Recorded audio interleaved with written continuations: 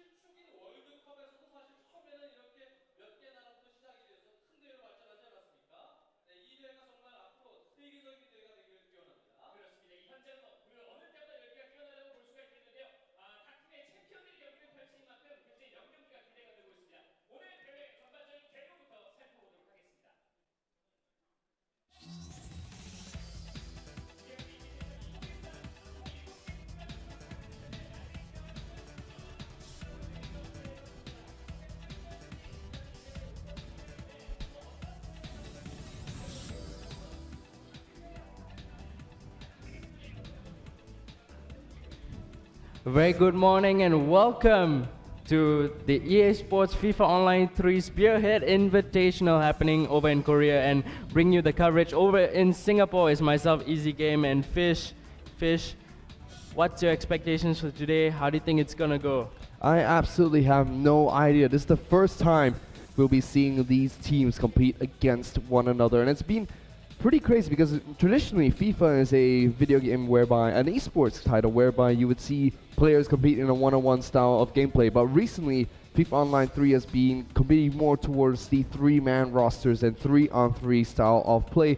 So a lot of these teams, including the Singapore and Malaysian team, have been a mix of players from different teams. It's going to be very interesting to see how these teams play with each other and against the other teams taking part today in the Korea Invitational Spearhead. Yeah, especially the Singapore and Malaysian teams, they have been putting a lot of time into practice. I have watched a few of their matches with this practice with each other. They played late into the night, 2, 3 a.m. So they have definitely gone into Korea with lots of practice. Hopefully they do well. But in this tournament, they'll be playing one-on-one. It's a best of 3, so each of them, if 2 of them win their games, they move on to the next round. So that's how it's gonna work. And they have a whopping, it's a really great prize pool. $100,000 total prize pool to be won. First place $50,000, and each match you win in every round guarantees you $2,000. So that's absolutely amazing. Lots of money to be won. It sure is. So we're going to be showing you the feed from Korea very, very shortly. We're going to be providing the English commentary of the the FIFA Online 3 Spearhead Korean Invitational 2014.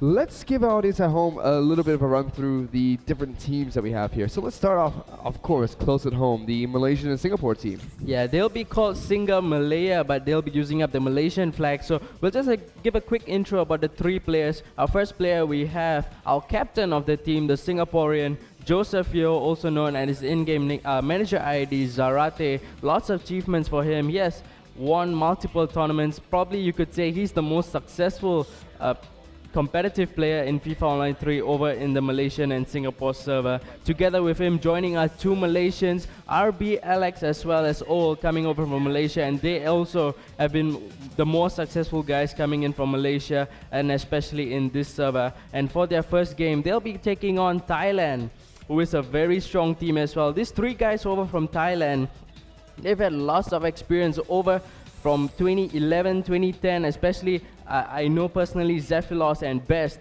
Both of them are really good players. They're both from Neolution, and they're really strong guys. They have lots of experience, international experience, I would say. And it's going to be a really tough match coming in for Singapore, but we'll see what is going to be happening between these 2. This is the first match of the Spearhead Invitational, which will be happening in just a few minutes. And in the other matches, we also have Korea taking on Indonesia, as well as Vietnam taking on China. So that will be happening on later in the day, and all these guys are absolutely amazing. They have won qualifiers in their own countries, so these are the best players that each of the countries has sent forth to Korea. Sure, it's going to be some exciting matches here taking place in the Spearhead Invitational tournament here. We're just waiting for the players to get ready and for the formalities to end over on the Korean side. And like we said, we'll be commentating live here at the Garena Stadium in Singapore, providing the English stream coverage here for the Spearhead Invitational 2014. What are your expectations coming in from the Malaya-Singapore team? Because, like you said, it's a one-on-one style tournament, but each player only plays once. Which players do you think they will send against their opposition here?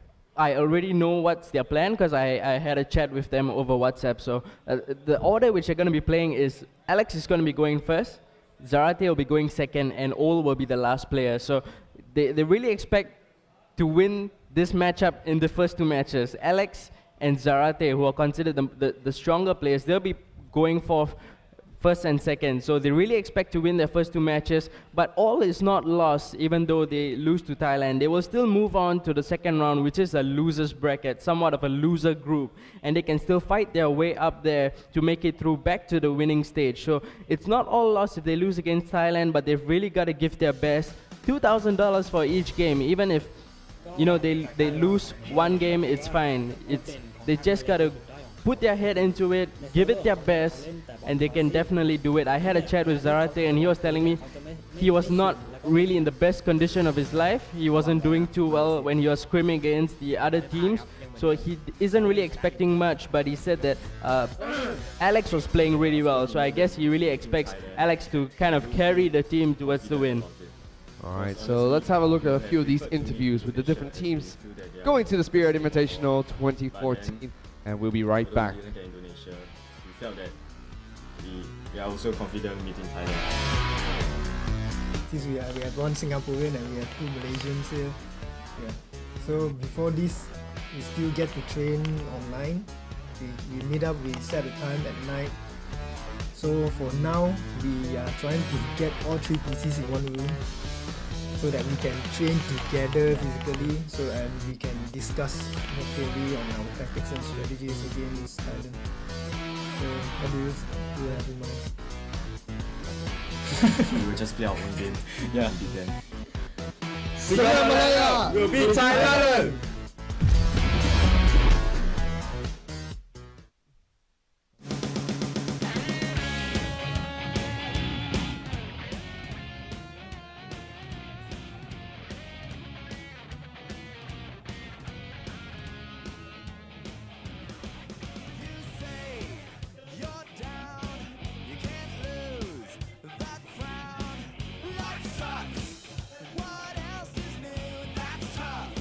There's no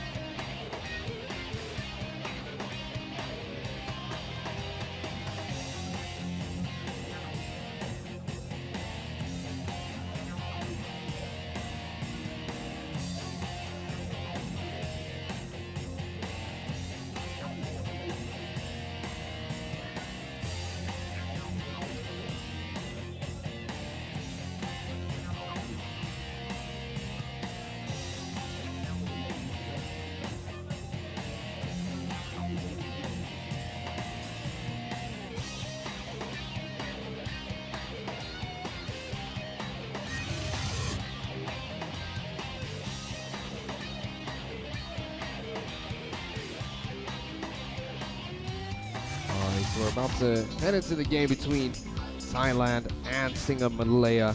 Malaysia, Singapore, I should say here, which is shown on the schedule as well. Just looking through the lineup, so it is going to be Alexander Lim who will be playing up first for Malaysia, Singapore.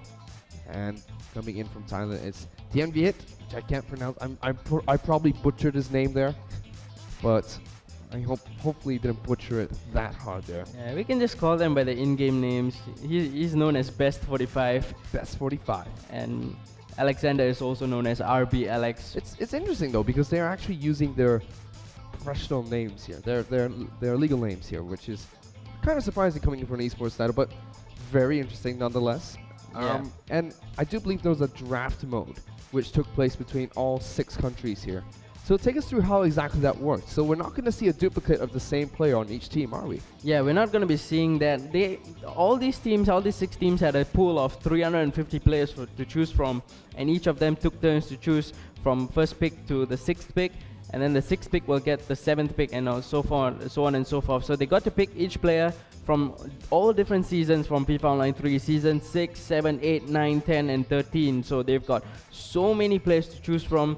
And this Thailand team, I was just looking through their draft, and if you look, like after their 13 to 15 pick, they kind of just gave up and just picked not really the best players, but whatever they could just, scraps of it, whatever they could get, because they had to choose a 30-man squad to play in their matches. So this is how their lineup is going to be. They're going to be playing a 4-1-3-2 formation.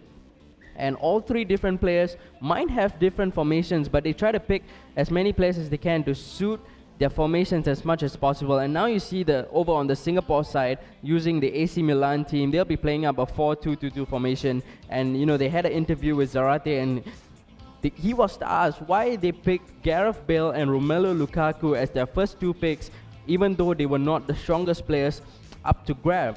And what Zarate said was that these 2 guys are the best left-footed players in the game, and that's how we want to attack. We want to go down the left, we're going to cut in, we're going to shoot. And looking at the lineup and how they're going to be lining up, Gareth Bale is on the right side. He's going to be cutting in and sending in those shots, as well as Lukaku over on the right side of the 2-man attack. I do like these 3 pickups from the Malaysia-Singapore team here, Buffon, Puyo, and Gareth Bale. Those are 3 players we consistently see in League One and previously in the Summer Dream League as well, picked up by multiple teams. So there seems to be a core, so to speak, of what these Singapore and Malaysian teams like to pick up in their team composition here. But still, very interesting draft picks, I would say, coming in from the Malaysia-Singapore team. No heavyweight titles, you could say. Normally, a lot of these teams love to play a strong man up front, whether it be in the form of Didier Drogba or Ibrahimovic. And it's interesting that Singapore don't seem to have a player that can fulfill that criteria. Yeah, because the Singapore team does not really play those crosses into the box. All 3 players from Singapore and Malaysia team, they like to use their skills, use their close control, and go for those quick passing moves, which is very well utilized when you have players like Bale and Royce who are sitting in midfield together with Arturo Vidal as well as Cambiaso, who is playing in the middle of the park in midfield. So that's going to be how they're going to be playing up. They're going to just play those short passes, try to build their attack from there. They're not going to be going for the long balls, but they still have that option up front with Romelu Lukaku, who is up there. But very interestingly, in defense, their 2 center backs are actually Chris as well as Daniel Van Boyten, very old players who I believe both of them have retired already from professional football, but they're using up their 2006 version. So I believe these are the best versions for both Chris and Van Boyten, and we're going to be seeing how it's going to be going up, because on the right back and left back as well, they have pretty old players like Carles Puyol as well as Eric Abidal. So it's kind of an aging defense. So it's going to be interesting to see how they cope with this pace up front, which is coming from the side of Thailand, whereas Drogba and Sturridge up front, as well as Hulk on the right. That's lots of pace in the attack for them. Yaya Toure being picked up as well for the Thailand side. They seem to have a more organized draft pick against the Singa-Malaysia team here, but we're going to have to see if Malaysia-Singapore's strategy of using that right-hand side to cut in with their left feet, the 2 strongest players with their strong left foot there. We're gonna have to see if they can make that strategy work. Just waiting for 2 teams to be ready, and we're off in Thailand. The first team to have possession of the ball here. So Mago on the ball, passes it over to Hulk. Hulk trying to cut in, still doing past a lot of defenders here on the Singapore Malaysian side. He's actually through on goal. He's going to take a shot here. Gets taken away. It's going to be the Singapore Malaysia team, which clumsily tries to defend that away. That was very close there coming in from Thailand. He had an earlier option of crossing it into the far post where a player was free over on the other side. Did not choose to do so. And even though he went alone, he did almost score. So very good first attack and quite a bit of a scare coming in for Alex. But he will now go on the attack. He's using the AC Milan white kid attacking towards the left.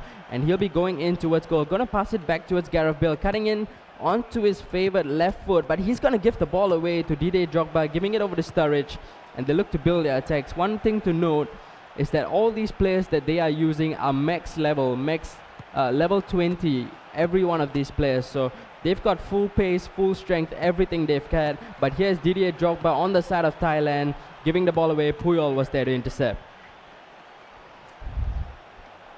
Cambiaso will bring the ball out of defense. Now going to try and play a 1-2 together with Lukaku and Cavani, but didn't do so on that occasion. But Cambiaso will win it back very well for SingaMalaya. Now here's Cavani over on the left side looking for Lukaku, probably in the box, in sends across towards Bale. He sends a header straight to the goalkeeper. He catches it easily and he's going to loft it upfield towards Di Natale, who will lead the attack up together with Paul Pogba.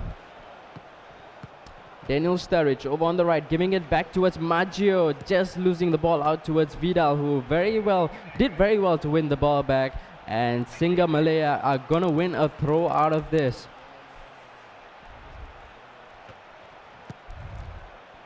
Vidal is just gonna kick it up front.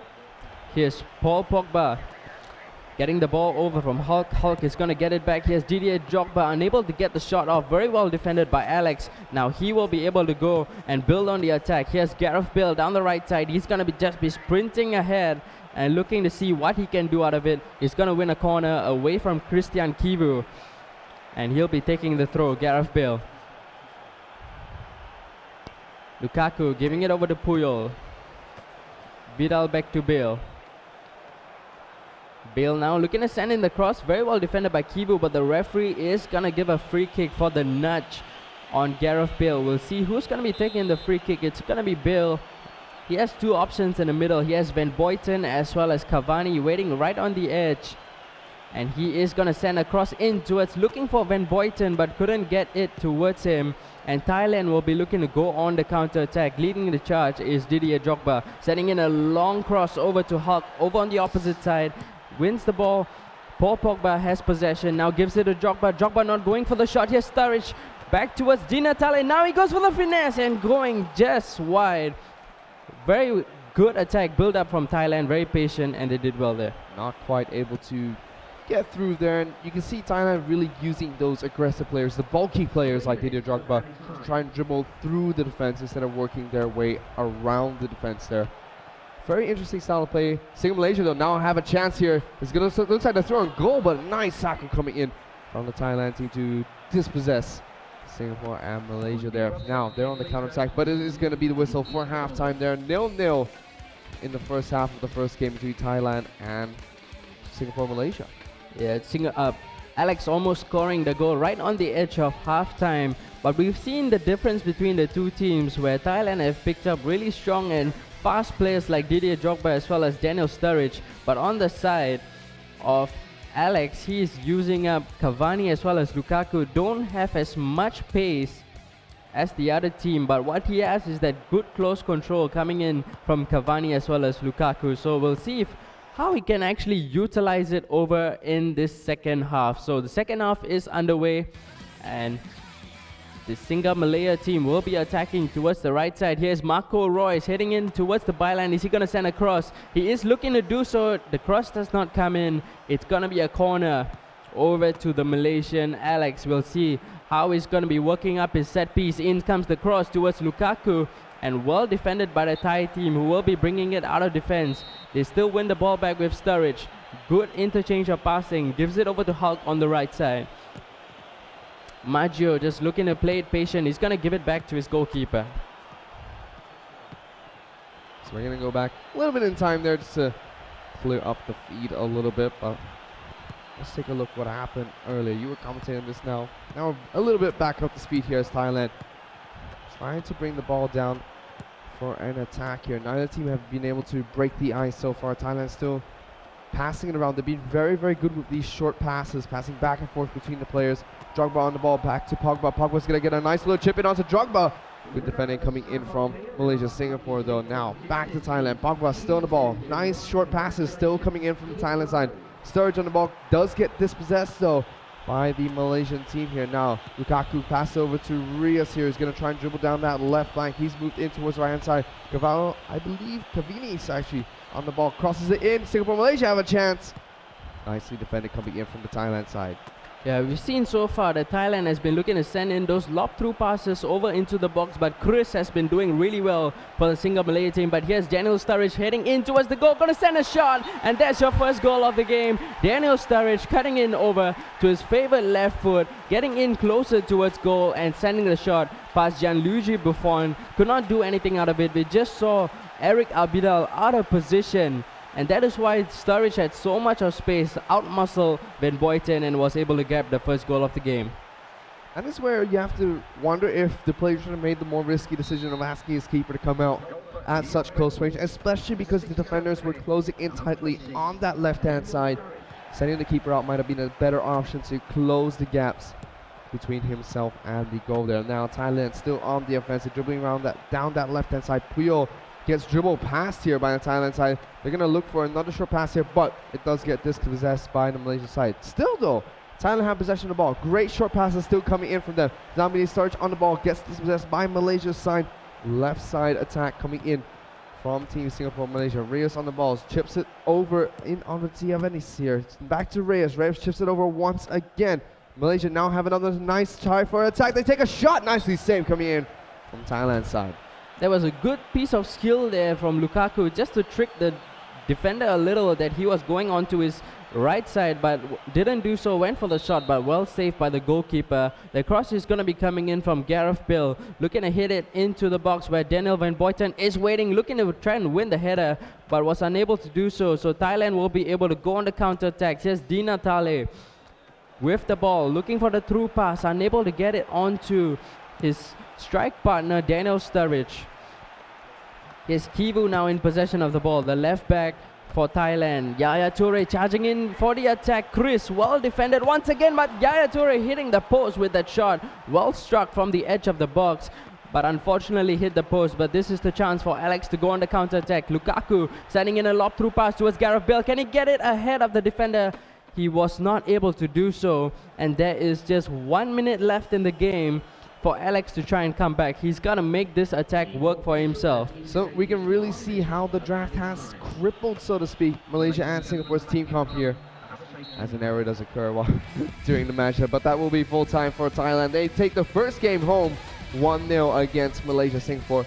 And we can really see how the lack of a speedy or a strong player coming in from Malaysia Singapore's draft has kind of crippled their lineup. They have no avenue for a fast attack or a strong attack. Instead, they're really relying on the flanks and trying to cut in that way. But so far, even though Singapore Malaysia want to start off on the right-hand side and then cut in with the strong left foots of Gareth Bale, they just can't seem to get an attack going on the right-hand side. Instead, what's happening is they're being forced onto the left-hand side, so they can't cut in with their left foot. Instead, they're being forced to cut in with the right foot.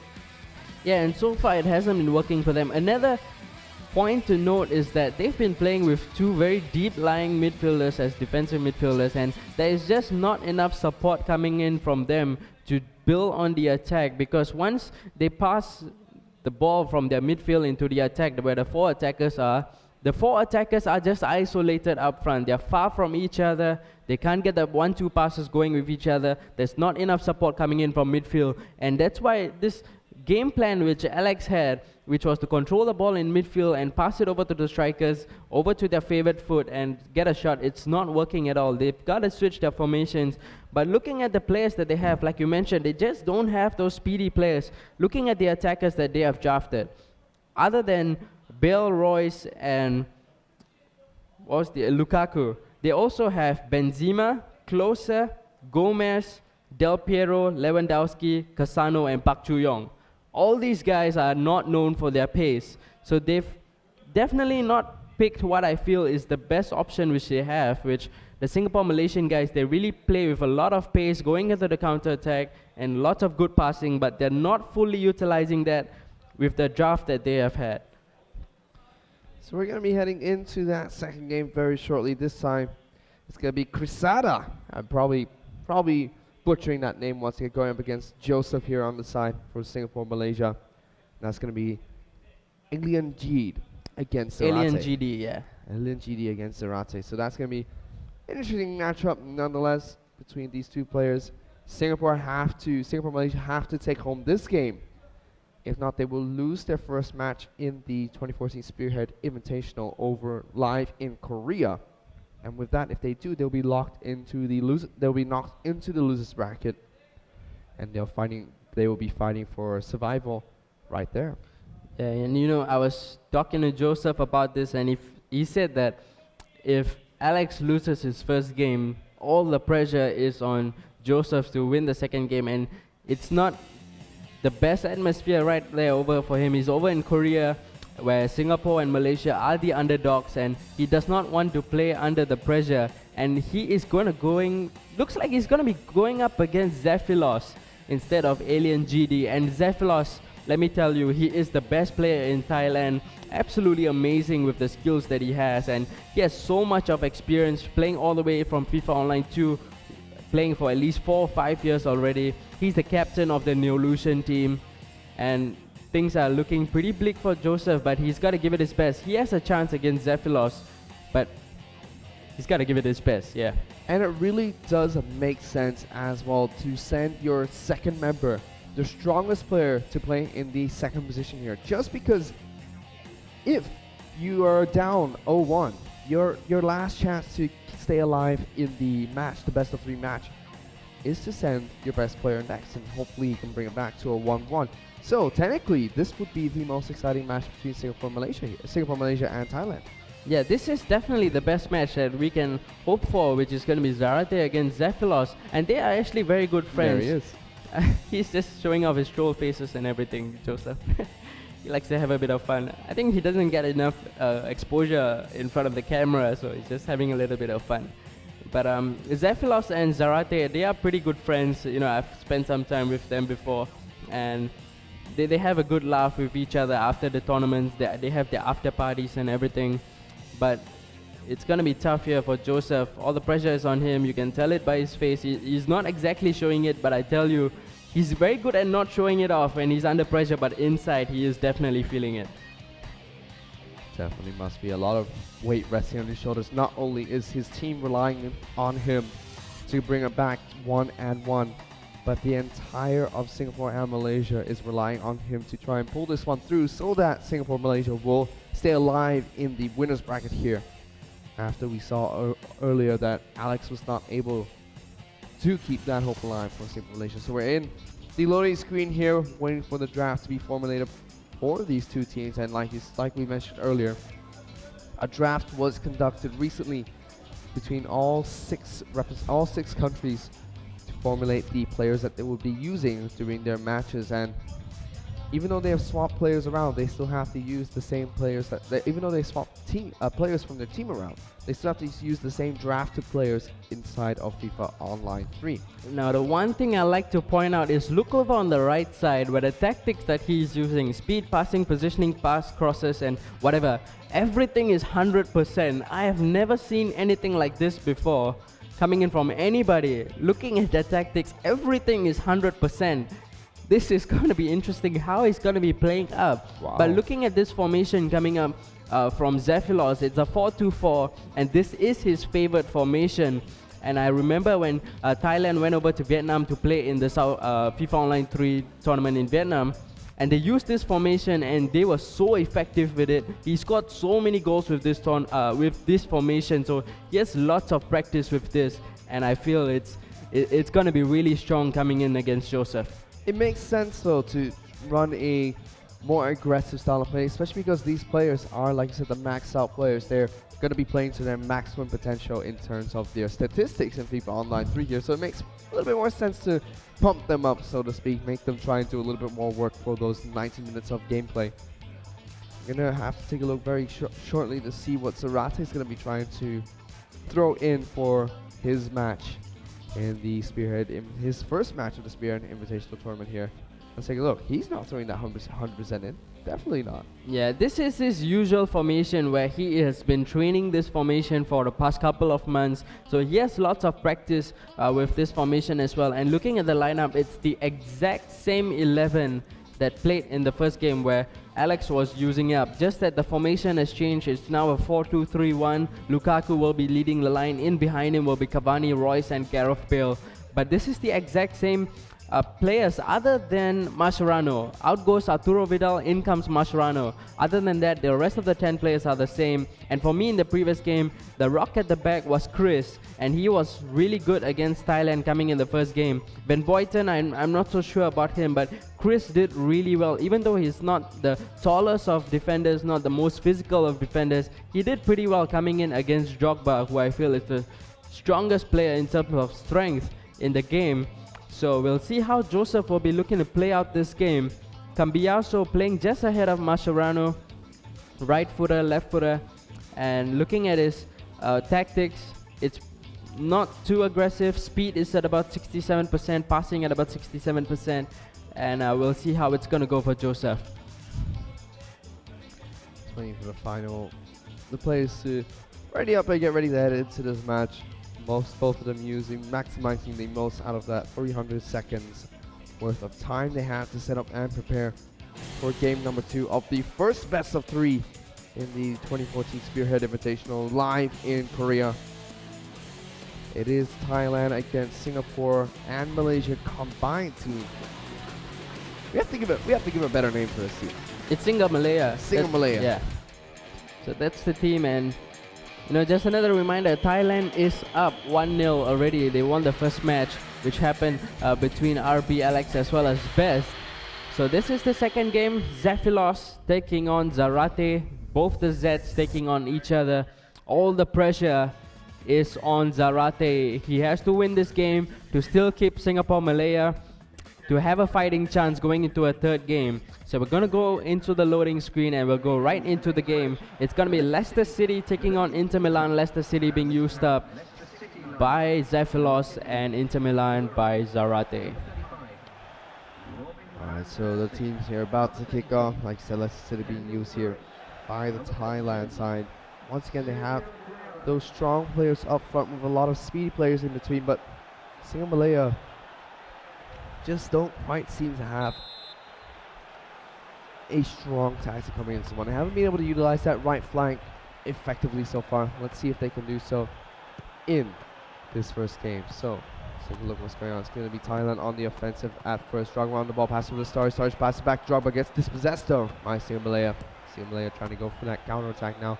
They're still on that left hand flank. That's not where they want to be dribbling the ball out from. They want to try and get it over onto the right hand side. That way they can eventually cut in with the strong left foots of Gareth Bale and Reyes as well. Now it's going to be SingaMalaya still working it down the mid side of the field, taking a few shots here and there, but easily defended coming in from the Thailand side. This is much better coming in from Zarate in this second game, where we are seeing Mascherano and Cambiaso going up to support in the attack, rather than in the first game where both the defensive midfielders just stood behind and they did not give any support to the attacks, and the strikers were very much isolated. Now we see an attack coming in from them, from Zarate, switching the ball over to the right side where there is Gareth Bale. Lukaku is in the middle. If he decides to go for him, is that a foul? Referee says no, no penalty, and Thailand will play on. What we're going to see is Thailand quick interchange of passing between Drogba as well as Sturridge. That is what we're going to be expecting to be seeing. But here's Drogba looking to go for the shot. Ben Boyton able to intercept, almost putting the ball out of the field. But Buffon will keep it in play and they will look to build the attack. This is what they need to keep doing. SingaMalaya needs to keep working that right hand flank and try and find an opportunity over there. Easily dispossessed by the Thailand side. Now Drogba on the ball, dribbling down that left hand flank. Tries a little bit of skill there, but does get dispossessed eventually by the SingaMalaya side. They've moved it on over to the left-hand flank though. They need to try and switch the play here. Now it's gone in on over to Gareth Bale. Back to Puyol, the right back, playing for SingaMalaya side. Taking this very slowly. They know that Thailand's a team that like to pass around and keep a tight and knit formation in order to maintain possession. And what Zarate has been doing so far is pretty good. He's not using his right back and left back to really go on the attacks. He's keeping that back four pretty flat and looking to just defend from deep. Whereas in the first game we saw Alex conceding that goal because he had Abidal going on the attack and there was space over on the left side for the Thailand team to exploit. But this time Joseph is playing it smart. He's not using his right back and left back to attack. So he's just got to be careful with his possession, not to lose it too early, but instead look to build on the attack. Here's Lukaku going for the short pass to Cambiaso. Gareth Bale on the right side, going to look for a pass back towards Lukaku. He still has possession, and he's going to win a corner out of it. Probably one of the last few chances of the first half. So corner coming in for SingaMalaya side. They still have possession of the ball. It does go out for another corner here. Let's see if they can make use of this. Another short pass coming in from SingaMalaya. Zarate seems to be a huge fan of those short passes very early on. He always has been a huge fan of the short passes. He never ever sends across into the box. He always plays a short pass and look to see how he can work around with the corner with the short pass. But here's Eric Abidal losing possession of the ball. Now the left side is all free for Thailand to exploit. Making the run forward is Aguero and Robin Van Persie on both the flanks. Here's Aguero. Here's Sturridge ahead of him. He is going to pass the ball over to Sturridge. Sturridge looking for options. Here's Jogba. Now he goes to Jogba. Jogba looking for the shot. No, he goes to Sturridge. Sturridge has the opportunity and makes it 1-0 right at the brink of halftime in the 45th minute. Building the attack from right on the left side to the middle. Playing the short passes between Sturridge and Jogba, and he scores the first goal of the game. And great play coming in from the Thailand team here. Right on the stroke of halftime. That is a huge blow to the SingaMalaya side because there's nothing they could do in this first half to try and come back. A goal right at the end of the half is detrimental to any team here. Great play coming in from Thailand.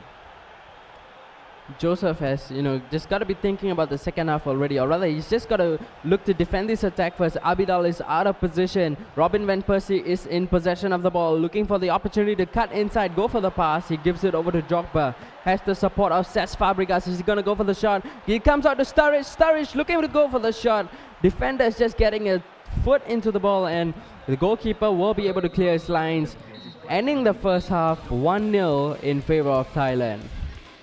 Thailand there picking up that huge victory at the stroke of halftime there. Zarate needs to pull one back for the SingaMalaya side in order to keep SingaMalaya alive in the winners bracket here. Going to be interesting to see what he tries to do in the second half and how Thailand are going to keep up the pressure and try and maintain that advantage over SingaMalaya.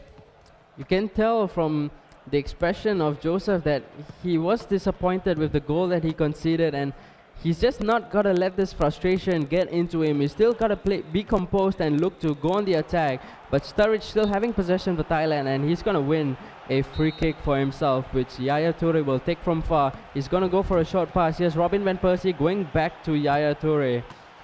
Thailand still having possession. Sergio Aguero in possession, losing the ball out towards Daniel Van Boyten, but surprisingly Aguero having enough strength to win the ball back. Here's Daniel Sturridge going to go for the shot straight at Buffon.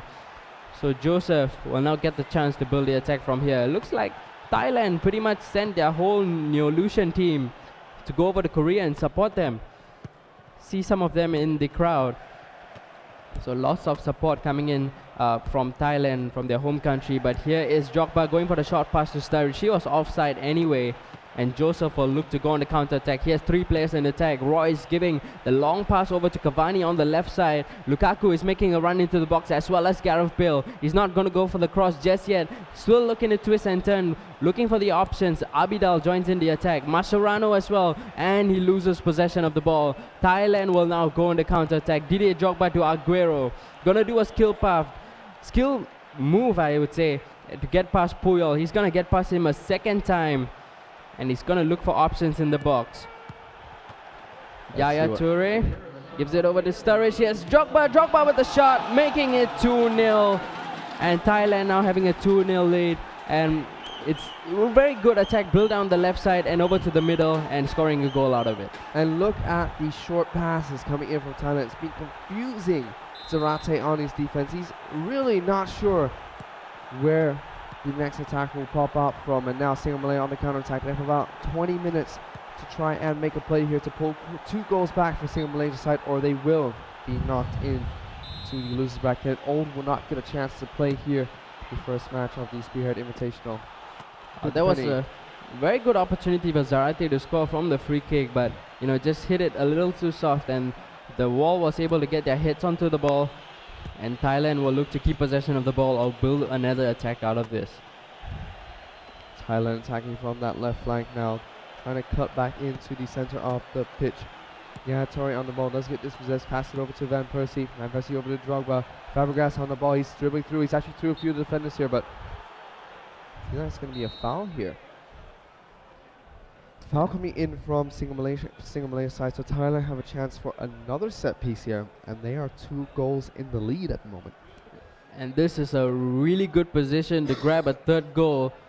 In this kind of position, to score from a free kick, it's like an 80% chance of it. And look at Zephylos, he's just smiling about it already. He knows that it's a very high chance to grab a goal. He comes in with a triple substitution. In comes Pogba, Hulk, as well as Demba Ba to put some fresh legs in the field. 10 minutes left in the game. Yaya Toure standing over the free kick, looking to bend it over the ball, but instead goes Hulk. Hulk sends the free kick, cleared off the line by the defender who was there. But Lukaku, looking to start the attack for SingaMalaya, was isolated all up front, and Sergio Ramos will dispossess and bring the ball up front for Thailand. Here's Hulk getting a roulette done past the defender. Cesc Fabregas looking to play a through pass over into Didier Drogba, unable to do so, and Buffon will quickly throw the ball up to speed things up for SingaMalaya. They have to look to grab a goal with this attack if they look to stand any chance to try and get back into this. They need to score a goal in the next 2 attacks, and Thailand currently have possession, which is not good for SingaMalaya.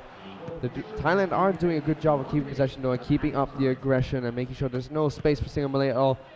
There was the one opportunity there for SingaMalaya to try and get back into the game, but Thailand now in possession once again. They're just going to try and keep the ball here on that left flank. They pass it off. Referee blows for full time. It's 2-0 to Thailand, and they take the first best-of-3 series 2-0 as well. SingaMalaya have been knocked into the losers bracket. Yes, so Thailand will be moving over to the winners bracket, and SingaMalaya dropping down to the losers bracket. Not all is over. They can still fight their way back over in the losers bracket. How it's going to work is that the 3 losers of the 3 matches that will be taking place will play against each other in a round robin format, and the team that places top in this round robin format will move over to the next round, whereas the bottom 2 teams will be eliminated from this tournament. That's right, so we will be seeing SingaMalaya play later on in the evening in the first losers bracket match, I believe, whereas congratulations to Team Thailand here. They'll be moving on into the second round of the winners bracket matches, which will be played later on this evening as well. And up next, 2 more teams will be playing here, especially with, I believe, the home crowd favorite South Korea will be playing against Indonesia in the second match of the group stages today. Yeah, Indonesia against South Korea. Indonesia had the first pick in the draft, and they chose to go for a 2009 Zlatan Ibrahimovic. So it's going to be interesting. I think they're going to be looking to just send the long balls into the box and look to see how Ibrahimovic can go in for the attack, because 2009 Ibrahimovic is the strongest Ibrahimovic that you can get in the game. Whereas South Korea, they had the last pick and they managed to get 2 of the probably one of the best players in the game, Thierry Henry and Ronaldinho 27. That's absolutely amazing for themselves, and Korea are definitely the favorites coming into this, especially as they have Zola, one of their 3 players in the Korean side. Zola is an absolute legend in the Korean scene, in the whole worldwide scene for FIFA Online. So it's going to be pretty scary for Indonesia going into this matchup, but we'll see how they're going to be doing against the favorites of this tournament, South Korea. So we're going to be taking a short break over here on the Singapore Casting Nest. So enjoy that live stream feed coming in from South Korea here, and we'll be right back once the match kicks off between Indonesia and South Korea.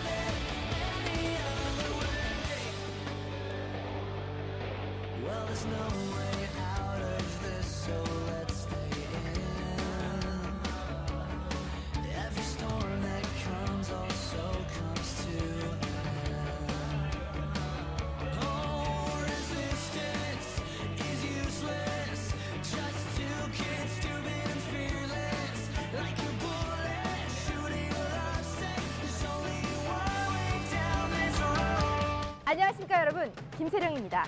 네, 저는 지금 신사동 가로수길에 나와 있습니다. 오늘도 어김없이 여러분들과 함께 도타2 영웅 레이저를 여자 남자의 관계에 대해서 녹여보도록 하겠습니다. 이 말씀을 도와주실 우리 이태윤 연애 전문가 모셨습니다. 예, 안녕하세요. 연애 전문가 이태윤입니다. 네, 어딜 보고 계시는 거죠? 그 방송을 잘 몰라서. 네, 예. 여기를 보고 계세요. 네, 오늘은 그 무슨 영웅이요? 레이저입니다. 아, 레이저라는 이 영웅. 역시 또 제가 연애 전문가이기 때문에 확실하게 여러분들께 레이저에 대해서 말씀드릴 수 있을 것 같습니다. 네, 그럼 이태윤 씨와 함께 김세령은 레이저와 그 여자 남자와의 상관관계 여러분들과 함께 나눠보도록 하겠습니다. 가시죠. 가시죠.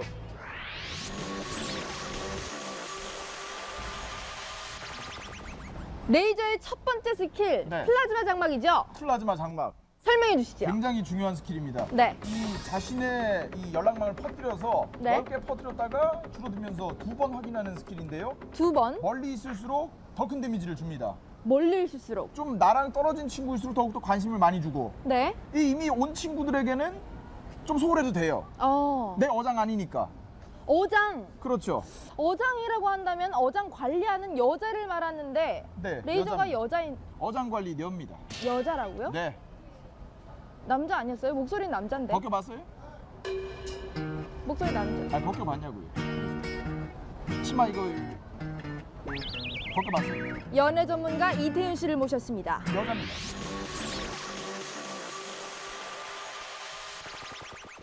두 번째 스킬 정전 연결이죠? 네. 현실에서는 뭐라고 불릴까요? 현실에서는 바로 이 등골 연결이라고 합니다.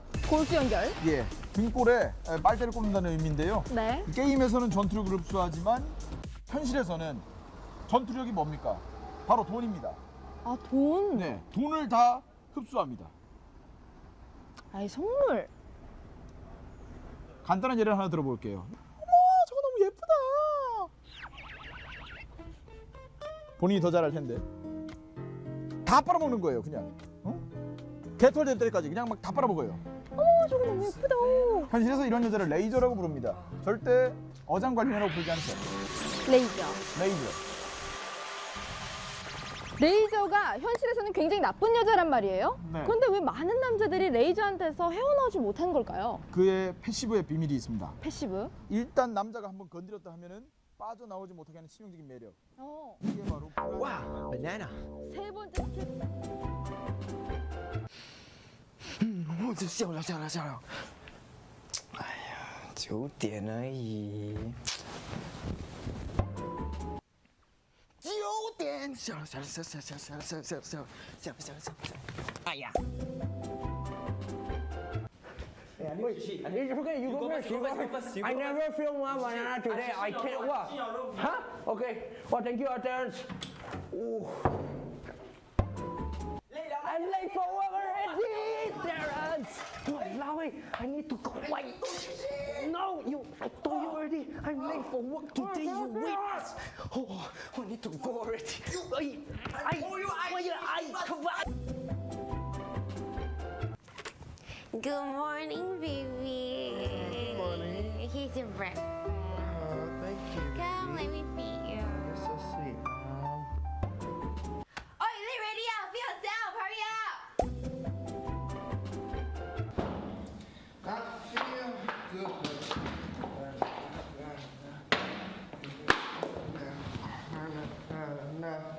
I feel good.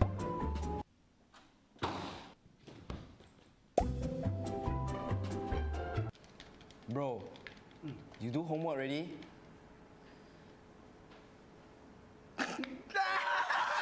homework? 什么来的 homework？ 什么 homework？ 哎呀 ，homework。Give me a country start with S homework. Country start with S. Sengkang. Let us start with N. Knife. For example, Max, Xiaoming has 5 apples. Mutu take 10 apples from Xiaoming. How many children are there? Walao, you don't know, man. The answer is always at the back, but upside down. Go already. Late.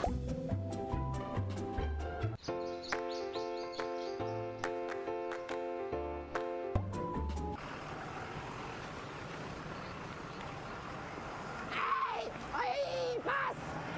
Pass!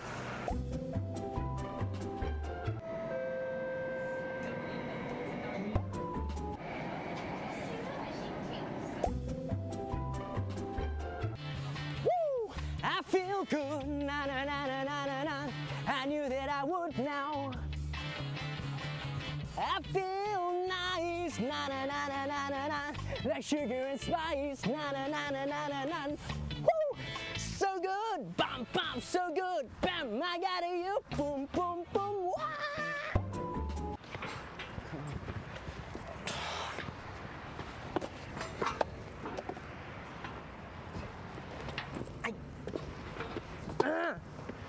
I see what see, cock eye.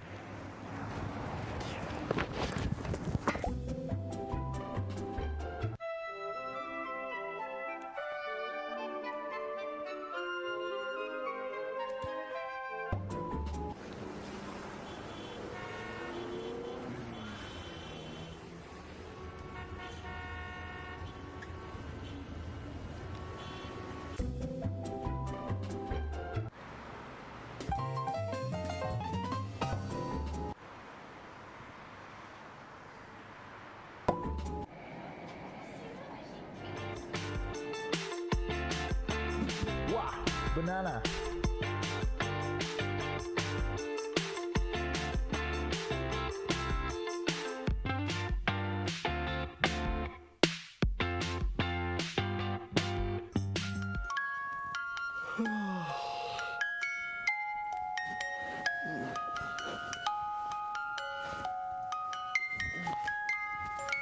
Sorry. Good night.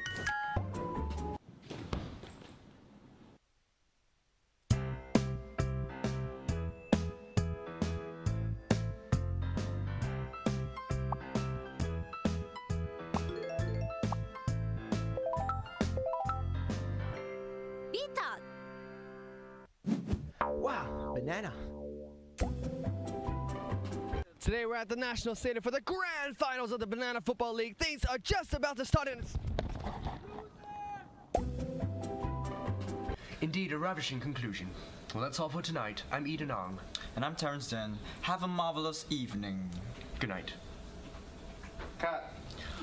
Walao, it's do the Angmo voice too until my throat want to die already. You must ask me to lower my voice and my voice like that. It's like this one. News reading must do the Angmo voice. 我们去打练啊，行。我买那个很腻了，拍嘞拍嘞。 In other news, a man was caught on camera robbing a bank this afternoon. Police are asking for any individuals with information about this suspicious-looking person. Hi, we are reporting live from NUS, but before that, let me introduce myself. It's my first time on set. My name is Terrence Den. Yeah, you can spell it at TRENCTHEN. Follow me on Instagram, Twitter, and Facebook at Terrence Den, #handsome.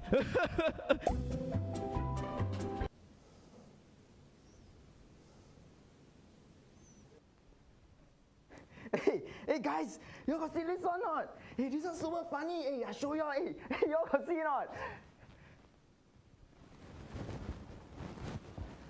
In other news, Orders for U.S. durable goods tumbled 1% in May, and orders in the key category that signals business investments also increased.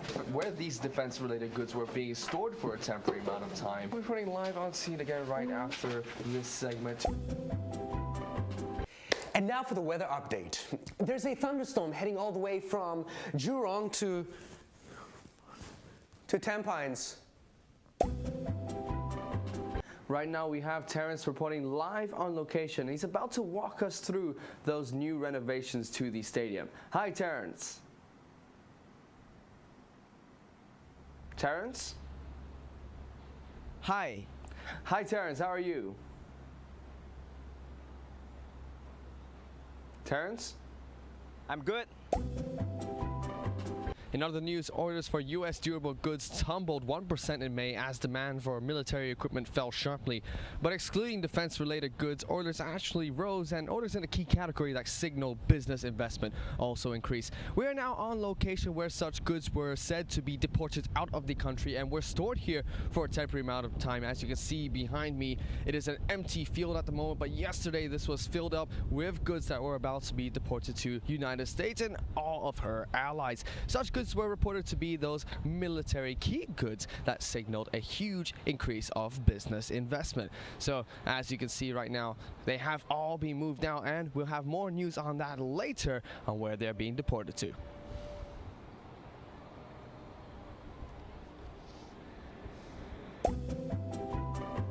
And that's all from Banana News tonight. I'm Matt. I'm Audrey. And have a great night. Yes, it's finally done. Let's go get some dinner. I'm gonna put some pants on. Wow, banana.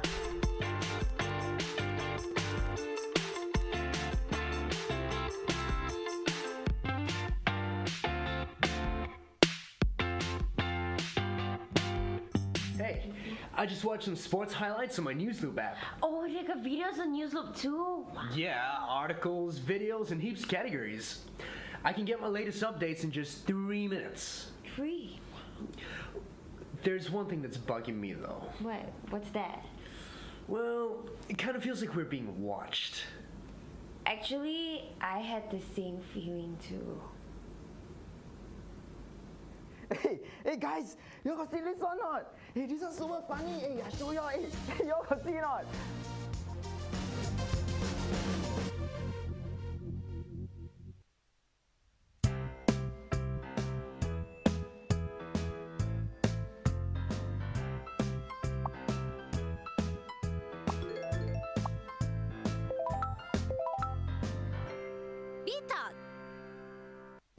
Wow, banana.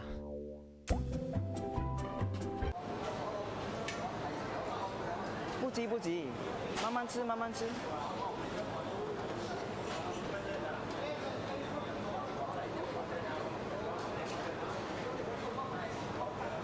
好吃嘛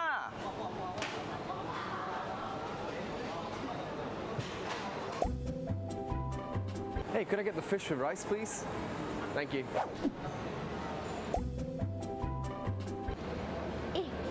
What's the lobang? What are you all queuing for? Don't know. Just queue first. 来，Starbucks call。来，好位来。Hey bro, this queue only 2 people. Very short. Let's go queue up, man. 50 packets of bihun. Thank you. 若是我有100万，我要坐飞机，我要游世界，下我去晒太阳靠半。在日本食寿司。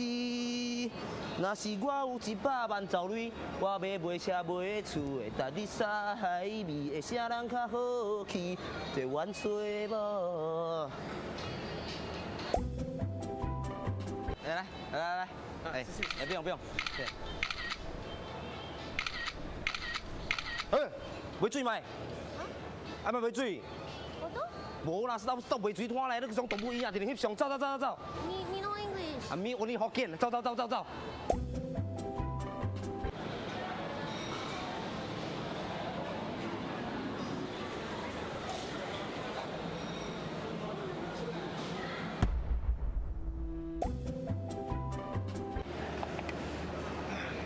哎，nice or not 啊？I help you try.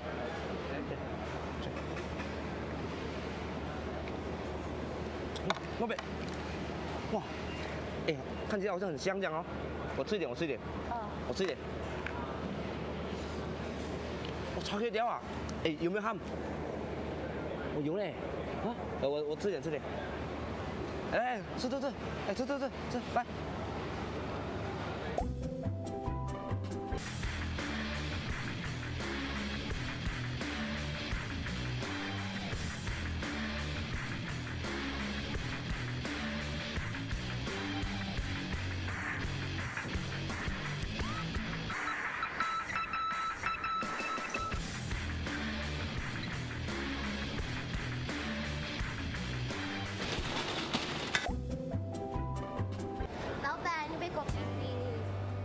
心啊？对。一杯啊，2个人啊？一杯哪里有够？哎呀，啊，送你多一杯，送你多一杯。啊，哎，快快啊，不，一块好了，1块好了。OK， 拜拜，哎，拜拜，哎，拜拜。哎，老板，我要kopi C，也可以送我多一杯吗？kopi C 啊？多一杯没有了，那多一支 straw 给你了，快2。OK。啊。好，谢谢。嗯。哇 ，banana。Welcome to Epic Mealtime Singapore. Today we're gonna be making the Singapore lasagna. Okay, first we need a strong base. Prata. Go, take more prata. Singapore chicken rice. 来鸡饭 chicken rice. 鸡饭 rice. 来 Then you need another base. More prata. Next, we're gonna add this one, the char kway teow. Char kway teow. Prata. More prata. This, if you don't know, the chai tow kway is also called the carrot cake. Chai tow kway and more chai tow kway and more chai tow kway and more chai tow kway and more chai tow kway. This for the last part and more chai tow kway. And with prata. More chai tow kway. Chong. The tomato. It's time. Epic meal time, Singapore. Wow, banana. Ole, ole. Hey, Terrence, now got the World Cup. Which team you support? Netherlands, cause orange my favorite color. I support the Chelsea, blue color. Okay, girls, got cookies for you, sandwich for you, Coke for you, and we got chips for everyone as well. Go Singapore! Woo! Boss, I'm gonna be sick tomorrow morning, so can I? So you're gonna come in the afternoon? Yeah. Hey, baby. We've been going out for about 1 year now. Do you think it's time we take it to the next phase? Hell no. Oh, what do you mean by hell no? No. Are you seeing someone else? Yeah, that's what I'm talking about. That's really hurtful, you know. I'm gonna go now. Go! He's done it again! Boss, I not feeling well. Can I take leave tomorrow? No. But I cough blood. You cannot. Just go back work.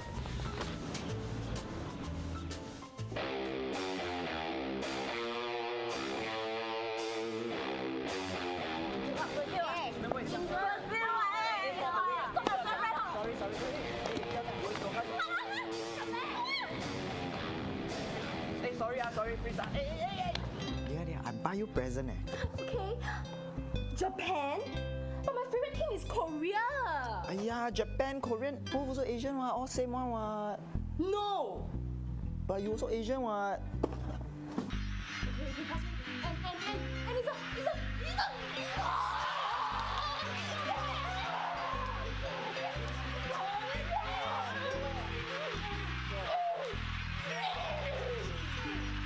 Hey, then baby. I'm gonna be home late today because we are rolling a major campaign to the entire team and everybody have to OT until 6 a.m. Yeah. Don't wait for me, okay? Love you. Bye.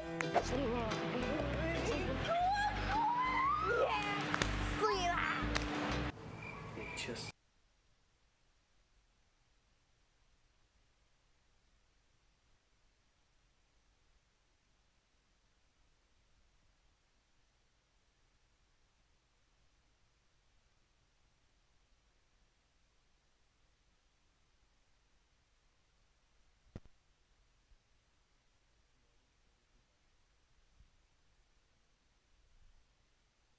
일단은 뭐 마찬가지라는 생각이 좀 들고요. 그렇죠. 이번 경기 결과에 따라서 매치 8과 매치 5에 양 팀의 양 국가가 또 나눠지게 되겠고요. 뭐 중국과 베트남도 마찬가지입니다. 자, 이 사실 대한민국이 워낙 극강의 전력 이번 챔피언십 팀전에서도 용산구 할아버지 김종부 선수의 멋진 활약이 있었어요. 아, 그렇습니다. 이 용산구 할아버지라는 Alrighty, ladies and gentlemen, welcome back to the 2014 Spearhead Invitational live in Korea for FIFA Online 3. The second match of the day is about to start, and that will be between Indonesia and South Korea. Just waiting for both players from their respective teams to get ready and get settled down and set up. We can head into that match very shortly. So I'll be on the casting desk alone this time for this match, providing the English commentary. But let's have a look at the interviews between these two teams first. Kontrol pertandingan juga bagus dan faktor tuan rumah sedikit berpengaruh di sini. Persiapannya? Untuk persiapan,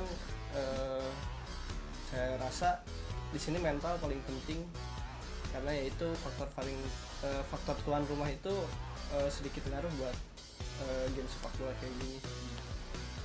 Jadi nyiapin mental dan 아직 딴 팀한테 듣기로 제일 약체라고 들었는데 약체라도 방심하지 않고 끝까지 분석해서 꼭 이기도록 하겠습니다. 드래프트 저희가 뽑은 선수들은 다 굉장히 마음에 들고요. 왜냐하면 저희가 기존에 쓰는 선수들을 뽑았기 때문에 체감도 그리고 느낌도 뭐 다 잘 아는 선수들이기 때문에 잘 뽑은 것 같습니다. 부숴버리겠습니다. 지치시키겠습니다. 집에 보내버리겠습니다. 대한민국 화이팅!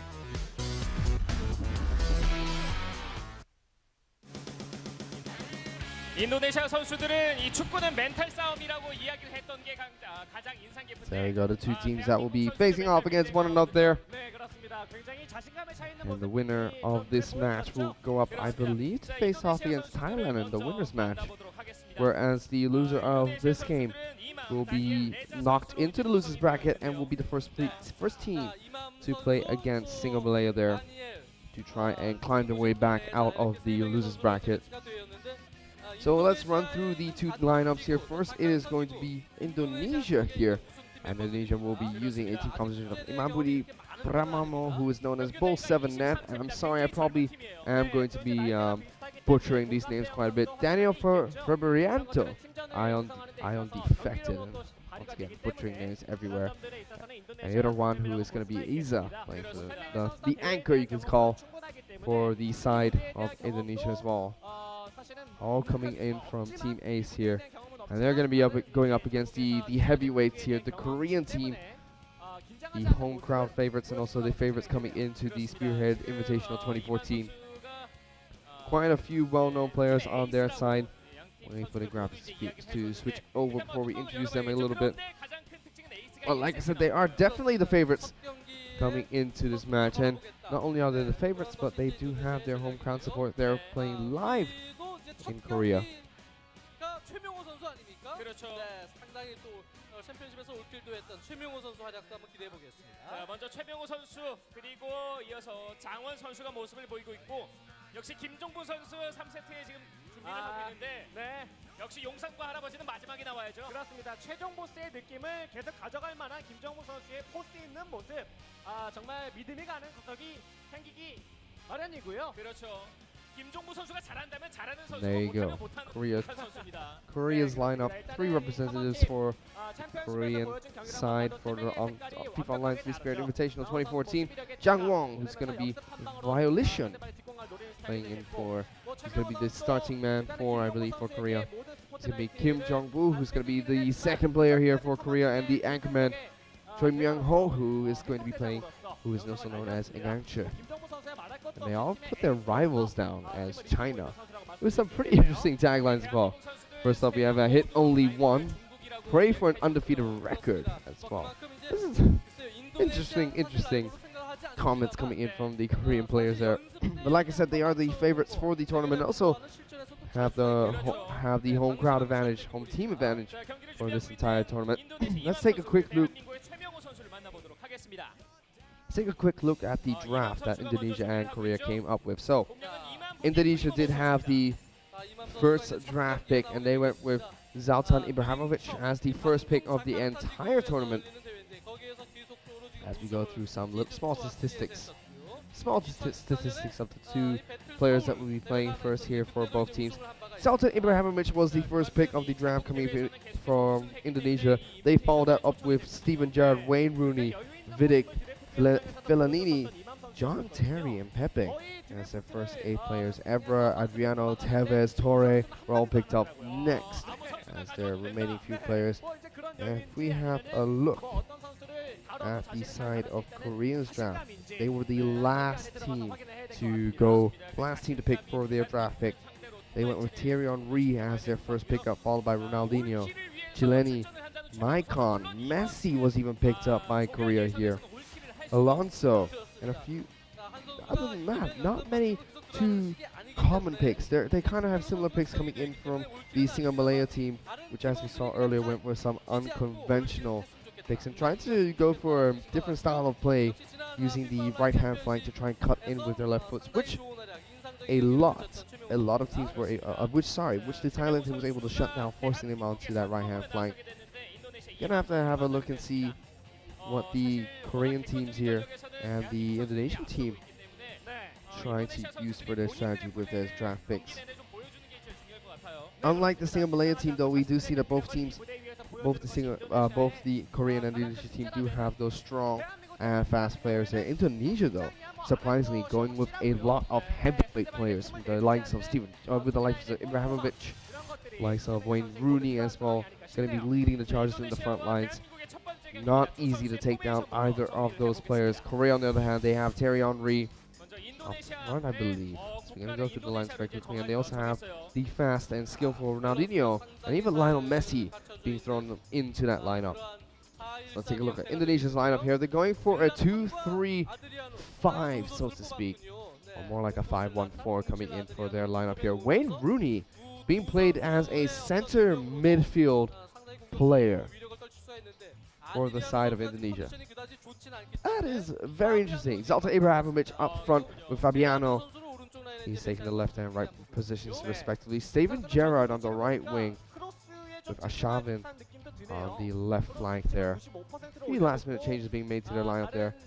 And we saw their crazy aggressiveness coming in from Zafilios in the first match for Thailand, where he put every single statistic: speed, passing, crosses, shooting, pressure, aggression, player intervals, all at 100%. Take a look at what the first player for Iman from Indonesia, the first player from Indonesia has put up as his aggressive stats here. It's going to be a lot of speed, a lot of passing, tons of crossing, and a lot of aggression coming from the defense with only 1% of pressure. Very interesting. This is a very unconventional lineup that we see here in FIFA Online 3. Normally, a lot of players like to go for a stronger attack where they would cluster a lot of players up front. This kind of formation where we see 2-3-5 or more of a 5-1-4 is mainly when teams are playing against a very skillful opponent, and rightfully so, playing against the Korean side here. They're going to need a lot of defense to cope with the amount of pressure that they can dish out. He's also going to be using the club Manchester United, I believe. No, sorry. They're not using the club Manchester United. It's going to be Korea that are using the club Manchester United here. Bari being picked up for Indonesia's side.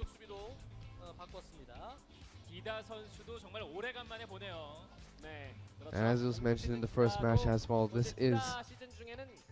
these are all fully maxed out players here.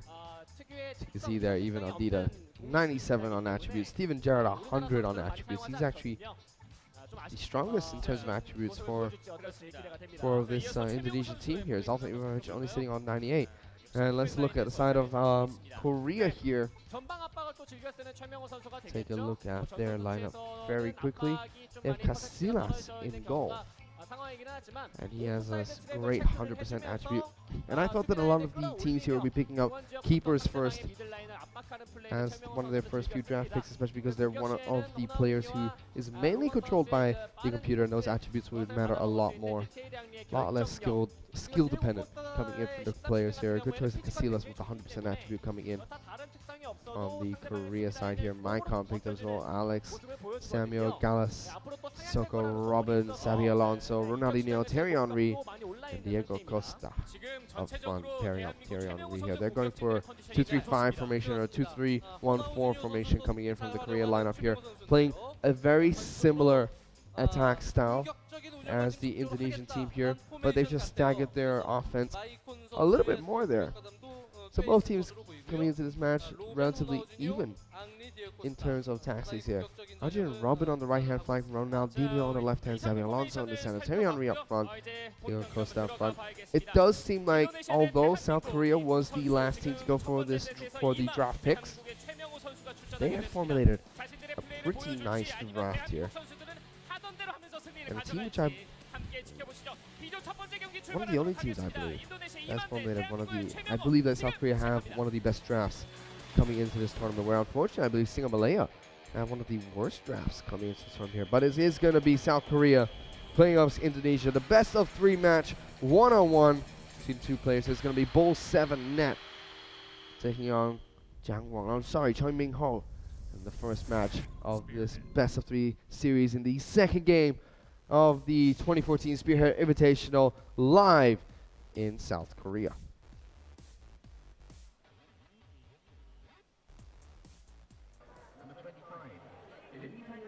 인도네시아 이맘 선수 대 대한민국의 최명우 선수의 경기 B조 두 번째 매치입니다.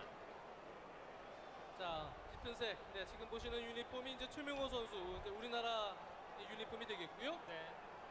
아주 밸런스를 아주 착실하게, 네, 안정감 있게 해놓은 이맘 선수. So there you have it. Korea and Indonesia running a very similar formation, 2-3-1-4.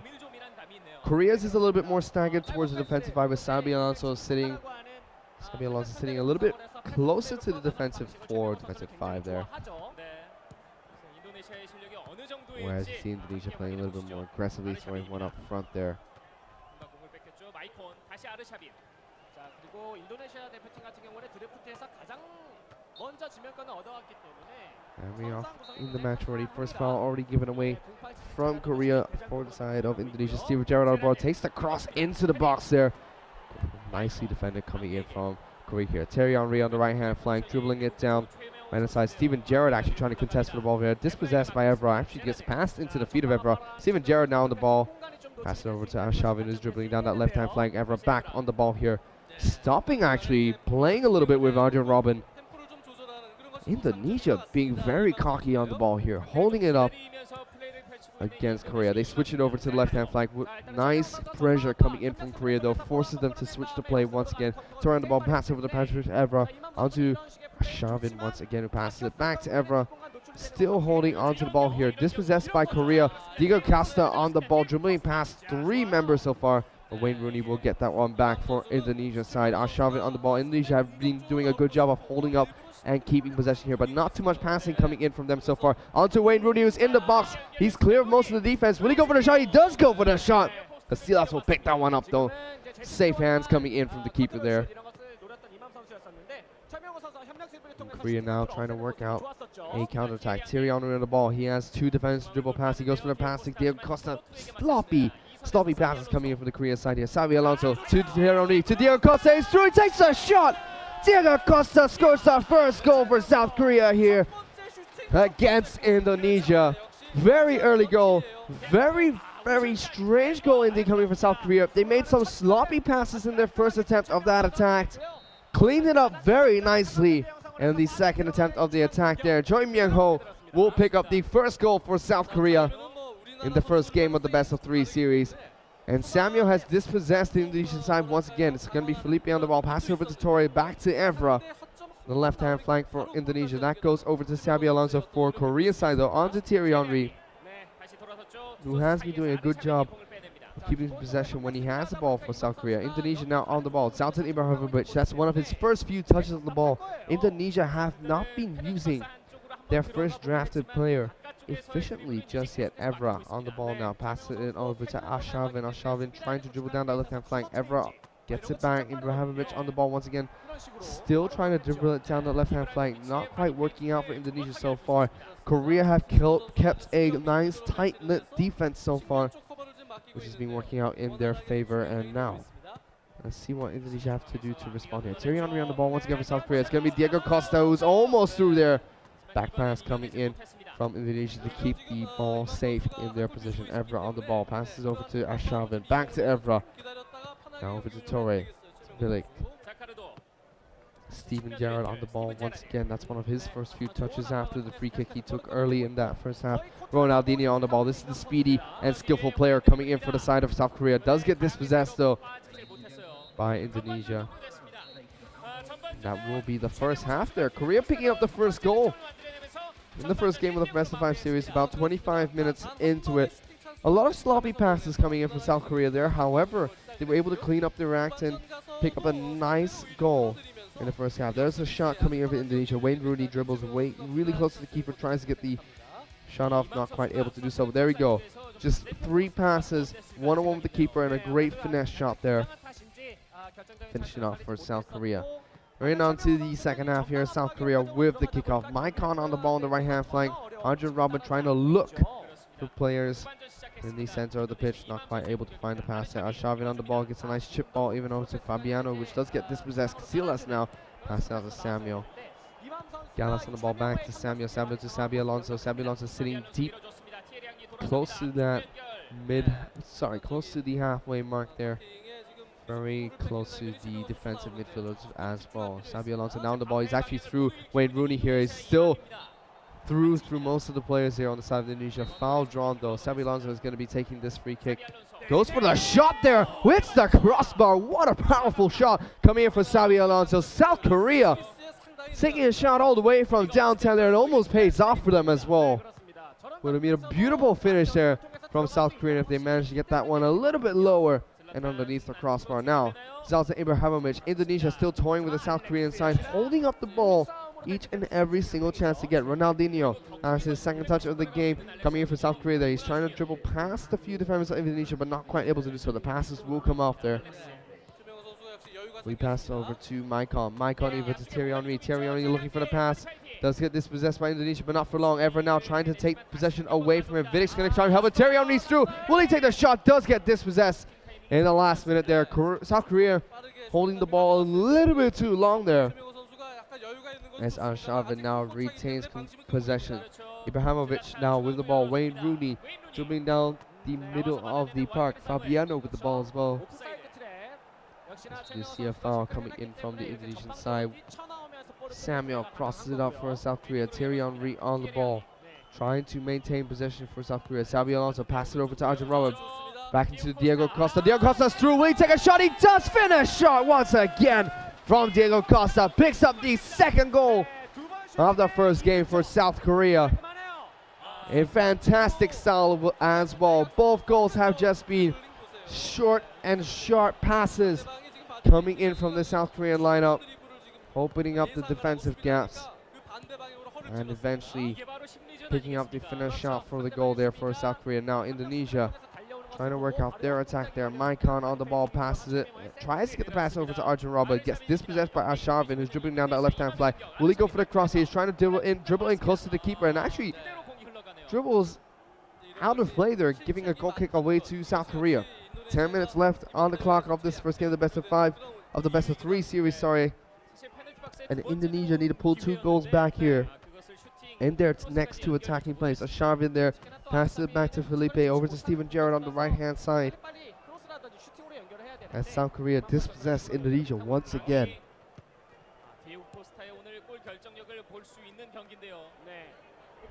Indonesia now, time is running out for them. Only 5 minutes left on the clock. Ronaldinho on the ball for South Korea. He finds Thierry Henry. Thierry Henry is through. He's going to be 1-on-1 with the keeper as Evra goes for a nice sliding tackle there, but that will be a foul. And this, not even a card coming in there, but we saw how effective South Korea was with the free kick in the middle of the park. Let's see how they do right at the edge of the box. Thierry Henry with a shot, and it's a goal. What a fantastic goal coming in from South Korea there. They executed that free kick fantastically. And they are 3-0 up with only minutes to play left. And what a goal that was coming in from Thierry Henry. 3-0, about 3 to 4 minutes left in this second half. This should be the first game picked up for South Korea here against Indonesia.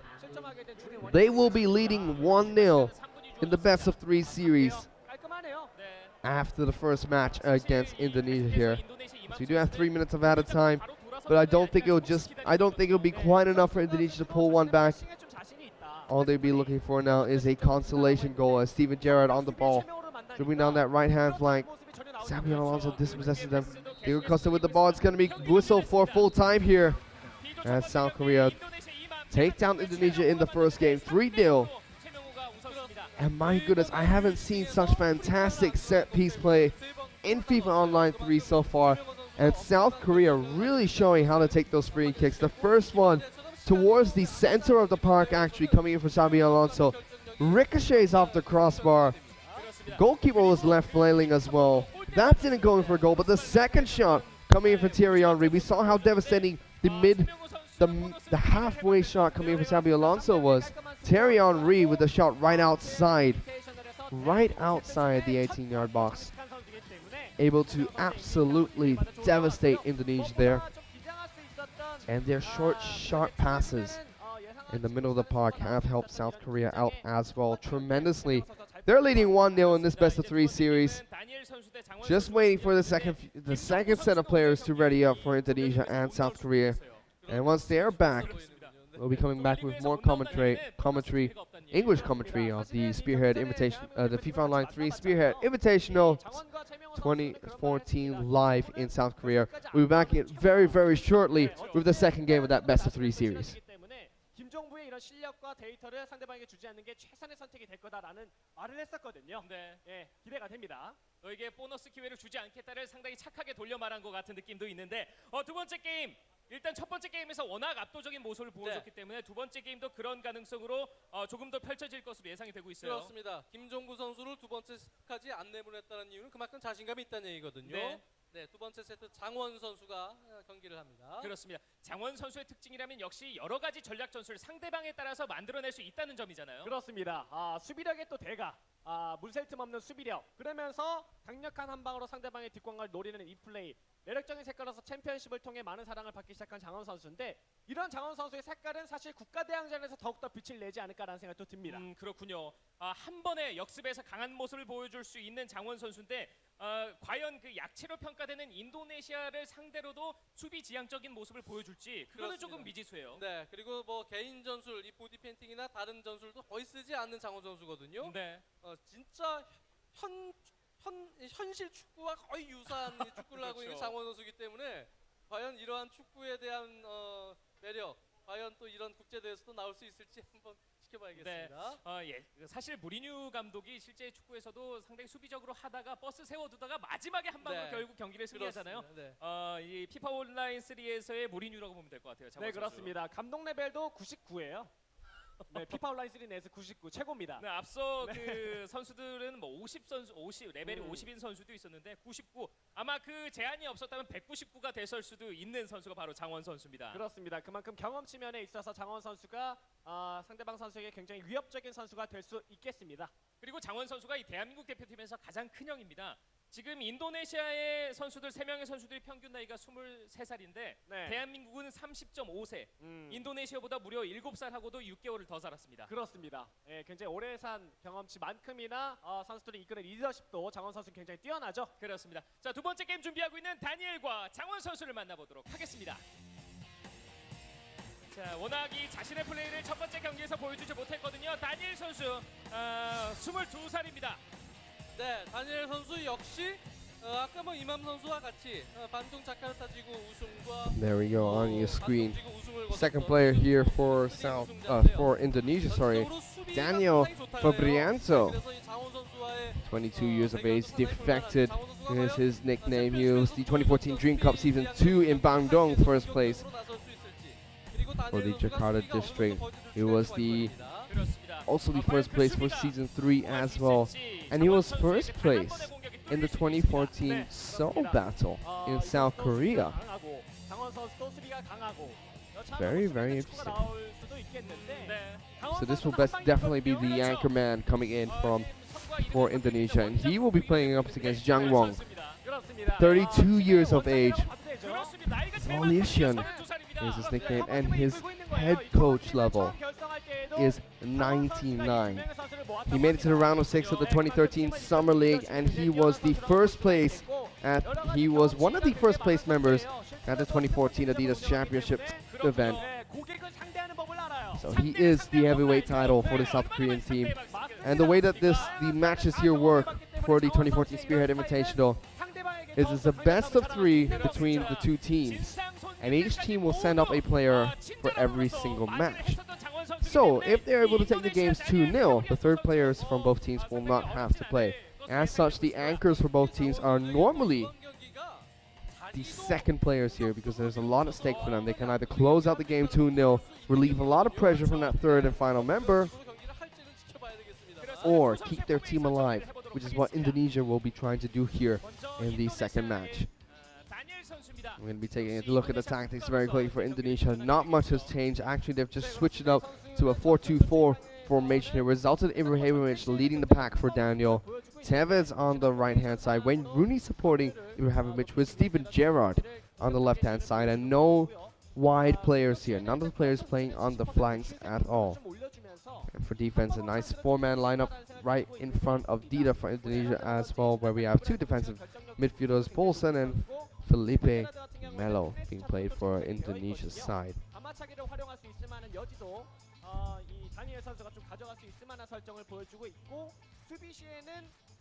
Very similar strategy which we saw use from the first player for Indonesia, Bull 7net.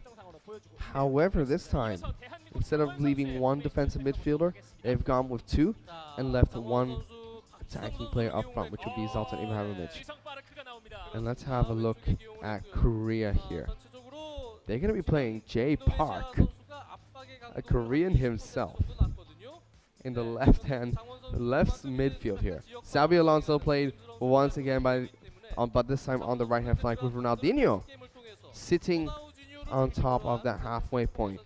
South Korea really don't fancy the heavy upfront attack here. They're playing one man up front, which is Thierry Henry. Nice tight-knit defense at the back with 2-4 formation with 2 defensive midfielders and 4 defenders there. 3 in the center of the park, including Jay Park playing on the left-hand flank for South Korea. Thierry Henry up front.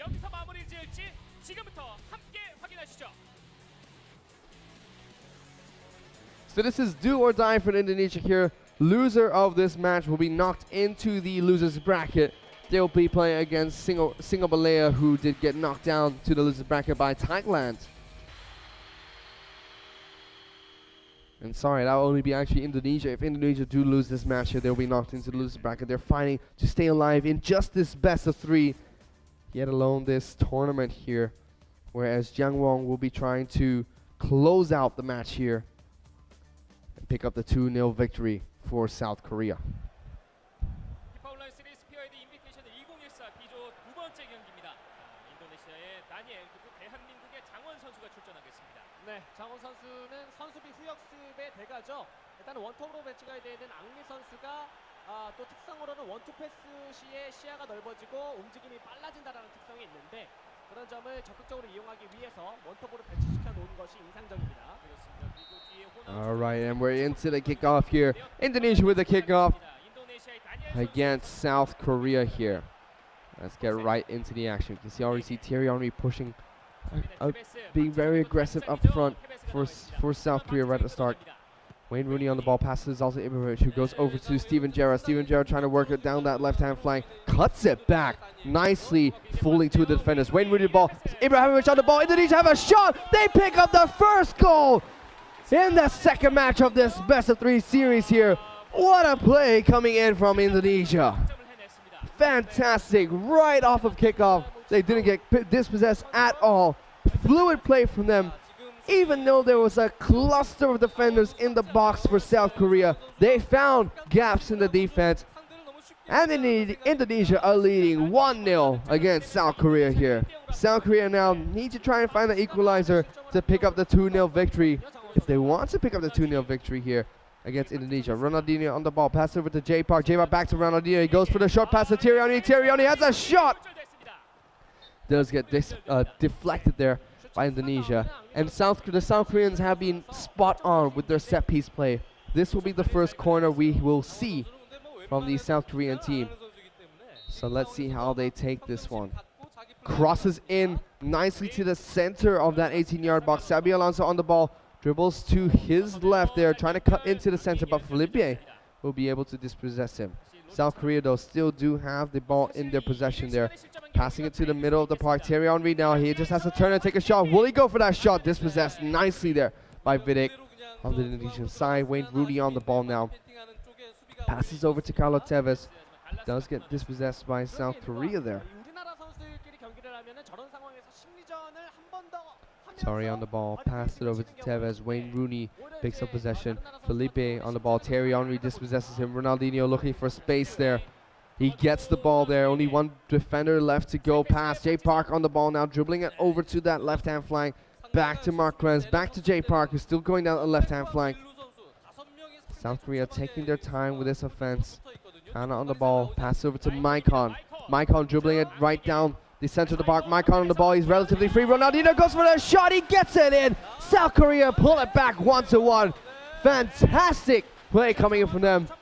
Back and forth passes, not giving Indonesia any breathing room whatsoever. And they are very, very good at finding the space they need to pick up these short and sharp goals here.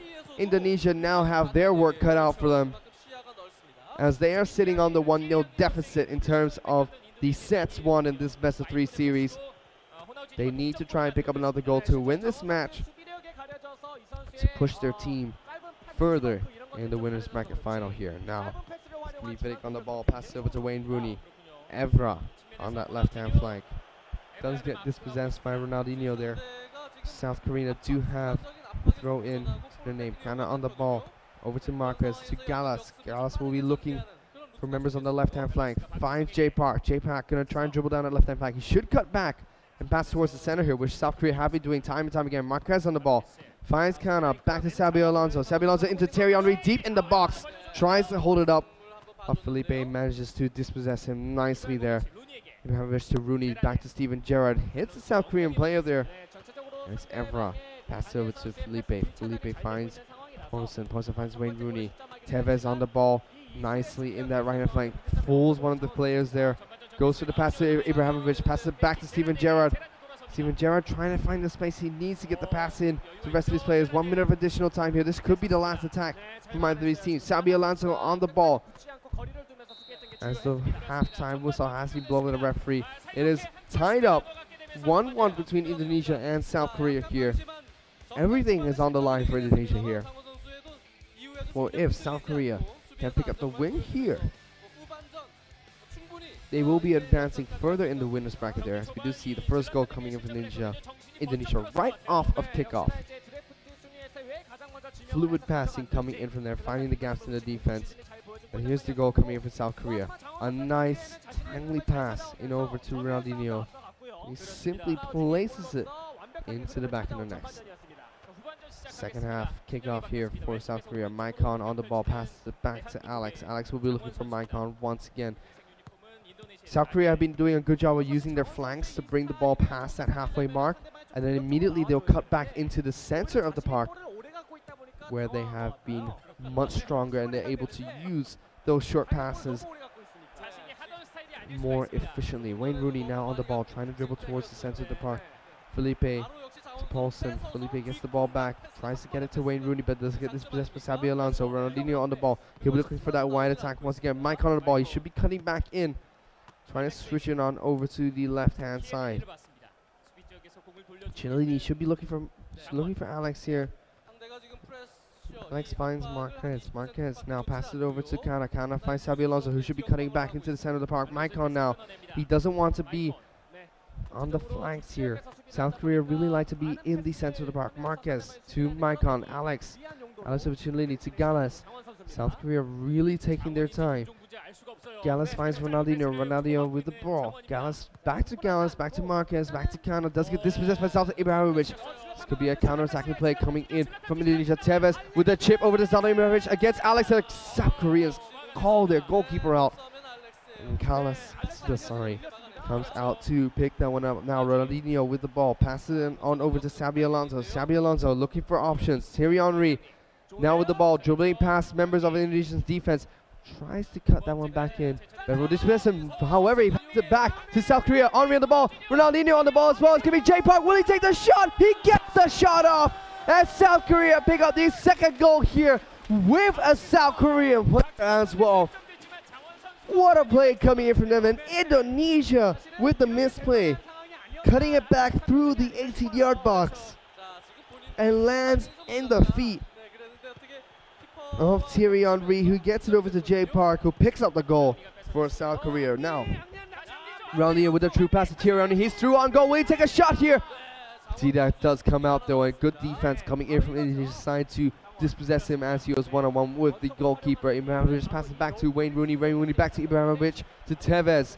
Tevez looking for options. He does go down to that tackle. Jay Park now on the ball. He just picked up the second goal for South Korea there. Gallas to Cellini, back to Alex, over to Maikon. South Korea once again showing that they have no problems with passing the ball around to maintain possession, trying to open up as many gaps in the defense on Indonesia's side as possible. Alex with the ball. He's dribbled out way past his defensive line there. Passes it over to Gallas. Gallas dribbling down the left-hand flank. This is not where South Korea wants to be. They'd rather be in the center of the park, but Jay Park here going down the left-hand flank. What are his options? Does get dispossessed there by Indonesia with only 4 minutes left to play. Indonesia needs to find an option and need to find one now. Thierry Henry with the ball, has position, goes for that shot, he gets it! I have no idea how he managed to pull the shot off from that angle, but South Korea once again showing they have mastered their set pieces. From that throw-in, long throw coming into Thierry Henry. He dribbles past one defender and managed to get such an acute angled shot off against Indonesia. That should be the nail in the coffin from South Korea. They should be leading this best-of-3 series 2-0. And with that, final whistle has been blown. South Korea pick up the victory 3-1 and 2-0 in terms of that best-of-3 series. They will advance further in the winners bracket finals, whereas Indonesia will be knocked down into the losers bracket final. Sorry, the losers bracket. And we'll have to play off against SingaMalaya there.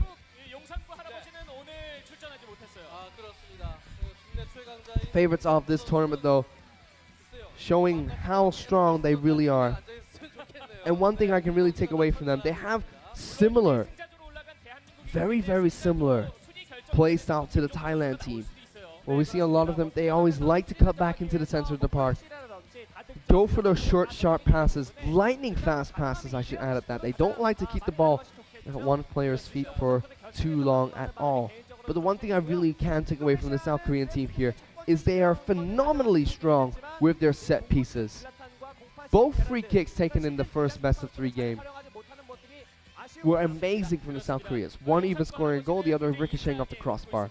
The corners have been fantastically taken from them as well. And even the throw-ins we saw in the third and final goal for South Korea there.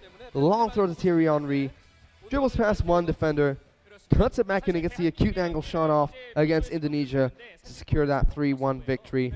And that will be the second game played of today there. And we will be going into a very short break here, as we will allow you to enjoy the feed coming in from Korea and any breaks if we have to. But don't go away, because later on today, actually right after this, we will be having China playing against Vietnam in the third match of today, the third group stage match of today, before we head into 3 loser brackets games, and after that 3 winners bracket games to end off today. So don't go away, because we'll be right back with more FIFA Online 3 action. Please stay tuned.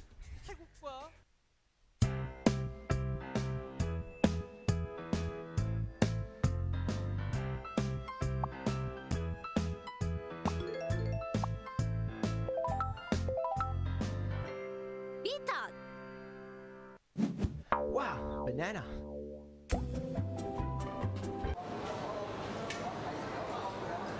不急，慢慢吃，慢慢吃。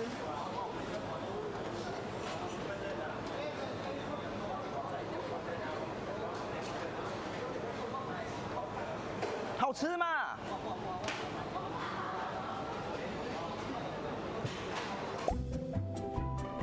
？Hey, could I get the fish with rice, please? Thank you.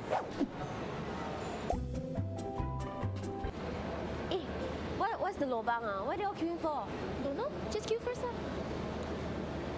来，Starbucks哥，来，好位来。Hey bro, this queue only 2 people. Very short. Let's go queue up, man. 50 packets of bihun. Thank you. 若是我有100万，我要坐飞机，我要游世界，下我去晒太阳靠半。日本食寿司。若是我有100万走鐳，我要买车买厝，会搭你沙海味，会啥人较好去？做阮找无。来，哎，不用，对。买水买？啊，买水？我都。无啦，到买水摊来，你像动物一样，直直翕相，走。你 know English？ 啊，me only Hokkien，走。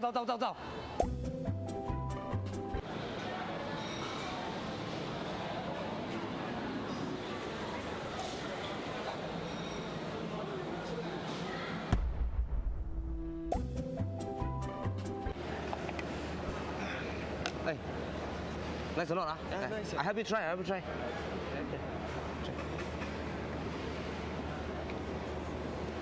Not bad. 哇，哎，看起来好像很香这样哦。我吃一点。我吃一点。我超可以掉啊！哎，有没有ham？我有嘞。啊，我吃点。哎，吃，哎，吃，来。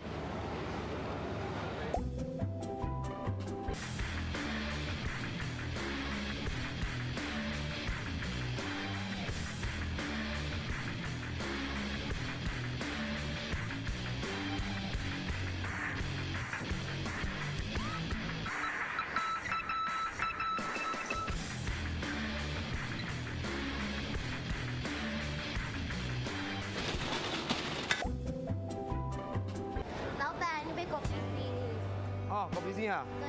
1杯啊，2个人啊？1杯哪里有够？哎呀，啊，送你多一杯。啊，哎，快啊，不，1块好了。OK，拜拜。哎，拜。哎，老板，我要口鼻心，也可以送我多一杯吗？口鼻心啊？多一杯没有了，那多一支 straw 给你了，快2。OK。啊。好，谢谢。嗯。哇 ，banana。Welcome to Epic Mealtime Singapore. Today we're gonna be making the Singapore lasagna. Okay, first we need a strong base. Prata. Go, take more prata. Singapore chicken rice. 来鸡饭 chicken rice. 鸡饭 chicken rice. 来 Then you need another base. More prata. Next, we're gonna add this one. Char kway teow. Char kway teow.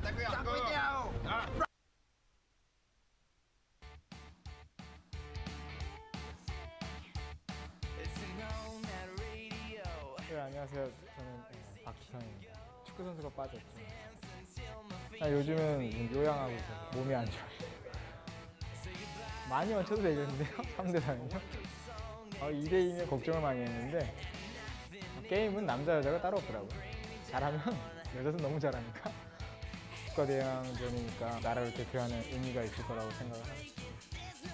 이왕이면 좋은 성적으로 많은 사람들을 기쁘게 해줬으면 좋겠습니다.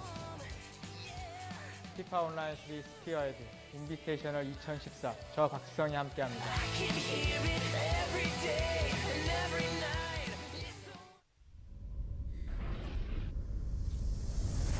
Spearhead.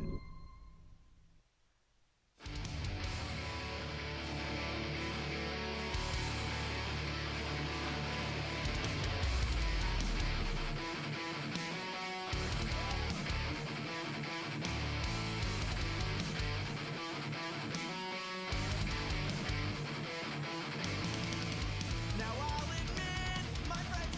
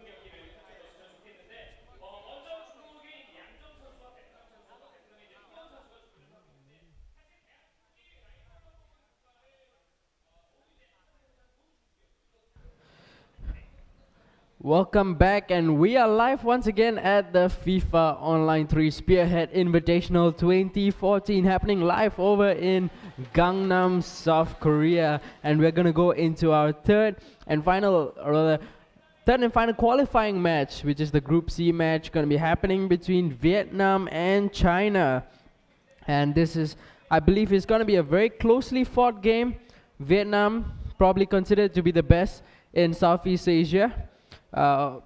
Just a couple of months, or rather 3 months ago, Vietnam hosted the Southeast Asian Invitational Tournament, and they won the tournament for themselves, both in the 5v5 as well as the 1v1. So Vietnam probably looking to carry the Southeast Asian teams to greater heights in this Korean tournament, whereas China, one of the stronger teams in the world, and especially looking at the three players, they have Ikono, Bashan, and Zola is such a legend in the FIFA scene, where he is a multiple WCG winner, as well as winning many other FIFA Online 3 tournaments. But over in the draft, which happened between Vietnam and China, Vietnam was actually the second team that drafted, or rather the third team, I believe, whereas China was the fourth team. No, wait, Vietnam was the second team to draft, and China was the fourth team to draft. And Vietnam managed to get Cristiano Ronaldo in their team, which I believe no other team has. And whereas China first picked up Fernando Torres from 2009, so they have pretty good attackers going their way. And over in defense and everything, we'll have a look at that later on. But Vietnam and China is the final match of this qualifying round in the Spearhead Invitational. Winner will move on to the winners bracket, where they will be facing up against Thailand as well as Korea, who won both their matches earlier today, whereas the loser will go on down to the loser bracket, where SingaMalaya as well as Indonesia will be awaiting them. There you have on the screen the team from China. Lots to look forward to. This team, I'm sure, carrying the pride of their nation, looking to give their best. Next up, we'll have a look at the team from Vietnam. Very strong team as well. I know some of these guys, and I've seen them play before. The first two players, also known as Black as well as Luke. Both these guys were part of the 5v5 tournament that happened 3 months ago, whereas their third player, King Tai Pao, he is the best 1v1 player over in Vietnam.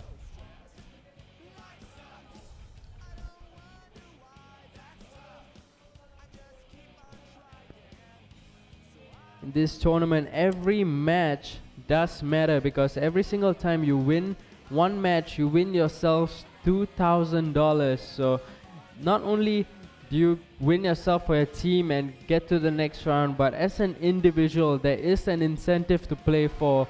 Every match is worth $2,000 US, which is a lot of money. And so now we'll look over on the side of Vietnam. There you have their three players, Tai Pao, Black as well as Luke.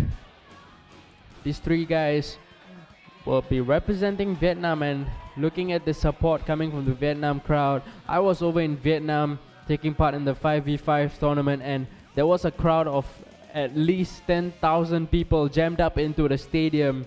There was such passion coming in from them, and when Vietnam won the whole thing, there was such a joy. There was even one of their ministers of parliament who was there to watch this tournament. It was absolutely an amazing atmosphere over in Vietnam, and these guys just have so much of support and passion for this team which has come over to Korea.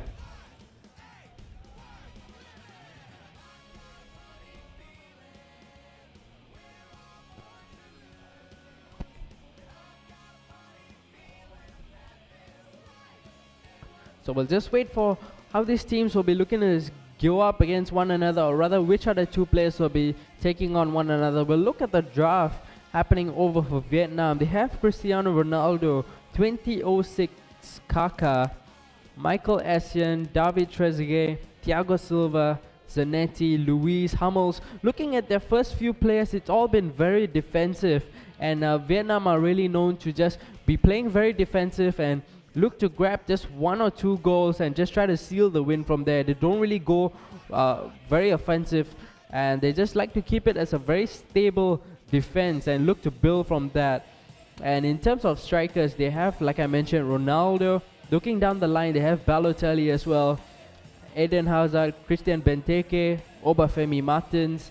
So not very much of a pacey attack, but in terms of strength, they are very good. Balotelli, Benteke, really good target men. And Ronaldo can pretty much work as a target man as well if they decide to do so. They have Trezeguet as well. So this is a pretty strong attacking lineup for Vietnam, but in terms of defense, that is where they look to be, really much more intimidating. Especially they have Thiago Silva, David Luiz, Matt Hummels, Jerome Boateng, and in goal they have Petr Cech, which I believe the 2007 Petr Cech is one of the better goalkeepers in the game, as well as having his Chelsea teammate Thibaut Courtois as well on the bench, I believe, which Vietnam will be using up later on. So looks like the first player that will be taking part in this 1v1 for Vietnam is gonna be Luke. I have no idea how to pronounce their Vietnamese name. It's like Nguyen Le Quang Tuan. It's okay, I'm not even gonna try. I'm just gonna call him Luke. That's what his manager ID is. 4Eve Luke. I believe 4Eve is the team which he is from, and Luke is his manager name. So that's gonna be the first player coming in over from Vietnam who will be taking part in this first round of the best of 3.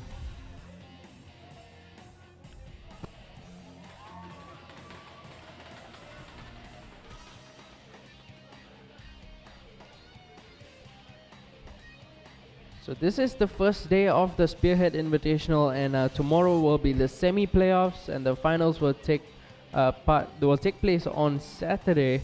And I believe Park Ji-sung, the Korean legend, captain from a few years ago, he will be coming down live to watch this FIFA Online 3 tournament. But meanwhile, we'll have a look at this China side and how they'll be lining up. Looks like they'll be playing a 4-2-2-2 formation.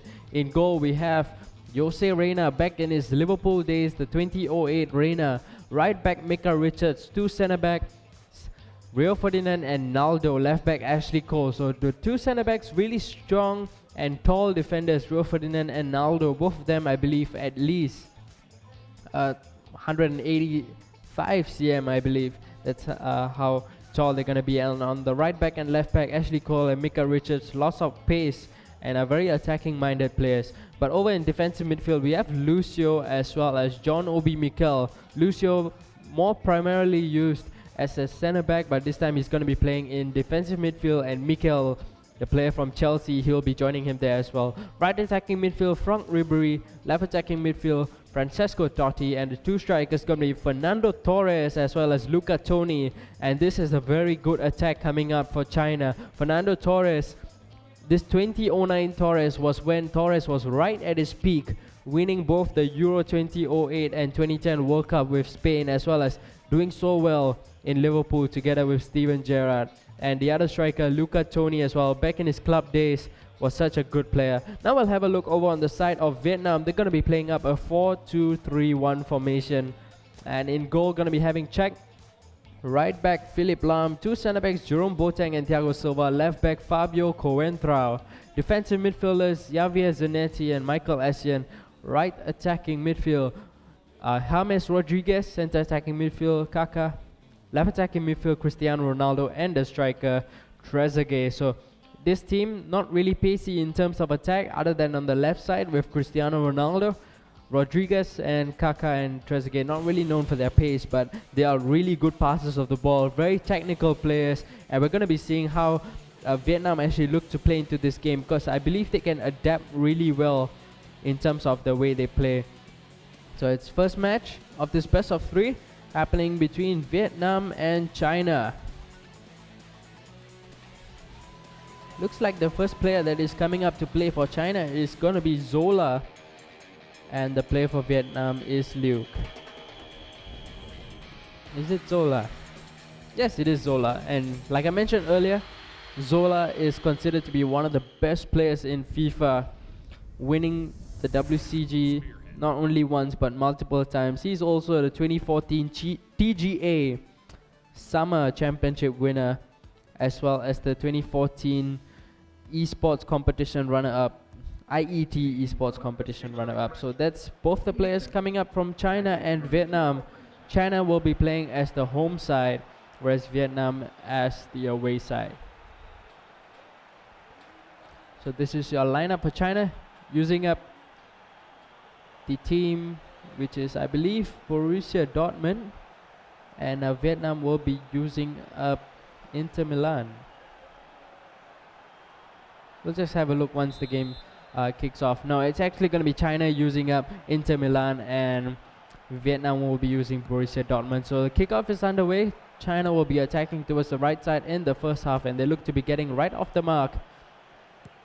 Unable to get the passes going into the attack, but here goes Vietnam. Lob through pass, going for Trezeguet. First real chance of the game for them. If they can get a shot, Trezeguet just holding on to the ball for a bit too long, and the defender was there, able to recover.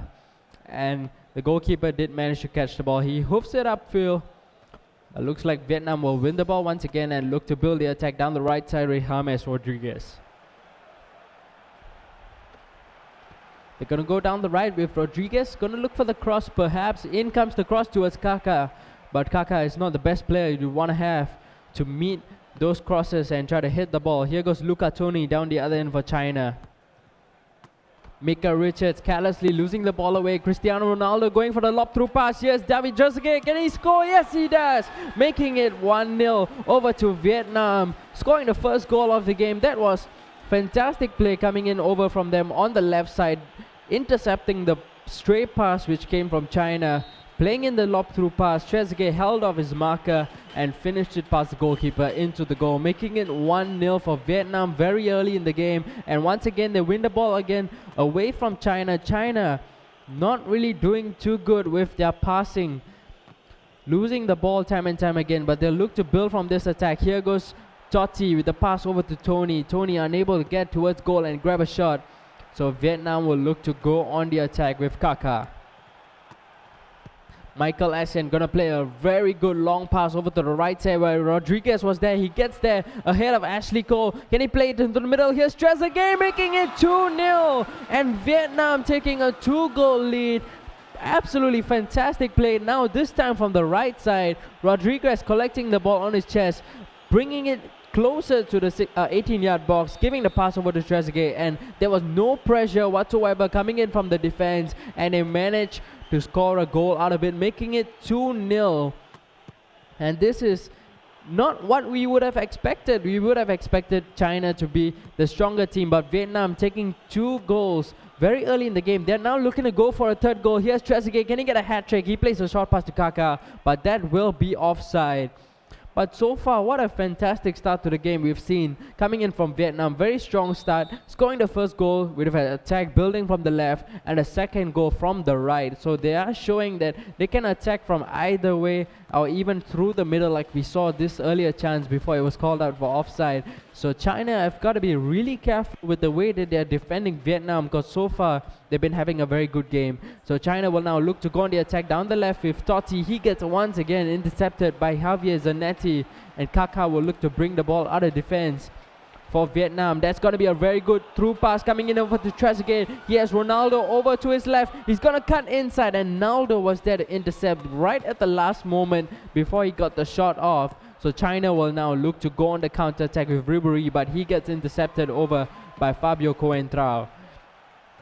Fernando Torres in possession of the ball, giving it over to Luca Toni, who went for the Rabona pass, didn't come off and find his teammate Totti. But China still having possession of the ball on the left side. Ashley Cole still playing it patient. China, that's what I believe they've got to do now. Just keep the composure and get the right passes off to try and score. In comes the cross from Totti. Torres almost got his head onto it. Toni is there for the second chance, but Czech was able to recover and get back to his goal line and making that save. Referee will now blow the whistle for half time. And Vietnam go into the break 2-0 in the lead. And it's been an absolutely amazing start to the game for them. Really unexpected. Leading the game 2-0 against what I believe are the favorites of this matchup, which is China. And we saw a few opportunities coming the way of China, but really not enough to threaten the goalkeeper of Vietnam. So we're going to the second half. Vietnam are 2-0 in the lead. China once again being very careless with the passes, almost losing possession of the ball again, but thankfully the Vietnamese player just decided to hoof the ball upfield instead of keeping possession of the ball. So it looks like China will look to build the attack down the right side, but they lose possession. Here's Trezeguet, the scorer of 2 goals for Vietnam. He gives a lob through pass over to Cristiano Ronaldo. He's looking to send in a cross. In comes the cross towards Fabio Coentrao, the left back, who is going on the attack. Gets intercepted the second time by Rio Ferdinand, and China will now look to go down the right side with Franck Ribéry, Torres and Luca Toni making the run ahead of him. He's looking to go for the cross, perhaps not going just yet, and he eventually does, but falls to no one at all. Seems like he wasn't even looking where he was crossing to. But now Vietnam will go on the counter-attack. Really quick passes being played out by them, eventually getting intercepted by China. So the start of the second half, really end-to-end. Both these teams looking to go on the counter-attack, playing with much more speed than we saw in this first half. And China really have to up the tempo a little if they will look to grab at least 1 goal out of it. Here goes Franck Ribéry down the right side, looking to go for the cross, again getting intercepted, and the defender will be able to bring it out of defense. Coentrao losing the ball out over to Mika Richards. Here's Luca Toni giving it over to Torres. Torres plays it out to Ribéry on the right. He's not going to be able to keep the ball in play, so it's going to be a goal kick over to Vietnam. Just 20 minutes left of in-game time for China to score 2 goals to try and just bring it back on level terms against Vietnam. Zola has got to make the changes. He is the Chinese player who is playing this first game in the best of 3. And it's going to be a substitution over for Vietnam. Out goes James Rodriguez, the player who made the assist for the second goal, making way for Benteke. And looks like he will be playing on the right side of midfield. So China with the chance now to go on the attack on the left side with Luca Toni. He has Torres making the run in the middle. He cuts back and he looks to go for the short pass over to his midfielder, but he was unable to get a shot off, and Czech will just make an easy catch out of it, and he will just hoof it upfield, look for any knockdowns that Trezeguet will be able to get. Short pass over to Torres. Mikel is on the ball. He finds Luca Toni. Torres had some space in the middle, was unable to find a pass towards him, and Vietnam will win the ball back for themselves, and Kaká will run down the line on the right side, just making space for the rest of his teammates to run into. Kaká still having possession, finds Trezeguet, but Naldo just getting there slightly ahead of him, and China will now look to build the attack. Just 5 minutes left for them to score 2 goals. If they want to come back into this game, they've got to score with this attack. Here's Torres down the right side. Here's Luca Toni in the middle to find 4, but unable to do so. And Vietnam will win themselves a free kick in their own half. Looks like he's going to be hitting a long free kick over to the opposite side of the field, but China still win it back. Torres in possession of the ball, finds Luca Toni. Totti is making the run over on the left side, finds Torres, back to Totti. There's no one in the box. He's got to wait for Torres to make the run inside. Now Totti cuts out. He's going to cut back inside. In comes the cross towards Torres. Torres at the space and he scores 1 goal. That makes it 2-1. And there's still a chance for China right now, scoring 1 goal out of it. Good play on the left side over from Totti, cutting it over to his favorite right foot, setting in a cross, and Torres did so well to chest the ball down and scoring the first goal of the game for China. And the referee blows for full time. Not enough time for China to score 2 goals. So Vietnam wins this first match of the best of 3 2-1, and they are 1 game up in this series. Really unexpected result. You really would have expected China to be winning this game, but instead Vietnam scoring those 2 early goals over in the first half, and they were able to hang on right till the end. And the game ended 2-1 in favor of Vietnam. There was a really good start to the game for them, scoring the first goal with the attack coming over from the left side with a lob through pass which came from Ronaldo over to Trezeguet. And for the second goal, with the pass that came from Rodriguez on the right side towards Trezeguet in the middle. So Trezeguet scoring both goals for Vietnam, and Torres the scorer of the goal for China. So we'll get ready for our second match.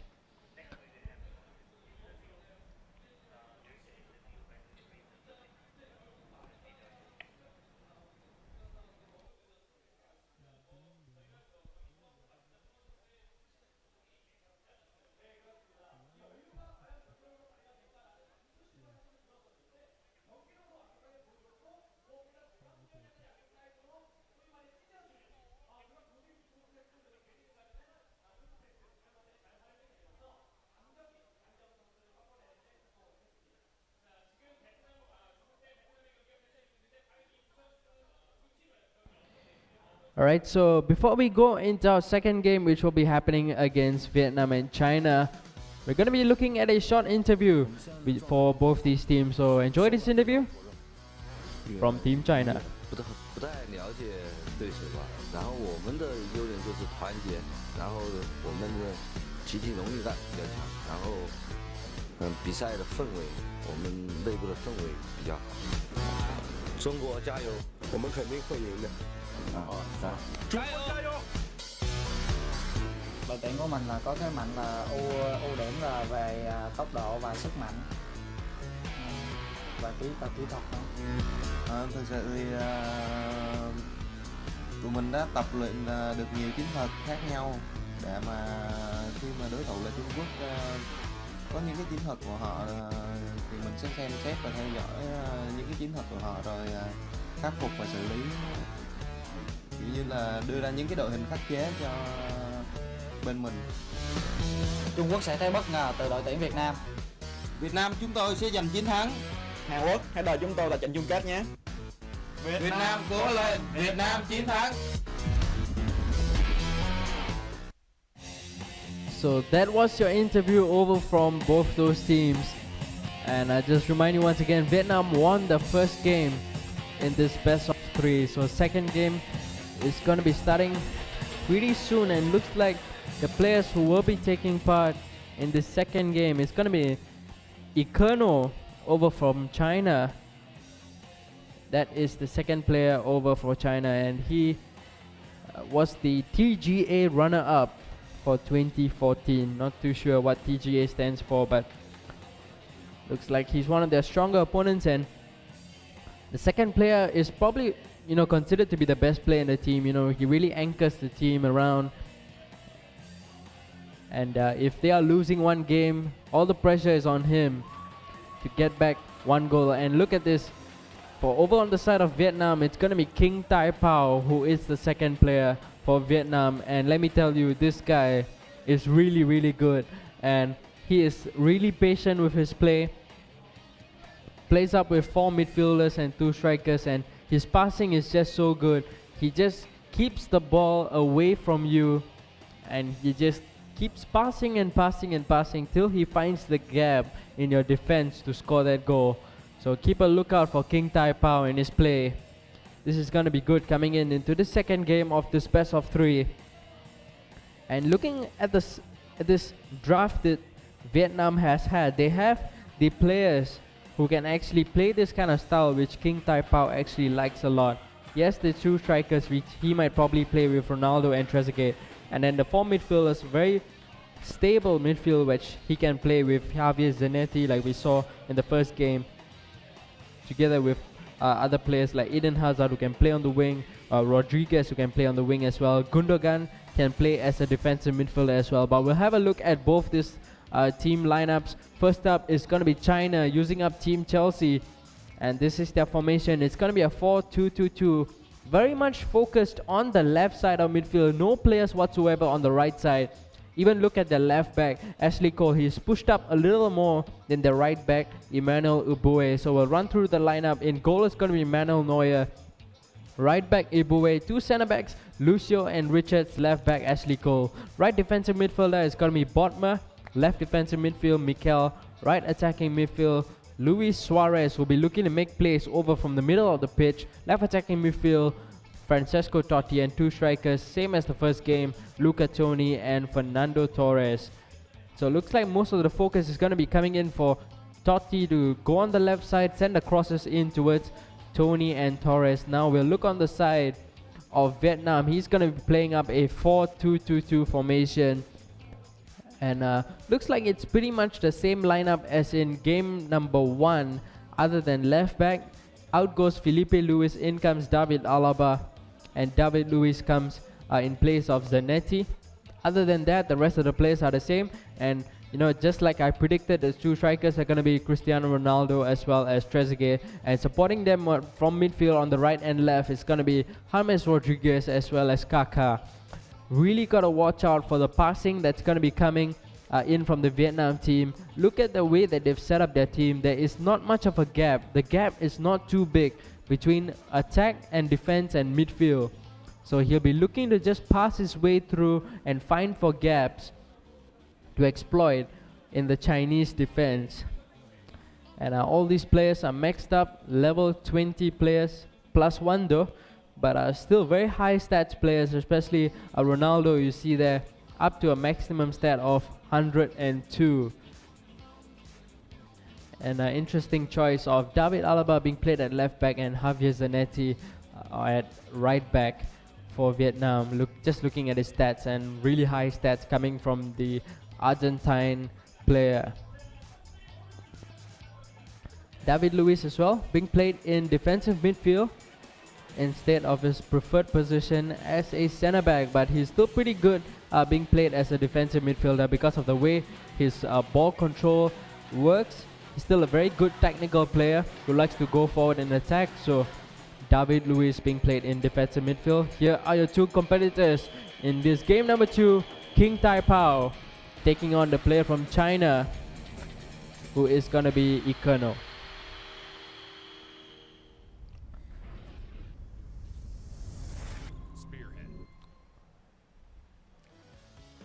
So China will be using up Chelsea as well as Vietnam, both of them using up Chelsea, but China will be the one that's going to be playing in the blue kit, whereas Vietnam in the ones in the jersey of the white.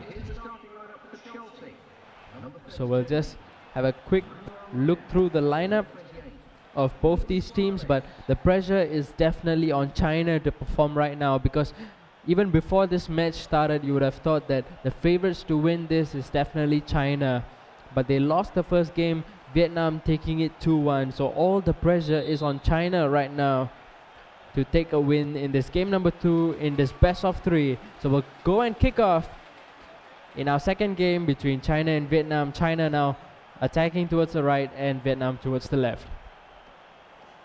So China getting an attack going over on the left side, gives it to Suarez. Suarez to Tony, and he makes it 1-0 right off the first attack of the game. And pretty much a small celebration coming out from Ikono, the player from China. Really good start to the game for him, building the attack down the left side with Suarez and Totti and passing it to the middle. And Tony is such a strong, what's a tong? It's a tall, strong attacking striker for China, and he finishes it past the goalkeeper, making it 1-0 for China. Really good start to the game. That's what they really needed coming into this game number 2. So Vietnam will now look to bounce right back into this. They don't want to be on the back foot for very long, but they lose the ball out over on the right side to Ibue. And China will patiently keep the ball and look to build the attack. Here's Francesco Totti running down the left flank, looking for options to either pass or cross into. And he does neither, instead passing the ball out of the field. And it's going to be a throw-in for Vietnam. But Vietnam very carelessly gives the ball away. Here's Francesco Totti looking to play a through pass over to Torres. Unable to do so. He gets another chance at it though. Here's Suarez over to Tony. Tony looking to finish. But Czech got down low well to grab the ball. And he's just going to throw it up to his midfielder, who's Kaká, over on the left side. To try and start an attack. But China win it back for themselves. Now they lose it. And Vietnam will look to go with Cristiano Ronaldo. He's losing out the ball as well. And it's going to be a throw-in for China.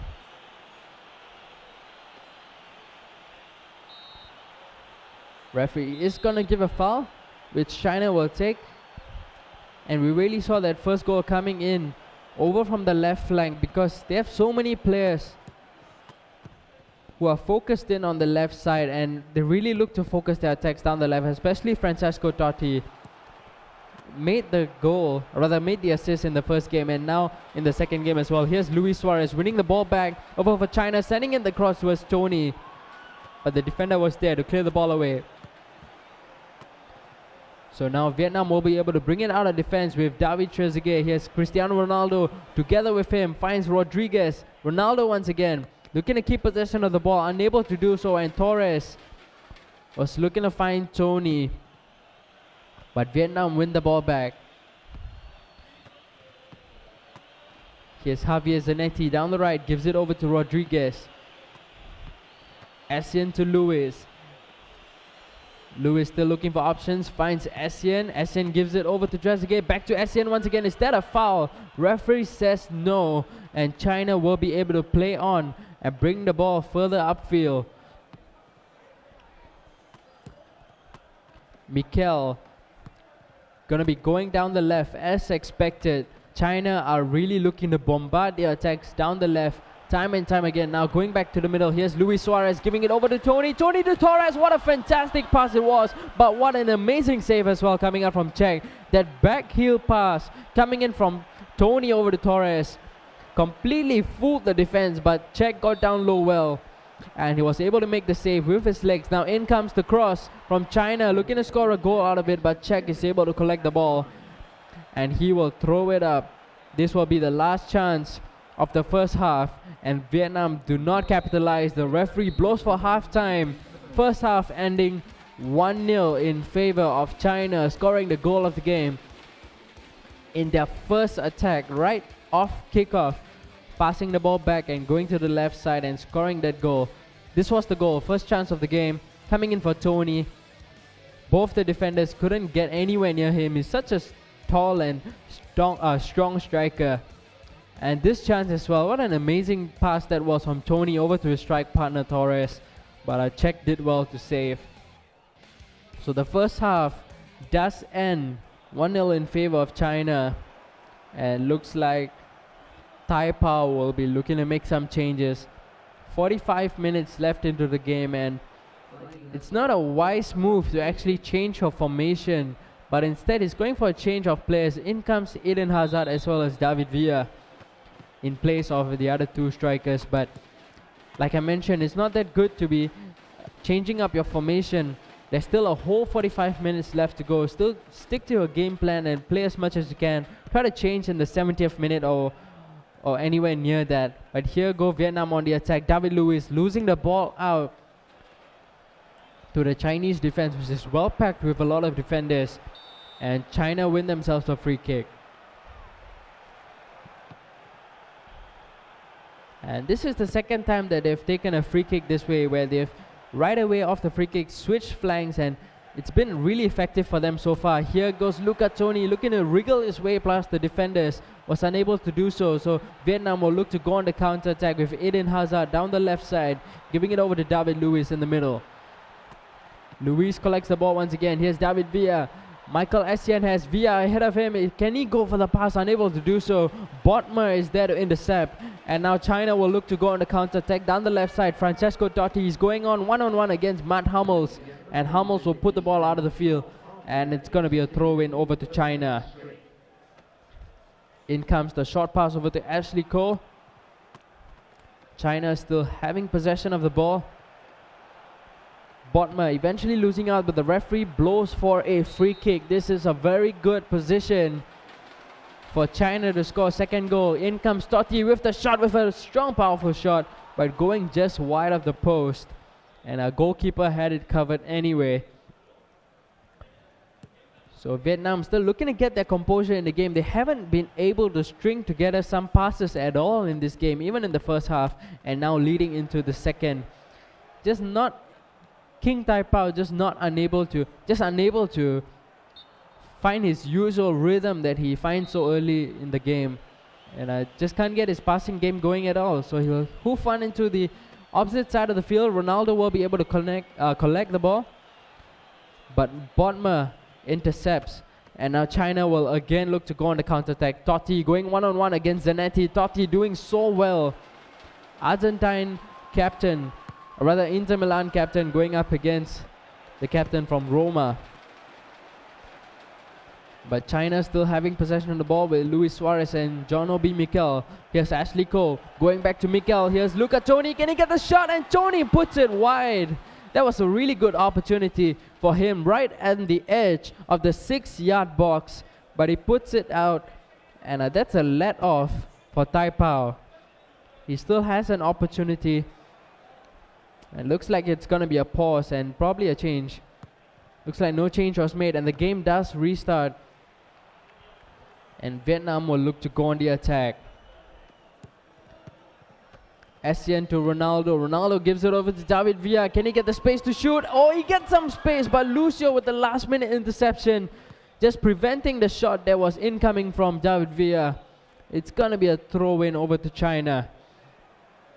Really good opportunity, well made by Vietnam, and almost got the shot off, but Lucio coming in right at the death, just about when he was about to take a shot, and China will let off. So it looks like they're going to be making some substitutions to put in some fresh legs into the field and help them to secure this win. So it is going to be a substitution. Off goes Luca Toni and Totti. In comes Krasic as well as Dirk Kuyt. Double substitution for the Chinese.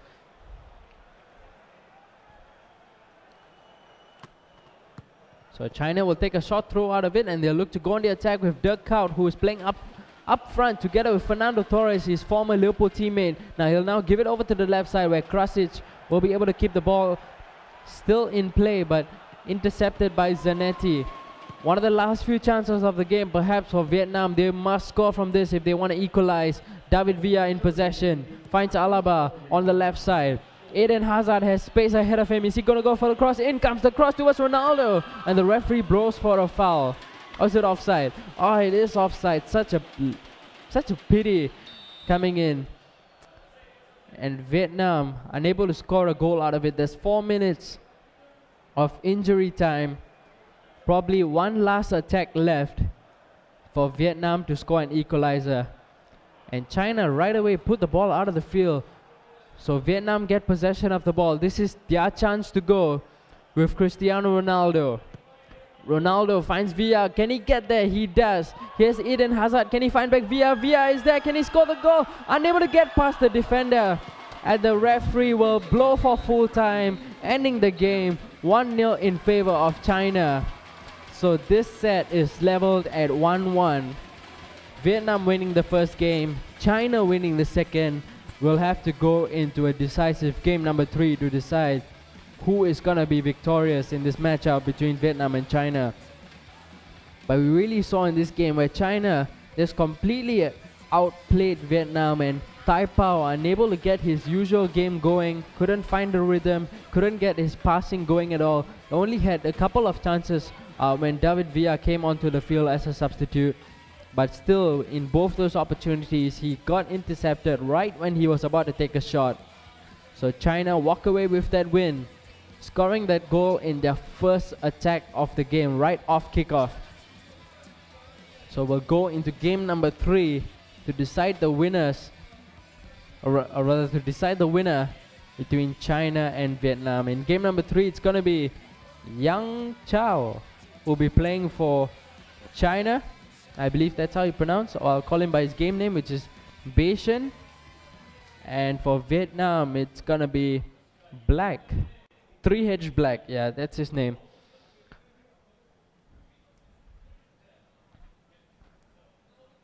So both China and Vietnam taking one game each, and you know, in both these games we saw scoring the goal right off the kickoff. Both teams, whichever team scores early seems to just walk away with the win. So it's got to be really crucial to just keep yourselves composed and calm your nerves before the game, because right when it's off to kick off, whichever team seems to kick off seems to have the upper hand. So we'll just wait on for game number 3 to start between Vietnam and China.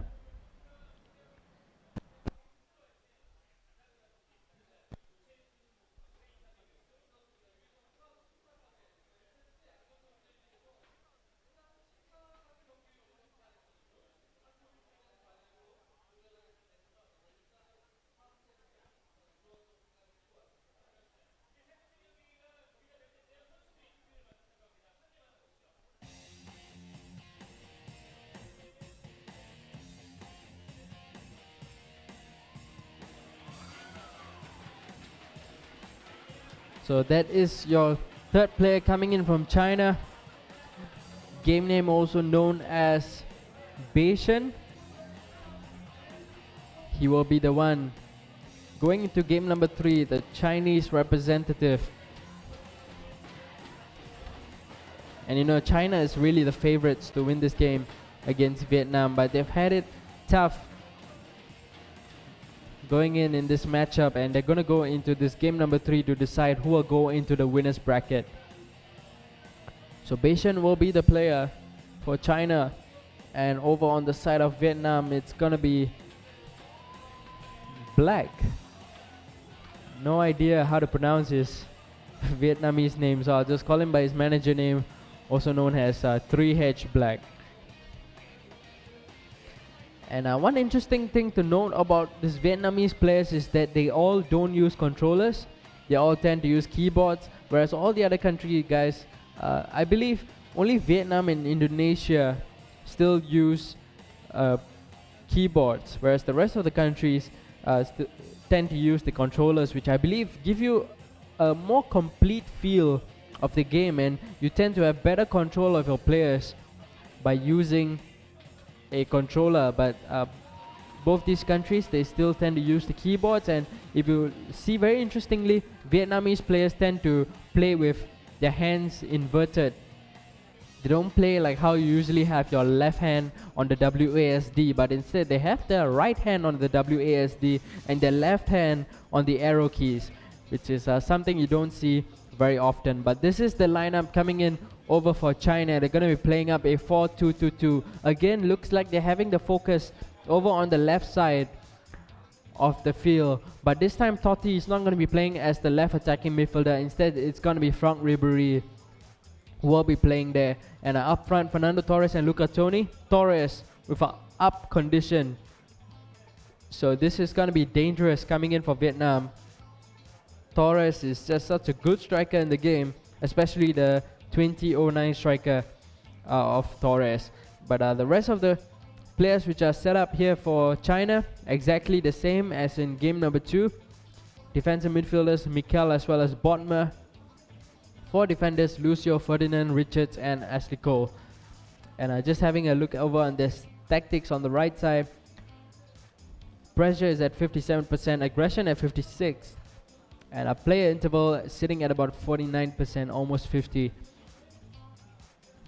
And China, they don't really play with a lot of pace. They just try to play it patient with a lot more passing going their way. But now we'll have a look over on the Vietnamese side, playing up a 4-2-2-2. And they have pretty much the same lineup as well, just that David Luiz is now playing in as the center back instead of defensive midfield. Right midfield, David Villa. Center midfield is Alex Witzel, making his first appearance for the Vietnamese team. He'll be shoring up the midfield in the middle, together with defensive midfielder Michael Essien. And left midfield Kaka, 2 strikers, Ronaldo and Trezeguet. Looking over at his tactics, crossing is set at 90%, so looks like he'll be going for lots of crosses into this game. And he has really good target men like Ronaldo as well as Trezeguet to aim for. So it's a good thing to be going for crosses when you have 2 target men like that. Pressure and aggression set at 60%, not too high. Other than that, Vietnam still pretty much having the same tactics that it is in the previous games. So this is the third and decisive game, or rather match, between China and Vietnam. The winner of this match will go on into the winners bracket of the Spearhead Invitational, whereas the loser will drop down to the lower bracket. So this is your matchup. It's gonna be Beishan from China taking on Black from Vietnam.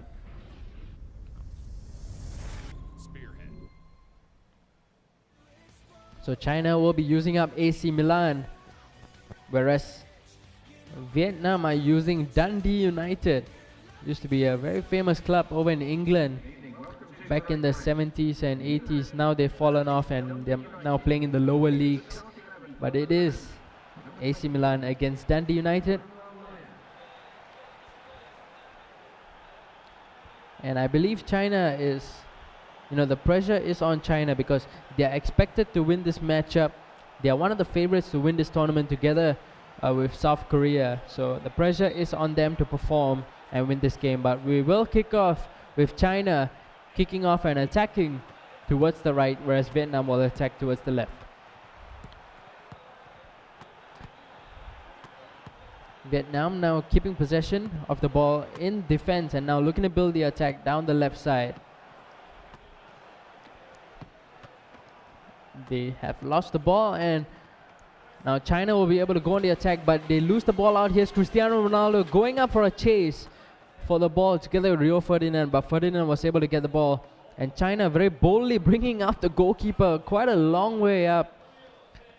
And they will have possession of the ball with Mikel in the middle of the park, giving it over to Tony. Tony now giving it back to Mikel and Richards. Richards losing possession of the ball. Vietnam will now look to go on the attack down the left with David Trezeguet. Lots of space ahead of him. Ronaldo is waiting in the box. He's going to send a low cross in, and Ronaldo with the shot, forcing a save coming out from the goalkeeper. That was a fantastic build-up coming out from him, and nobody expected the low cross to be coming in from Trezeguet, but almost scoring the first goal of the game. Vietnam will have a go at it again with Alex Witsel in midfield. Looking to find some options. That's good turns past some defenders, and he's going to find Cristiano Ronaldo. Gets intercepted right at the depth. And now China will look to go on the counter-attack with Ribery. He can switch over flanks if he wants to. Totti is free over on the right side, but alone he goes with Ashley Cole. Going to send a cross in, looking for Torres. Was it deflected? No, it wasn't. Pretty poor cross, I would say, coming in from Ashley Cole. It's going to be a goal kick for Vietnam. Vietnam now going to go for a lob through pass for Trezeguet. Goalkeeper coming a long way, and we have no idea what just happened. Looks like it's a goal, and he's able to score a goal. Trezeguet is scoring the first goal of the game, and the camera was not kept on the players, but that's the first goal of the game. Vietnam taking the lead. The lob through pass came in towards Trezeguet, and he puts it past the goalkeeper, making it 1-0 to Vietnam. Good start to the game for them. So China will now look to go on the attack on the left side as expected, but they lose the ball out to Vietnam. Witsel will bring it out of midfield to David Villa. Thiago Silva keeping possession for Vietnam, and he carelessly puts the ball out with a pass that was not really needed. He could have played it short. Instead went for a long pass and it went out. So China with a chance to build the attack in midfield. Here's Frank Ribery giving it over to Bodmer. Bodmer has the space to pass to, but he does not decide to pass, and he loses the ball. Kaká in possession of the ball. Witsel back over to Kaká. Trezeguet making a run ahead of him, as well as Ronaldo. Kaká still going alone, going for the cross towards Ronaldo. Shooting just wide of the post, almost making it 2-0 for his team. That's the second time Ronaldo has had an opportunity. First time saved, this time it was just wide of the post. Vietnam showing that they're very strong with their crosses, especially the low crosses that have been coming into the box, and both times Ronaldo has been able to meet. So the referee will now blow for half time. Vietnam going into the break 1-0 in the lead, goal being scored at about 30 minutes for him, scored by David Trezeguet, who dribbled past the goalkeeper and scored the goal into the empty net. Here we look at some opportunities. This was the goal that was scored by Vietnam, just going past the goalkeeper and putting in a finesse shot which went into the empty net. So we'll go into the second half. All the pressure on China to grab an equalizer. Vietnam will now go down the right flank with David Villa. Is he going to cut outside and go for another cross? He was unable to do so. Ribery was back defending for China. Ashley Cole will get there ahead of Villa. China will now look to go with Luca Toni, giving the pass over to Frank Ribery on the left. They have Torres ahead waiting for them, but they lose possession of the ball. Here's Ronaldo giving it over to Trezeguet. Trezeguet almost getting through on goal, but the ball was deflected off the defender. And China now going down the right side with Torres. That's a foul for sure. Referee gives a free kick And we'll see what they are able to do from this free kick. It's going to be a pause. Looks like it's going to be changes coming in for China before this free kick is taken. Maybe a couple of substitutions would help, I believe, to add more pace into the team, which they badly need, because right now Ribery down the left is not giving them anything at all.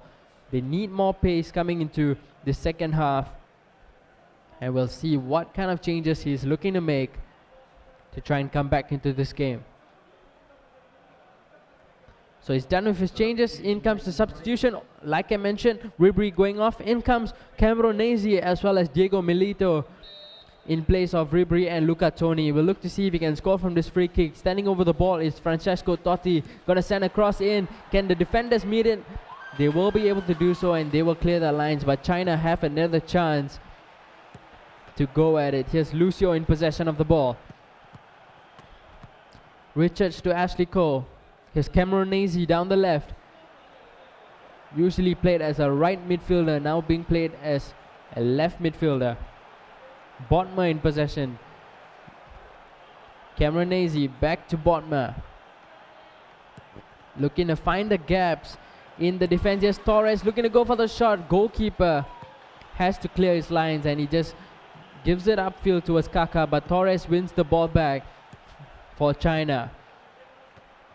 Mikel once again giving it over to Totti. Totti can find Torres. Can Torres score from this?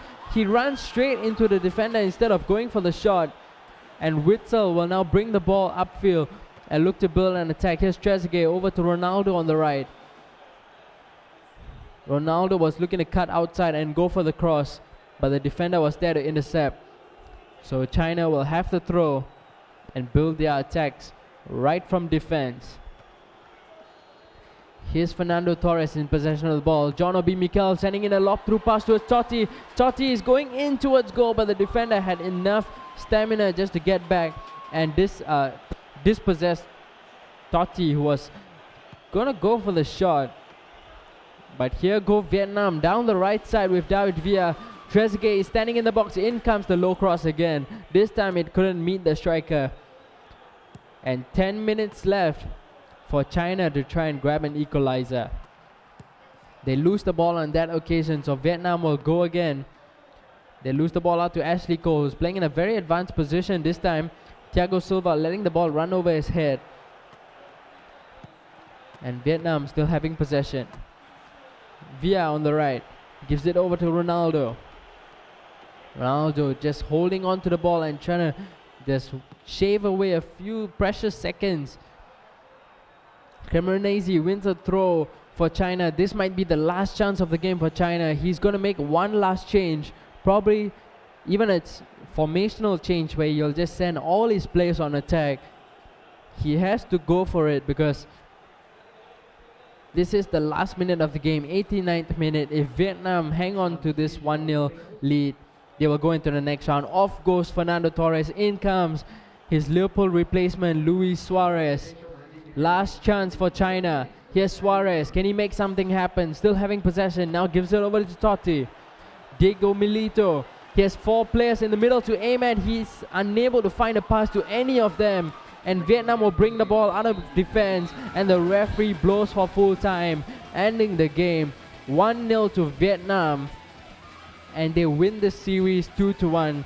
They'll be moving in to the winners bracket, whereas China dropping down to the lower bracket. Very unexpected result. Really, everyone would have expected China to be winning this matchup against Vietnam and moving on to the next round. But like I mentioned, Vietnam are the ones who win this game. They will now join the other 2 teams in the winners bracket, who are Thailand and Korea. So winners bracket consists of Thailand, Korea, and Vietnam. They'll be playing in a round robin format to find out their rankings 1, 2, and 3, whereas the 3 losers of this first round of matches just going to be SingaMalaya, Indonesia, and China, who will be playing in the lower bracket to find out their rankings over there. And in the lower bracket, 2 teams will be eliminated out of the 3. Only the top team between those 3 will stay in the tournament to fight on, but the other 2 teams will be eliminated. So the loser, or rather the lower bracket matches are coming right up. So before we go into that, we'll go into a short break, and after the short break, I believe the next match is going to be between SingaMalaya against Vietnam.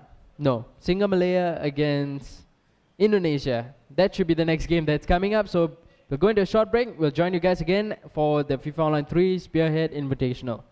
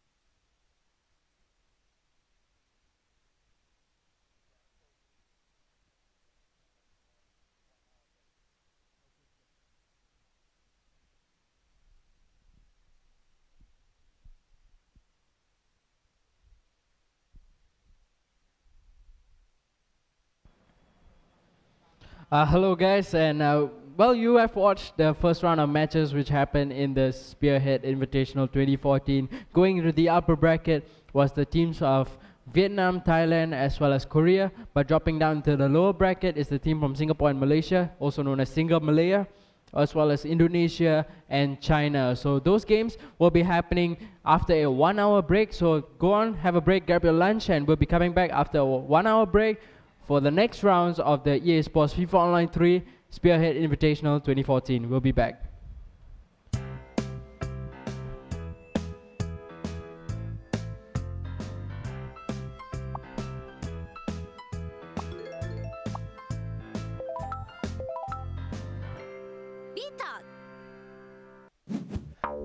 banana.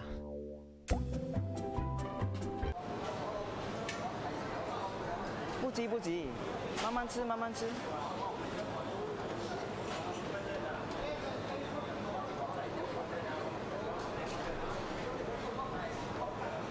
好吃嘛？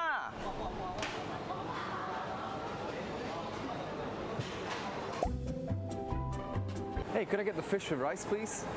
Thank you. Eh, what's the lobang ah? What are they all queuing for? Don't know. Just queue first lah. 啊，来，Starbucks go，来，后面来。啊。 Hey bro, this queue only 2 people, very short. Let's go queue up, man. 50 packets of bihun. Thank you. 若是我有100万，我要坐飞机，我要游世界，下我去晒太阳靠半。在日本吃寿司。若是我有100万走瑞，我要买车买厝，会搭你沙海味，会啥人较好去？坐阮吹无？来，哎，不用，对。 买水买，啊买水。我都。无啦，stop 买水拖来，你种动物医啊，直直翕相，走。你 know English？ 啊咪，我你福建，走。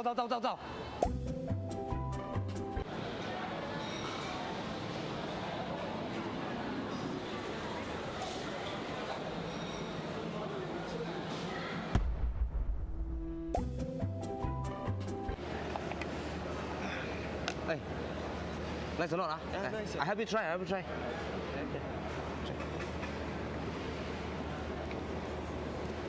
Not bad. 哇，哎，看起来好像很香这样哦。我吃一点。我吃一点。哇，超可以掉啊！哎，有没有ham？我有嘞。啊，我吃点。哎，吃，哎，吃，来。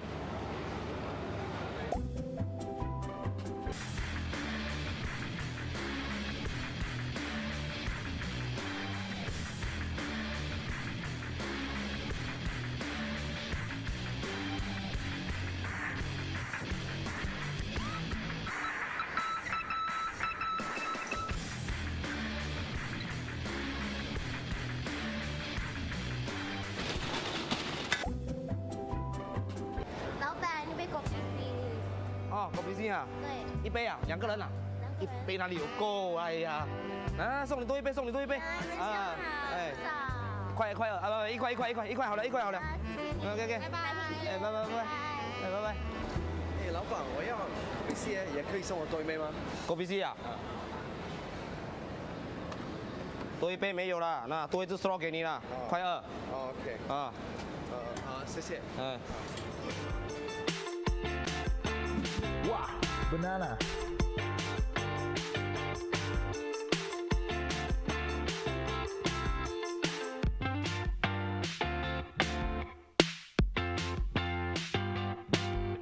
Welcome to Epic Mealtime Singapore. Today we're gonna be making the Singapore lasagna. Okay, first we need a strong base. Prata. Go, take more prata. Singapore chicken rice. 来鸡饭 chicken rice. 鸡饭 rice. 来 Then you need another base. More prata. Next, we're gonna add this one. Char kway teow. Prata. More prata. This, if you don't know, chai tow kway is also called the carrot cake. Chai tow kway and more chai tow kway and more chai tow kway and more chai tow kway and more chai tow kway. This for the last part and more chai tow kway. We end with prata. More chai tow kway. Chong. The tomato. It's time. Epic meal time, Singapore.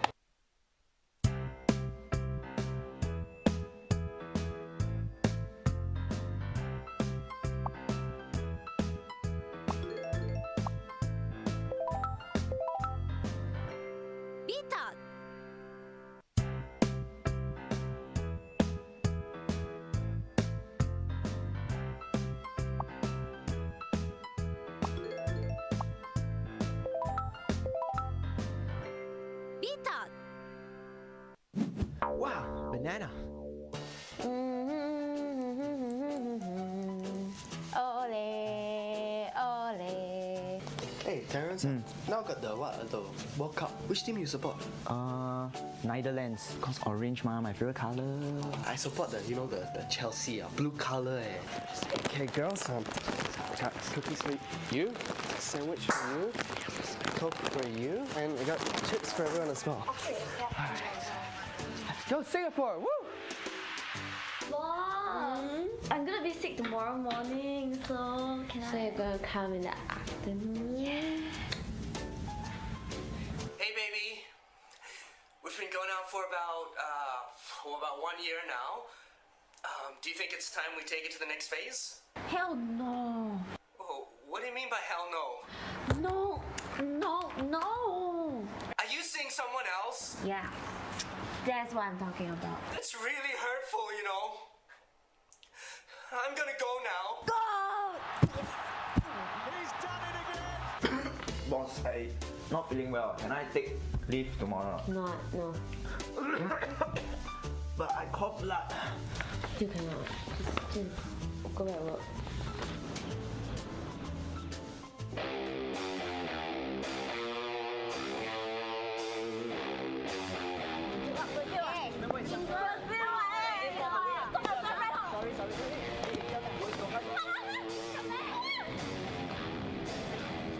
Sorry, please. Hey. Yeah, I buy you present. Okay. Japan? But my favorite team is Korea. Yeah, Japan, Korean, both also Asian one, all same one what? No. But you also Asian what? And it's a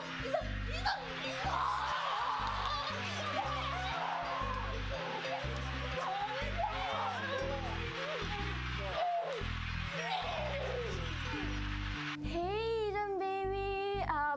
I'm gonna be home late today because we are rolling a major campaign to the entire team and everybody have to OT until 6 a.m. Yeah, don't wait for me, okay? Love you. Bye. Yes, sweet. Cheers.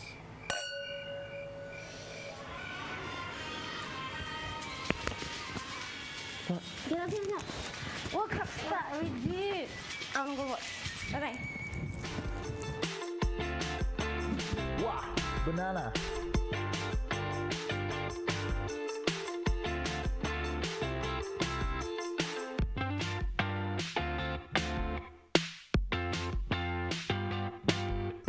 Wow, you know those girls every night the World Cup shout the go shout so loud. Also don't know they go where. Wow, banana. Hi, could I get the linguine pasta? Don't have. Oh, the sea urchin?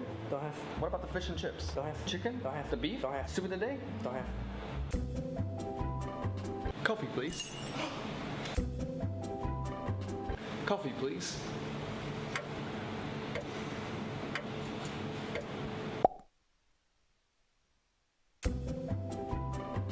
Hello, welcome to Bros. We don't sell wonton noodle here. Just kidding. Ui, baby, oh. Hey, just kidding. I think I'll get the tiramisu and some private space, please. How about now?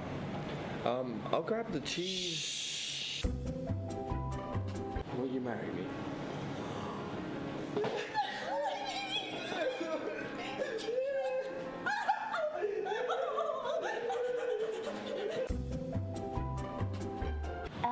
I think I'll take the wonton noodle. You want the dry one or the soup one? What do you recommend? Some customer prefers the soup. Some customer prefers the dry. Okay. So what do you recommend? Some customer prefers the soup. Some customer prefers the dry. Sir, your change? Oh no, it's okay. Keep the change.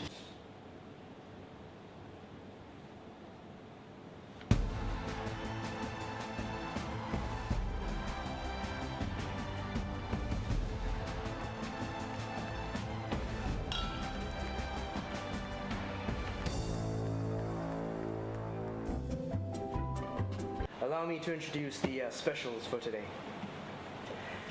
Sunny days, sunny eggs, tomatoes in the soup, and urchins from the belly.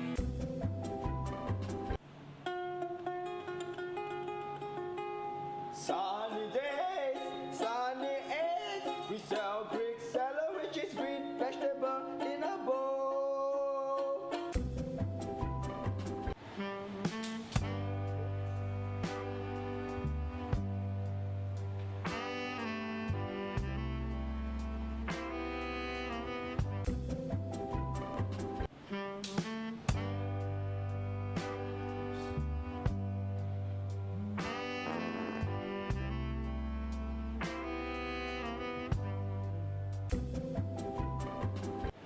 Now, ma'am, your soup. Oh, thank you. Oui.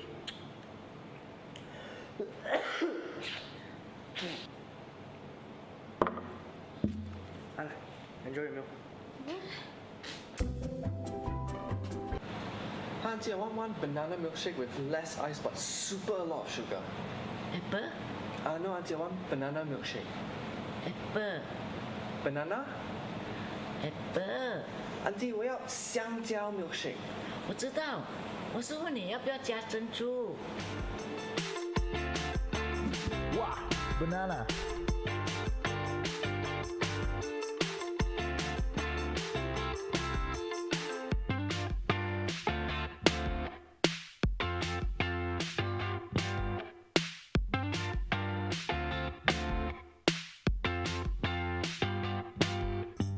Hi, Auntie, I want one banana milkshake with less ice but super a lot of sugar. Whisper? Auntie, 我要 one banana milkshake with less ice but super a lot of sugar.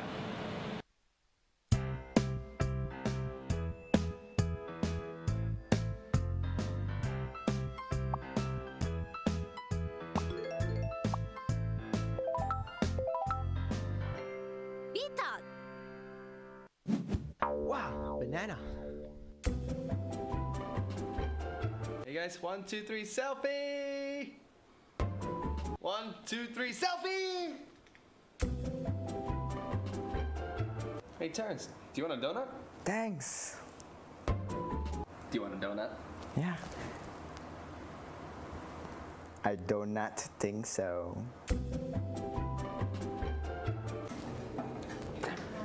Hey, could you pass me some toilet paper? Thank you. Thank you. Oh my goodness. Transform! Yeah! Transform! Yeah! Hey bro, one bite eh? Thanks. Hey, one mouth. Yeah, sure.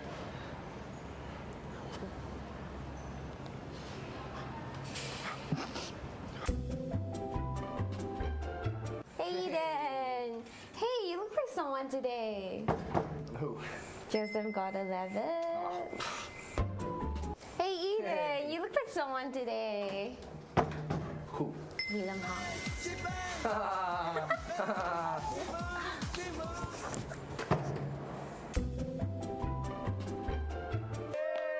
Make a wish, bro. Make a wish. All right. Make a wish. Just kidding, bro. Just kidding.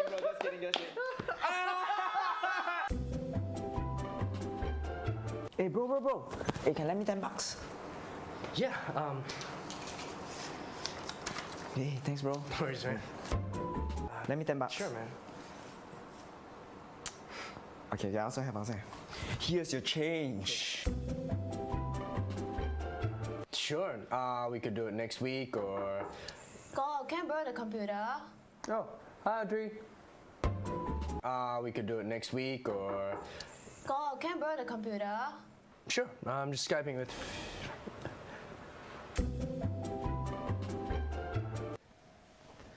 Hey, Ellen DeGenerates, right? Wow, take picture. Okay.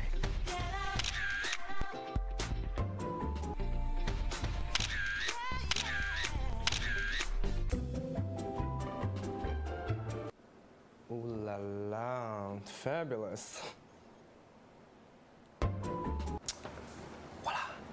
Beautiful.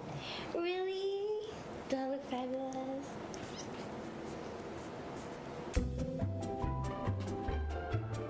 Bro, you okay, bro? Yeah, just hurt my elbow. Oh my, it looks bad, bro. Hey, walao, bro, looks bad. Okay, help me call ambulance. Hello. May I speak to ambulance? May I speak to ambulance? Yeah, my friend hurt his elbow. Yeah, he hurt his elbow quite bad. Yeah. Wow, banana.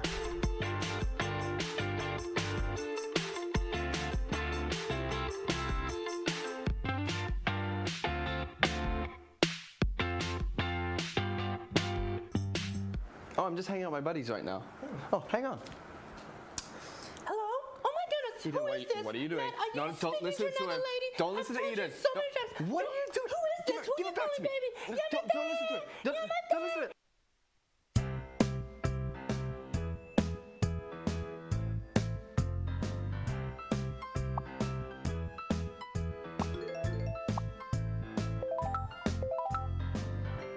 Beat-up. Wow, banana. All right, just a little bit closer, guys.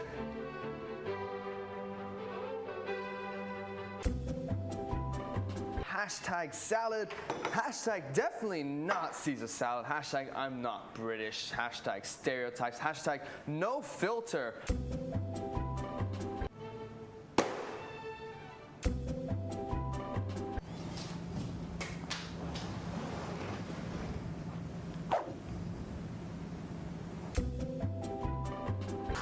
Yeah, 28 new messages. Oh man, thanks.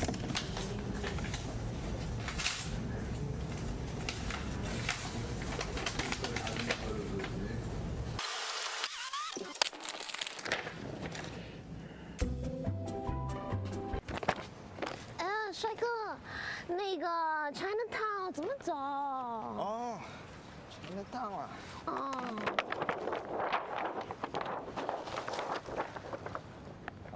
那边，走那边。那边，OK，谢谢。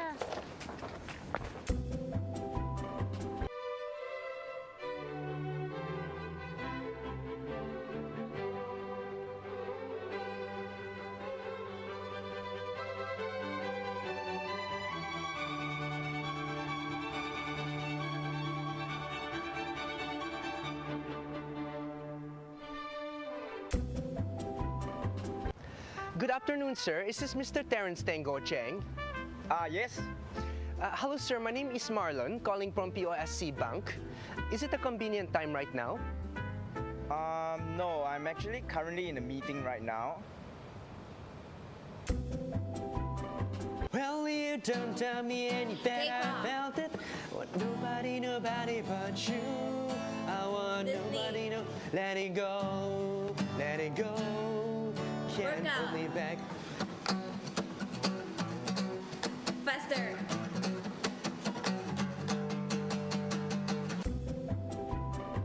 听说你的 English 好 power 哦，哎，帮我翻译几个词。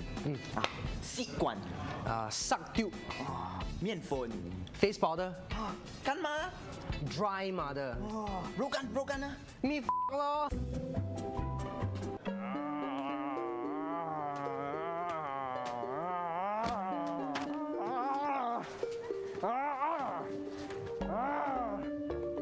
This game sucks.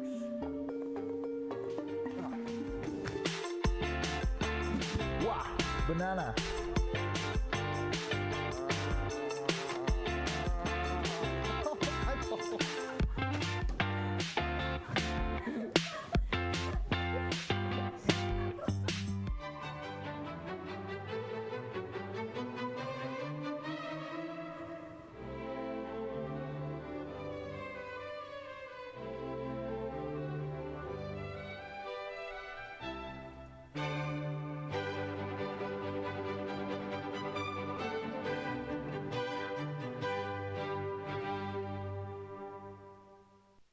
Wow, banana.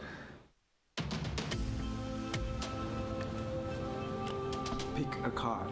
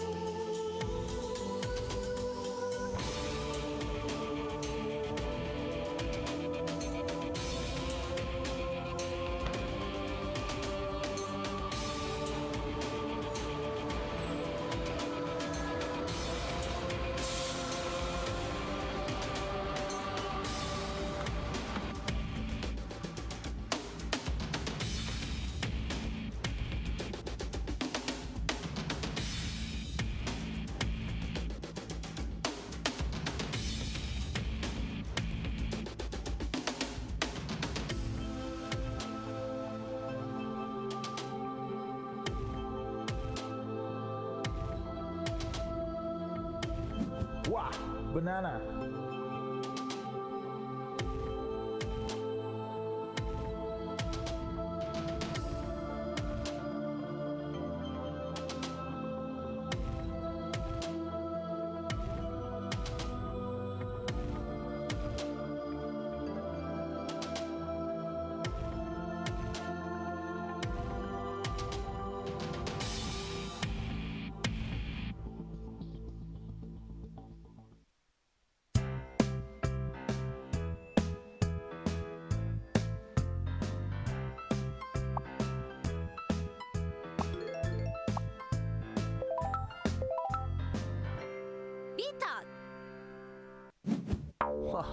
Banana.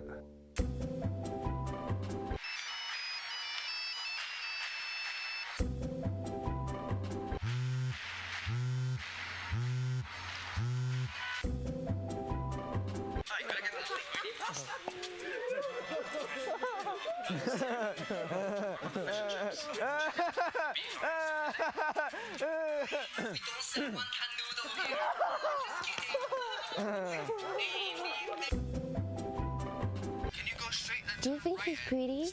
What about her? Will you do that for me? Do you love me?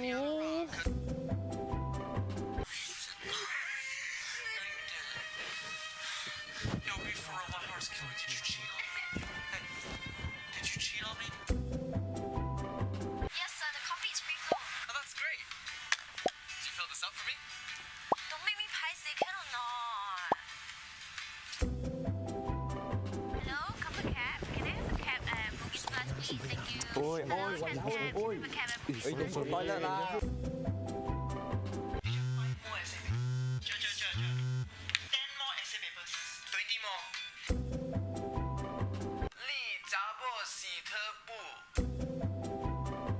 After this, I'm gonna go on a diet.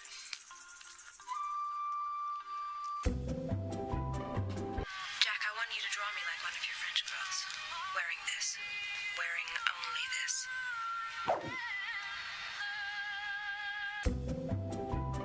I love you, Jack. Don't you say goodbyes. Not yet.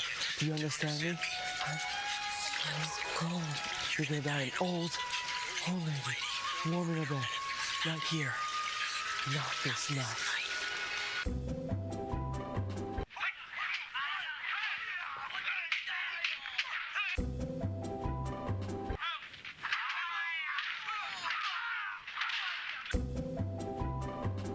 Watch out.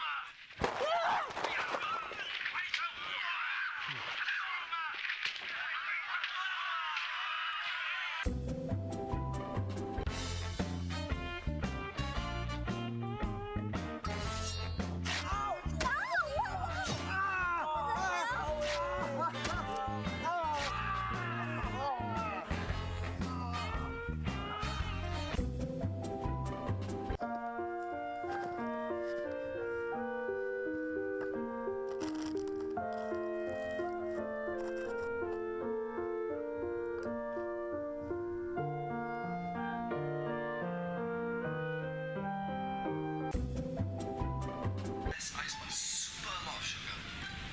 No, auntie, I want banana milkshake. Banana? Bro, wrong timing. Auntie, 我要香蕉 milkshake. Some customer prefers a soup. Some customer prefers a dry. Okay. So, what do you recommend? Some customer prefers a soup. Some customer prefers a dry. Wow, banana.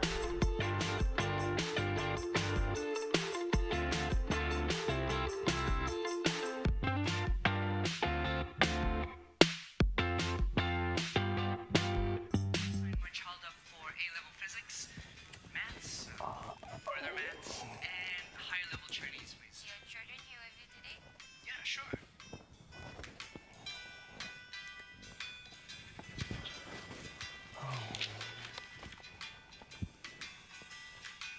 Hello, mommy. Hey, now got a diaper sale. 20 diapers for $10 only. You want or not? Yeah, then you. Wow, banana.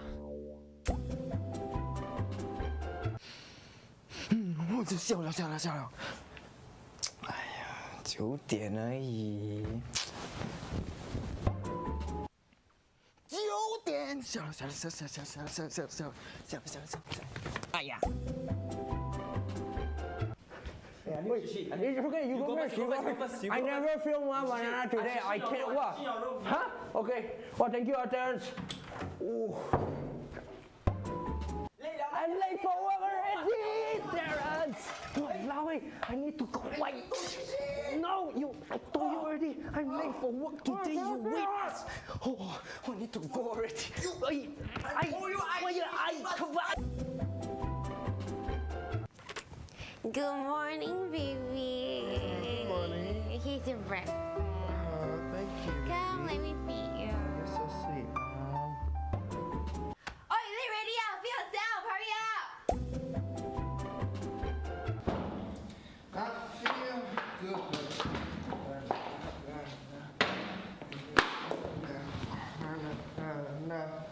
I feel good.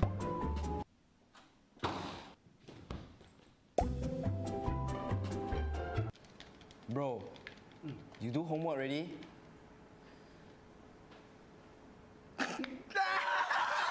homework 什么 homework？ 哎呀 ，homework。有没有 country start with S homework？country start with S。神杠。Letter start with N。Knife。For example, maths. 小明 has 5 apple. Muthu take 10 apple from 小明. How many children are there? What you don't know, man? The answer is always at the back, but upside down. Go already. Late.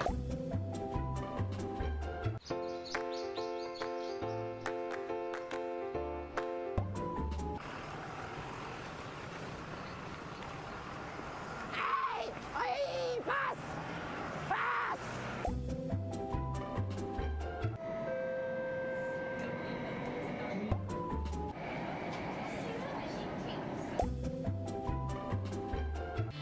Woo! I feel good, na na na na na na na. I knew that I would now. I feel nice, na na na na na na na, like sugar and spice, na na na na na na na. Woo! So good, bam bam, so good, bam. I got you, boom boom boom. Wah!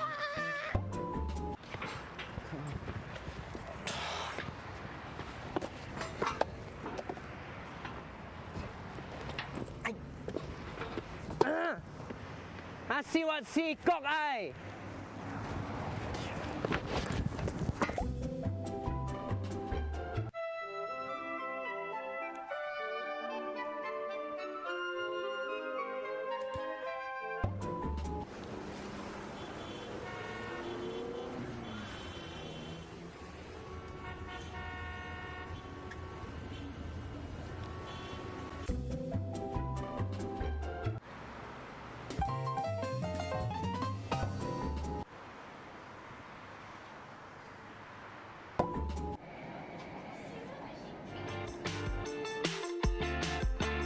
Wow, banana.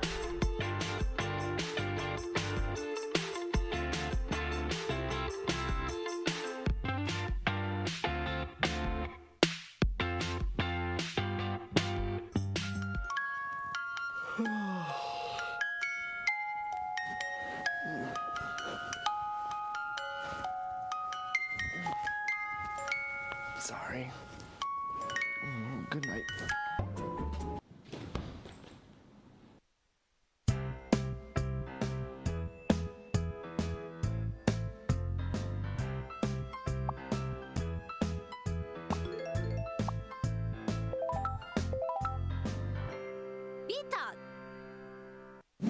Wow, banana.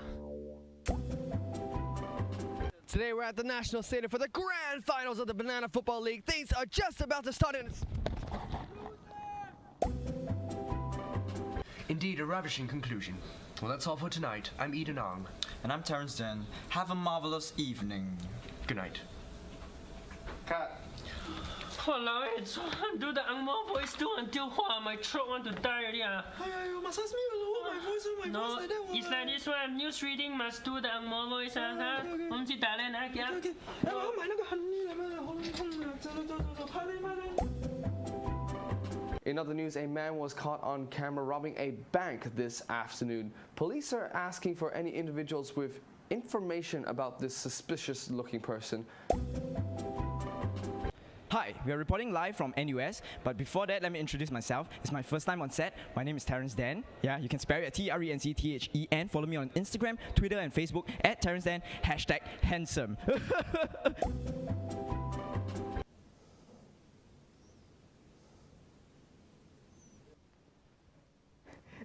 Hey guys, you got see this or not? Hey, this is super funny. Hey, I show y'all. Hey, you got see not?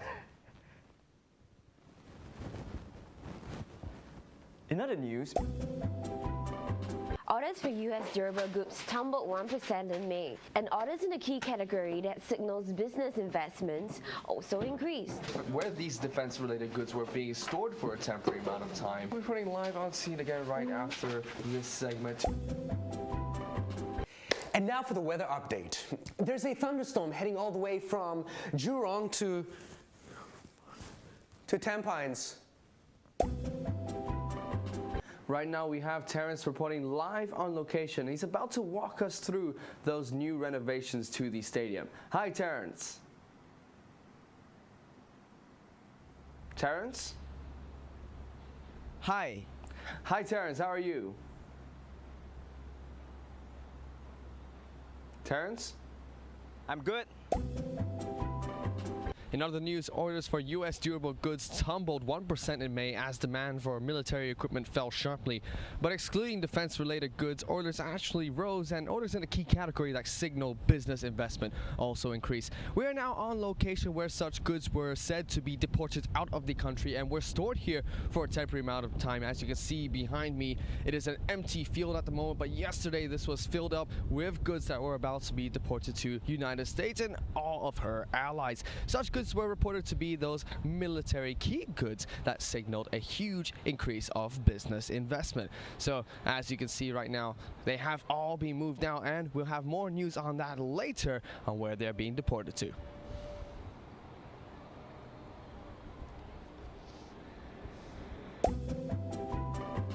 And that's all from Banana News tonight. I'm Matt. I'm Audrey. And have a great night.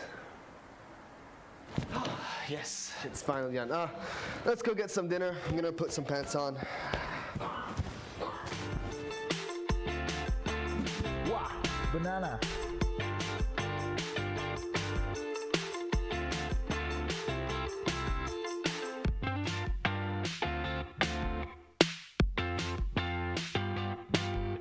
Hey, I just watched some sports highlights on my Newsloop app. Oh, they got videos on Newsloop too. Yeah, articles, videos, and heaps of categories.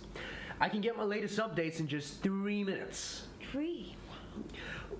There's one thing that's bugging me though. What? What's that? Well, it kind of feels like we're being watched. Actually, I had the same feeling too. Hey guys, you got see this or not? Hey, this is super funny. Hey, I show y'all. Hey, you got see not?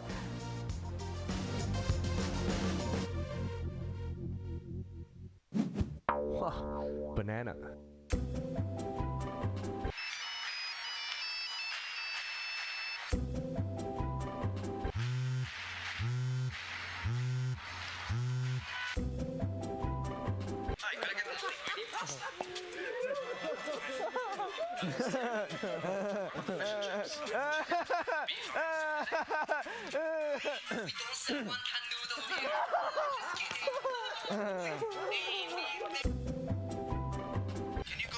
Do you think she's pretty? What about her? Will you do that for me? Do you love me?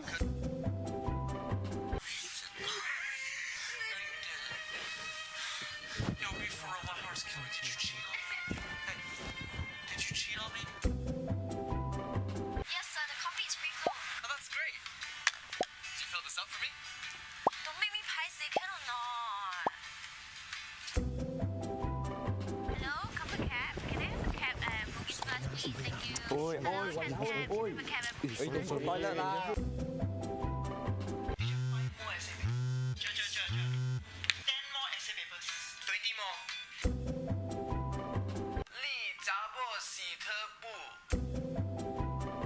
After this, I'm gonna go on a diet.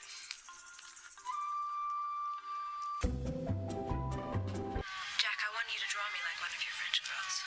Wearing this. Wearing only this.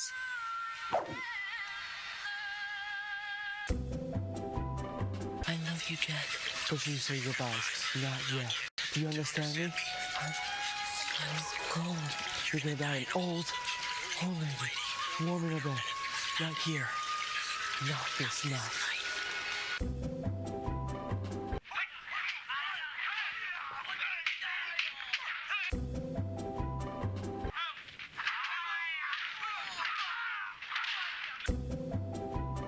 Watch out, watch out.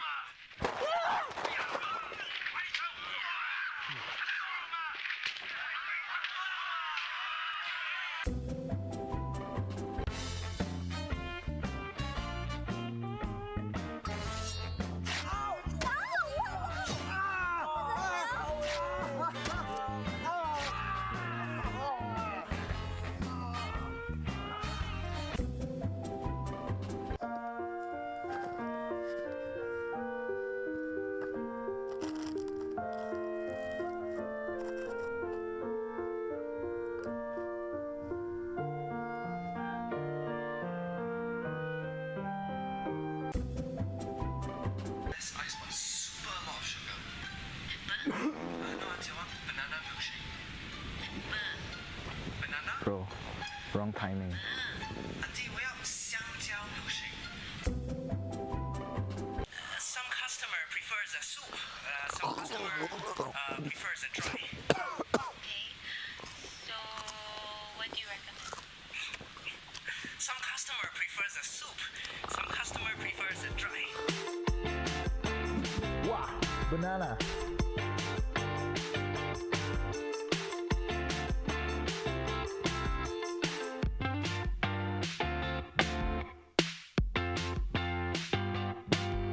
Sign my child up for A-level physics, maths, further maths, and higher level Chinese, please. Your children here with you today? Yeah, sure.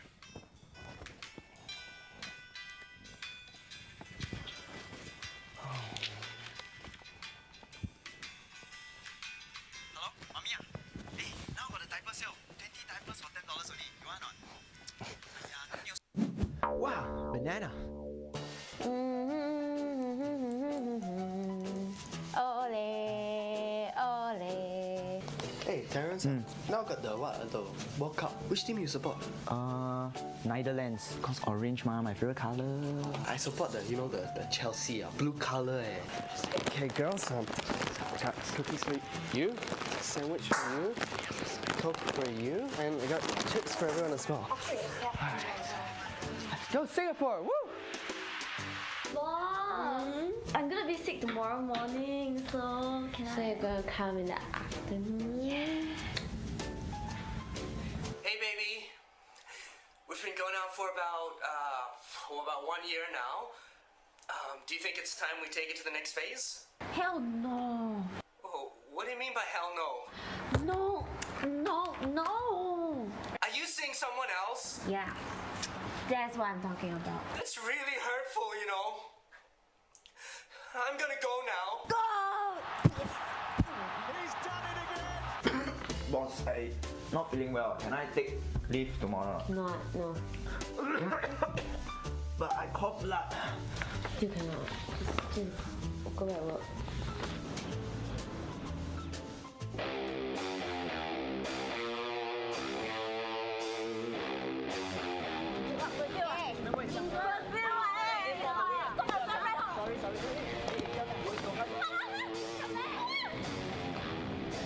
Hey, sorry, please. Hey.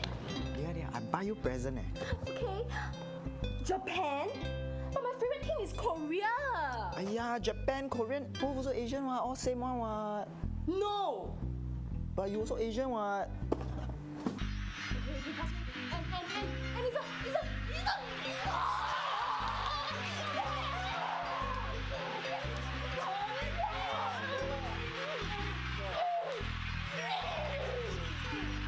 Hey, Eden baby.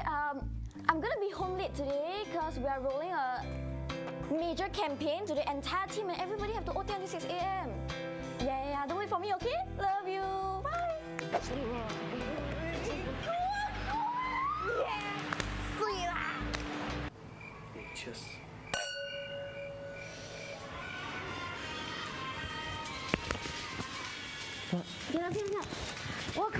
already. I'm gonna go watch. Bye bye. Wow, banana.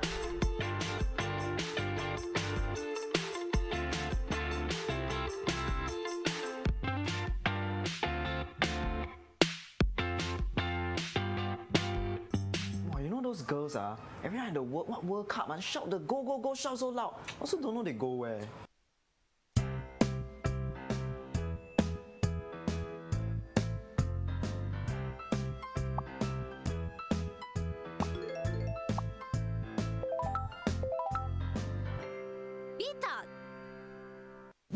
Wow, banana.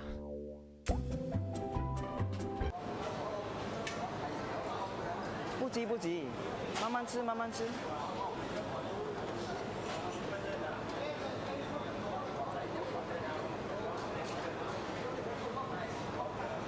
好吃嘛？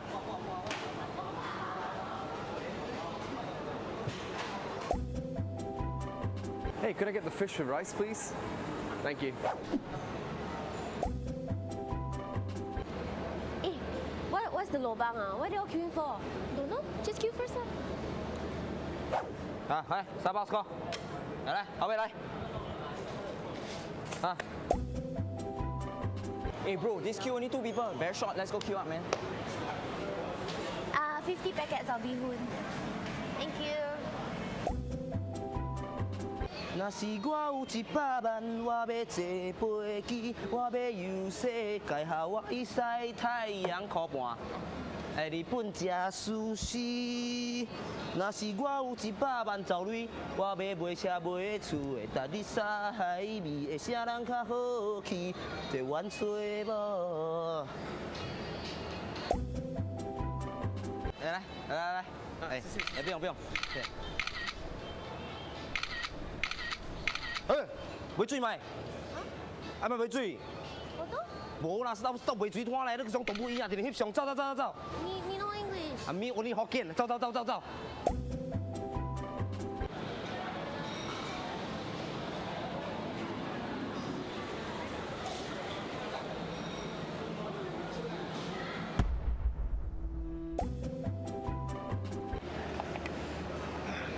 哎，let's not 啊！I help you try.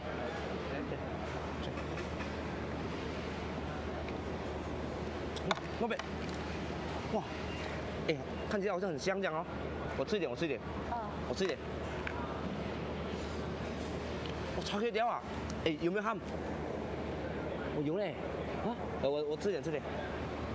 哎，吃，哎，吃，来。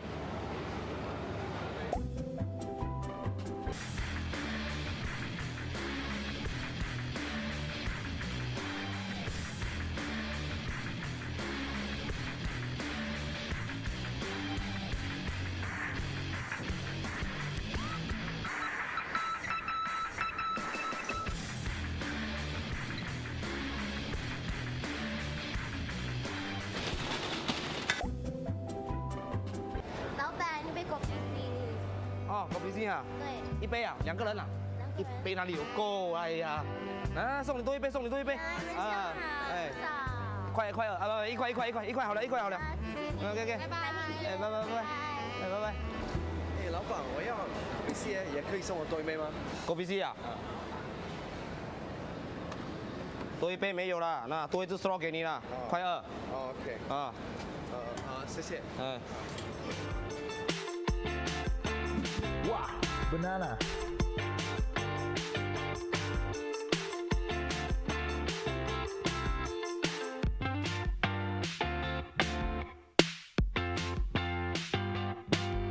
Welcome to Epic Mealtime Singapore. Today we're gonna be making the Singapore lasagna. Okay, first we need a strong base. Prata. Go, take more prata. Singapore chicken rice. 来鸡饭 chicken rice.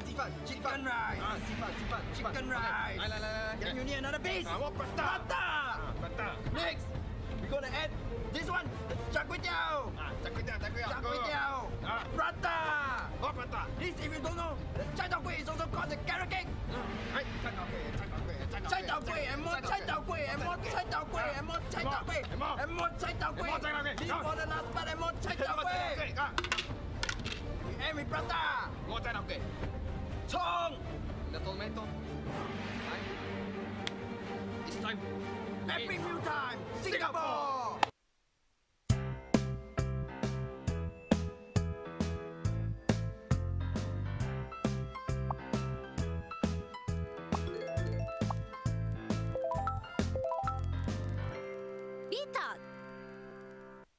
Wow, banana. Hi, could I get the linguine pasta?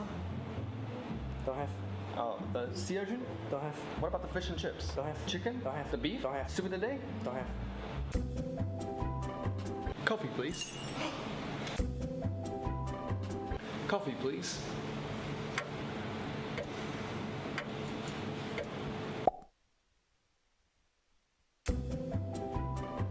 Hello, welcome to Bros. We don't sell wonton noodle here. Just kidding. Ui, baby, baby, baby, oh. Hey, just kidding, just kidding. I think I'll get the tiramisu and some private space, please. How about now? I'll grab the cheese. Will you marry me?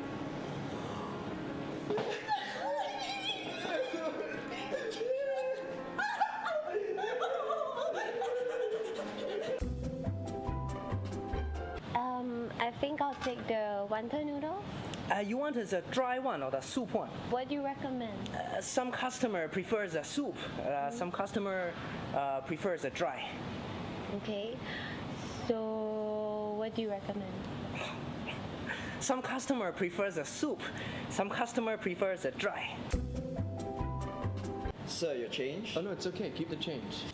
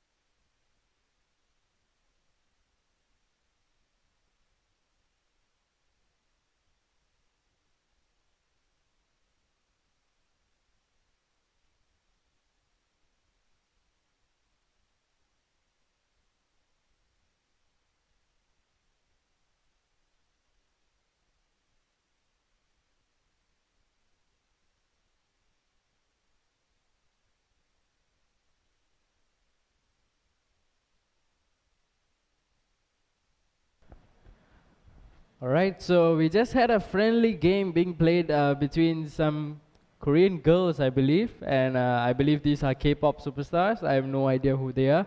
Not a big fan of K-pop, so yeah, looks like they had a game between the girl in the red t-shirt and the girl in the blue t-shirt. I have no idea, yeah, who these people are. So yeah, so just having some friendly games before we kick off our next round of matches, which is the lower bracket matches, which will be happening in just a few minutes.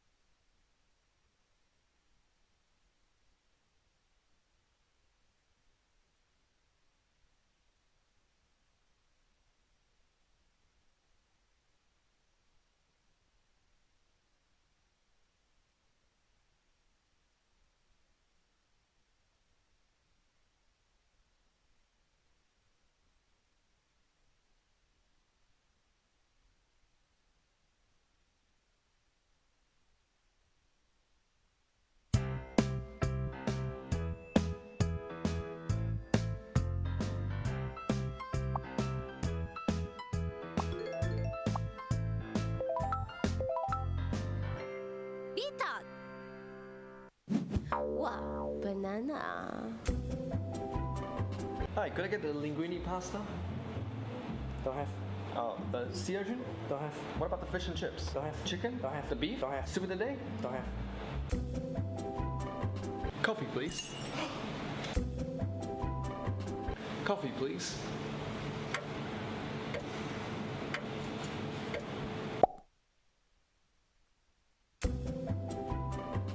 Hello, welcome to Bros. We don't sell wonton noodle here. Just kidding. Ui, baby, baby, baby, oh. Hey, just kidding, just kidding.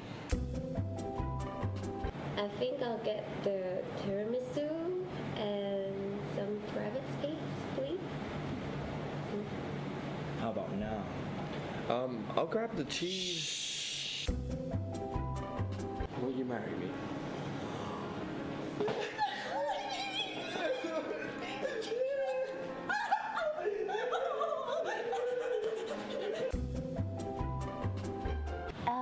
I think I'll take the wonton noodle. You want the dry one or the soup one? What do you recommend? Some customer prefers the soup. Some customer prefers the dry. Okay. So, what do you recommend? Some customer prefers the soup. Some customer prefers the dry. Sir, your change? Oh no, it's okay. Keep the change.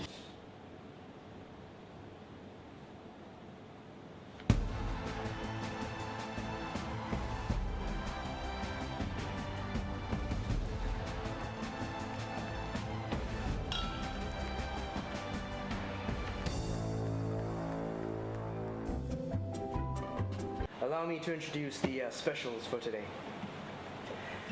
Sunny days, sunny eggs, tomatoes in the soup, and urchins from the berry.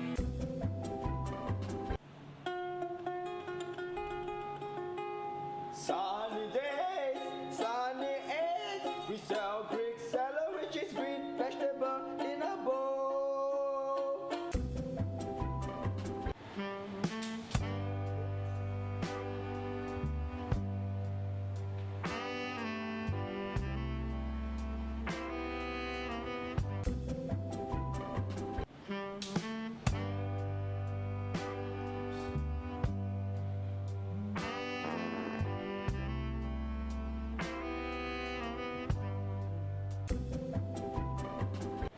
Nah, ma'am, your soup. Oh, thank you. Oui.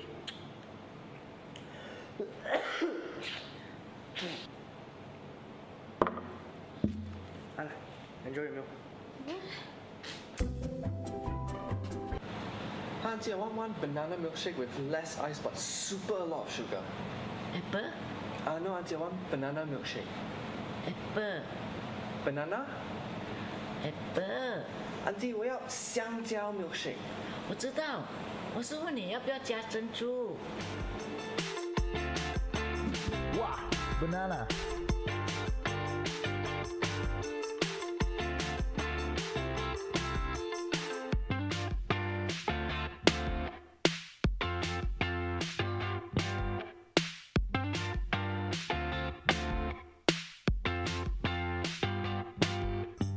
Hi, Auntie, I want one banana milkshake with less ice but super a lot of sugar.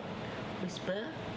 Auntie, 我要 one banana milkshake with less ice but super a lot of sugar. Wow, banana. Hey guys, 1, 2, 3, selfie! 1, 2, 3, selfie! Hey Terrence, do you want a donut? Thanks. Do you want a donut? Yeah. I do not think so.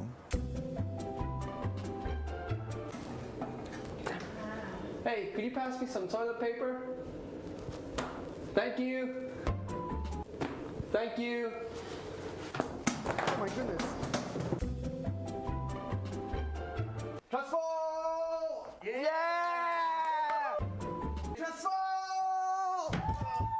Yeah! Hey bro, one bite eh? Thanks. Hey, one mouth. Sure.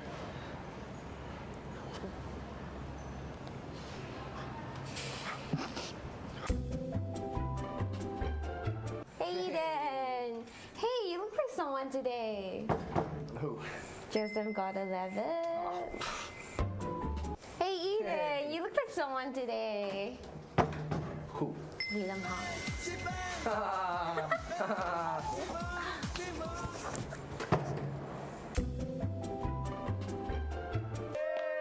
Make a wish, bro. Make a wish. All right. Make a wish. Just kidding, bro. Just kidding.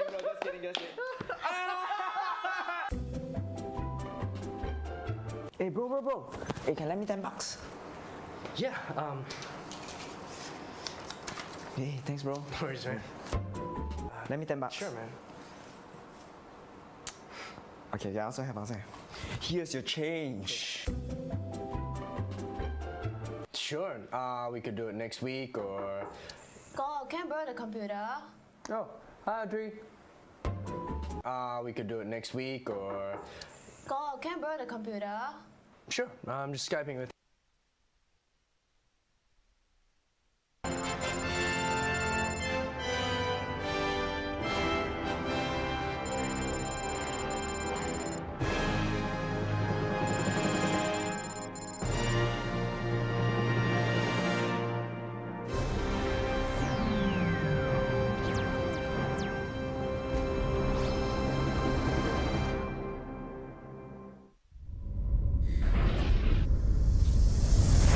Spearhead.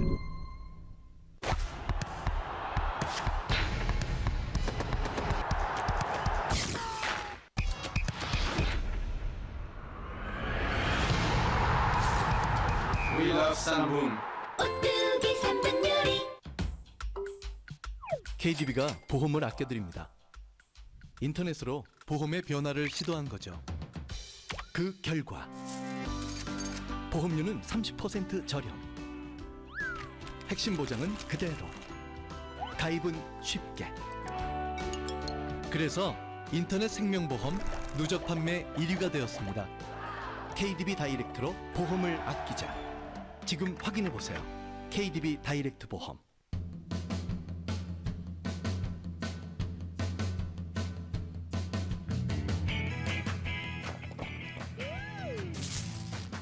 진짜 에너지 드링크 42.195.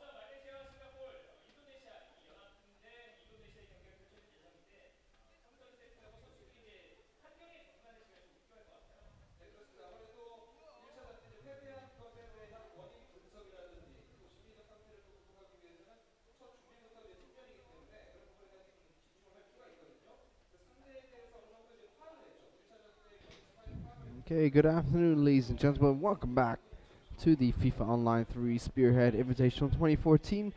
We're just waiting for the formalities on the Korean end to be completed, and once they are done, we'll be heading into the fourth game of today, which will be between the two teams that have been knocked down into the losers bracket, SingaMalaya, Malaya Singa, and Indonesia. They'll be playing off against next in a best of 3 format. And that will be taking place very shortly. And we'll be back once the two teams are locked in and ready to play.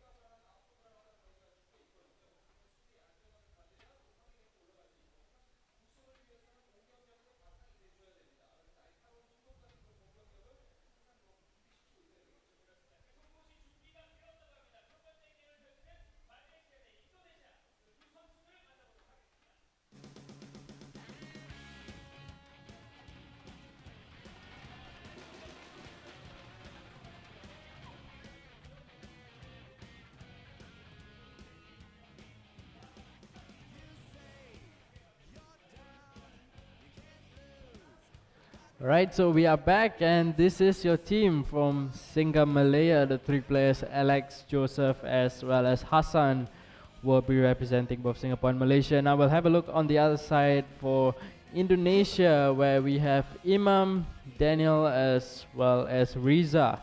These are your 3 guys, and I believe the first match that's going to be happening will be happening against Alex and Imam. This is the lower league match, which will be happening between SingaMalaya and Indonesia, and they'll be playing in a round robin format, and they've got to place first out of the 3 lower league teams in order to move on to the next round. The teams that come in second and third will be eliminated from this tournament, so lots at stake here, lots of prizes to be won, and each match you win is $2,000. Yeah, every single match that these players take, they win $2,000 of cash from the match itself. So there's a lot of stake. Not only is there national pride coming in from all of these teams, the chance to advance further into the competition as well, where there are more attractive prizes to be won, but also that personal satisfaction of taking somebody down and picking up $2,000 for themselves. So SingaMalaya will be playing up against Indonesia here.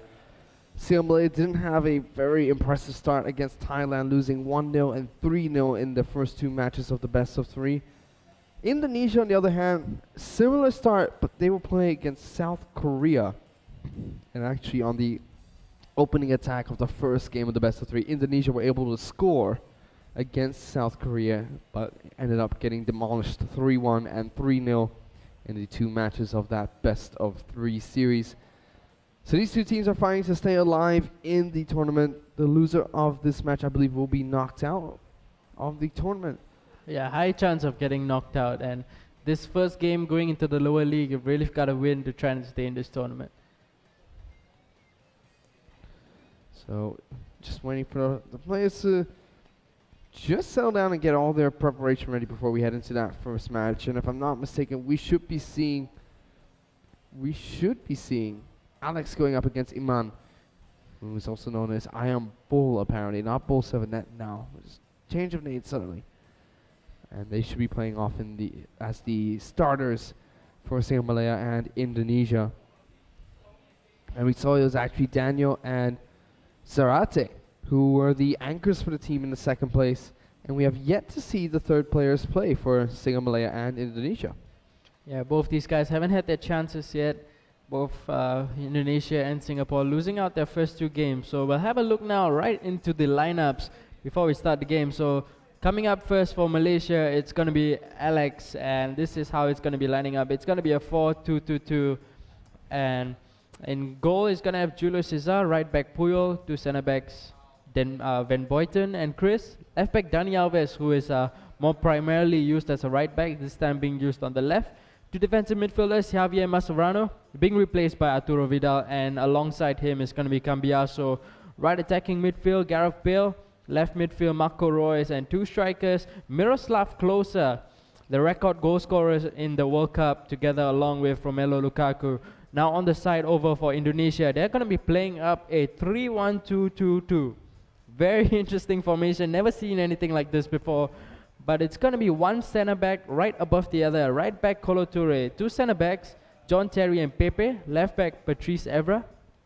Two defensive midfielders, Christian Poulsen and Steven Gerrard. Right attacking midfield, Andre Arshavin. Left attacking midfield, Aubameyang. And two strikers, Rooney and Tevez, formerly used to be playing together at Manchester United. But this is a formation that I've never seen before. And Indonesia's defense is very awkward here. 2-1-3. There's a lot of chances, and SingaMalaya are a team which like to use the flanks to cut into the center here. And you can see just in between, just to the left and right of John Terry for Indonesia's defensive lineup, there are huge gaps which SingaMalaya could capitalize on to cut in. And then even bigger gaps in between Pepe, Evra, and Torre there, where they could cut in and potentially go for a shot on goal. This is very, very awkward formation coming in from Indonesia. Yeah. That's a good point you brought up there, and this gap is definitely going to be exploited by Alex, who really likes to control the ball on the wings and bring it infield. As well as if you look further up front, Andre Arshavin and Aubameyang, they're really out wide, both on the left and right, and they're not going to be going back to defend. So these two attacking midfielders which Alex has on his side, he's gonna try and penetrate through both those sides, because there's not going to be enough midfield players who will be able to defend the wings. And Alex definitely has a good chance at this, just looking at the way both teams are lining up. So we will be heading into the first match of the day here. Sorry, the first match of the losers bracket. Fourth best of three series here between SingaMalaya and Team Indonesia. First match will start very shortly. As you can see, Malaysia and Indonesia on your screens there. Both teams are ready. Counting down ahead to kick off there. You have to see which team's tactics work out for them better here. And the Malaysian, interesting because this was, as we mentioned at the start of the tournament, the players are drafted into different teams, so no team can have similar players, making it a little bit more interesting in this tournament. Yeah, we've never had this kind of format before.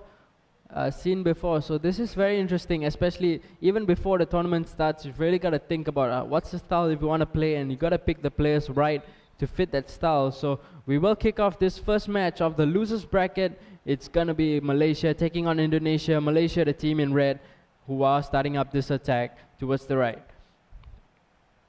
We have Gareth Bale in possession of the ball, might be looking to go for the cross. That's a very good cross actually, and Miroslav Klose almost getting his head onto it, almost scoring an early goal over for Malaysia. Just evaded, the ball just evaded him there, but looks like now Indonesia will now go on the counter-attack with Rooney down the left, going back to Arshavin.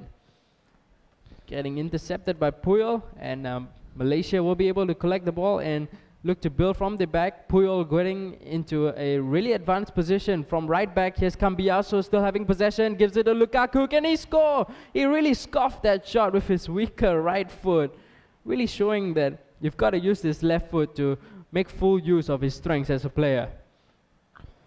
You will see how in the tactics area we saw that Indonesia were using an ultra defensive formation and tactical plan. And that's really being shown against SingaMalaya here. Every single player is clustered around that 18-yard box. And SingaMalaya, as you mentioned earlier, is the only team that hasn't been able to score yet. So this might frustrate them a little bit even, potentially working out to Indonesia's advantage here. And once again, Indonesia trying to hold up the ball there, something which they've been doing in all the games they've played so far. And a lot of these teams like to just go for those lightning fast passes, keep the ball moving and not under the feet of one player for too long of a time. But Indonesia like to hold it up for a long time, but SingaMalaya might have a chance here. It's still offside being called out from the referee there. It's barely offside. Looks like the game plan has been to send crosses into Klose, and Klose is a really good player who is, even though not as tall as Lukaku, he is really good in the air. So that's been the game plan so far for Alex going into this first game. And so far, he's had 2 chances made out for Closer already. Just hasn't had a shot in on goal yet. But I'm sure it'll be coming really soon. But here we have Indonesia going for the attack down the right side. Aubameyang getting ahead of Dani Alves.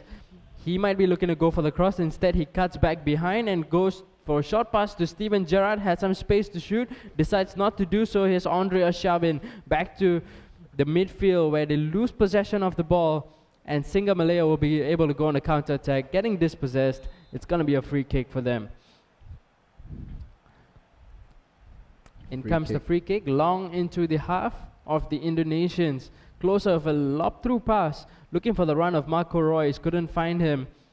So Indonesia will now look to go on the attack down the left with Arshavin, back to Rooney. Well played, but Cambiaso was at the right position. Yes, to intercept away from the striker. Can Closer get there ahead of Kolo Toure? Yes, he can, but the referee blows for a foul. And it's going to be a free kick towards Indonesia. Free kick coming up from Indonesia. So far, that ultra defensive tactic has been working for them so far. SingaMalaya have had no chance to open up a good avenue of attack just yet.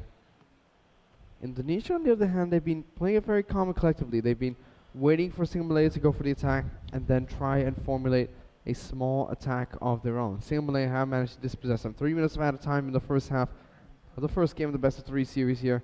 Close on the ball, passes it back. Gets it over to the right-hand flank. This is where SingaMalaya wanted to be. Gareth Bale with a nice little spin move there. Zidane coming from Gareth Bale to try and get past the defense. He's going to go for the cross. Mirka Coles takes a header straight into Dida's arms, though. It gets parried over the crossbar for a corner, I believe. Again, we see the crosses are coming in and aimed at Closer. He's really good in the air, and he makes the goalkeeper work. It's going to be a corner now, which Malaysia will take short. Here's Esteban Cambiaso losing possession of the ball. Really wasted opportunity. Could have made better use of the corner, but that will bring an end to the first half in this first match between Malaysia and Indonesia. Ending the first half 0-0. Just 1 shot on goal coming in for Malaysia, that last chance in the first half, whereas for Indonesia, they haven't had a sniff at goal at all. End of the first half in this best of 3 series here. SingaMalaya will definitely want to score a couple of goals at least. As you mentioned earlier, they're the only team that have not scored in this tournament so far. And they'll be hungry for that first goal, first blood, so to speak, for SingaMalaya. The kickoff here for Indonesia. And once again, Indonesia holding the ball very calm and collectively.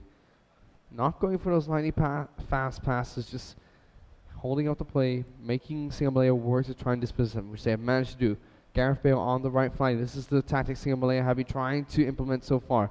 Working the ball down the right flank and then cutting in towards midfield. Will they go for that cross again for Close? He's positioned around the 6-yard box. Does get dispossessed, but that should go out for corner, which should be another short pass here for SingaMalaya.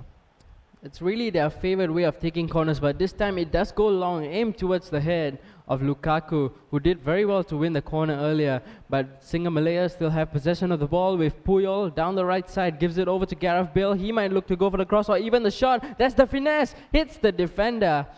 And goalkeeper was not troubled. It's getting cleared off from defense, and they will now look to go on the attack. Lots of space down the left for John Terry of all people to run into, but the ball is going to go out. And it's going to be a throw-in for SingaMalaya. Such a surprise to be seeing a centre-back running all the way down left midfield to join in the attack. So it looks like Alex will be looking to make some changes, probably some substitutions perhaps, to bring in some fresh legs. Closer has been doing pretty well, finding some space to get in a couple of shots on goal. But so far for me, Lukaku has been a little disappointing, leading the attack up front together with Closer. He might look to change it up. He still has a couple of strikers over on his bench, but looks like he's not going for a substitution. Instead, he's just going to make a formation change, and we'll look to see how it's going to be shaping up. Seems like it's still sticking up to a 4-2-2-2, but probably a bit more focused on the attack. Now he goes for the attack down the middle. Here's Lukaku, lob through pass towards Closer. The defender was able to intercept and clear away. Now chance for Indonesia to go on the attack. Indonesia now dribbling down that right-hand flank. Tevez on the ball. Once again, trying to hold up the play for as long as possible. This is what they need to do because they have such a defensive formation.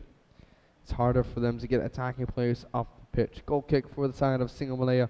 70 minutes into the game so far. Nobody has scored a goal as of yet. And that, if this trend continues, it would be the first game in the Spearhead Invitational, whereby we will be heading into extra time, I believe.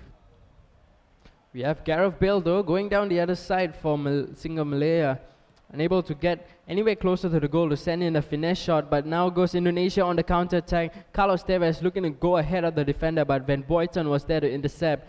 Now chance for SingaMalaya to go down the right with Gareth Bale. He has two strikers waiting in the middle. He might decide to pass. Here's Lukaku. Angle was too acute there to send in a shot, but he's going to win himself a corner, which Marco Reus will look to take into the box. He does send it in. That's Lukaku looking to meet the header, or rather meet the ball with a header. Unable to do so. Vidal will still keep possession for SingaMalaya. Still looking to carve an opportunity by splitting the defense, but instead Patrice Evra does really well to put in some pressure and bring the ball out of the box. Gareth Bale losing out again to Evra. And chance now for Indonesia to go down the other end. Bolson to Gerrard. Kolo Toure finds Aubameyang down the right flank, gives it to Tevez. Space ahead of him. If he can outmuscle Chris, unable to do so, Dani Alves will bring it out for SingaMalaya. That's a good exchange of passes in midfield. And Closer will now look to build the attack, but Vidal loses the ball. Rooney gives it back to Vidal, and Bale is now down the right side. Closer and Lukaku are in the box waiting for the headers. Yes, Lukaku looking to go for the shot. He gets blocked off by his own teammate Closer. And the referee blows for full time, ending the game 0-0. That was the last opportunity of the match for Alex to grab a goal. But it ends 0-0 and we'll go into extra time to find out who will be able to walk away with the win in this first match of the best of three between SingaMalaya and Indonesia. Has been an interesting game so far. Neither team really able to come up with a concrete avenue of attack just yet. Alex does seem like he wants to change a few settings once again. Try and throw his Indonesian opponents off guard a touch. Let's see what they can do here. So both the players still looking pretty focused. Indonesia especially not looking to make any changes whatsoever. Alex is the one who is taking his time to make a change, and some posters even for Joseph. Looks like he has his own fans as well. But here comes the substitution over for SingaMalaya. Out goes Miroslav Klose and Lukaku. In comes Del Piero as well as Mario Gomez. Both the strikers going out to make way for Gomez, who's a really good target man, and Perlo, or rather Del Piero, will be looking to make some chances over for the big man, Super Mario. Alex still making some changes here, so that might not have been everything that he wanted to implement. Yeah, this is his last pause. Yeah. So he can't make any more changes after this, but we are underway into extra time between SingaMalaya and Indonesia. We have in possession Marco Reus, gives it to Bale. Bale sends in across towards Gomez. Again, just looking to play those crosses into the big target man who is sitting in the box and just waiting to chest down the ball or even score from headers. Here's Del Piero now playing down the left side for SingaMalaya. Gets out-muscled by Kolo Toure, but he wins a free kick for himself. We'll look to see if he takes a direct shot out of this, or he will look to send it into the box with a cross. Looks like he's going to go for a short pass. Here's Marco Reus with space. Is he going to shoot? He goes for it. Finesse was too weak though, and the goalkeeper was there to just collect the ball pretty easily. These teams need to take a note from the Koreans' playbooks here, because so far South Korean team have been spot on with their set pieces, especially with their free kicks right outside the 18-yard box. Now SingaMalaya have managed to win the ball back. And that is it. That ends the first half of extra time between SingaMalaya and Indonesia. Score still remains 0-0. 15 minutes left in extra time. If we still don't find a winner, we'll go into the penalty shootouts to find out who's going to win this game. This chance was over back in the first 90 minutes of regulation time. These few chances which you are seeing right now. So we'll go into the second half of extra time now. Finally, Indonesia will look to make some changes, bring in some fresh legs for the second half of extra time. Esa is making some quick changes, I believe. See what he decides to pull out against the SingaMalaya team here. And as we saw, so far Indonesia have been using that ultra defensive strategy to try and lock down SingaMalaya's attack. It has been pretty successful so far as well. SingaMalaya have not had the opportunity to formulate a concrete avenue of attack just yet. So double substitution comes in come Luis Fabiano as well as Nicholas Anelka for Indonesia. And this will add much needed pace in the form of Anelka and lots of strength in Fabiano. We'll have Rooney now going down the right side for Indonesia, looking to build an attack, but Dani Alves is there to intercept, and SingaMalaya will now look to go on the counter attack with Vidal. If he can find a good pass, he gives it over to the right side where Puyol is. It's Mario Gomez waiting for the runs of the players on the sides of him. Neither of them made a run. He almost lost the ball, but SingaMalaya have it back with Del Piero. Very good turn to find some space. Here's Gomez looking to chest the ball down.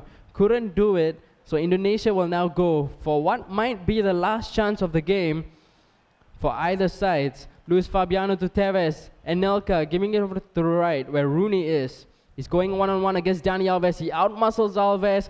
Holds the ball, still waiting for the right chance to send in the cross. And that's going to be a foul. Free kick for Indonesia in the last minute of the game. This could be devastating for SingaMalaya. The last minute left. They have a free kick right outside 18 yards. Gonna whip in close to that 6-yard box. Nicely defended coming from SingaMalaya, but now it's a corner kick for Indonesia. Let's see if they can do the same here as what they were trying to do with that free kick. Short pass for Indonesia. Tevez on the ball. He's gonna stop and hold it up once again. Only a minute left. He needs to try and make something happen now. It's gone off to John Terry. John Terry dribbling it out, tries to pass it back. Goes back to Steven Gerrard. Steven Gerrard to Tevez. Tevez still dribbling outside the 18-yard box, trying to turn away from Puyol, trying to confuse him a little bit, it seems. There's not much time left on the clock. He needs to make his move now if he wants to. He's just not going for the win. He feels like he has a higher chance if he goes into the penalties. So that's why he's just holding on to the ball, still waiting to pass it around instead of just sending it into the box. Because if he sends it into the box, Alex might have a chance to go on the counter-attack. But the referee blows for full time. It ends 0-0 and we'll be going into the penalty shootouts to find out who wins this match between Alex and Imam. Actually, it's not Imam, it's Riza, I believe. So SingaMalaya against Indonesia, game number 1 will be going into penalty shootouts. Time and time again, Alex being frustrated. Goalkeeper making a couple of good saves as well as a few shots which he put wide. So this is the first penalty. Marco Reus against Dida. Pressure on both sides. Marco Reus puts it to the left. Goalkeeper going the wrong way. 1-0 to Malaysia. Wayne Rudy up next for Indonesia. Against Julio Cesar. Let's see if Indonesia can equalize that 1-1. And he doesn't. Malaysia actually managed to save the penalty shot, the weak shot coming in from Indonesia. Now they're leading 1-0.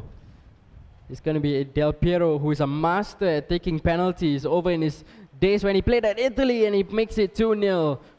Put it past the goalkeeper, too much power on that shot, and goalkeeper couldn't get his hands onto it. Now here's Steven Gerrard going up against Julio Cesar, puts it down the middle with a cheeky lob shot. Goalkeeper goes to his right and couldn't make the save. It's 2-1. Vidal to extend the lead, trying to make it 3-1 for SingaMalaya. Fantastic save from Dida, diving to the top right, getting one hand onto it. Saving grace for Indonesia there. Now Tevez, he needs to put this one in to bring Indonesia back level with SingaMalaya. Taking his time with this one, deciding where he's going to take the shot at. He goes for it, and that gets saved again by SingaMalaya. Second clumsy penalty shot coming in from Team Indonesia there. And SingaMalaya once again leading by 1 goal. We have Chris, who is a center back. He's the one going to be taking the shot, and he puts it in, making it 4-1. If Alex makes the next save, SingaMalaya will win this game. Pressure is on for both teams here. SingaMalaya trying their best to fake out the Indonesia striker. Here he goes for the shot. Weak shot again, but manages to slip through to the back of the net. This is go time, crunch time for SingaMalaya though. Gareth Bale has to hit this shot to secure the first match of the best of 3. He goes for it and he gets it. SingaMalaya win the penalty shootout with a really quick shot coming out of SingaMalaya in that final penalty kick. Yeah, really powerful shot from Gareth Bale. Looks like it might hit the crossbar and even come out, but it hit the underside, went in. And so Alex brings the victory over for Team SingaMalaya. They win this first match of the best of 3 between SingaMalaya and Indonesia. We'll go into game number 2 pretty shortly, and I'm sure that's going to be Zarate who's playing in the second game.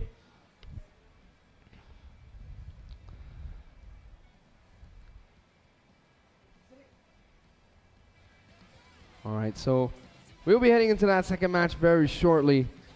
As we did see that SingaMalaya finally picked up their first win here in the FIFA Online 3 Spirit Invitational 2014, but still haven't scored a single goal, except for in the final penalty shootout. Yeah, they really got frustrated in this game against Indonesia, where we saw the Indonesian player was really trying to waste time quite a bit with those, just stopping the ball and playing it around the corner flag. So kind of frustrated Alex, but I'm sure Joseph can do better in the next game. Alrighty, so we're just gonna wait for a couple minutes here, wait for the next 2 players to set up, and we'll be back with more English commentary of the FIFA Online 3 Spearhead Invitational 2014 in just a few moments.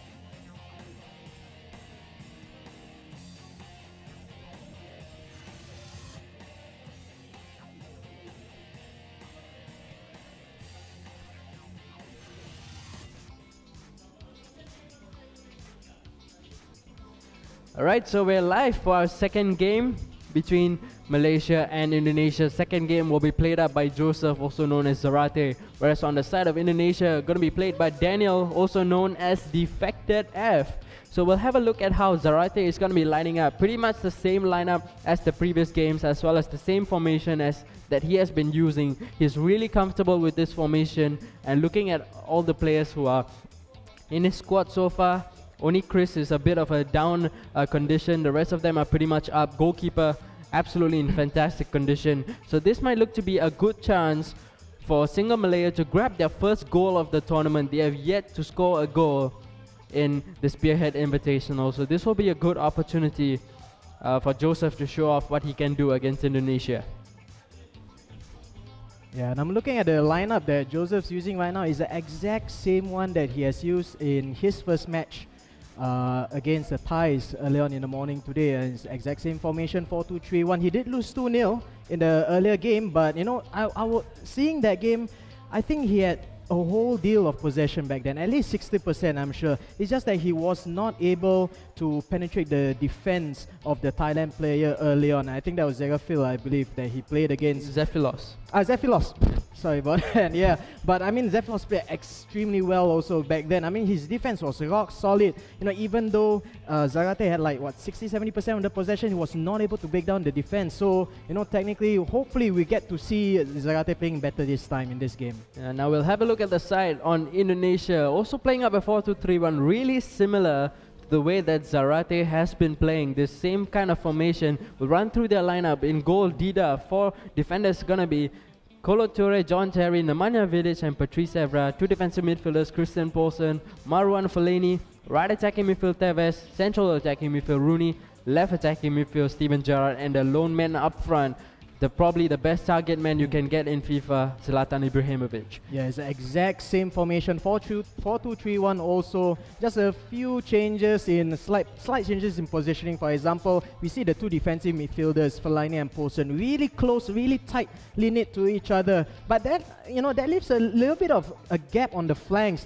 Evra and Toure on the right side. Kolo Toure, you know, not really well known as a fullback, you know, and he's the right back at this moment, and he has to cover a lot of ground right in front of him. So, you know, if Zarate sees the formation, if he sees the space on the flanks, I presume that is where he will get the focus of attacks coming from. Especially since he's going to be playing Gareth Bale as the right attacking midfield, Marco Reus left attacking midfield, or rather Edison Cavani. He can cut in, look to go for those finesse shots, which Joseph is really, really good at.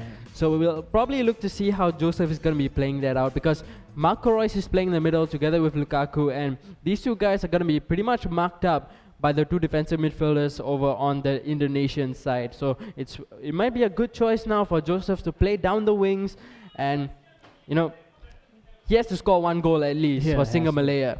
They've been to Korea, they're playing in Korea right now. To come back with not even a single goal, that would be quite a bit of a disappointment for them. Yeah, I mean, they have the win earlier on through penalty, so, you know, a win is a win is a win. You just take the points however you get it. Yeah, but it will, you know, be a huge boost to the morale to finally score a goal. And I think of all the players that the SingaMalaya team has, I think Zarate has the best chance of doing it. And yeah, hopefully we'll see a lot more goals than we have in the first game early on. Yeah, so we're going to have kickoff happening right off. We'll have Zarate using up the blue kit of Inter Milan, kicking off towards the right. Here we have possession. Edison Cavani with the ball, looking for the run of Gareth Bale, and he was just a little too far. Couldn't find him there, but Edison Cavani will win it back. Here's Marco Reus going down the middle. Bale is down the right. He has 2 options in the middle to cross to. Decides not to, still having possession of the ball, goes back to his right back. Carles Puyol. Dani Alves now on the left side. Reus once again. Cavani eventually losing the ball out to Kolo Toure, and it's going to be a throw-in for Indonesia. Yeah, we see the play style of Zarate right here, really obvious play style. He keeps possession. Gareth Bale was all available on the right-hand side, but he's trying to get the ball onto his favorite left foot. When he did that, there wasn't any space to do for a cross, so he passed it all the way back to the right back, Carlos Puyol, and started to build up play yet again. We're going to have another opportunity now. Here's Gareth Bale going for the finesse shot. Going well wide of the post though, even though it was on his favorite left foot. This time Bale was cutting right into the middle, joining up the attack in the middle together with Lukaku, but couldn't make full use of that opportunity. But Joseph will get another chance to go again down the left side with Dani Alves rampaging forward as the left back. And he will not be looking for the cross. Instead, he goes for a short pass to Mascherano, and Joseph loses the ball. Can he get it back with Cambiaso? Yes, he can. Now he can go for the attack again down the left with Cavani. Going one-on-one against John Terry, getting ahead of him. Is he going to go for a cross? Goes for the short pass. Here's Mascherano to Lukaku. Still not going for the shot. Here's Cavani now getting intercepted in possession of the ball by Kolo Toure, and Indonesia will now bring it out of defense for a chance on the counter-attack with Wayne Rooney, but he's going for a really slow build-up, not going for those quick passes into the offensive third. Now he has a good run being made on the left side by Steven Gerrard. Well played to him by Evra. Here's Ibrahimovic, space to shoot. Ibrahimovic still having the chance. Second chance not being taken by the other striker. So now Joseph will now bring it further forward with Cavani going down the left. He's definitely going to outrun Kolo Toure with the ball. Here's Cambiaso finding Cavani. might go for the pass to Lukaku. Instead goes for the fake shot and ends up not having a shot at all. And Indonesia will win it back and look to build on the attack. Yeah, the decision making by both these players really passive though. There's no aggression that we always see from Zarate in the previous competitive matches. He tries to go for a fake shot and builds up the play really slowly down the flanks on the left hand side. Kolo Toure and the right-sided centre back for the Indonesian team, John Terry, they don't have the speed. They have the power to outmuscle Edison Cavani, but they don't have the speed to counter both Alves and Cavani. And look at that again a fantastic through ball down the left side for Cavani, beating Kolo Toure for speed. Yeah, in comes the cross going in towards Lukaku. This time the big striker couldn't get it towards goal, so Steven Gerrard will now bring the ball out for Indonesia. Lob through pass, finds Tevez down the right side. He's gonna go one-on-one against Chris. He will cut back outside and he's had an opportunity to cross, not going for it just yet. Does a little shimmy but couldn't get it past the defenders. Indonesia losing our possession, but the referee blows for half-time. It ends 0-0 in the first half. Joseph for SingaMalaya definitely having a better half in this first half. Yeah, exactly. I think Joseph have had more of the possession and has a lot more attacking chances than his Indonesian opponent. But there were two occasions where his defenses kind of failed him. He was, he got the ball, he made a good tackle, but he refused to clear the ball away, and that gave a lot of unnecessary scares for the Singaporean player. I think that he should have just cleared the ball out immediately out of the box at least, and get it into safety at least. Yeah, so the second half is underway and Indonesia are on the attack down the right with Ibrahimovic. Not really in the box, but here's Tevez, has the opportunity. He just held on to the ball a little too long. Had a really good chance to send a shot in. Goalkeeper was not also at the best of positions to cover that shot, but just held on to the ball for too long. And the chance goes begging. Now chance for Joseph to go down the other end and go for the attack, but he loses possession of the ball. This Joseph that I'm seeing playing this game is not the usual kind of style that you see him playing. He just seems a little nervous, I would say. Yeah, I mean, doing the championship, granted it is a 3v3 championship, but him playing as a captain of One Fat Burden, really aggressive play style, we're not seeing that at all from him in a 1v1 setting. So, I hope that maybe he's trying to be a little bit more passive because he knows he has all the possession in the world. But, there's no penetration yet again in this game. It's the exact same thing that has happened in the previous game. It's a really good pass now for Ibrahimovic. One-on-one with the keeper, turns inside. What a turn away from the defender, puts it into the back of the net, making it 1-0 for Indonesia against the run of play. You really would have expected Joseph to have been having the lead, but instead he lets one in off a lob through pass coming in from midfield, and what a turn away from the defender it was from Ibrahimovic. This goal has been coming since the first half. Defected has shown time and time again that he is really good on the counter attack, and Zarate with his poor defending, basically this has happened 4 times over the whole course of the match, and all 4 times he has defended really poorly. Zarate, all the possession in the world, but when you get counter attacked just like that by Defected, the Indonesian player, and Zarate was not able to to deal with that. And we have another attack on the left hand side. Look at the amount of space there in the middle for this player. Yes, it's Carlos Tevez going one-on-one against Daniel Van Boyten. He does really well, the Belgian, just to outmuscle the little Argentine. And Joseph will now bring it out of defense. Marco Reus in the middle hasn't been effective so far. He will now give a long pass over to the left side where Edison Cavani is. He will look to go for a short pass, I believe. Yes, he will, but instead he gives it very carelessly away to Zlatan Ibrahimovic, playing a lob pass over to Carlos Tevez on the right. And they will now look to go on the attack down the middle. But Mascherano comes in with a really important interception. There's Cavani. He's onside. He's going to go in towards goal. Is he going to go for the pass or the shot? Cavani cuts back outside. Still having possession. Not going for the shot. Marco Reus giving it to Bale and eventually losing out. Joseph really has got to be ruining his chances there. Really should have scored that goal. Yeah, that was a fantastic opportunity to get the equalizer, but absolutely waste that opportunity. One-on-one Edinson Cavani, even at that tight angle, he's known to score. So he should have at least gotten a shot off or a pass. But deciding to cut it back into the path of a defender, I think that was a really bad choice by the Singaporean player. Joseph has only 1 minute left to try and grab an equalizer. This will be his last chance, and instead the referee blows for full time. No injury time. It ends 1-0 in favor of Indonesia. this matchup is tied at 1-1. We'll be going into a game number 3 to decide the winner between Indonesia and SingaMalaya, but Joseph has got to be so disappointed with this result. Yeah, credit to Defected though. He he defended pretty decently, but his counter attacks, those were his strong points. The goal that he got was off, a really quick passing movement. Transitioning from defense to attack was fantastic by the Indonesian player. And there were 2 opportunities for Defected to score. There were 2 one-on-one challenges at first, at the start of the second half.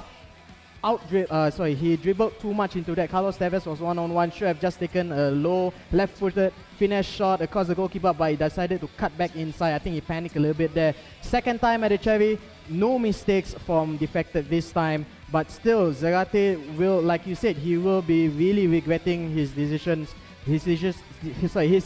making in this match, because there was so many opportunities for him to get SingaMalaya's first goal.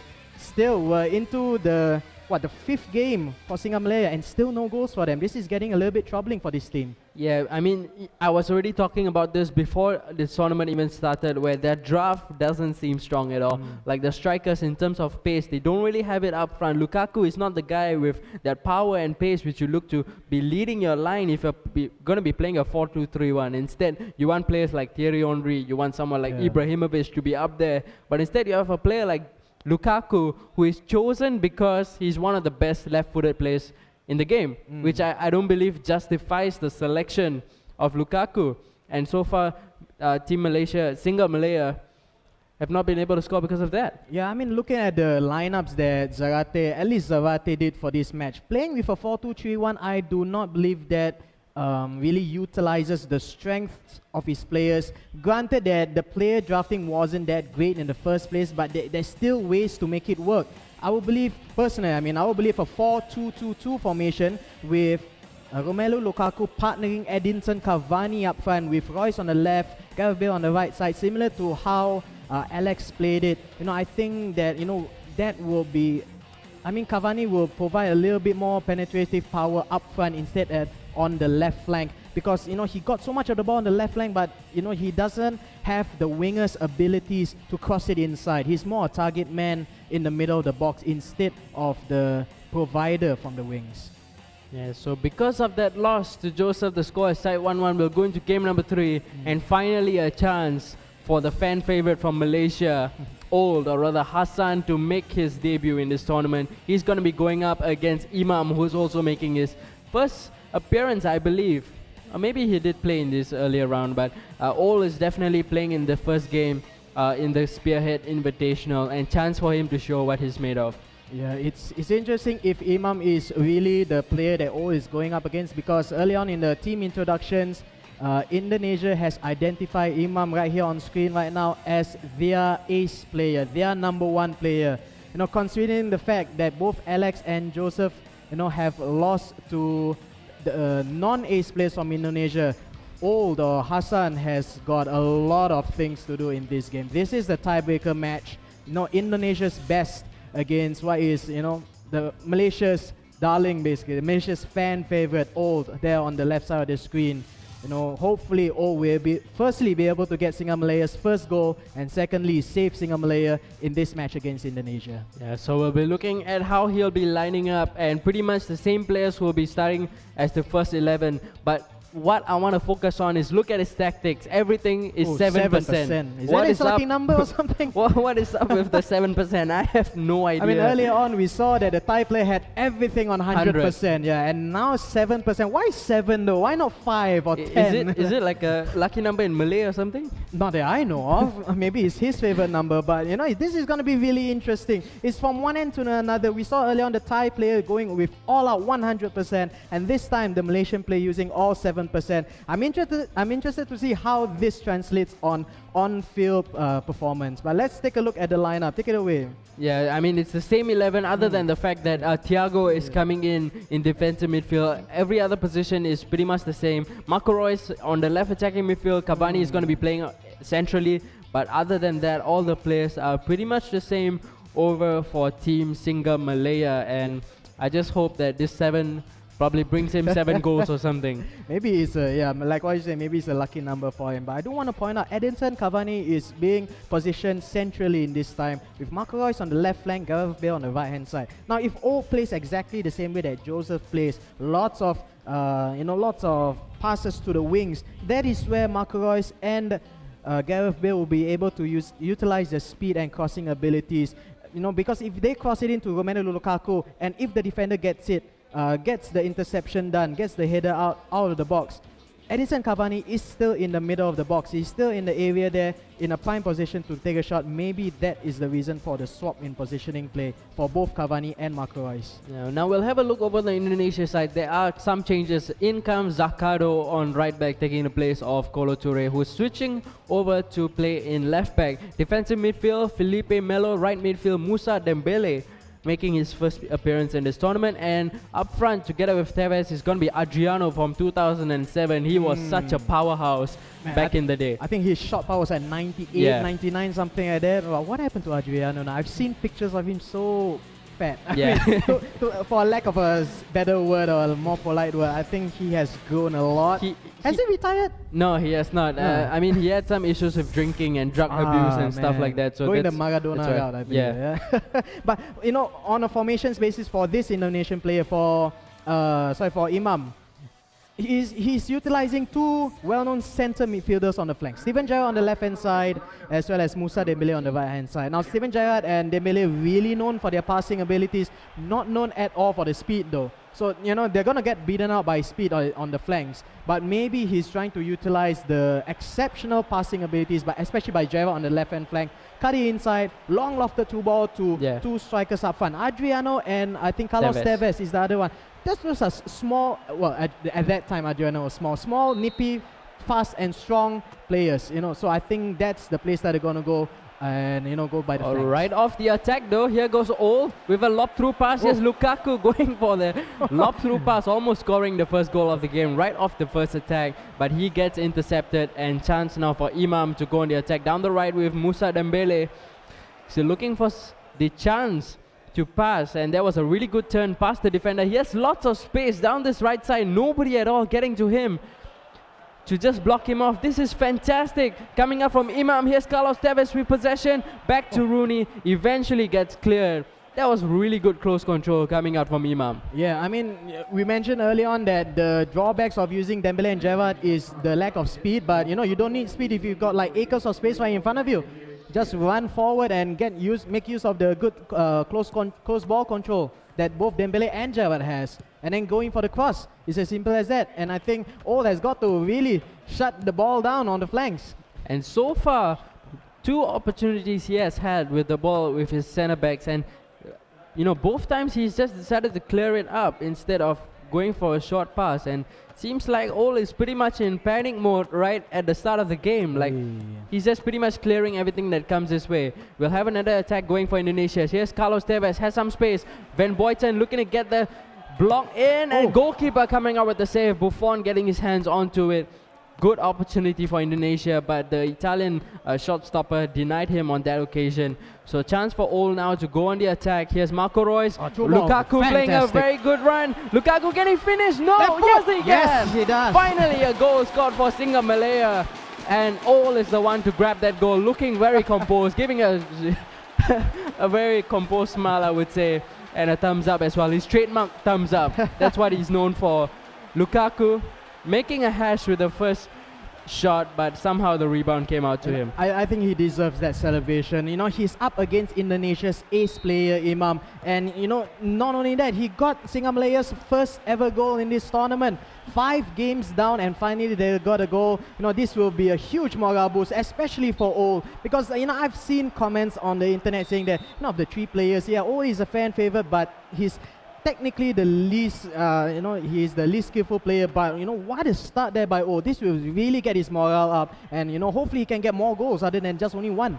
Yeah, hopefully just earlier in the game he was pretty much on panic mode. Hopefully he does get his composure back to himself, and he just keeps his cool for the rest of the game. But there we go. That ball down the middle was absolutely fantastic as well. Yeah, really good vision there just to see that pass. But here go Indonesia, Adriano with no the run. foul. But that was a really well-timed challenge was, coming yeah. in from the defender. And now lob through pass over to the right side where Gareth Bale is making the run. He's going to go up against Vidic, and Vidic just pushes him away. Get away, you fly. And Indonesia will bring it out of defense. You know, world's most expensive player, not a problem for a player like Nemanja Vidic, the former Manchester United captain, showing the strength that he's so well known for, and just brushes Gareth Bale aside. And you know, now we see a counter-attack move. Imam slows that pace down, passes all the way back to defenders instead, and loses the ball to Lepe Melo. Another counter-attack by Ole at the moment, with Lukaku in the middle. You know, the past 10 minutes of the game, Ole has been defending much better than he did in the first 10 minutes. And the referee does blow for half-time. So going into the half, or rather into the break, Ole is leading 1-0 against Indonesia. And what a boost it is for him to score the first goal for SingaMalaya.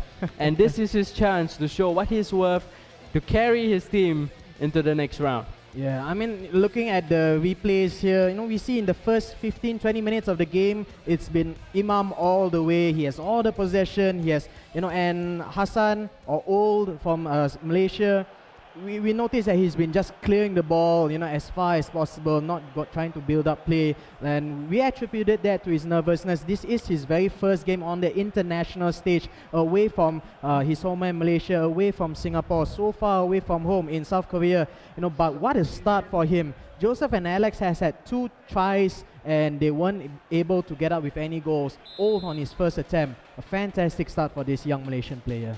Yeah, we'll see how it's going to go in the second half. Double substitution coming in for Indonesia. Luis Fabiano as well as another striker coming into the field for them. So Gerrard now having possession of the ball over on the left side, gives it over to Felipe Melo. Gerrard still looking for the right chance to go for the attack. But Ole somehow almost cleared the ball away, but still having possession is Indonesia. Good challenge coming in from Thiago, just brushing aside the striker. I believe that was Carlos Tevez. And here's a lob through pass for Lukaku. He gives it back over to Marco Reus, the left attacking midfielder, giving it back to Lukaku. He finds some space away from the defenders. Can he shoot? Whoa! What was going on there? Lukaku scoring second goal of the game. No idea what was going on. Lukaku somehow, as long as the ball gets in the net, no problem whatsoever. And GM Paku Pak is right there taking a close-up photo of old Hassan. 2 goals in his first ever match. Considering that SingaMalaya has had no goals in the first 4 matches. What a performance by Ole. The build-up play was absolutely fantastic. Started off by that strong challenge by Thiago. Strong but clean challenge. It just outside the box by Thiago. And a triangle ball back to him. Long lofted through ball on the left-hand side, but Ole finally getting the composure to pass it back to Royce. The build-up was absolutely fantastic by the Malaysian player here. 2-0 for SingaMalaya. What a game this is for Ole. And, you know, thanks to his heroics, they might win the match outright. Yeah, it's been fantastic by Ole so far. Even now, defending with much more confidence, bringing it out of defense with a short pass instead, going for those long passes. Lukaku now, that was a pretty ambitious pass on that occasion, but he'll have to go back and defend because Gerrard is going down the left, looking for the options. He finds Carlos Tevez in the middle. Vidic, of all people, has joined in the attack. Here's Luis Fabiano getting the shot off, but Buffon with a really easy catch of that shot, and he's just going to hoof it upfield. Lukaku unable to win the header, but Cavani will still bring it ahead and giving it over to Royce down the left side. Lukaku is waiting in the middle. In comes the cross. Lukaku unable to meet it. Bale is there. Back to Cavani. Shot gets blocked off by the defenders. And just 15 minutes left in the game for Indonesia. They have to score 2 goals. Otherwise, they're going to lose this match to SingaMalaya. So going down the left side is Steven Gerrard. Ahead of him, making the run was Carlos Tevez. Couldn't find him. It's going to be a throw though. And he'll be looking to take it short. Gerrard going for a short pass over to Tevez, but Dani Alves, well done, sliding challenge, getting the ball away from the former Manchester United striker. And now Ole will look to go on the attack. Here's Lukaku, locked through pass, going for Marco Reus. Can he turn past the defender? Yes, he can with the shot, well saved by the keeper. and it's going to be a corner for all. I think he's been doing absolutely fantastic. They're surpassing all expectations. Much more composed and, much more composed play there by all, especially compared to the first 20 minutes where Imam was just running all over all. Imam, to credit to him, his build-up play is absolutely fantastic, but he's always been lacking that final ball because Old always has that one player to get that final tackle in the penalty box. And Imam, he's been trying so hard, but not getting a goal in this game, he really must hurt for the Indonesian player. Here go Indonesia on the attack. They have to score from this attack if they look to come back into this game. Here's Andre Ashavin down the right side. Might look to go for the cross. He does not decide to do so. Still looking to dribble his way into the box. Luis Fabiano in possession. Giving it over to Gerrard. Back to Fabiano. Here's Wayne Rooney. Thiago with another good challenge coming out. And the referee blows for full time. All wins this game 2-0 for SingaMalaya. Scoring the first 2 goals of the tournament. Giving his trademark thumbs up and a fantastic smile to show that SingaMalaya have won this match against Indonesia. And this is a huge boost for morale for the SingaMalaya team. The whole morning, the whole afternoon, they've really got a sniff at goal. And sure, Alexander got the win earlier on, RB Alex. That's true, penalty kicks. You will take wins no matter how they come, SingaMalaya. But considering the fact that, all the pressure was on Hassan to get the win for the team, considering that people said that he's the least technically skillful player on the team and that he has not even had a previous game to warm up. Fresh off the blocks, he has proven his doubters wrong. A fantastic performance by this man on screen right now, representing SingaMalaya, all from Malaysia. And this will be a huge boost to the chances of Singapore. I mean, off one win, they guarantee 2,000 points. But what's more important, $2,000. $2,000. Oh, I'm sorry, not points, not the Garena points. But yes, $2,000. And it's a huge boost for them. Now they even have a chance to qualify into the next round. Yeah, they have the 3 points. In the previous games we saw Alex and Joseph using Lukaku, and Lukaku was really ineffective being played by those 2 players. But in comes Hassan using Lukaku. Seems to be the charm that gets Lukaku going and scores 2 goals with him. I think it's the play style, because seeing how Hassan played early on compared to Alex and Zarate or Joseph early on, both Alex and Joseph played really passively, whereas Hassan, first 20 minutes sure he was just hoofing the ball out of his defender's area because Imam was just piling on so much pressure in the first half. But afterwards, when he got his composure down, Hassan was the one player who managed to put a lot of penetrative through passes down the middle, down the left flank, down the right flank, what have you, and that's how he got his first goal, Hassan. A quick pass towards Edison Cavani in the center attacking midfield position, and he saw Romelu Lukaku charging forward down the middle, a fantastic through ball to Lukaku, one-on-one with the goalkeeper, and Lukaku doesn't miss much. I think it's because that in the first 2 games, Lukaku was not even provided with the ball by his attacking midfielders, the 3 attacking midfielders. What I feel, it's like Alex and Joseph, feel like they're playing the game like a professional player, like a professional style. But all like is real playing football. Yeah. But all is just playing pub style, man. It's gung ho, yeah. charge forward, banzai. Just attack as much as possible. And it is quite true, because this match, unlike in the championship, unlike back home where you have 10 minutes per half, you only have 6 minutes in each half to make your mark. There's a lot less time for you to do the same amount of things. So I think Hassan's play style in this game has really been effective. Zarate, on the other hand, in the championship, he won. He is leading his team. One Fat Burden is leading the group stages in the championship right now, and his team also has won the Summer Dream League through aggressive play style. I still remember every single time Joseph and his team kicks off the match, the front 4 strikers will pass the ball all the way into the goal area. So it's really surprising to see Zarate playing really passively in this tournament compared to his regular gung-ho attacking style. Yeah, I mentioned earlier that I talked to Zarate yesterday, and he just said that he doesn't feel like this is his best condition going into a tournament, and he doesn't feel confident at all. And it is showing in the way that he's been playing. He feels a little nervous. It's not his usual style, and you know, being the team captain, you would feel like he should be, you know, being the carry of the team and trying to motivate them to go along. But seems like he's not playing the best among them. Yeah, I think I think his condition is down at the moment. Yeah. Yeah. So hopefully after this win here, he manages to bring it back up. And well, we have a small break at the moment. So for them to see what went wrong in the matchup, and overall they did win the game. Against Indonesia, which are a really strong team, I have to add. Indonesia are no pushovers, so it's a good win for SingaMalaya, and hopefully they manage to consolidate their efforts together and see what's wrong, see what went wrong, see what went right, and improve on their next match. Yeah, so we'll be going into a short break. Next match coming up is SingaMalaya taking on China. This will be the decisive game. If SingaMalaya win against China, I believe they'll be going through to the next round. So join us back for more action from the EA Sports FIFA Online 3 Spearhead Invitational live from Korea.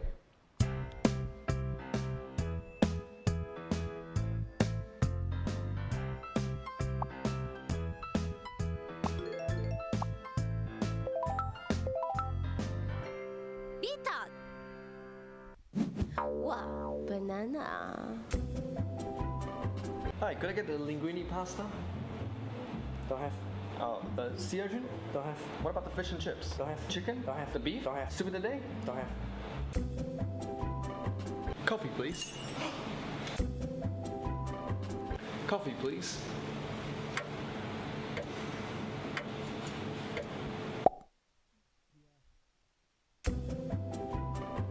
Hello, welcome to Bros. We don't sell wonton noodle here. Just kidding. Ui, baby, oh. Hey, just kidding. I think I'll get the tiramisu and some private space, please. How about now? I'll grab the cheese. Will you marry me?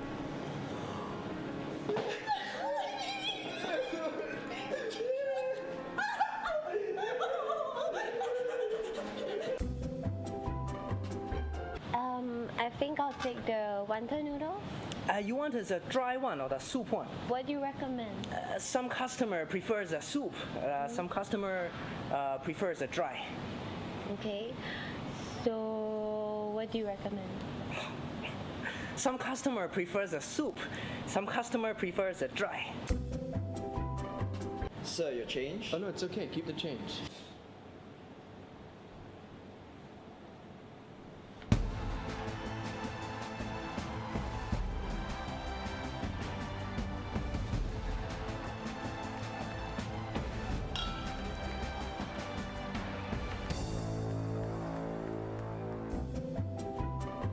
Allow me to introduce the specials for today. Sunny days, sunny eggs, tomatoes in the soup, and urchins from the berry.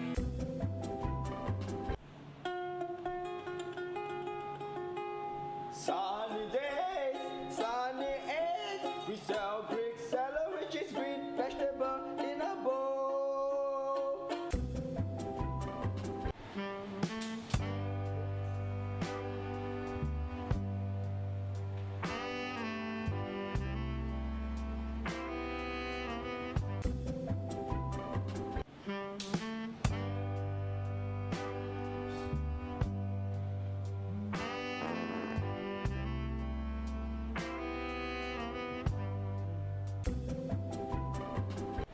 Now, ma'am, your soup.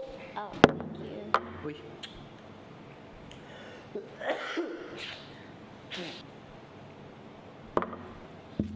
Anna, enjoy your meal. Auntie, I want one banana milkshake with less ice but super a lot of sugar. Apple? No, Auntie, I want banana milkshake. Apple. Banana? Apple. Auntie, 我要香蕉 milkshake。我知道，我是问你要不要加珍珠。哇，banana。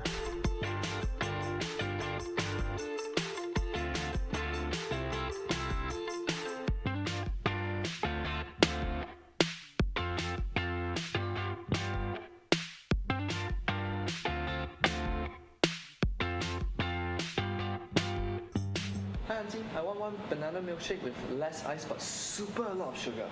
Whisper? Auntie, 我要 one banana milkshake with less ice but super a lot of sugar.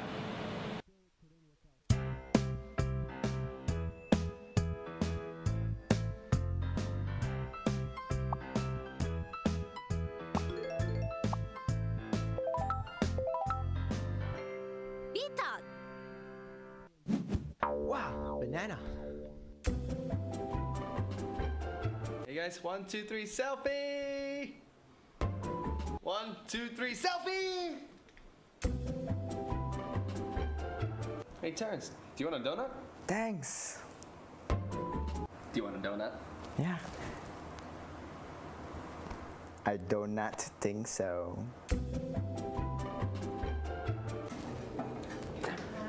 Hey, could you pass me some toilet paper? Thank you. Thank you. Oh my goodness. Transform! Yeah! Transform! Yeah! Hey bro, one bite eh? Thanks. Hey, one mouth, one mouth. Sure.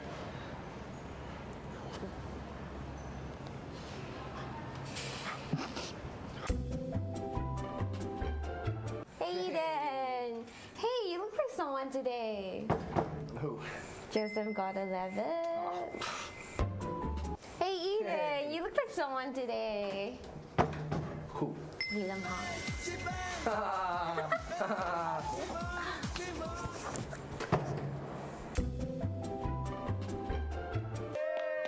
Make a wish, bro, make a wish. Alright, make a wish. Just kidding, bro, just kidding, just kidding. Hey bro. Hey, can you lend me $10? Yeah, Hey, thanks bro. Where's man? Lend me $10. Sure, man. Okay, I also have. Here's your change. Sure, we could do it next week or... God, can I borrow the computer? Oh, hi Audrey. We could do it next week or... God, can I borrow the computer? Sure, I'm just Skyping with...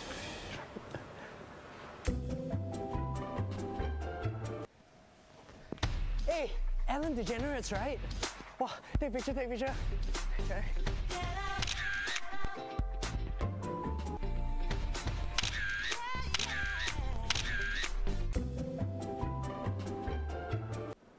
Ooh la la, fabulous. Voila, beautiful. Really? Do I look fabulous?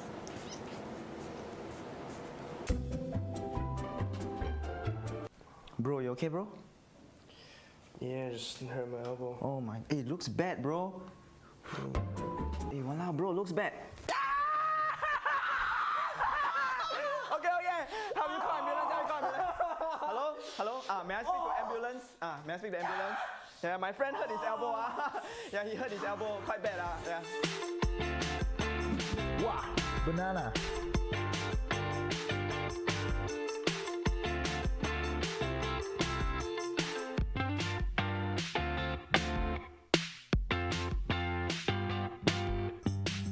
Oh, I'm just hanging out with my buddies right now. Oh, hang on. Hello? Oh my goodness, Eden, who is this? what are you doing? Man, are you No, don't speaking listen to another him. lady? Don't listen to I've told you Eden. so No. many times. What are you doing? Who is this? Who Give you it back to calling me. baby? Don't listen to it. Don't listen to it. Wow, banana. All right, just a little bit closer, guys.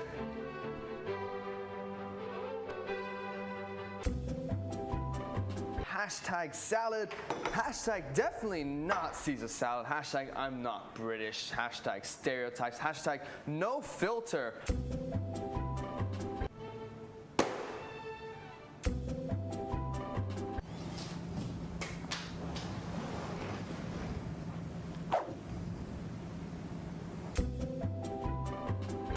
Yeah, 28 new messages. Oh man, thanks.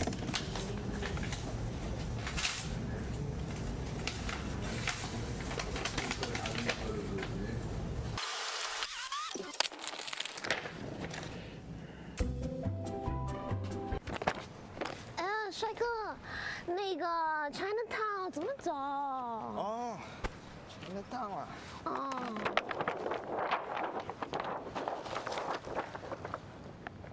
那边走那边。那边啊，OK，谢谢。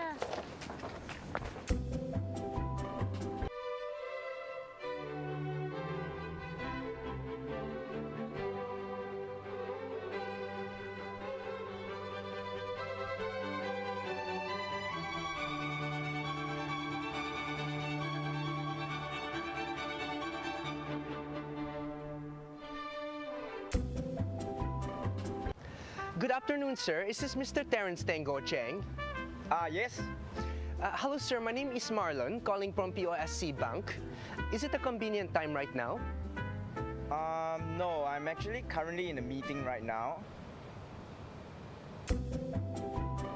Well, you don't tell me any better. I felt it. What nobody knows. 스튜디오에서 전 쓰레기예요. 버려졌어요. 그래도 일단은 녹화 중인데 마무리 멘트 좀 해주세요. 뭐야? 여러분 동정해주세요. 이런 거야?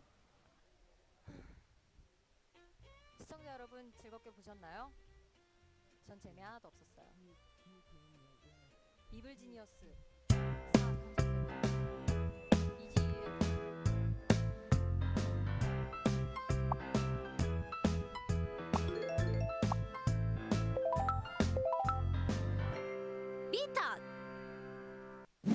Wow, banana.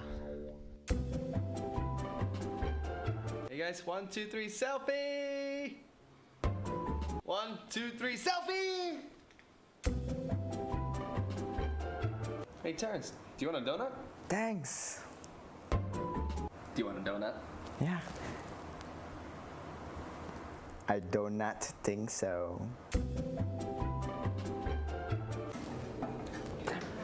Hey, could you pass me some toilet paper? Thank you. Thank you. Oh my goodness. Transform! Yeah! Transform! Yeah! Hey bro, one bite eh?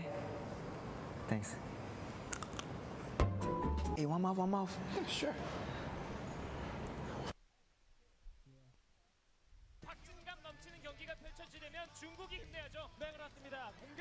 We are back for the EA Sports FIFA Online 3 Spearhead Invitational 2014, and next match, SingaMalaya taking on China.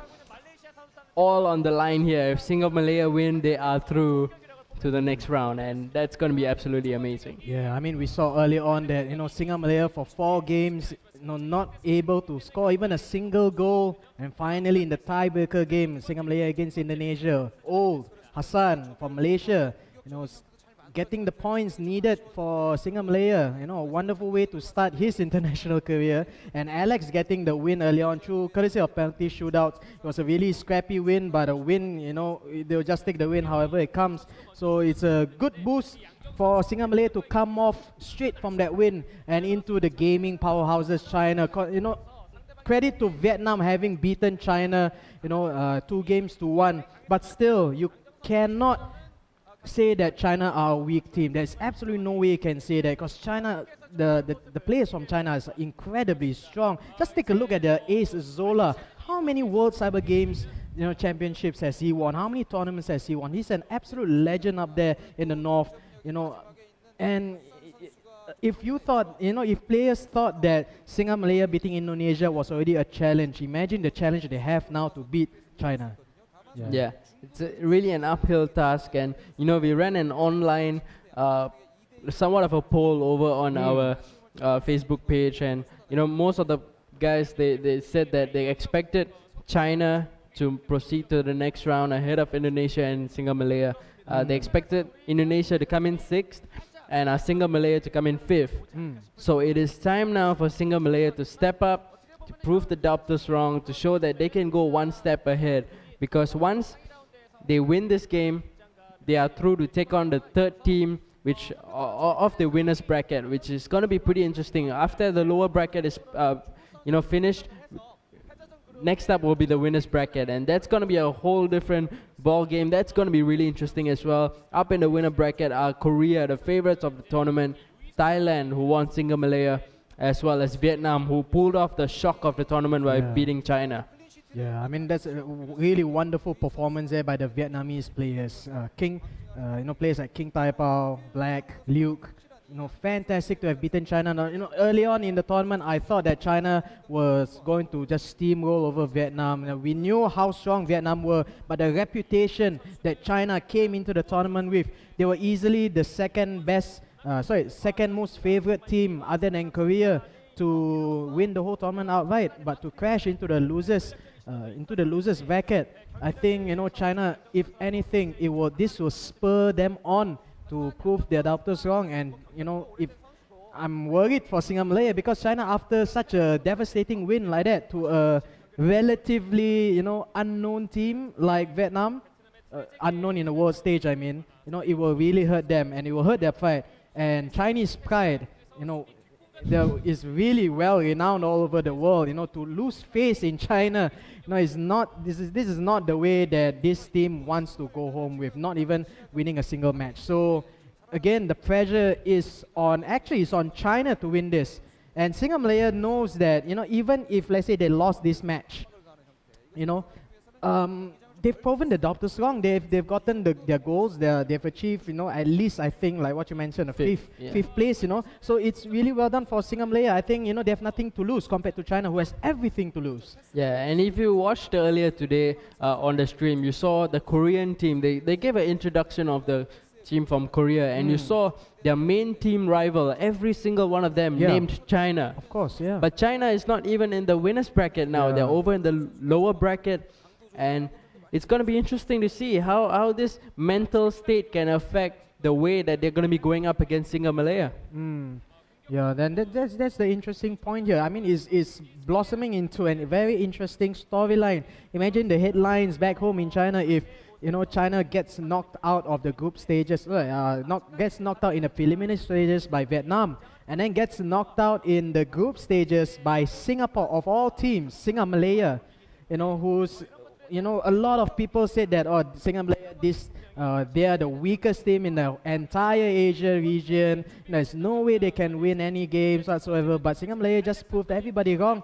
Beating Indonesia's. Indonesia's not a real powerhouse, but still they are really well known in the local circuits. It's a really strong team. So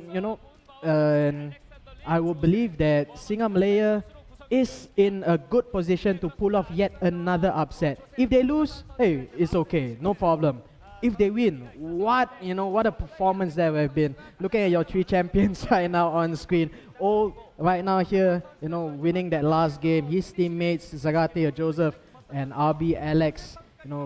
These three, I would say by now they are really good friends, I presume. I hope so. I hope so. Yeah, sure. I mean, they've spent like a week and a half, 2 weeks up in Korea, all alone with no local food whatsoever. And Malays, when we don't have our sambal, we get really pumped up. And I think you that's can how have kimchi or something, Not the same, bro. It's not the same. I'm Malay and I've tasted kimchi. Not the same as sambal. And any Malay person will agree with me on that. Sambal goreng. And oh my goodness, yeah. It's lunchtime. I haven't eaten my lunch, and that's why we're talking about food. Yeah, but hey, who knows? Maybe Hassan has not eaten his lunch as well, and that's how he got his win. But let's take a look at the lineups here. SingaMalaya on the left-hand side. That's Alex, Zagate in the middle, and Hassan on the right side. Against China, Liu Yi, Yang Cheng, and So Yang. The ace there, Yang Cheng in the middle. Zola, he has won, like we mentioned before, he's won so many championships. For him to lose in the preliminaries against the Vietnamese player, wow, what a strike to pride that must be. I think he's really pumped up to win this, and he'll be giving it his all. Yeah, and one more thing I like to point out is that it's very awkward to be seeing Joseph in a Malaysia shirt. The Malaysian flag on his chest. He's already been called out in his Facebook page. Traitor, Singaporean now. Yeah. You've already emigrated now. But I mean, he has no choice. They had to standardize. That's and right. he was the one to make way, even though he was the captain. But, well, what to do? So, yeah, we have the profile up for Alexander Lim, also known as RB Alex. And we see his stats, 0 goals scored. And 1 loss, -1 in terms of goals conceded, and he won the penalty shootout, as you can see, against Indonesia in their previous game. And he has lots to prove, I believe. He is considered to be the best player in Malaysia, and having been to Korea, I think this is his third time going to Korea to represent Malaysia in an international tournament, and it's about time he step up and win something for his country. Yeah, I mean, as the eldest player in the team, as well as the most experienced. If China has Zola, Malaysia has Alex. The amount of championships Alex has won in his home country of Malaysia is absolutely fantastic. It's such a long list that we barely have enough space in our info sheet here. But what a player he is. And here's his opponent, Zola for China. Another legend in the FIFA circuits. Absolutely fantastic in the regular FIFA, 11, 12, 13, 14. Absolutely fantastic. But he's also proven his mettle in FIFA Online 3 competitions as well. He has won, quite a number of tournaments in his home circuit. So I think he's, bringing both these players, I think, will bring in their expertise and the composure from years of competitive gaming. This is a match between two veterans, two legends of their respective home countries. Yeah, so we're going to be seeing how it's going to go. We'll probably head into team selections pretty soon, but there you go. Both players getting ready with their tense faces, getting ready for the match. But this is the lineup over on the side of Alexander Lim, also known as RB Alex. Goalkeeper, Gianluigi Buffon. Right back, Dani Alves. Two centre backs, Van Boyten and Chris. Left back, Puyol. Two defensive midfielders, Mascherano and Cambiaso. Right attacking midfield, Gareth Bale. Left attacking midfield, Marco Reus. And two strikers, Lukaku and Cavani. This has been like the same 11 that SingaMalaya has been using time and time again. Yeah, and when I saw the player draft that they had, 2 days ago, this is the exact same formation that I made up in my mind when I saw the list of 30 players. Gareth Bale on the right-hand flank, Marco Reus on the left-hand side. Really powerful left leg on Gareth Bale as well as the right leg on Marco Reus to get in that cut-in shot, cut in from the wings and then shoot on their favorite foot. And then up front, you still have players like Cavani and Lukaku, providing the strength, the power and the height to get to the headers. And the top four, that is where I would presume, to be Alex's strength in here. But he has to get the penetrative power up front also. It's no use having 4 fantastically placed players up front, but not being able to do anything with the ball, and I think that is the game plan here with Zola. Look at the high line he has. He is looking to actively snuff out Alex's play through the middle. Yeah, and we see that, China has been using Totti in the previous rounds, and Totti has been such an important player for their playstyle. All 3 of them have been using Totti really well. It's just that Zola up against Vietnam just couldn't use him effectively enough. In the second game though, we saw Totti going down the left wing. This time he's going to be playing on the left wing again. So we'll see how Totti will be able to impact the game coming in for China. But like we mentioned earlier, all the pressure is right now on China to prove that they can go on to the next round. Alex can take it easy. He knows that, they won their game against Indonesia, but it will be such a huge bonus to be able to win against China and move on to the next round. Wow, that's a real feather in the cap for Alex if he manages to beat a legend like Zola from China here. Zola is an absolutely fantastic player. I've personally played against Zola, admittedly in a FIFA 14 game and not a FIFA Online 3 game, but he used the random Italian team, whereas I used my favorite Borussia Dortmund team, and he just manhandled me so hard that I couldn't even play at all in my normal game, and that's what I think will be happening in this game. Zola will be looking to actively snuff out the attacks of Alex Lim. Yeah, Alex is going on the attack. Here's Marco Reus going for an early chance to get a shot in on goal, but was just getting blocked off the defender just as he was about to shoot. So Alex will be attacking towards the right with his red and black AC Milan kit. But here is Totti down the other end, sending in a cross towards Fernando Torres, getting defended well by the defenders. And now Alex will be able to clear his lines, try to build the attack from here. Here's Royce to Cambiaso. losing the ball out to Totti. Two strikers were in an offside position, so decided not to go for the pass, but Franck Ribéry gets ahead of Eric Abidal, can go for the cross if he wants to, sends it in, and Torres, or rather that was Luca Toni, getting his head onto the ball, but unable to steer it towards the goal. Look at the height that Luca Toni has against every single defender that Alex employs right now, and just that the height advantage alone was able to get the ball off for that header. And I think that will be a trademark for this game for Zola, to get the ball onto the flanks and then get a cross aiming for Toni. And if Toni is not there, who else is up front for Fernando Zola? Torres. Yeah, Fernando Torres is still there, and Fernando Torres, this version of Fernando Torres is really good in the air as well. So I think that's going to be the calling card for Zola. Get to the flanks. But looking at the style that SingaMalaya has been playing so far, both Hassan as well as Alex, before that we'll get to this attack, first Lukaku at the space. Ball somehow being cleared off the line by the defender.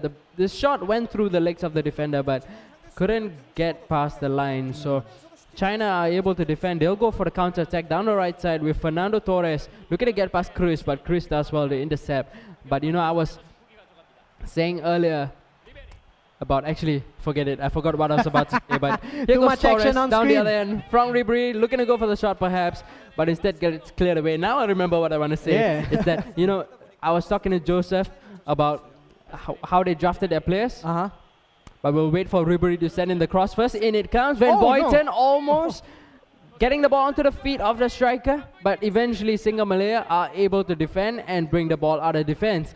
But Joseph was telling me that, he mentioned to Hassan as well as Alex that he wants to pick Luca Toni.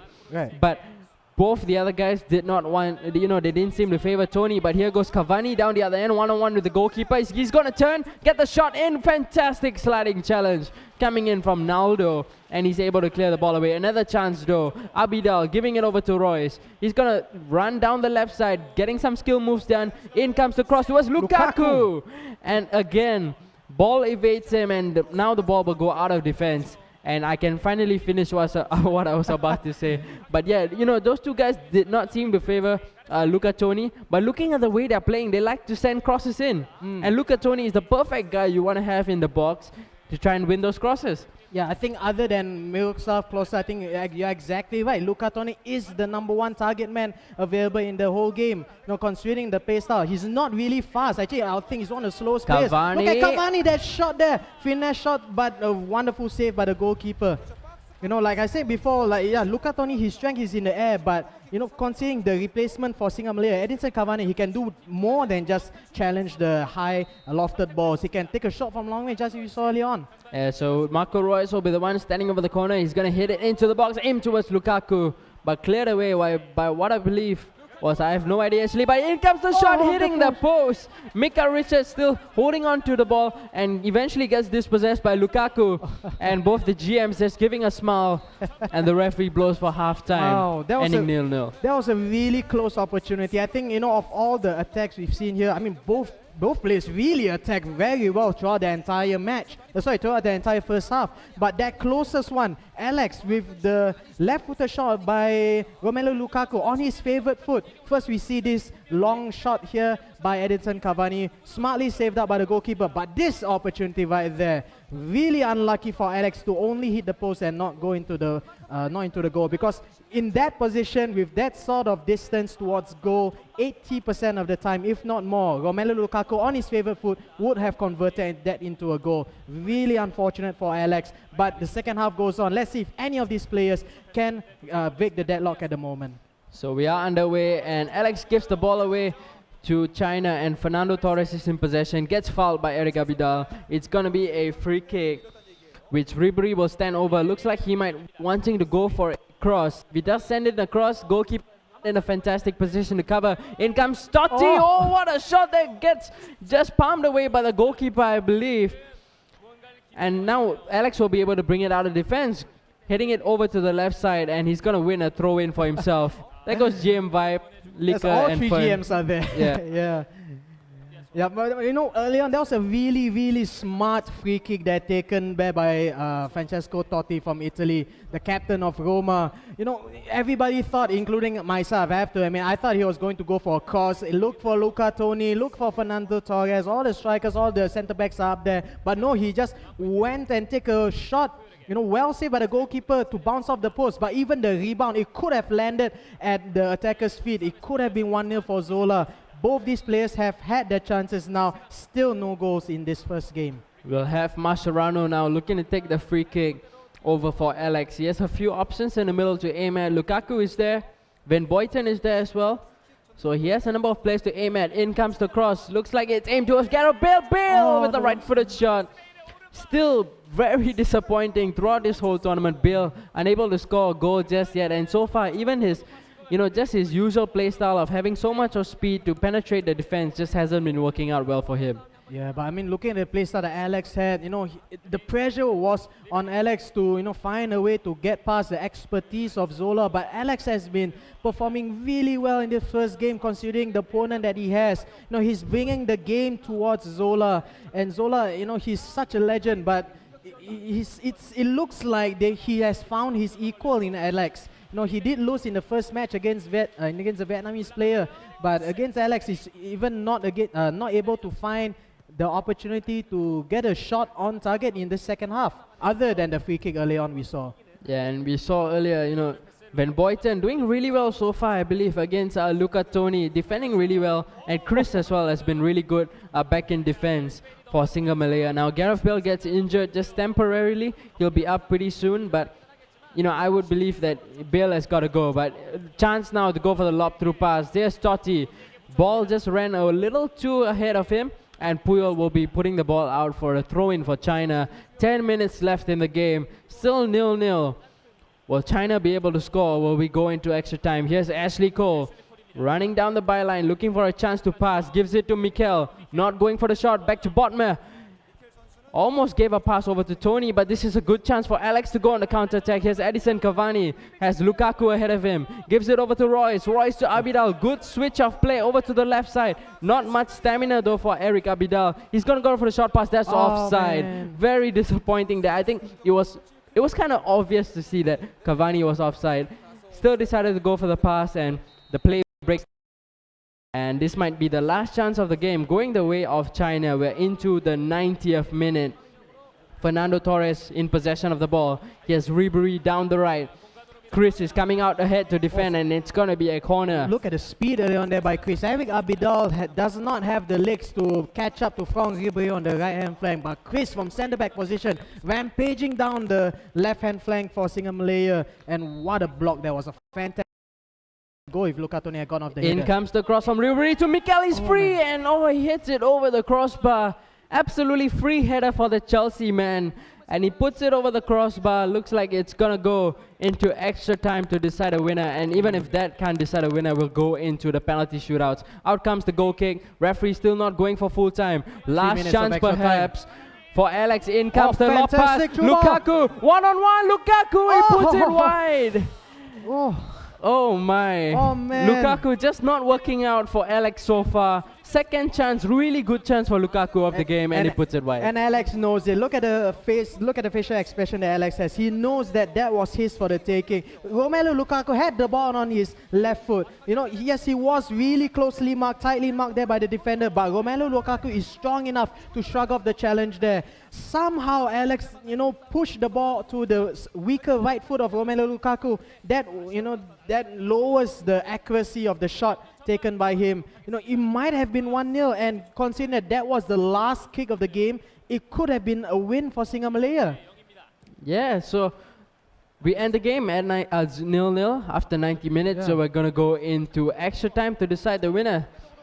It's going to be a foul, I believe. No, it's going to be a throw-in, and Zola will be looking to make some changes right now. So far, he's been on the back foot, and you know, you would expect him to win. He's the favorite in this matchup, such an experienced man who's pretty much struggling against Alex. Yeah, I think, you know, with the backline, the really high backline utilized by Zola, you look at his formation, he has two fullbacks really hugging the touchline, very, very far apart, making the pitch as wide as possible. And then we've got the centre backs, like almost touching the halfway line of the pitch.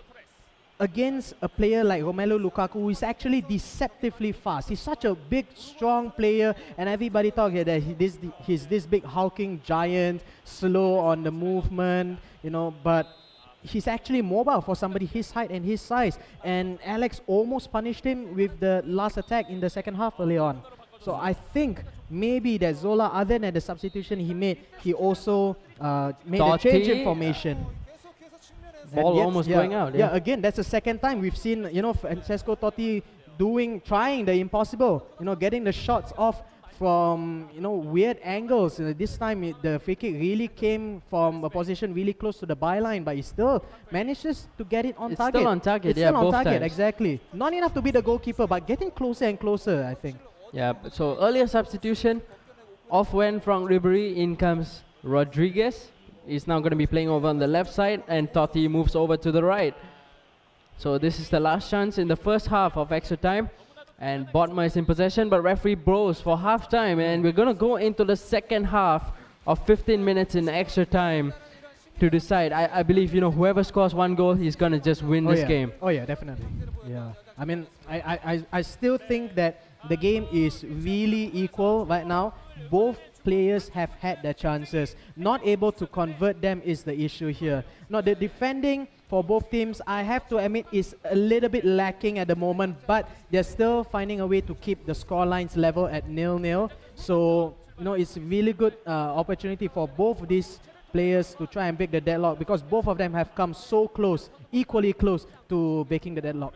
And hopefully we get one goal here, because if not, Alex has got to go through the lottery of penalty shootouts again, and I don't think he wants that to happen, not for a second time. Yeah, so we have Alex now going on the attack. That's a good pass coming in for Cavani. Couldn't find his strike partner Lukaku, so now Zola will go on the counter attack down the right with Bodmer playing a long pass over to Francesco Totti. He has Fernando Torres making the run in the middle. In comes across to Tony. Ooh. He does get his head onto it. And looks like it's going to be a goal kick. No, it's going to be a corner. It deflected off the defender. He's going to send the cross in over with Totti. He has 4 players in the box to aim at. One of them is Tony, another is Torres. Actually, Torres is outside the box, but in comes the cross to the far post. Chris is there to defend, and Royce will be able to bring it out further onto the field. Abidal with a really good pass over to Cavani. Here's Puyol down the right side. Giving it to Bale. Bale, good pass to Lukaku. Can he finish? No, he can't. Reina comes out really quick with the interception. And Alex had the chance to grab that one goal, which might have won him the game. And referee blows for full time. The game ends 0-0. Second time in a row, Alex is going to the penalty shootout. We have seen just a few weeks ago, Team RB, the team that Alex plays for in the 3v3 championships, Garena Championship, he had that exact same setup, coming in from the flank, a long lofted through ball, one on the goalkeeper. Alex at that point of time chipped the ball. This time he tries to dribble past the goalkeeper. There was no way he was able to score from that position. What a waste by there by Alex. Bale with the first shot, and goalkeeper dived the right way, but somehow too powerful for the goalkeeper. Just whacks it down the middle, slightly to the left side. Totti against Buffon. Italian legends going up against each other. Buffon with the save. Alex making that save. 1-0 in the lead for SingaMalaya. And now time for Edison Cavani. Can he put it past Reina? Yes, he can. Down the middle. Look at Alex celebrate. Look at the GMs there from SingaMalaya celebrating as if they have won it, but not yet a win. Let's see if Zola can get one back here with Ashley Cole. Another fantastic save there by Gianluigi Buffon. Alex knows that he has the game in his hand right now. Can Marco Reus score this goal? Marco Reus, one-on-one is Reina. He puts it past the other way. Reina getting it wrong. It's 3-0 now for Alex. If he makes another save, he has won this game. Tony against Buffon again. Italians going up against each other. Tony! Buffon went the right way. There's too much power and just going above the arm of Gianluigi Buffon. This time it's going to be Chris, the center back for Alex, going up against Reina. He scores this, he wins, and he puts it in! He does! Goes the win! SingaMalaya! Alex winning his first game against China. in the penalty shootouts. What an amazing win and such a boost for the SingaMalaya team. You know, that's the second time in a row that Alex has won courtesy of penalty kicks. But granted, this has been a really tightly contested match between two legends of the Malaysian as well as the Chinese scene. Zola against Alex. What a wonderful match that was. But Alex finally getting that, win in the end, thanks to the penalty shootouts. What a brilliant save that was for Gianluigi Buffon. Even in the previous penalty shootout that Alex did, Gianluigi Buffon saved, the shots from Indonesia twice as well.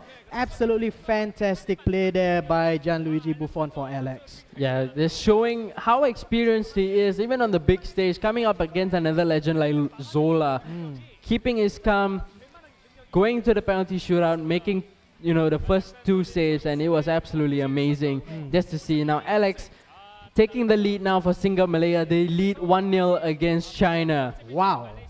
China. That is unexpected. You tell me that yesterday, I would have not have believed that. I would have bet all my gold coins.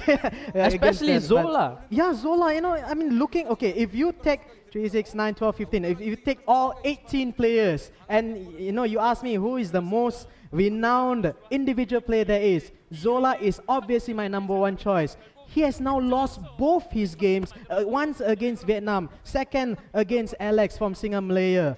Wow, his morale must be really down at the moment. He must be so heartbroken to have lost both games. And now he has to rely on both his teammates, Bashan as well as Colonel, to get the wins off. Colonel, sorry about that. Yeah, and if his teammates are not able to get a win, they get knocked out of the tournament of all teams against SingaMalaya. What a story that will be later tonight. Yeah, and now it's time for Joseph to prove what he is made of. He is the captain of Team SingaMalaya. And at the moment, he is the only one without a win. Yeah, he has lost both his games so far previously. Alex has won 2 penalty shootouts. Hassan won his game in the previous round against Indonesia. Time for Joseph to step up, to show what he's made of. Now we see his stats. He has scored 0 goals. He's let in 3 goals. His goal difference is -3. We see his other matches. He lost 2-0 to Thailand. He's giving a little bow, just being a little awkward in front of camera. He's always like that. He's just a little awkward guy. Yeah. With an awkward haircut as well.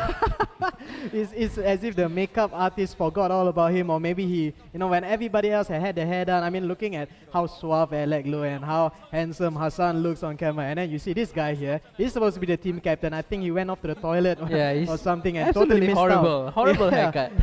Haircuts aside, but his on-field performance, or rather his on-field talents, in Singapore as well as in Malaysia, he's been absolutely fantastic. But somehow in Korea, he's not able to to perform as well as he did in his home ground. Is it a case of homesickness? I'm not so sure. His opponent, IK Liu Yi from China, looking at his goal defense, he is up 1. He had a clean sheet early on against Vietnam, which he won 1-0. He beat Bao from Vietnam. So again, China is now looking towards him to win this game, because if this player on screen right now, if Colonel loses this match, they are out. Yeah, they get knocked out by SingaMalaya. And how Colonel scored his goal is that he just scored right off the kickoff, and after that he was unable to get any real attacks going to win against Vietnam. So if Joseph is able to defend and he is able to frustrate Colonel, this is really, like we mentioned time and time again, all the pressure is on China. Yeah. Joseph has just got to take it in, play his own style, and try to win from there, because he's got a really good opportunity of winning this game. Yeah, I hope so. And let's take a look here at the lineups chosen by Zarate, the team captain of SingaMalaya, hailing from sunny Singapore. 4-2-3-1, the same formation used for all 3 players of the team. Gianluigi Buffon, the savior for Alex, in goal right now. Can he save Joseph this time as well? Eric Abida on the left hand side, Chris Daniel Van Boyten in the middle, Carlos Puyo on the right. 2 defensive midfielders in the form of Javier Mascherano as well as Esteban Cambiaso, 2 Argentinian center defensive midfielders. Up front, Marco Reus in the middle, still sticking to Edinson Cavani on the left hand flank, Lukaku on the right hand side, Mario Gomez up front. three rampaging bulls up front in the form of Cavani, Gomez, and Lukaku. What do you think is the play style he's going to choose here? It's his usual style. He's just going to play tiki-taka. He's going to be passing it around. If he wants to, he can send the crosses in towards Gomez, but that's not how Joseph plays. No, but what is very interesting is Lukaku is playing right attacking midfield. Out goes Bale, and I think that's a very good.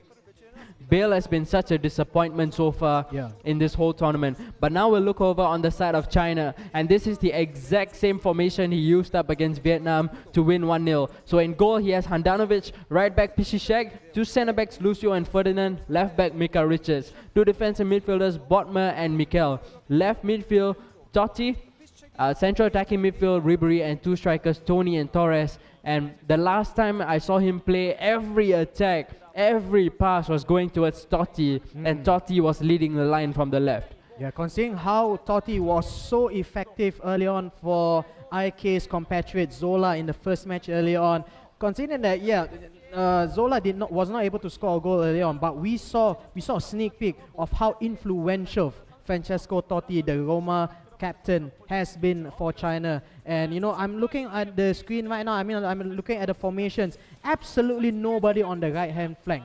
Now, I think Zarate, if he notices that IK does not have anybody on the right hand side, he will just try his best to defend the other flank where Francesco Totti is at. And Zarate has got to close Francesco Totti as much as possible throughout the entire 90 minutes. Because if you take out the linchpin in Francesco Totti, it is possible that you take out IK out of this match. Yeah, his whole game plan will be ruined if you just take out Francesco Totti. Exactly, and he has a very strong player like Lukaku, who is on the same side as Totti, and he can look to outmuscle him once he can. But I feel in this game, whoever is going to get an early goal is such a massive boost to themselves.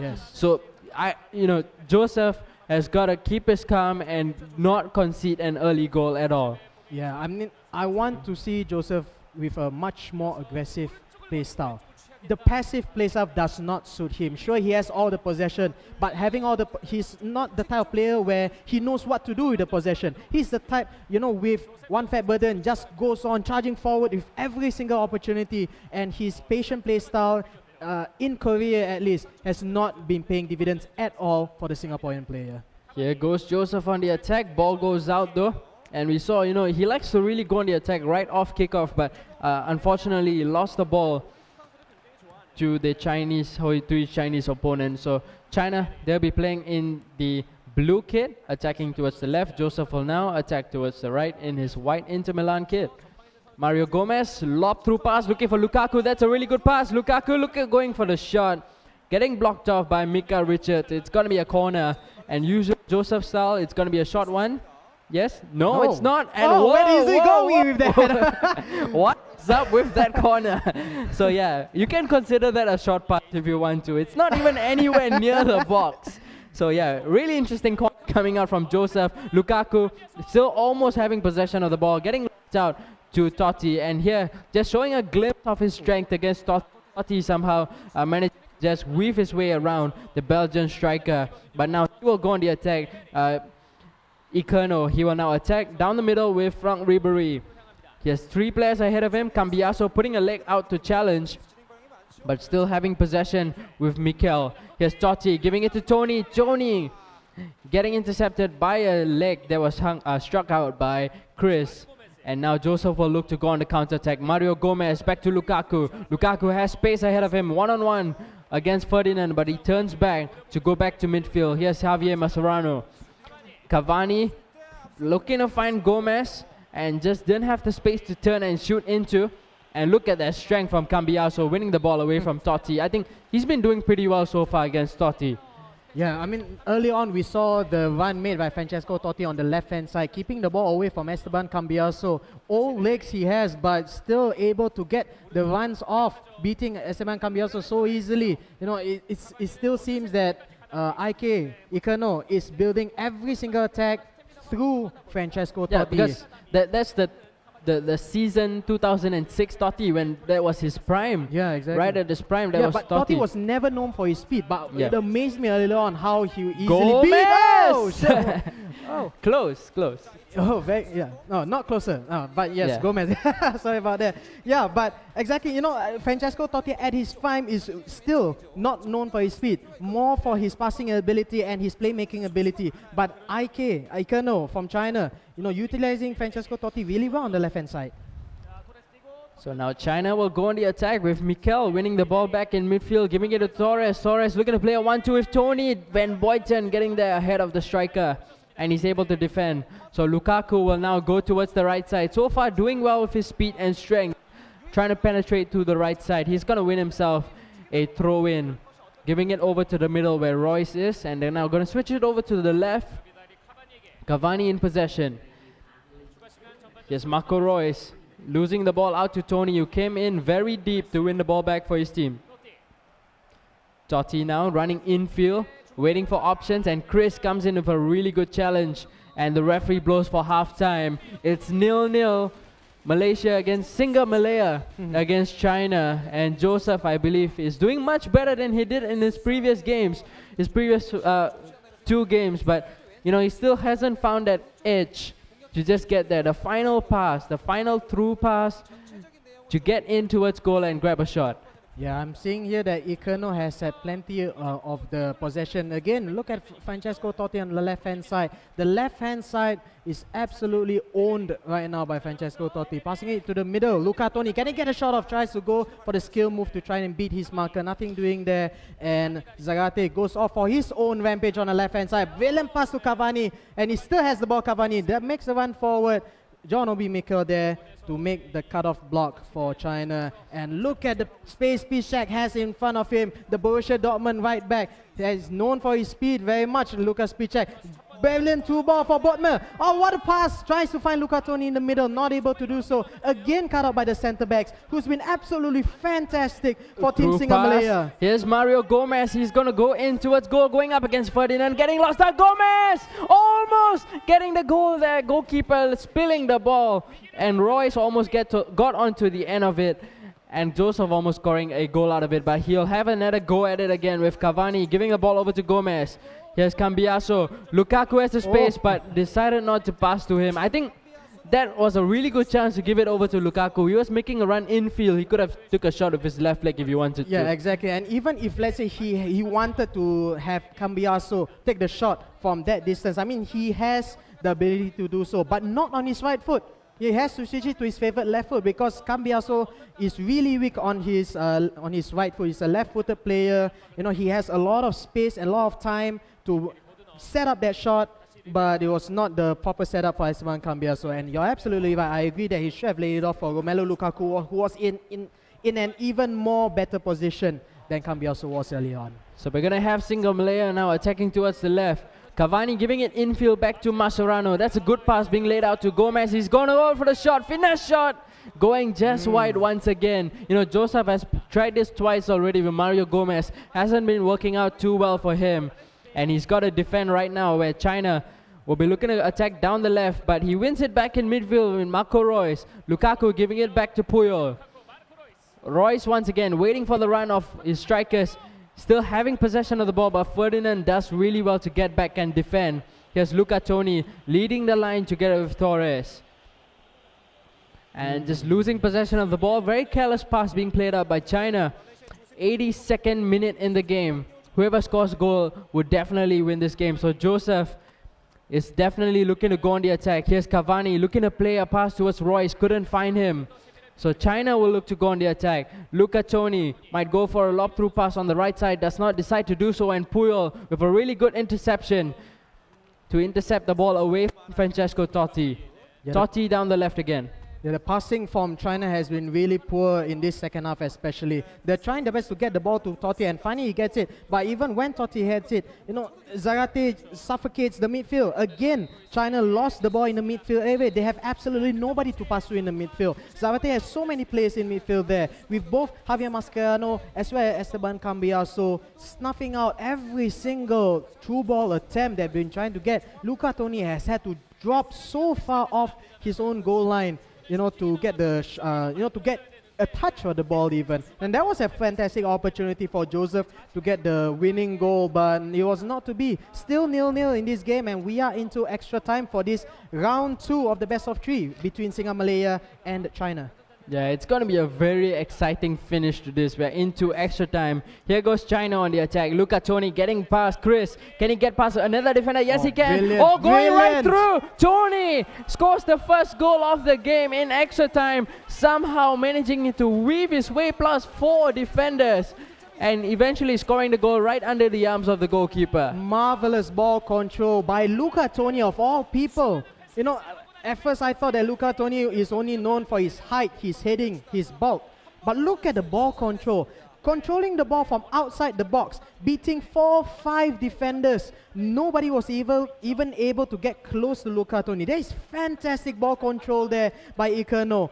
Can't say the same right there for Zarate. But 90th minute, 98th minute, into the game, 8 minutes into the start of the first half, and Ikano finally has the lead. Does he defend all the way from here, knowing that there's only 4 minutes of real time, you know, to be played in extra time? Or no? Or does he go for the second goal and try to kill the game off?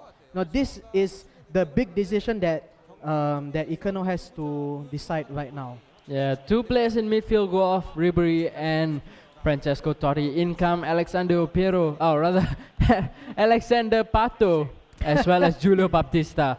Both Brazilians coming in, and they'll be the one to look to be holding on to the game for China, leading the game 1-0. Not much time left in the game for Joseph to try and score an equalizer, but China having a go at it. Down the middle, here's Fernando Torres going for the short pass to Tony. Almost got past the defenders once again. But the goalkeeper will be able to collect, and this will be the last chance of the first half in extra time. Cavani going down the left, finds Gomez. Gomez sprints past John Obi Mikel. Can he get past the midfielder again? No, he can't. It's getting really predictable, Zarate. Cutting back with Mario Gomez and trying the long range finesse shot. You know, you've tried it 2-3 times with different players, and it's not getting anywhere near goal. I think he should find a way to, he should find a plan B. Because earlier on in that very last attack there by Zarate, I saw there was another player at the top of the screen making the run, and he was really wide and available to receive a through ball by Mario Gomez. But it looks like Zarate is sticking to his guns. Whereas on the other hand, Ikano, having had the 1-goal lead, you know, coming into the start of the second half of extra time, you can immediately see the change in mentality by the Chinese player here. And I think that's his experience talking there. A lot more calm and composed passing, you know, not trying to rush the passes forward anymore. There's a lot more often where the Chinese players passes back to the back four right now. You know, so I think it's a total change in mentality, but still going and trying to slowly pick apart Zarate, trying to find a second goal, this Chinese player, Ikano. Yeah, so he's going to go for the pass over to the left side where Pato is. Still looking to play the short passes. Here's Mikel giving it over to Torres. Tony is making a run in the middle. Gets intercepted by Cambiaso. I think it's about time he brings Bale on, because Cavani is really losing up on his stamina. But Joseph will go on the attack. There's Lukaku. One-on-one with the keeper. Can he score? Lukaku, no way. Second bite, no! No way! On his favorite foot. Now Zarate knows he should have passed it to his left foot and went on for the finesse shot. But no, he decides to try to, what the Malays call, tonjol it into goal. You know, toe poke it into goal. What a mistake that was. What that a mistake. did not happen. Oh, and Ikano knows that he was let off the hook. He knows, look at his facial expression, he knows that he could have lost the match, but he's so thankful that Zarate made that last minute mistake. But what a way for Zarate to lose this game. He's still looking for his first win. Three times, 3 games, no wins. Zarate, look at him right now. The guy from Singapore. Oh, such distraught on, he's so distraught looking. But he knows that is that last shot.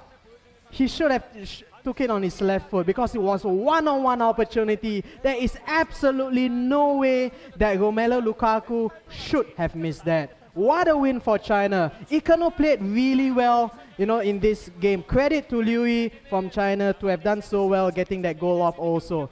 But wow, look at the relief on him. He knows that it should not have been a win, technically speaking. That was unbelievable. That was a one-on-one opportunity for Lukaku. who has been a really good striker for Hassan. Yeah. But he just hasn't been working for Alex and Joseph. I just don't understand why. That was a real big choke. And That's you a know, choke. like I mentioned, it would have been time for a change for Bale to have come Yeah, in. What it if was. Bale was there? Oh man.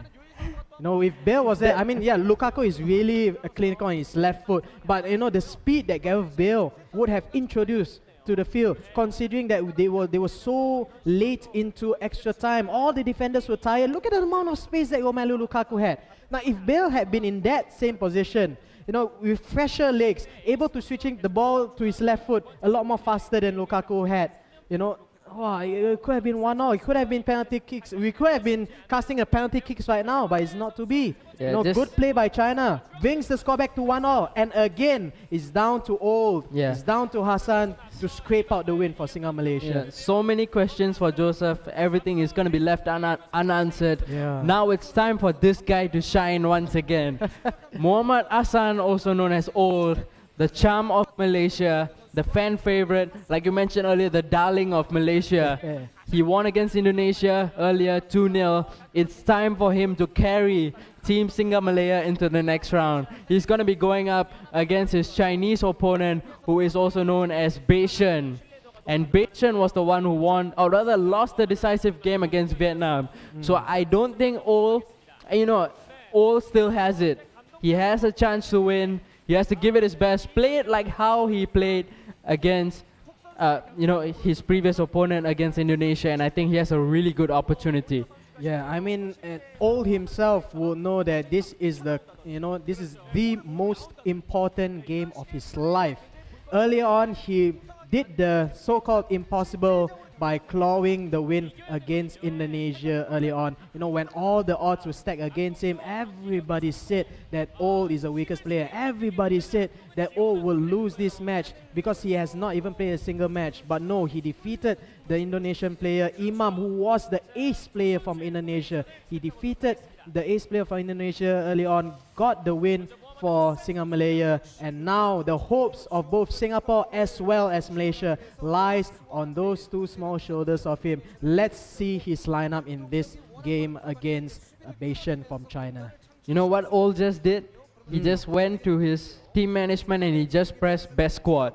Wow. That's what he just did. But he made a change there with Thiago coming in. I think Thiago did absolutely fantastic in the previous game for Ol against Indonesia, putting in some crucial tackles in midfield to disrupt the play coming in from Indonesia. But now we'll see how Ol will be looking at line up against this Chinese opponent, Balotelli.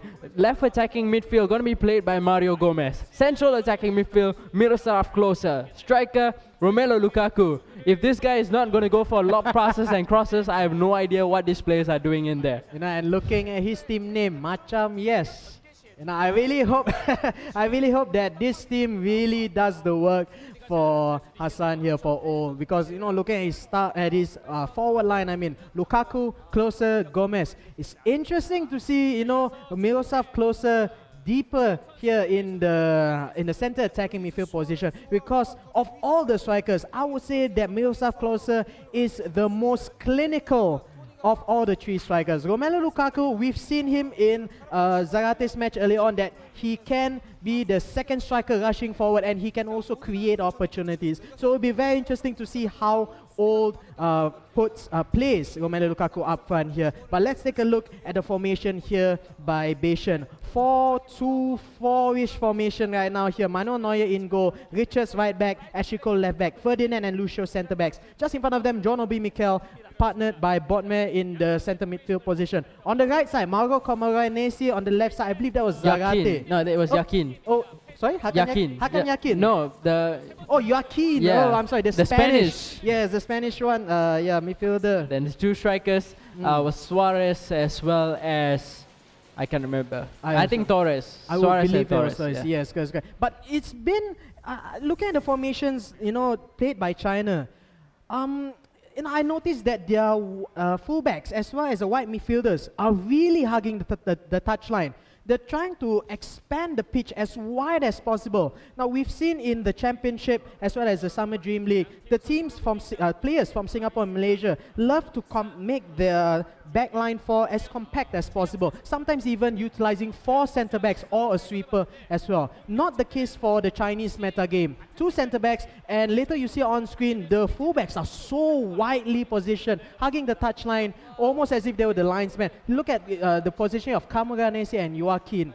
You know, it really looks like they are setting up to go for the flanks yet again. But you know, let's see how they play again. You know, because we've seen early on how Ikerno uses the trickery of Totti, and let's see who's going to be the star player in the case of Beshan. Match is underway. Ole is attacking towards the right. He has the ball with himself. Bale going for the cross, almost found Lukaku. But this is the chance for China to go on the counter-attack. Partnering Suarez up front was Luca Toni. So he has a target man up there. He plays a lob-through pass over to Camoranesi, but the Italian just couldn't get there. Buffon will be able to clear, but still having possession of the ball. Luis Suarez. Yes, Botmer giving it over to the right side. Camoranesi getting a little skill move done there. Nothing much accomplished, but they still have possession of the ball. Switching flanks over to Ashley Cole.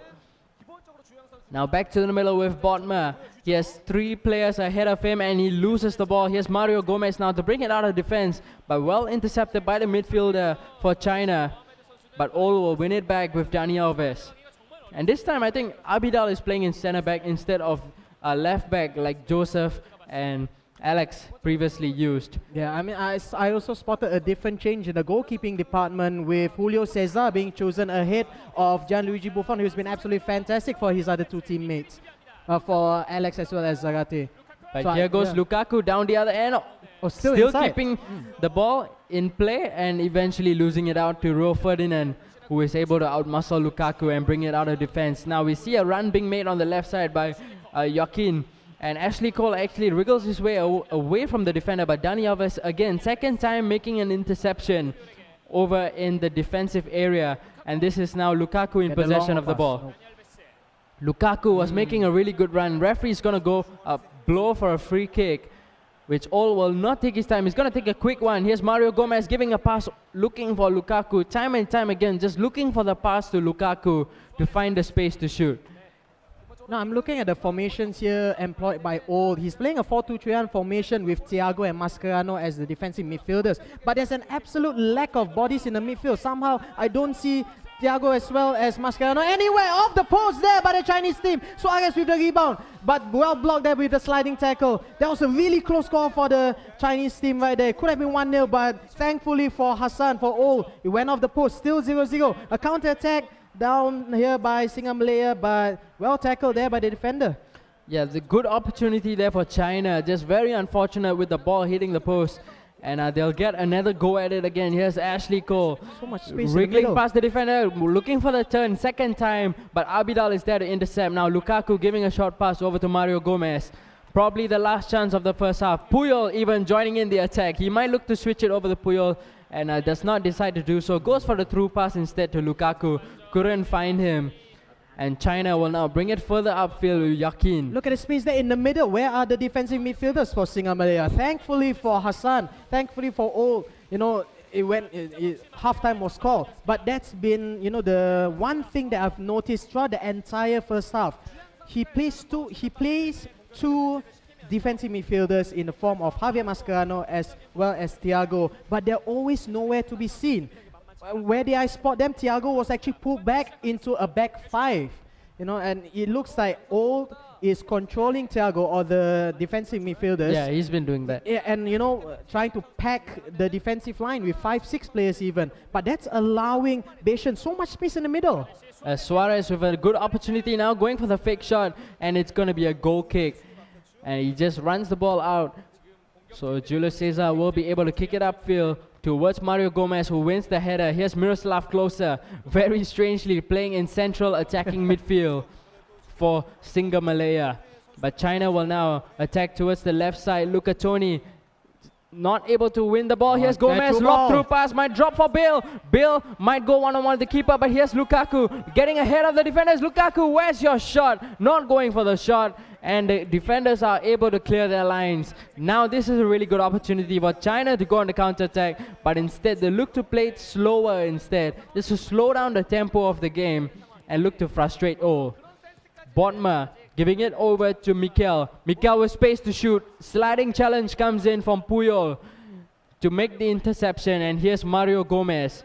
Oh, Lukaku making a really good run. Here's Lukaku. He might go one-on-one. Rio Ferdinand with the pressure. Lukaku still looking to wriggle away. He gets ahead. Lukaku on his right foot, putting it just wide of the post. Really good opportunity for all. That was a ridiculously magnificent through ball earlier on there by Mario Gomez. Finding Romelu Lukaku, he was surrounded by 3 defenders, but that's okay for Lukaku because he's fast, he is strong, and look at the chance that he had. One-on-one, the goalkeeper sadly is on the wrong foot though. If somehow Lukaku was able to get it on the other side, on his left foot, my God, we could have been a goal, 1-0 maybe even to Old. Yeah, so we have China now going down the other end. Puyol again making a really good interception from Cameronese, but China still having possession of the ball. Puyol just rampaging forward like a bull. And this is a free kick, which they might look to score from Luis Suarez. Is he going to go for the shot? Goes for the pass. Mikel, here's Joaquin! And Joaquin scores in the 73rd minute. Such a big blow to Old. Man, Joaquin out of nowhere. Oh, very nationalistic pride there by the Chinese players. And of course they have to, because earlier on they lost to Vietnam. It would be an even worse loss of face if they had lost to, SingaMalaya. But at the moment here, yeah, I mean, 1-0 in favor of China against the Ghana player, I have to say. And Hassan has got to be ruining his chances right now. But here's one chance. Can he get the goal back? Doesn't seem to be doing it at that opportunity there. But again, so much space in the middle. Look at the gaping hole there in the midfield for Beishan from China to build it up. Well defended there finally. Mario Gomez on the left side. Can they find a true ball to Lukaku? That's a foul. No, it's not by the referee. Just crowded out, blocked off by the 2 defenders. Out-muscled Romelu Lukaku. And a counter-attack on the right-hand flank now with Cameronese. Will he get a cross in time? No, he cannot, and Puyol will be there to intercept. We are into the 84th minute of the game, and Ol has to conjure some magic. Oh man. 5 minutes left in the game, everything on the line. China against SingaMalaya, Ol has to do it. Yeah, it's Beishan who called for the timeout though. With only 6 in-game minutes left to play, does he look to sharp the defenders? Maybe even add another centre back or defensive midfielder in the midfield position. In the central defensive position, because that was where Old has been penetrating all match long, right down through the middle. We have a triple substitution here by the Chinese player Beishan, but he has an offensive throwing on the right hand side. Michael Richards on the right there, trying to keep the ball away from Chris, who's been absolutely fantastic for the entire SingaMalaya team. This is the last chance here for O to conjure something out from the ashes. Closer, giving it to Lukaku, just getting intercepted there. And just 2 minutes left in the game. O has to win the ball back right now in order to stand a chance to go on the attack. Keep going. Speed. Look at the space given by Richards. Thiago and Puyol just getting fooled around by Mika Richards. And Totti sends in a cross towards Suarez, evades everyone in the box. It's going to be a throw-in for all. And the referee blows for full time. It ends 1-0 to China. SingaMalaya have lost this game, but they still have a chance in this. Yes, they do. They're still not out. Yeah, because of their win against Indonesia, they still have 3 points. They are tied for top position in the loser group. Again, alongside China. So it's 3 points for SingaMalaya, 3 points for China, still no points for Indonesia. But if China wins their next match against Indonesia, China goes through. And after a devastating first few games for China, it looks like finally China, the gaming powerhouse for FIFA, it looks like they've gotten their feet finally. And look at the amount of relief that Beishan has. He knows how important that last-minute goal was for him, because that totally saved his country the blushes.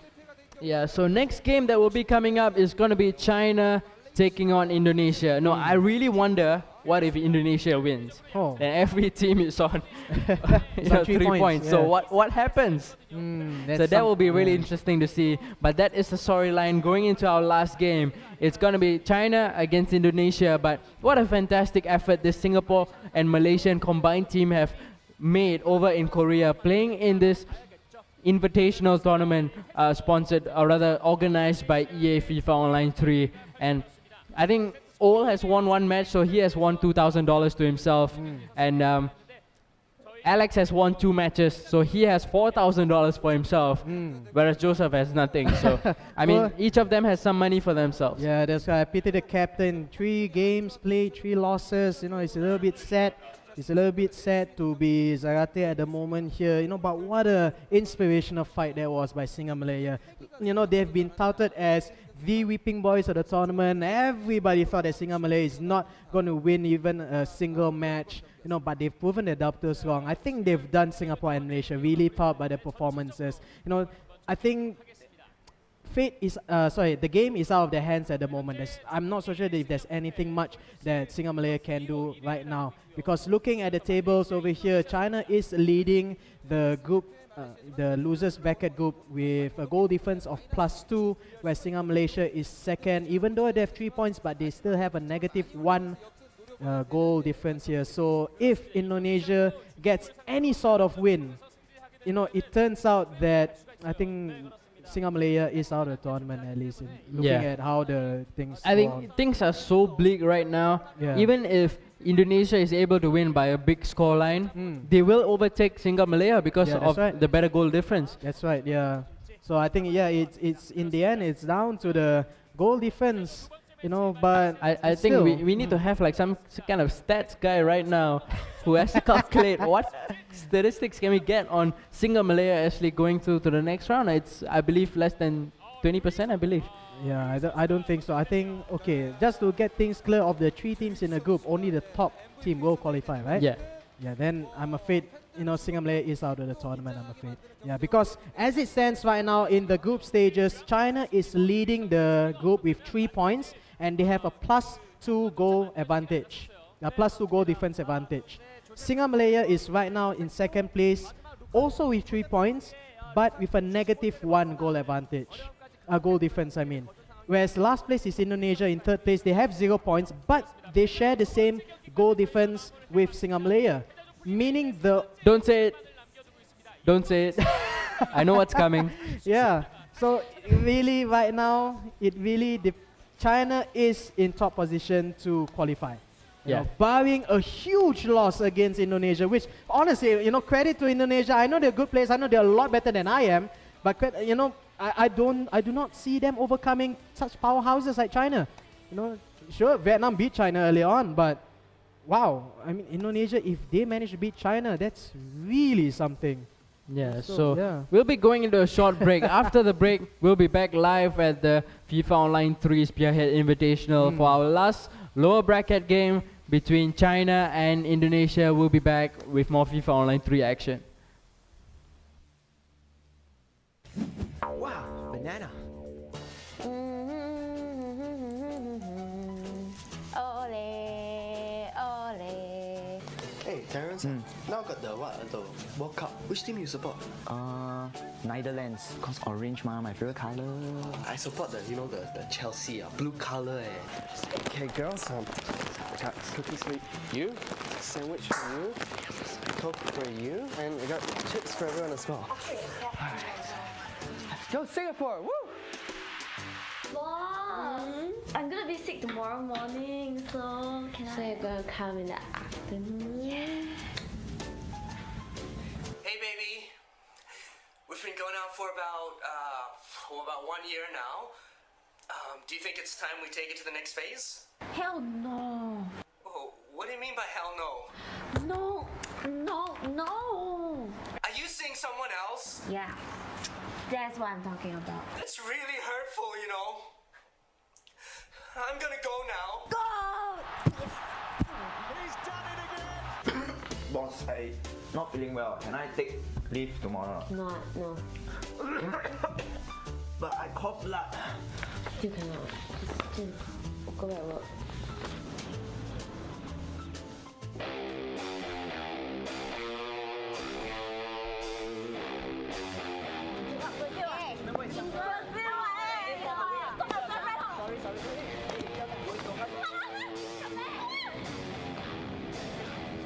sorry, pizza. Hey. Yeah, I buy you present Okay. Japan? But my favorite team is Korea. Yeah, Japan, Korean, both also Asian what, all same one what. No. But you also Asian what. And it's a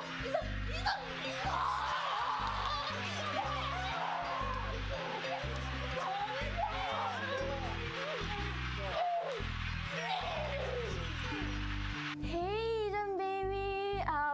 I'm gonna be home late today because we are rolling a major campaign to the entire team and everybody have to OT until 6 a.m. Yeah, don't wait for me, okay? Love you.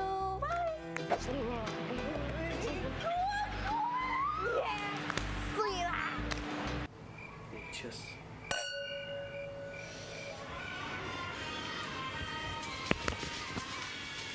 Get up.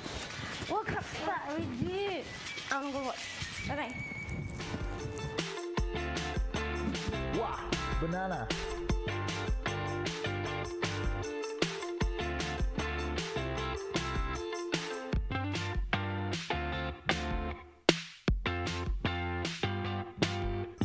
Wow, you know those girls every night the World Cup shout the go shout so loud. Also don't know they go where.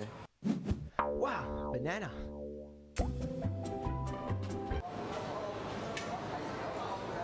不急，慢慢吃。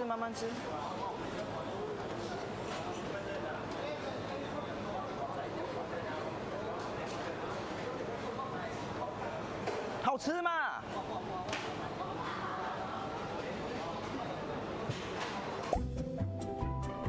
Hey, could I get the fish with rice, please? Thank you.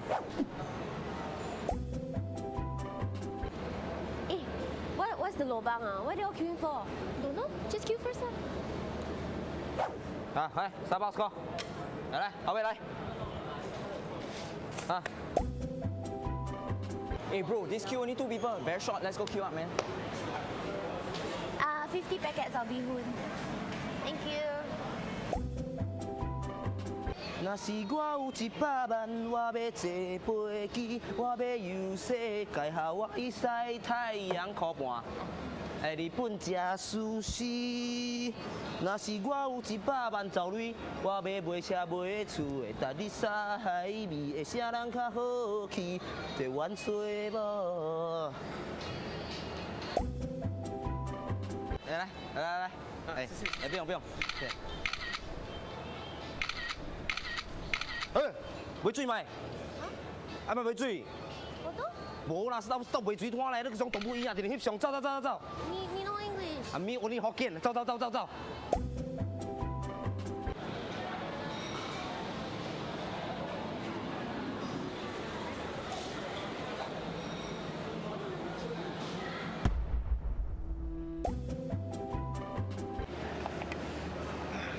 哎，nice or not I help you try.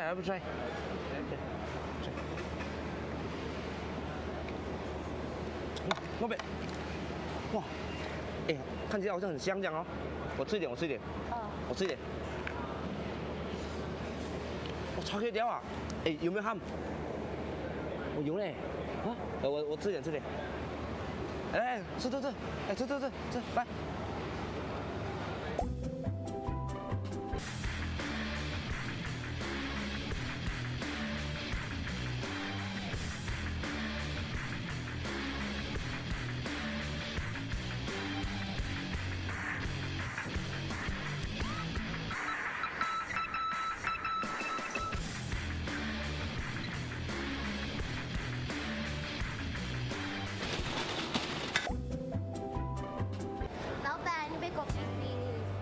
狗皮筋啊？对。1杯啊，2个人啊？1杯哪里有够？哎呀，送你多一杯。快2，一块好了。OK， 拜拜。拜。老板，我要狗皮筋，也可以送我多一杯吗？狗皮筋啊？多一杯没有了，那多一只 straw 给你了，快2。OK。谢谢。哇，banana。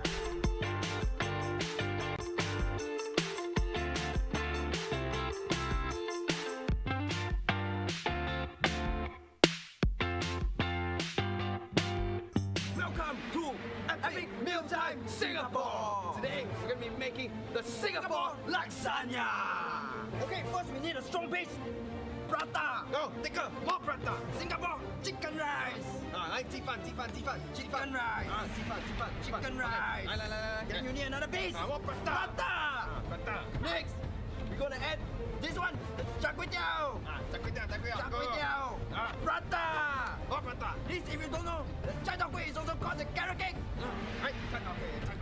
Chai tow kway and more chai tow kway and more chai tow kway and more chai tow kway and more chai tow kway. Leave for the last part and more chai tow kway. We end with prata. More chai tow kway. Chong. The tomato. It's time. Epic meal time. Singapore.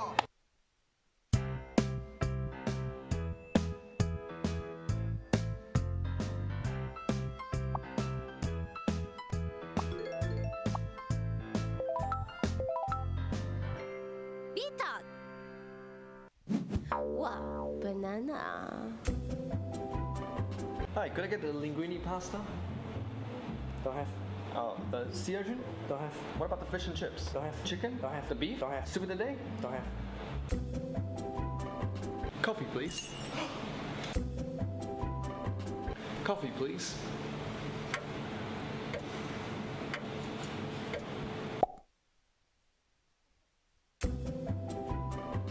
Hello, welcome to Bros. We don't sell wonton noodle here. Just kidding. Ui, baby, oh. Hey, just kidding. I think I'll get the tiramisu and some private space, please. How about now? I'll grab the cheese. Will you marry me?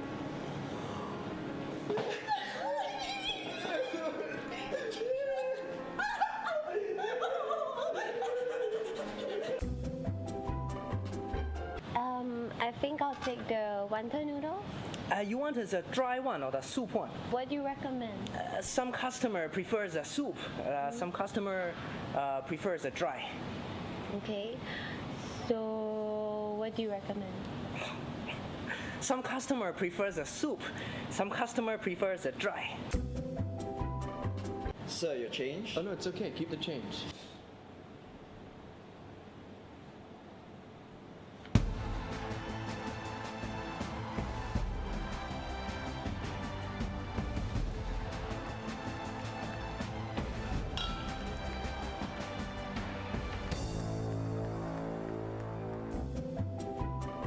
Allow me to introduce the specials for today.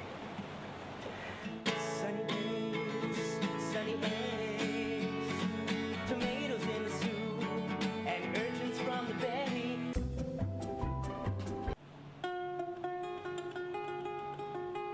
Sunny days, sunny eggs. We sell Greek salad, which is green vegetable in a bowl.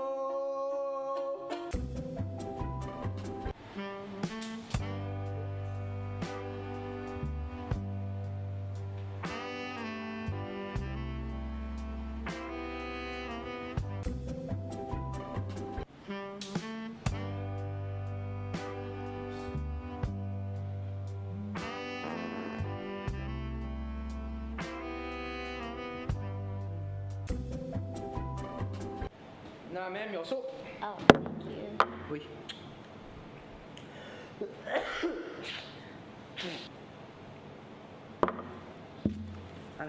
Enjoy your meal. Auntie, I want one banana milkshake with less ice but super a lot of sugar. Apple? No, Auntie, I want banana milkshake. Apple. Banana? Apple. Auntie, 我要香蕉 milkshake. 我知道，我是问你要不要加珍珠。哇 banana.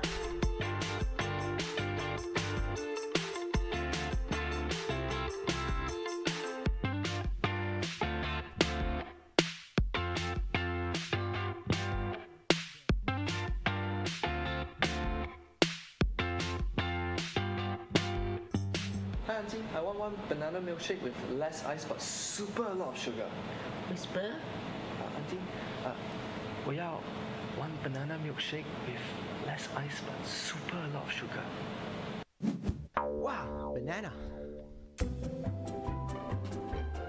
Hey guys, 1, 2, 3, selfie!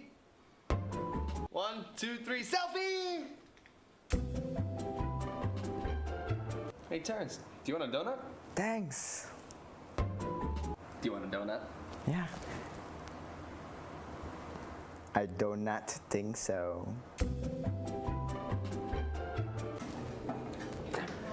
Hey, could you pass me some toilet paper? Thank you. Thank you. Oh my goodness. Transfer! Yeah! Transfer! Yeah! Hey bro, one bite eh? Thanks. Hey, one mouth, one mouth. Yeah, sure.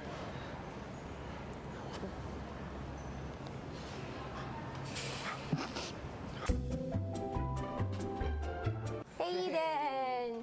Hey, you look like someone today. Who? Joseph got 11. Hey Eden, you look like someone today. Who? William Hong.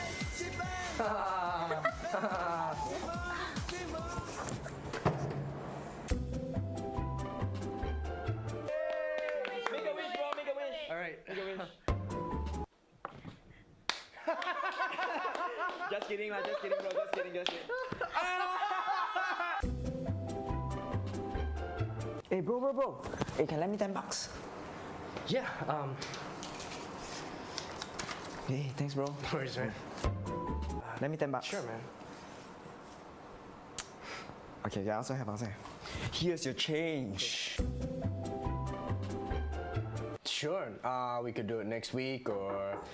God, can I borrow the computer? Oh, hi Audrey. We could do it next week or... God, can I borrow the computer? Sure, I'm just Skyping with...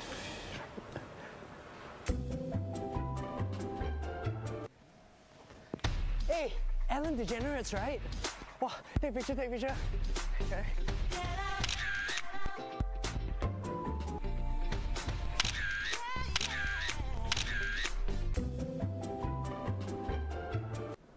Ooh la la, fabulous. Voila, beautiful. Really? Do I look fabulous?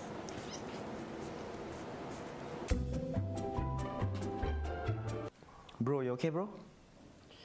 Yeah, just hurt my elbow. Oh my, hey, looks bad, bro.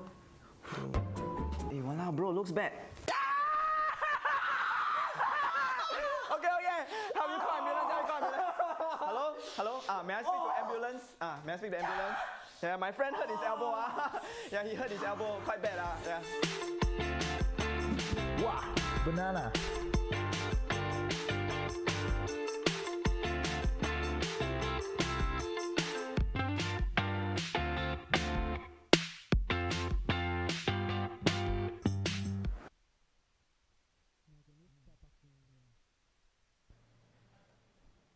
Alright, ladies and gentlemen, welcome back to the FIFA Online 3 Spearhead Invitational 2014.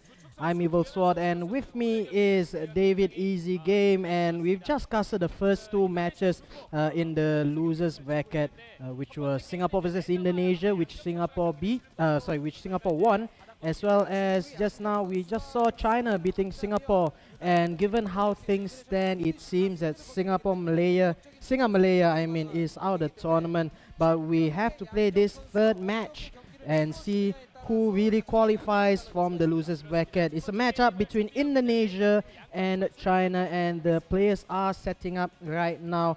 We saw earlier on the three players from Indonesia: Imam, the ace player, Daniel defected, as well as Muhammad Reza, 7-net. But it looks that Reza is going to be their first player for Indonesia.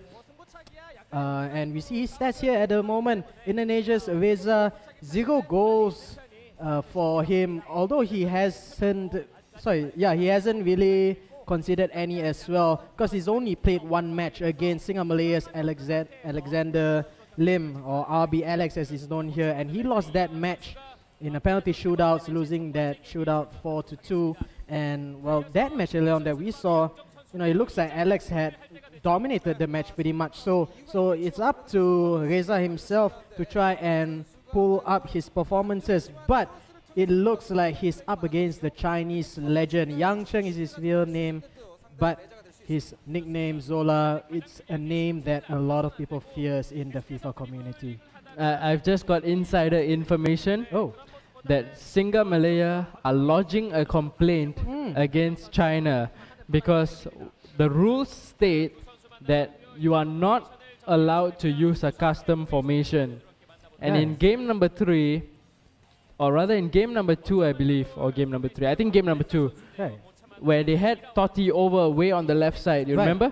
Oh yes. So that was a custom formation being used by China, and SingaMalaya are lodging a complaint to the organizers. Not all hope is lost. Not for SingaMalaya indeed.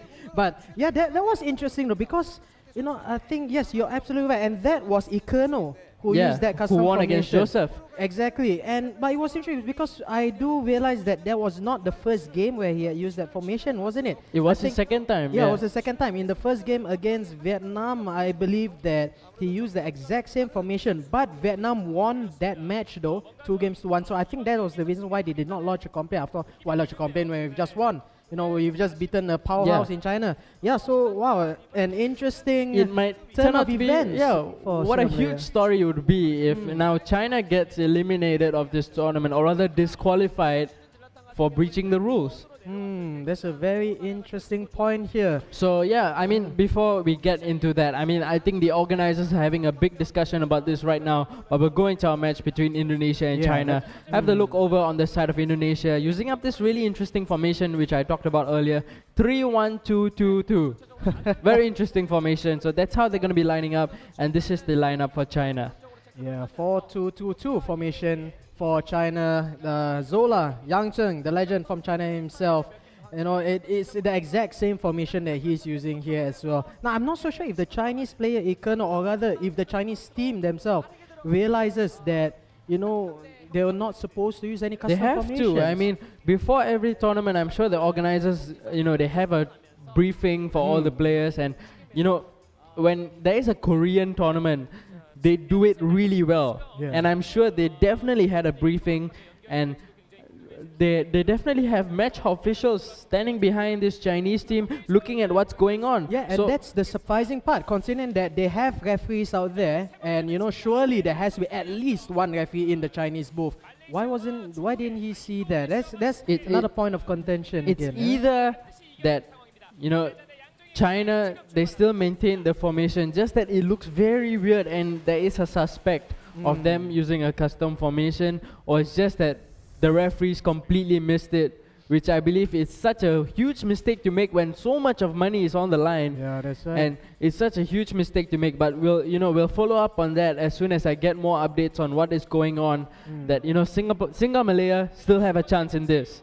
Yeah, we might do, but even if, let's say that if China gets, let's say, eliminated due to disqualification, if Indonesia manages to beat China by a huge margin, wouldn't there be a chance for Indonesia to qualify instead? Unless they void out China's matches outright, and they go strictly by the head-to-head between SingaMalaya as well as Indonesia. And then I can see how SingaMalaya can qualify, because they beat Indonesia earlier on in the first match of the losers bracket. But that's a story to be followed up later on. Let's go right into this match, the first match of 3 between Indonesia as well as China. Indonesia, Reza is playing here.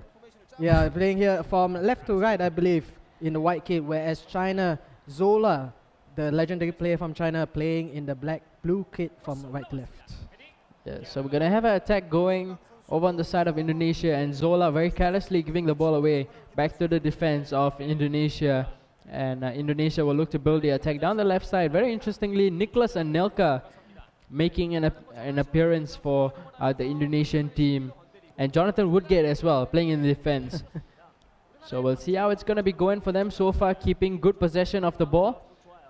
in the middle of the pitch. Now this is a chance for Steven Gerrard. Can he get the shot? And Nelka, oh, he Off hits the the post and was cleared off close by the line, away from the Chinese defenders. And now he'll be able to go on the attack down the left with Totti as well as Tony. Really interesting placement of players here by the Indonesian player Reza, because Steven Gerrard was deployed as a central striker. I've never seen Steven Gerrard deployed in that sort of position before. Anywhere in midfield, yes, but not striker.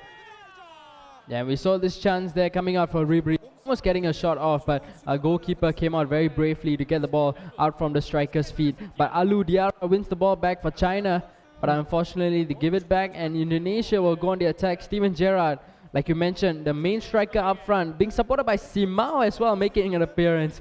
All these fringe players, I would assume, making an appearance for the Indonesian side. Yeah, the draft is really interesting for Indonesia, considering the fact that they had first choice, in the draft. I mean, the very first draft pick was by Indonesia. They selected the 09 Zlatan Ibrahimovic, but it's not even being utilized. Instead, they are using Steven Gerrard, of all people, in the central striking position. I think they just gave up with have they Ibrahimovic or thrown something. in the towel? Even before the match has started, it seems like they've given up. Yeah, I mean, they have other strikers available. Looking at the lineup of 30 players, they have Adriano, the 07 version of Adriano.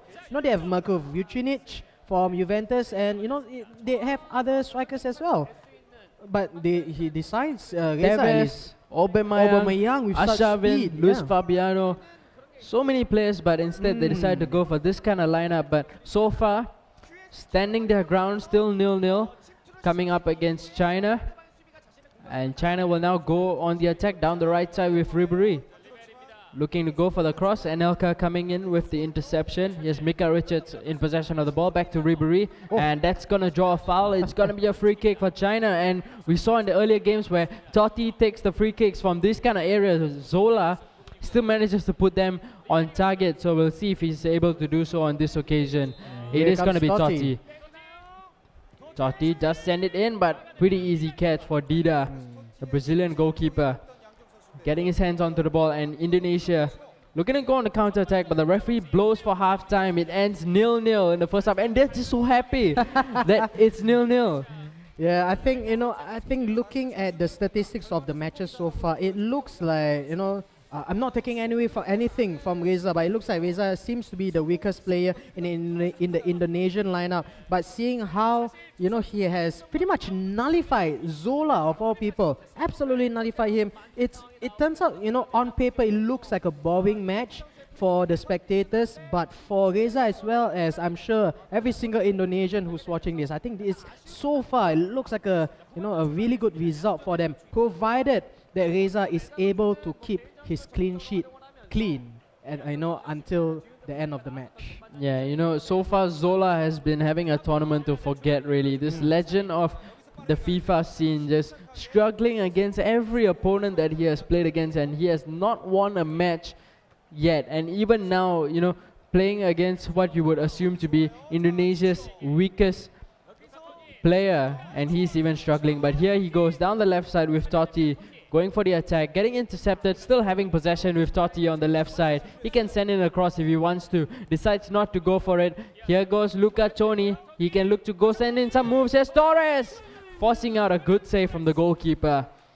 But like I mentioned, Zola just not performing up to expectations. No, I think, as sad it is, all players, professional players, sports athletes, even esports athletes, there has to be a time where they're in the decline. StarCraft 2, for example, there is one guy named Nesty, absolutely fantastic StarCraft 2 player, but he's also in a state of decline. I'm afraid that it looks like Zola has entered his state of decline at the moment, unless somehow he can eke out a win against Reza. But Reza's doing absolutely fantastic in his first match here against China.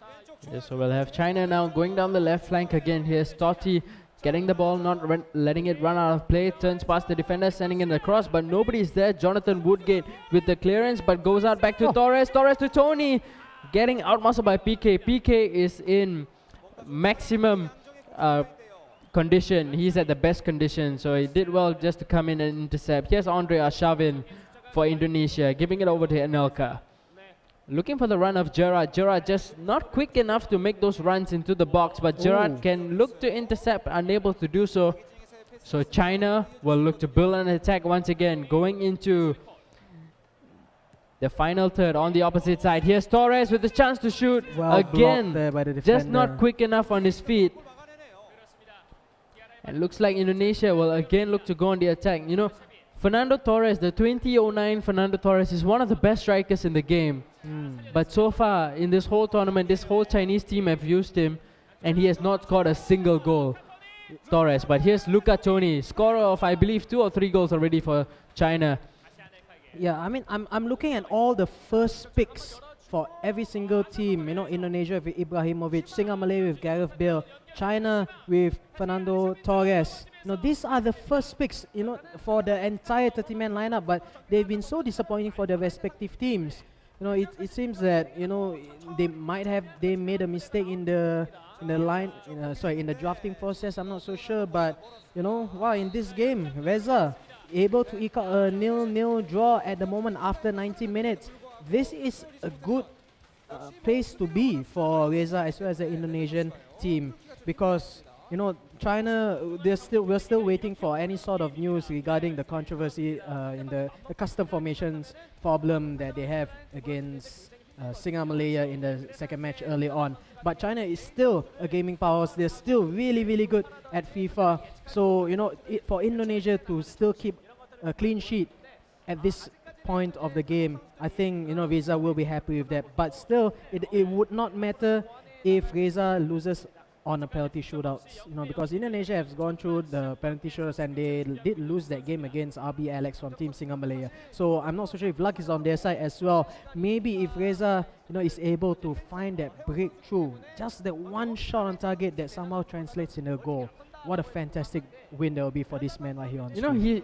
he has got to go for broke. You know, he's going up against one of the best players in FIFA, Zola, and he has the chance. He is playing so well. He knows he has the chance to win. So he is coming up with his offensive substitutions. In comes Vucinic as well as Zlatan Ibrahimovic. So this is going to bring some much needed pace in attack as well as a target man up front like Ibrahimovic. I think Rooney came in as well with that triple substitution, and Gerard will move over to the right side. So, you know, Indonesia still have an opportunity. They've got to take this chance going into extra time in this first game between Indonesia and China. And here we go, Ibrahimovic one-on-one and just getting the shot off. That was fantastic build-up play by the Indonesian there. His passing was crisp. You know, he's just passing circles around the Chinese players earlier on. But, you know, another fantastic tackle by Eva, who makes a rampaging run forward. Does Vucinic spot him? Not really. Passes back to Melo. We have an attack on the right now with Steven Gerrard, early on used as a striker. I think I figured out why Gerrard is used as a striker early on,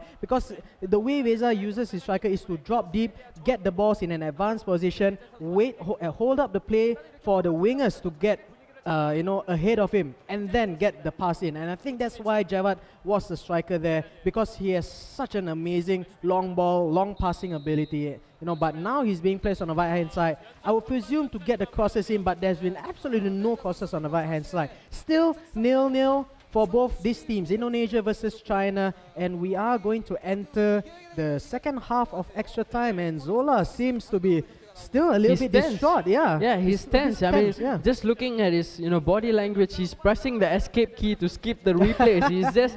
he's just nervous going into this, you know.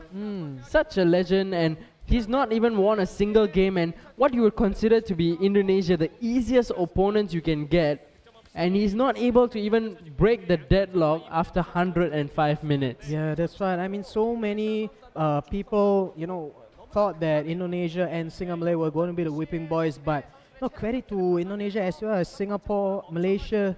They've been performing really well against, you know, against the expectations of a lot of people watching the stream right now. You know, China, on the other hand, they were supposed to be the favorites, second favorites behind Korea, but they are languishing in the losers bracket. Not only that, they barely beat SingaMalaya, and even then they might get, you know, their results voided, you know, considering that we're still waiting for the results of that complaint lodged by SingaMalaya. But, you know, this has been pretty much a tournament to forget for Team China. Let's see if they can get Zola at least can get anything out of this game. They're going to kick off the second half of extra time with Zola, the player from China, playing from left to right in the black kit against Indonesia, playing from right to left in the white kit, and Gerard Piqué for Reza of Indonesia manages to get that last minute interception in the penalty box.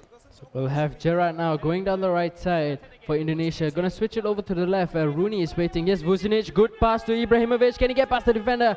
Way too predictable. Going to go for his, favorite right foot. Might have just gone to shoot on his left foot. Ibrahimovic is, he's pretty good in both feet. Yeah, I so mean, he might have just gone for it. That's the second time in a row that, Ibrahimovic took his own sweet time in getting into the perfect position to shoot. And I don't think a player with that kind of class, that kind of skill needs to always be in a perfect position. Even if it's an awkward position, can get the good goal scoring opportunity.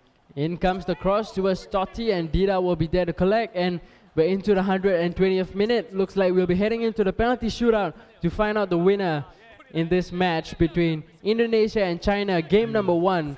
Reza taking on, I can't remember his, is like Yang Cheng. Okay, we'll just call him Zola. Yeah. So Zola against Reza, going to the penalty shootouts. All the pressure is on China and Zola. Yeah, I mean, Zola, look at his face. He looks so sad, he looks so distraught. Imagine how distraught he will be if he loses his penalty shootout. Firstly, to be taken by the Indonesian players. Felipe Melo steps over the ball for Reza. So he's gonna go against Neuer. Neuer just rooted to the ground. He just stood there, and it's 1-0 over to Indonesia. Now chance to make the equalizer. Julio Baptista, he has lots of power, and he goes for it. Bottom right-hand corner, and okay, not exactly the corner, but bottom right, and he does manage to grab the goal. Now time for Steven Gerrard for Indonesia. Can he make it two for themselves?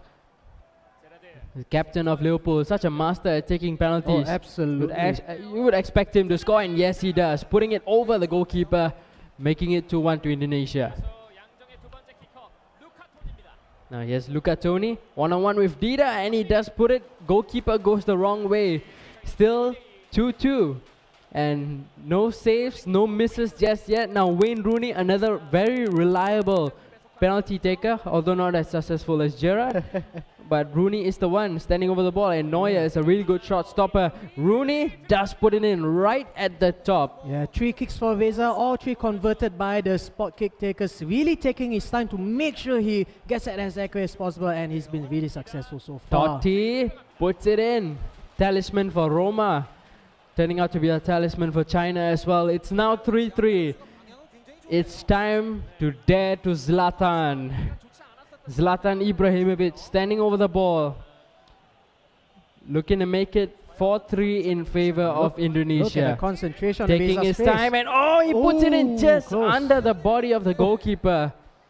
Very narrowly puts it in. Now it's time for Ashley Cole against Dida. And Ashley Cole, it's a save! Saved by Indonesia. What a big blow it is to China. If Indonesia score this penalty right now, they win the game. Wow, it's all up to Gerard Piqué.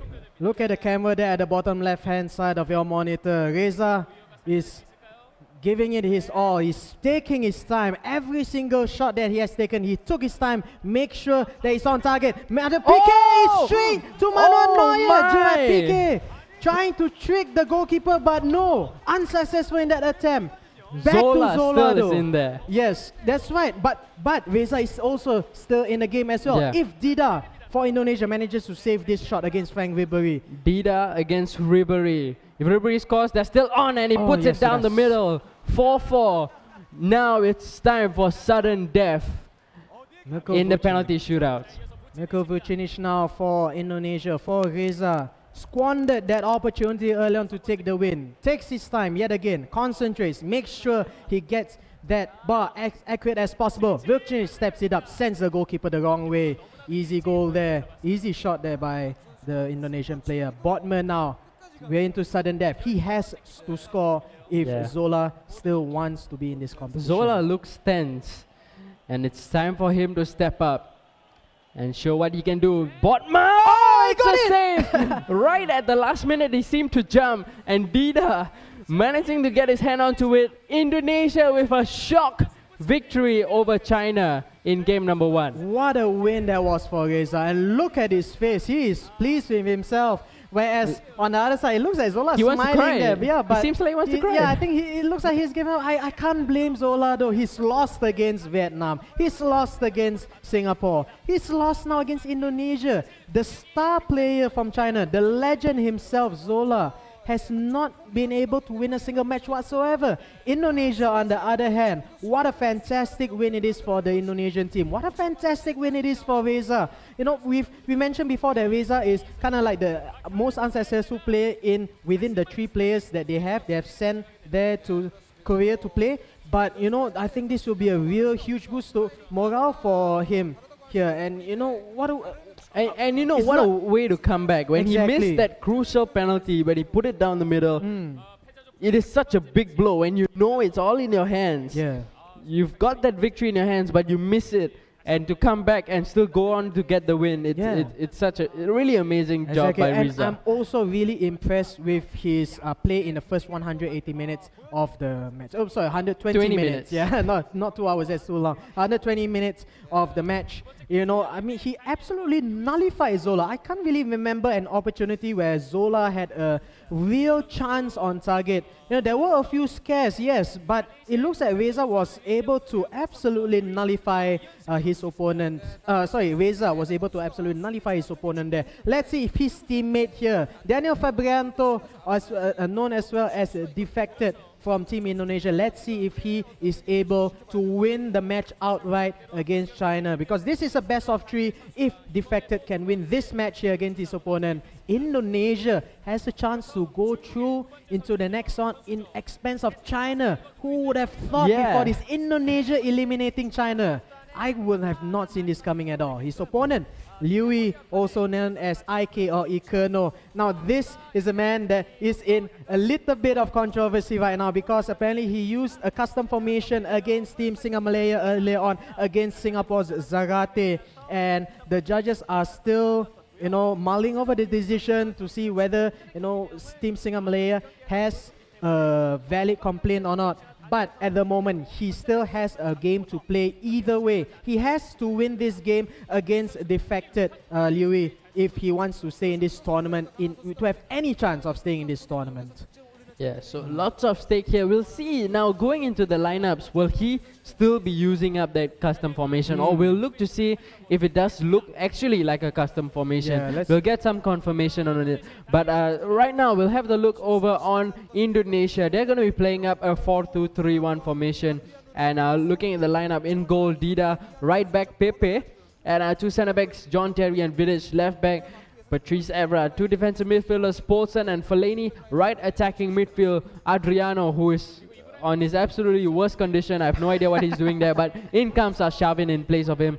Central attacking midfield, Wayne Rooney, left attacking midfield, Steven Gerrard, and up front, all alone, the big man, Zlatan Ibrahimovic. Yeah, it's good to see Zlatan Ibrahimovic back in the starting lineup for Indonesia, although I have to say he has been pretty ineffective for Indonesia. But yeah, it looks like on the Chinese team side, nobody has seemed to inform IK or any of the Chinese players that, you know, they are it's under right. scrutiny. It is a custom formation. Yeah, it is. Because and you can't. There's no way that you can get a left midfielder and a central attacking midfielder in the same squad. You need to, if you're playing a left midfielder, there's definitely going to be a right midfielder as well. Yeah, that's right. The only way you can get a CAM also is if there's also an LAM and an RAM in the squad, I believe. Yeah. So this is definitely a custom formation. So I think, you know, the case, to us at least, the case is clear that, you know, it looks like China's breaching the rules. But again, the referee, you know, overseeing the Chinese team at the moment,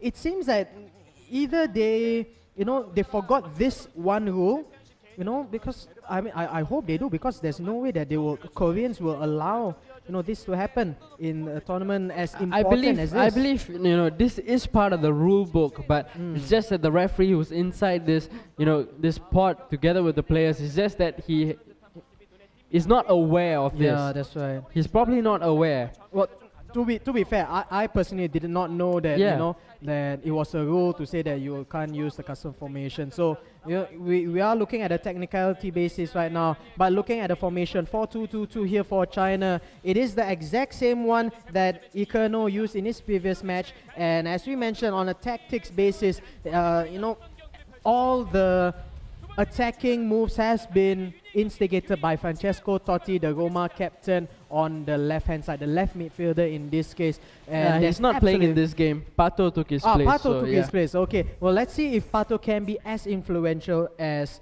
Francesco Totti, although I do not think so, because Francesco Totti, I believe they are using, which version of him? The 06 version, which is absolutely fantastic, because I mean, speed-wise, not really much there, but my goodness, his passing range, the movement on him, his agility.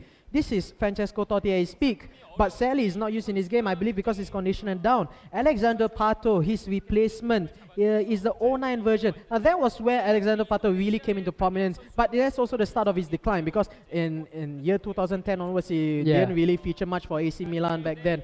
But I would consider, on paper, it looks that Pato should be an able replacement for Totti, although we've got to see in real life how, whether or not Pato steps up to the plate.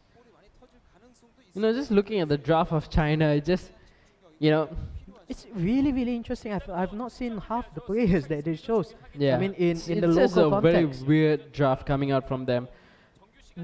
Yeah, I mean, like, okay, looking at the draft, let's start from the top. Fernando Torres, Totti, Ferdinand, Lucio, Luca Toni.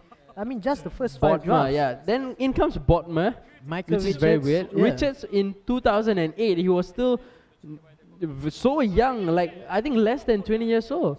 Yeah, I and think not so, even featured for England yet. At that point of time, he was rising into prominence. Yeah. But when you have players to choose from, like for example, Ashley Cole, the 06 Ashley Cole, which they got, good to them. But when you've got other players like Gerard Piqué, Carlos Puyol, renowned people, Chris, which has been performing absolutely fantastic for Team SingaMalaya. It does seem really odd to pick a centre-back like Michael Richards or a right-back. I'm not so sure which position he's best at, because he can play both equally well. Yeah, but I mean, the choices for China, really, really interesting in the draft picks. And I'm not so sure if it's the play style that they have employed that is disappointing them, or is it the draft players? Now imagine if their play style, imagine if they had drafted better players instead. Would they have still be in the losers group with a chance of getting knocked out by Indonesia? I mean, we cannot answer all these questions, but it might have been a really good chance for them to really prove that they are good if they get better players in their squad. If you look on the side of Thailand, I think they've had a fantastic draft. Look at Thailand's team, that's absolutely amazing. Even one of the last few picks, they still managed to get like Fabregas in there. Lampard, 2008 Lampard. Daniel Sturridge up there, who's leading the line together with Didier Drogba, their first pick. And he did absolutely amazing against SingaMalaya in the first match. Yeah, absolutely. I mean, looking at Thailand, just taking a quick look down the first 7-8 names. We've got 2010 Didier Drogba, 2013 Yaya Toure, 06 Samuel Eto'o, incredibly fast, 99 speed Barcelona, or yeah, 99 speed or something like that. Sergio Ramos, the 08 version, Daniel De Rossi, Paul Pogba, Vincent Kompany, Hulk, Aguero, Maxis. That's an all-star lineup, and we've only reached 10 players so far. Thailand has got an amazing draft in this, in this whole tournament. I thought that Indonesia or Vietnam, with their slight advantage in the early parts of the draft, they will be able to get a bit more better players, and they did draft in Zlatan Ibrahimovic for Indonesia, as well as 2013 Cristiano Ronaldo for Vietnam, but it looks like overall, wow, Thailand, absolutely fantastic draft picks. And Korea as well. They have Henry, Ronaldinho, Chiellini, Maicon, Messi, Xabi Alonso. I think, I talked to you earlier about this. I think Thailand and Korea have the best drafts among all these 6 teams. Yeah, and and look at that. Thailand and Korea are in the winners bracket right now. They are both really strong. I mean, of course, Korea is going to be in the winners bracket. We expected that, but also we expected China. Right, we expected China to to have been in the winners bracket as well.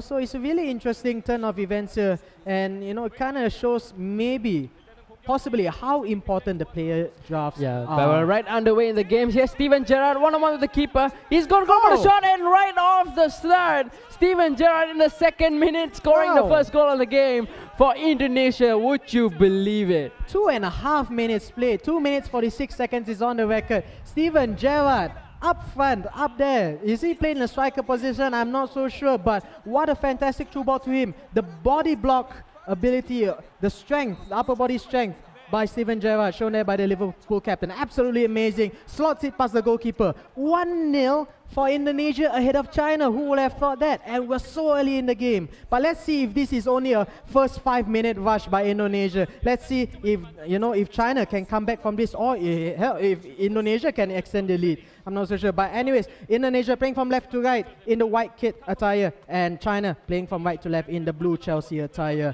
Well, what a fantastic side it is for Indonesia at the moment. Now Indonesia going on the attack again. Evra down the left, giving it over to Rooney, switching over to the left flank where Steven Gerrard is, the scorer of the first goal in the game.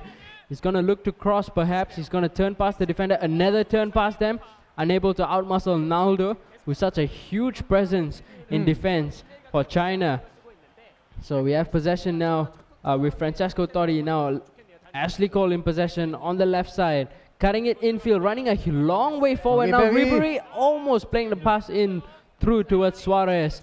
But Indonesia are able to clear their lines. Evra now going down the left to Steven Gerrard.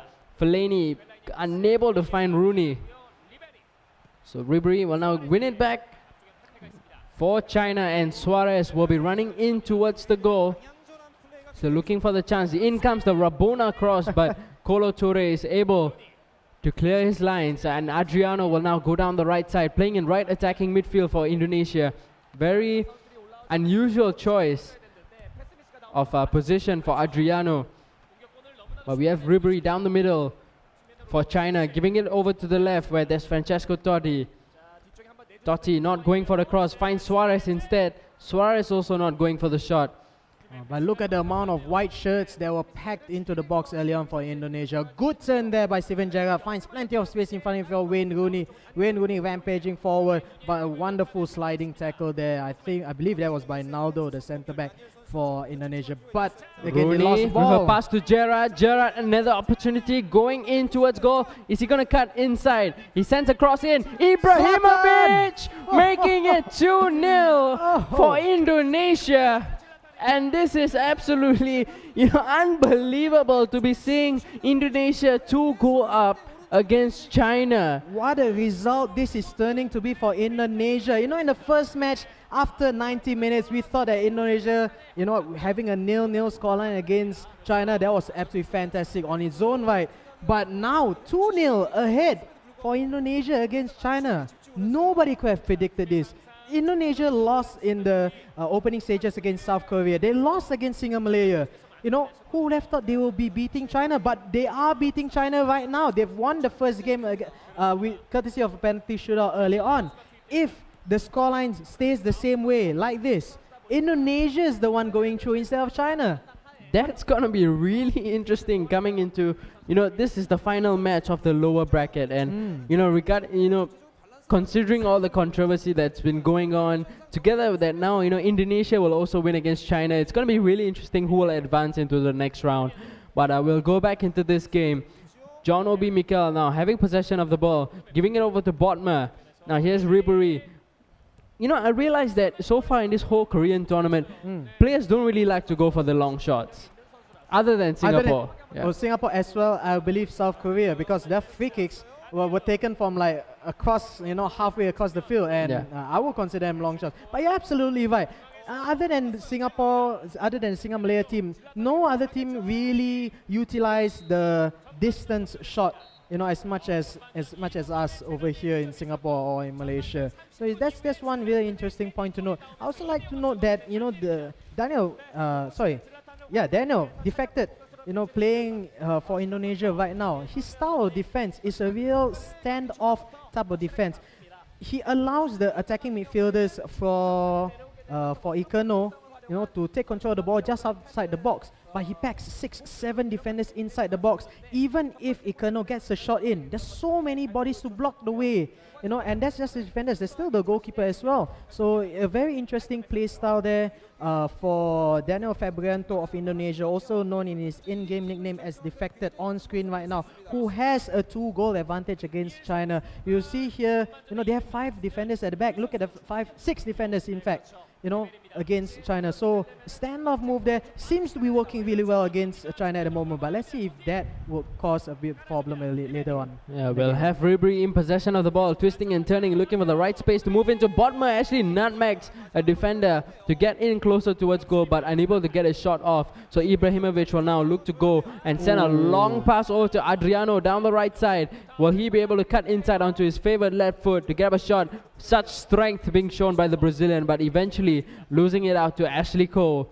And now China will look to go on the counter-attack. Tony to Ribery. That's a good pass coming in. And Ribery plays in Suarez. Suarez one-on-one, and he puts it in. That makes it 2-1. China still showing that not all hope is lost and still trying to come back into this game. Yeah, it was a good off-the-ball run there by Luis Suarez, now of Barcelona, after, you know, the record deal there from Liverpool. But still, really good finishing there by Luis Suarez. Fantastic 2 balls, splitting the defense down the middle. And Luis Suarez at the end of that pass, no, he doesn't miss much from that kind of opportunity. So it is 2-1, still in favor of Indonesia though. Can they get a 3rd goal here through Steven Gerrard, the left attacking midfielder, being blocked out there by John O'Mimikel for Team China.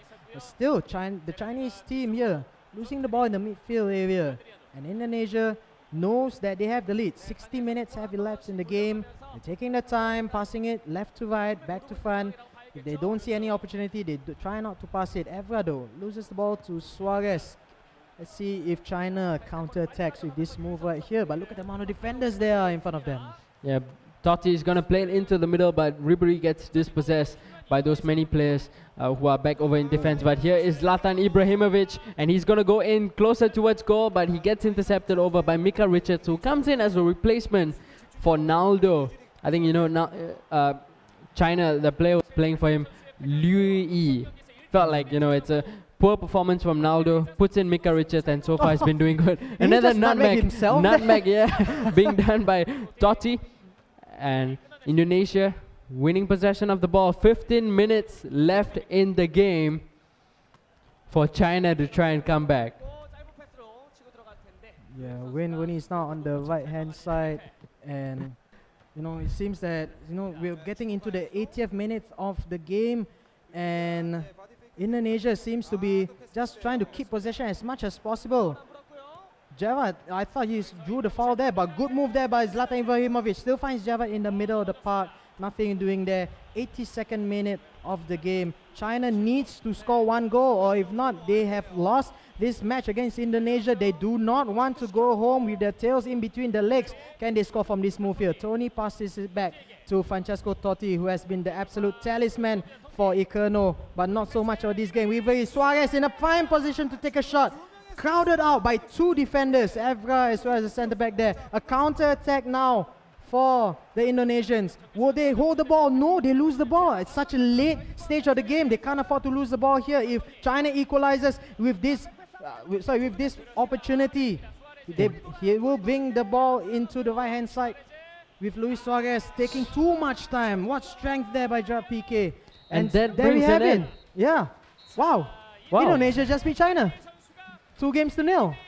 I have no words to express, you know, Indonesia beating China 2-0. Look at the expressions of... They're in disbelief. Oh, yeah. we won? We won? Yeah, I mean, that's unbelievable. You know, Indonesia coming up like China, winning it 2-0, not even taking it to the 3rd game. Yeah. Goodness. Wow, look at that. I mean, I'm not so sure if, you know, they realize that they've just knocked China out, because, you know, there's a total lack of celebrations in the box. We've got to see the goal differences now. Yeah, we got to see the goal difference, the game differences as well, because we got to mention that early on, Team SingaMalaya did defeat Malaysia 2-1. Sorry, was it 2-1? Yes, 2-1 in fact. Yeah. So I mean, I'm looking, and there's also the controversy of Louis. here on screen right now of Econo using that Custom formation. Using the custom formation. Now, Team SingaMalaya has lodged an official complaint with the referees and with the administrators of this tournament. We're still waiting for any sort of information from the Korean organizers regarding this incident here. But what is known for sure is that every single team in the lower bracket, in the losers league, has got 3 points each.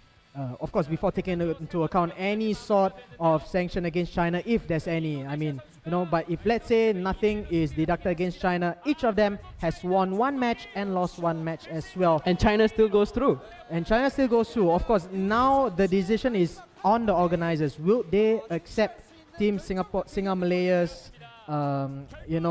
request or official complaint against them, which will really put a huge spanner into the works, because if that happens, I have no clue how we're going to calculate this issue at the moment. Indonesia and SingaMalaya are both stuck now on 1 wins each. How are they going to decide who goes on to the next round? Yeah, I mean, if let's say that China is disqualified, and from my past competitive experience, any player or any team that gets disqualified would be, if I'm sorry, what was I saying here? Yeah, I mean, judging from past tournaments, if any team or player is disqualified, they get their results voided out. It's as if they had not played in the tournament whatsoever. If that's the case, then there is only 1 match that has to be played, which is Singapore-Malaya against Indonesia, which SingaMalaya won 2-1. If it goes in how we expect it to be, then SingaMalaya would go through into the next round. But we'll have to wait for the decisions here. But in the meantime, it looks like Daniel Fabrianto on screen right now, in-game name Defected, has won himself a cool $2,000, making as the MVP award for this match here for the round 3 bracket. So wow, that's at least they go home with some confirmed prize point at least. So while we're still waiting for the officials to figure out what to do with the Chinese controversy. Let's take a look again at the scorelines here in the losers bracket. First match, Singapore versus Indonesia, which Singapore beats Indonesia 2-1, and then Singapore Malaysia against China, which China defeated Team SingaMalaya 2-1 as well.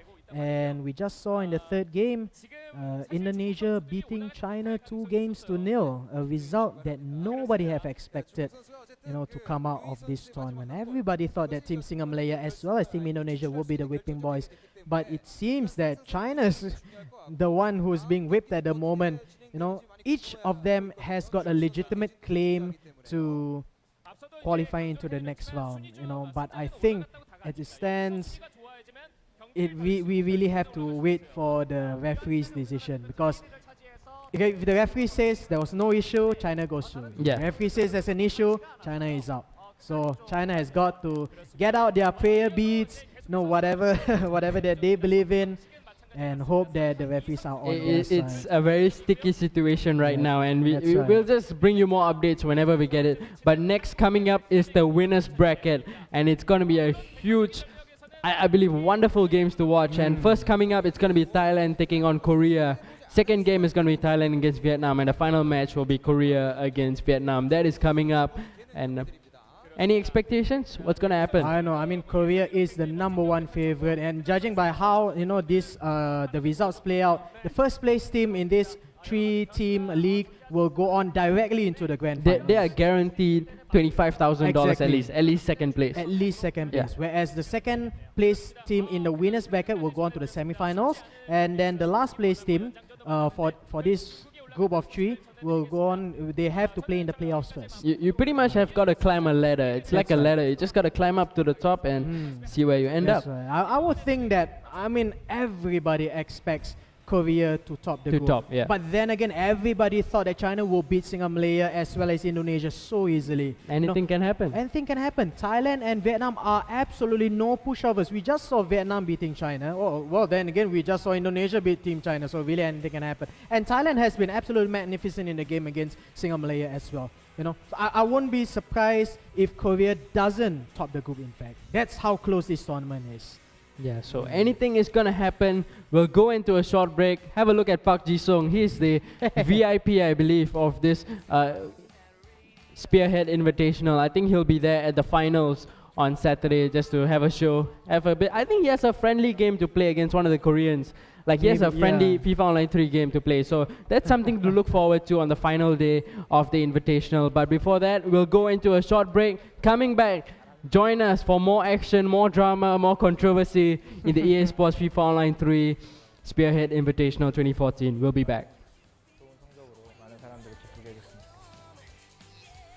FIFA Online 3 Spearhead Invitational 2014 저 박수성이 함께합니다.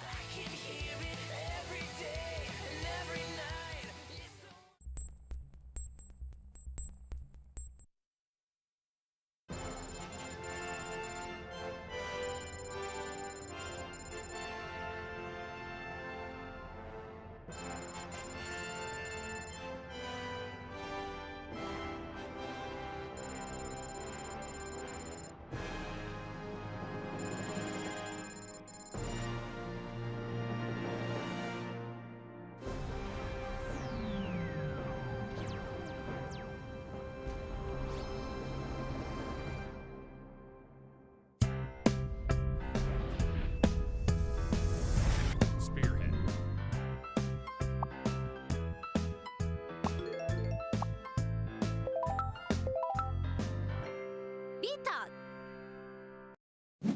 Wow, banana.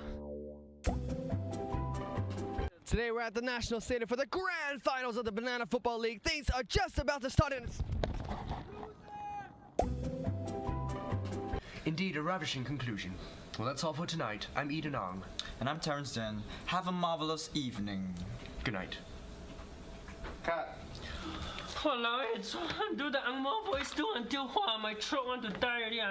You must ask me my voice like that. It's like this one. News reading must do the Angmo voice.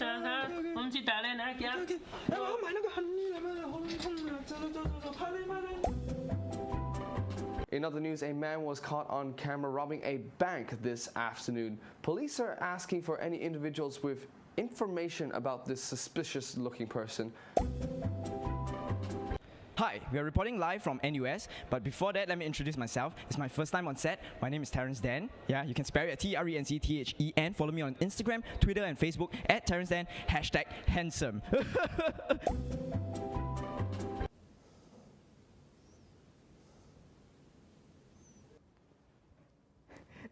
Hey guys, you got see this or not? Hey, this is super funny. Hey, I show you. Hey, you got see or not? In other news, Orders for U.S. durable goods tumbled 1% in May, and orders in the key category that signals business investments also increased. Where these defense-related goods were being stored for a temporary amount of time. We're putting live on scene again right after this segment. And now for the weather update. There's a thunderstorm heading all the way from Jurong to Tampines. Right now we have Terrence reporting live on location. He's about to walk us through those new renovations to the stadium. Hi, Terrence. Terrence? Hi. Hi, Terrence. How are you? Terrence? I'm good. In other news, orders for U.S. durable goods tumbled 1% in May as demand for military equipment fell sharply. But excluding defense-related goods, orders actually rose, and orders in a key category like signal business investment also increased. We are now on location where such goods were said to be deported out of the country and were stored here for a temporary amount of time. As you can see behind me, it is an empty field at the moment, but yesterday this was filled up with goods that were about to be deported to United States and all of her allies. Such goods goods were reported to be those military key goods that signaled a huge increase of business investment. So as you can see right now, they have all been moved out, and we'll have more news on that later on where they're being deported to.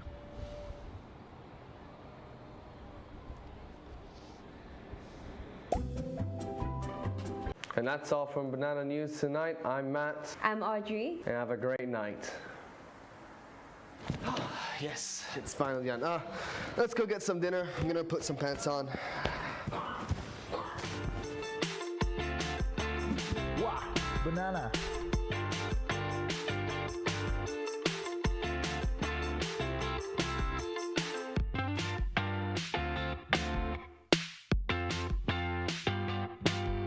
Hey, I just watched some sports highlights on my Newsloop app. Oh, they got videos on Newsloop too. Yeah, articles, videos, and heaps of categories.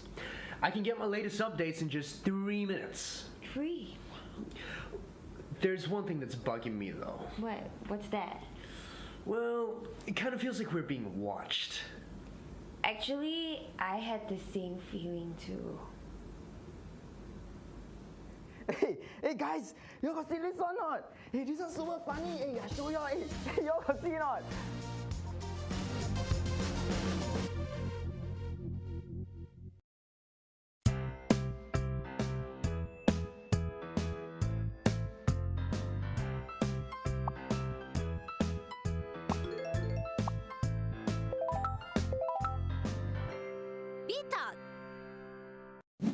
Wow, banana.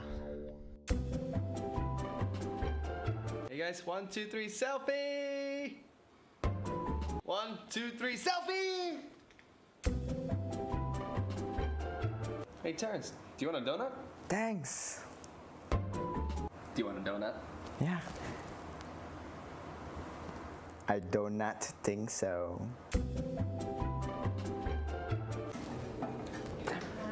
Hey, could you pass me some toilet paper? Thank you. Thank you. Oh my goodness. Transfer! Yeah! Transfer! Yeah! Hey bro, one bite eh? Thanks. Hey, one mouth. Yeah, sure.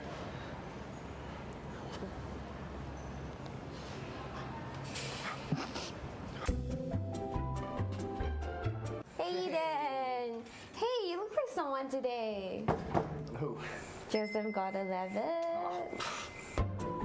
Hey Eden, you look like someone today. Who? William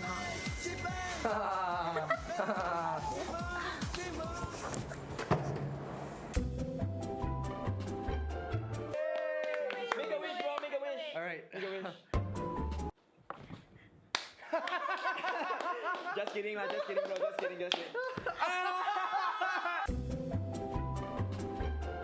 Hey bro. Hey, can you lend me $10? Yeah, Hey, thanks bro. no worries, man. Lend me $10. Sure, man. Okay, yeah, I also have. Here's your change. Sure, we could do it next week or... God, can I borrow the computer? Oh, hi Audrey. We could do it next week or... God, can I borrow the computer? Sure, I'm just Skyping with...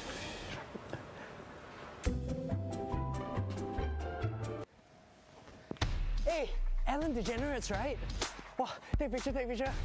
Okay.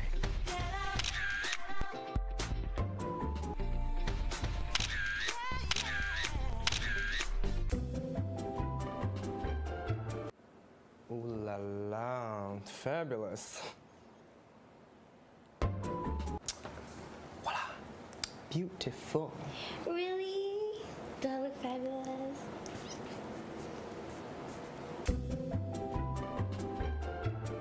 Bro, you okay, bro? Yeah, just hurt my elbow. Oh my, hey, looks bad, bro. Hey, walao, bro, looks bad. Okay. Have you call ambulance?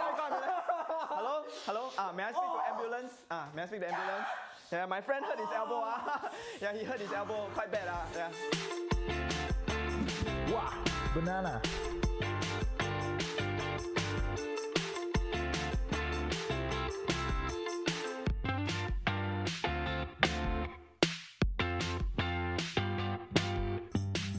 Oh, I'm just hanging out with my buddies right now. Oh, hang on. Hello? Oh my goodness, Eden, who is this? what are you doing? Man, are No, you don't listen speaking to another him. lady? Don't listen to I've told Eden. you so No. many times. What are you doing? Who is this? Who Give are it you back to me. calling, baby? Don't listen to it. Don't listen to it. Wow, banana. Hi, could I get the linguine pasta? Don't have. Oh, the sea urchin? Don't have. What about the fish and chips? Don't have. Chicken? Don't have. The beef? Don't have. Soup of the day? Don't have. Coffee, please. Coffee, please.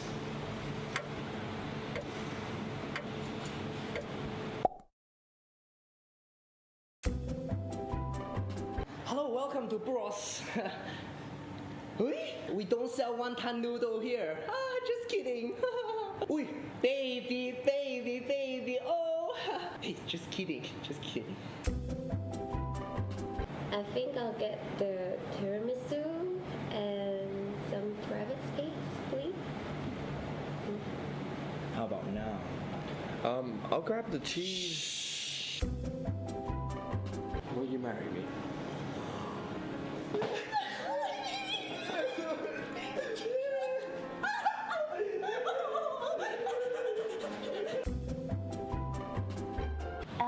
I think I'll take the wonton noodle.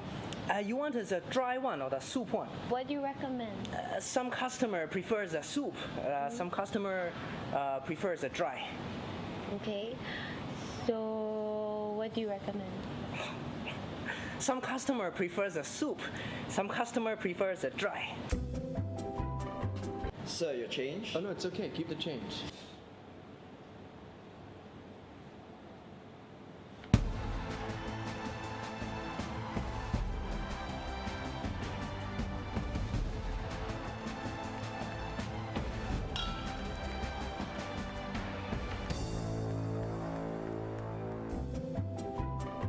Allow me to introduce the specials for today. Sunny days, sunny eggs, tomatoes in the soup, and urchins from the belly.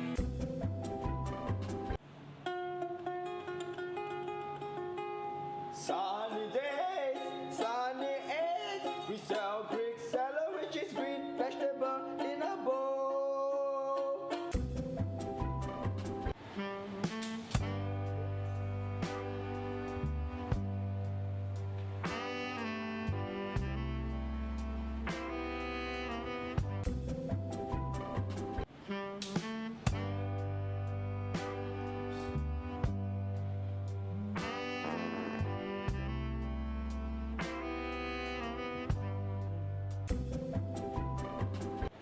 Nah, ma'am, your soup. Oh, thank you. Oui.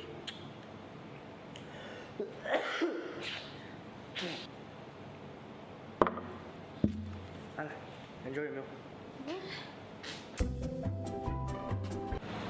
Hi, Auntie, I want one banana milkshake with less ice but super a lot of sugar. Apple? No, Auntie, I want banana milkshake. Apple. Banana? Apple. Auntie, 我要香蕉 milkshake.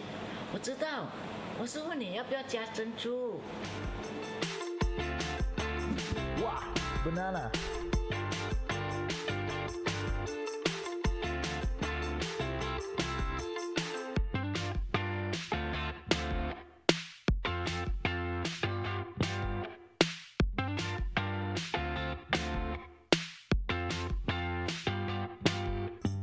Hi, Auntie, I want one banana milkshake with less ice but super a lot of sugar.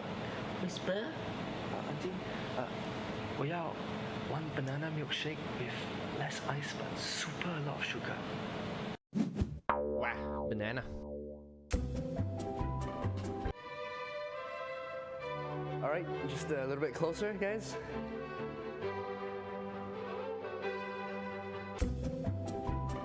Hashtag salad. Hashtag definitely not Caesar salad. Hashtag I'm not British. Hashtag stereotypes. Hashtag no filter.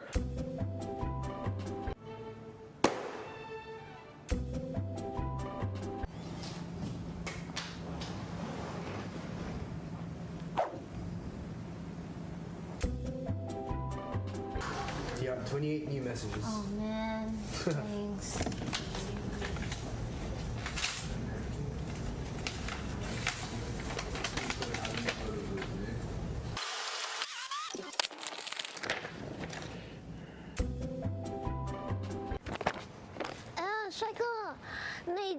Chinatown 怎么走？哦，Chinatown 啊。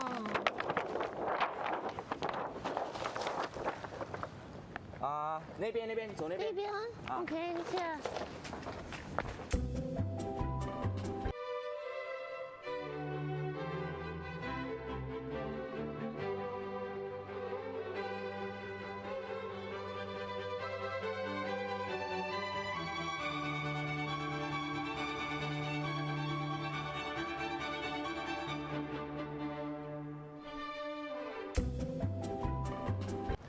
Good afternoon, sir. Is this Mr. Terence Tango Cheng? Yes. Hello, sir. My name is Marlon, calling from POSC Bank. Is it a convenient time right now? No, I'm actually currently in a meeting right now. Well, you don't tell me any that I felt it. What nobody but you. I want nobody to let it go, let it go. Can't hold me back. Faster.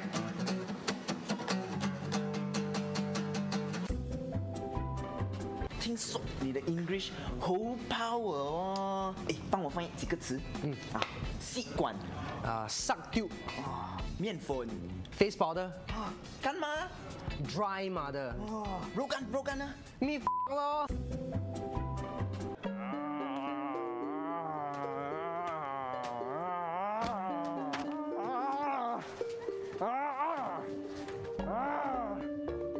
This game sucks.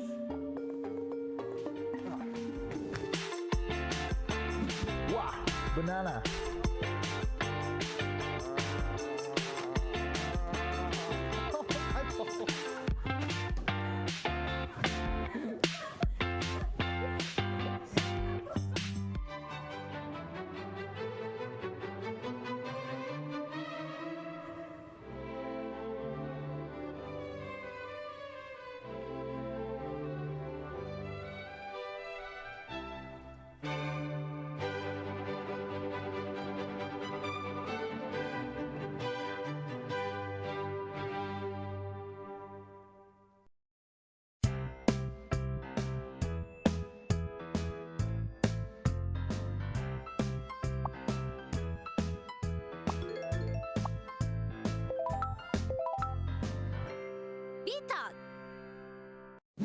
Wow, banana.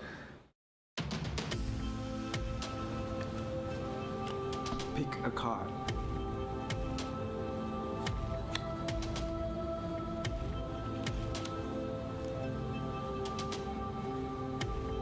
Ten of diamonds.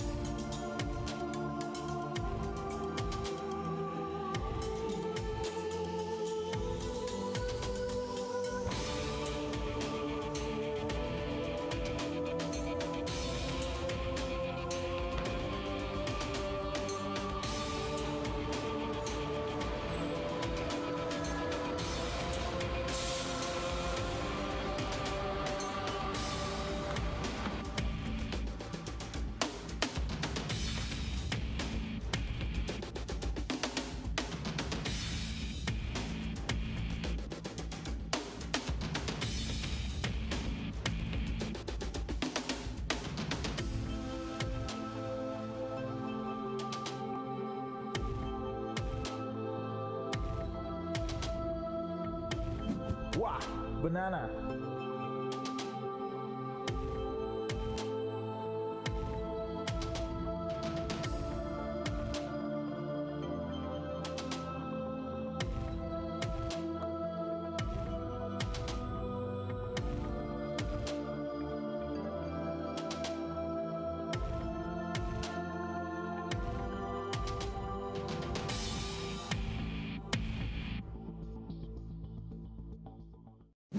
Wow, banana. 我就笑了。哎呀，9点而已。9点，笑了。哎呀。Wait, okay, you go first. I never filmed one banana today. I can't. What? Huh? Okay. Well, thank you, Terence. Ooh. I'm late for work already, Terence. Malawi, I need to go. Wait. No, I told you already. I'm late for work today. You wait. Oh, I need to go already. Come on. Good morning, baby. Good morning. Here's your breakfast. Thank you. Come, let me feed you. You're so sweet, Mom. Oh, is it ready out? Feed yourself. Hurry up. I feel good.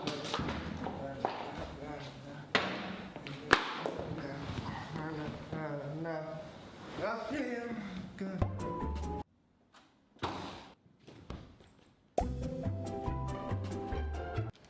Bro, you do homework already?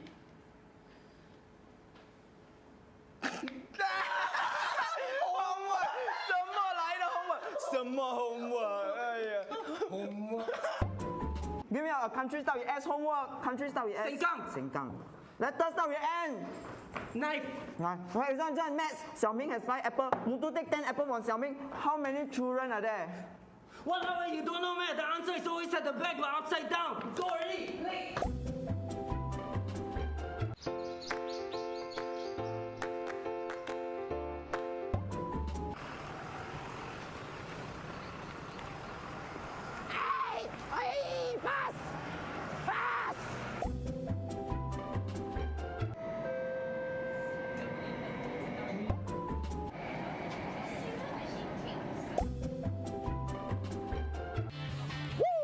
I feel good, na. I knew that I would now. I feel nice, na. Like sugar and spice, na. Woo! So good, bam, so good, bam. I got you, boom, wah!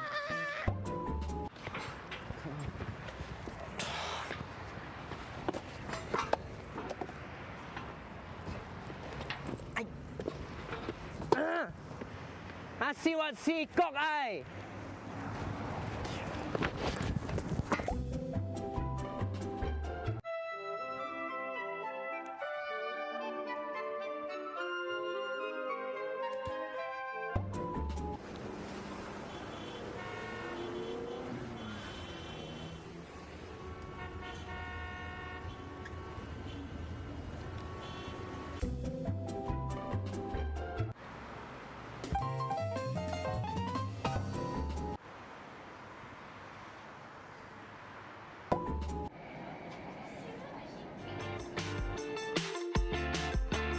Wow, banana.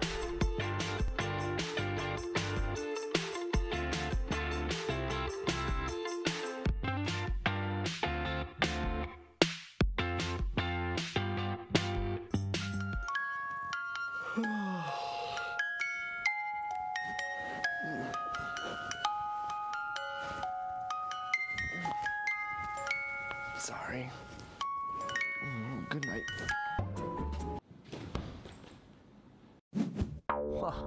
Banana.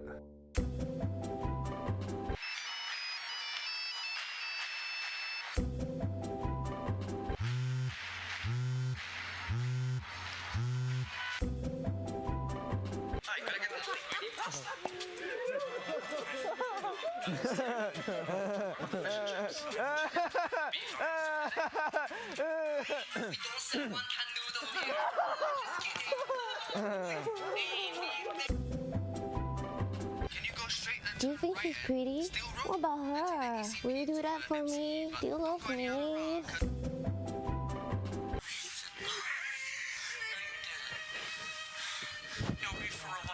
Did you cheat? Hey, did you cheat on me? Yes, sir, the coffee is free flow. Oh, that's great. Did you fill this up for me? Don't make me paiseh, can or not? Hello, comfort cab. Can I have a cab and boogie splash, please? Thank you. Oi, Hello, oi, trans oi, cab. oi. Can I have a cab and Eh, boogie don't splash, toilet lah.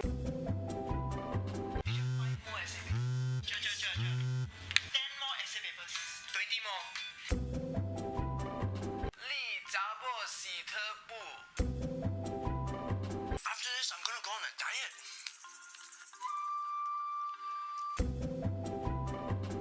Jack, I want you to draw me like one of your French girls. Wearing this. Wearing only this.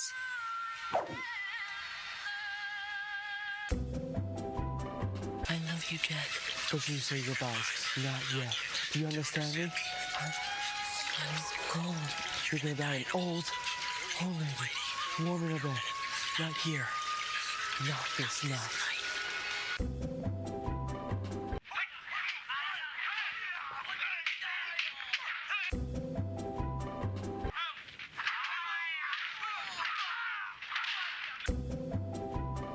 Watch out, watch out.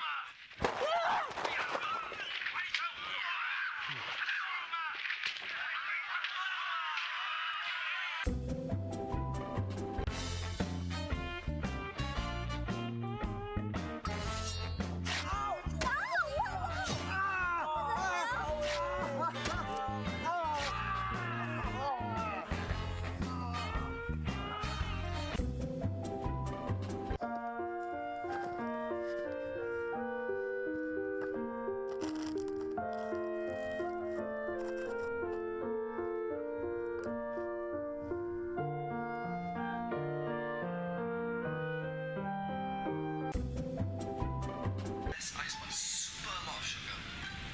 No, Auntie, I want banana milkshake. Banana? Bro, wrong timing. Auntie, 我要香蕉 milkshake. Some customer prefers a soup. Some customer prefers a dry. Okay. So, what do you recommend? Some customer prefers a soup. Some customer prefers a dry. Wow, banana.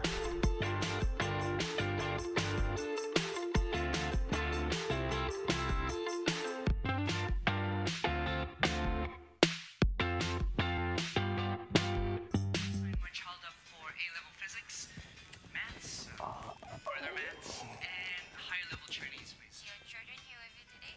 Yeah, sure.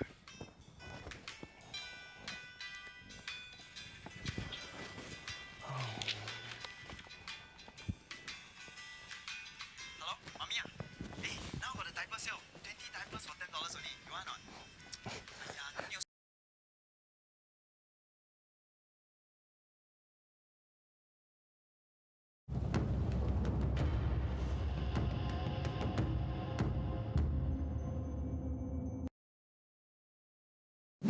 Wow, banana. Ole, ole. Hey, Terrence, now got the World Cup. Which team you support? Netherlands. Cause orange my favorite color. I support the Chelsea, blue color. Okay, girls, I got cookies for you, sandwich for you, Coke for you, and I got chips for everyone as well. Go Singapore! Woo! Boss, I'm gonna be sick tomorrow morning, so can So I? you're gonna come in the afternoon? Hey, baby.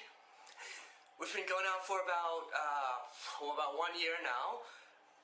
Do you think it's time we take it to the next phase? Hell no. Oh, what do you mean by hell no? No, no, no. Are you saying someone else? Yeah, that's what I'm talking about. That's really hurtful, you know. I'm gonna go now. Go! Boss, I not feeling well. Can I take leave tomorrow? No. But I cough blood. You cannot. Just go back work.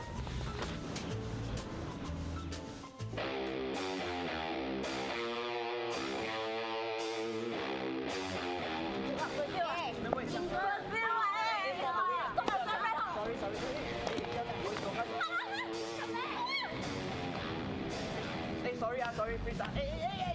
Yeah, I buy you present. Okay. Japan? But my favorite team is Korea. Yeah, Japan, Korean, both also Asian what? All same one what? No. But you also Asian what? And it's a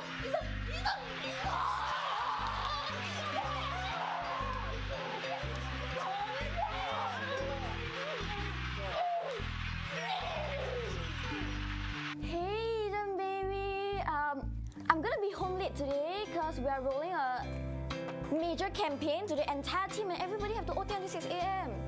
Yeah. Don't wait for me, okay? Love you. Bye. Yes. Sweet lah. Bitches.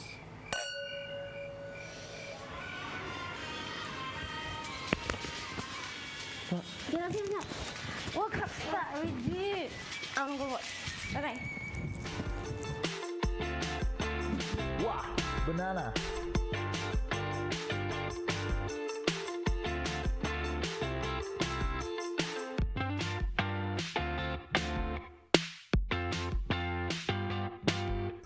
Wow, you know those girls every night at the World Cup shout the go shout so loud. Also don't know they go where. Wow, banana.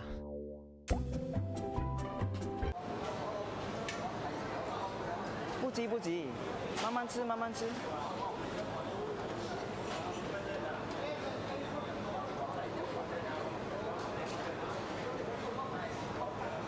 好吃嘛？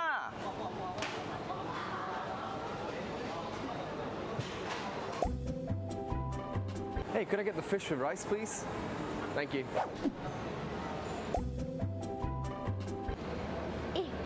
What's the lobang? What are they all queuing for? Don't know. Just queue first. 来，Starbucks 哥，来。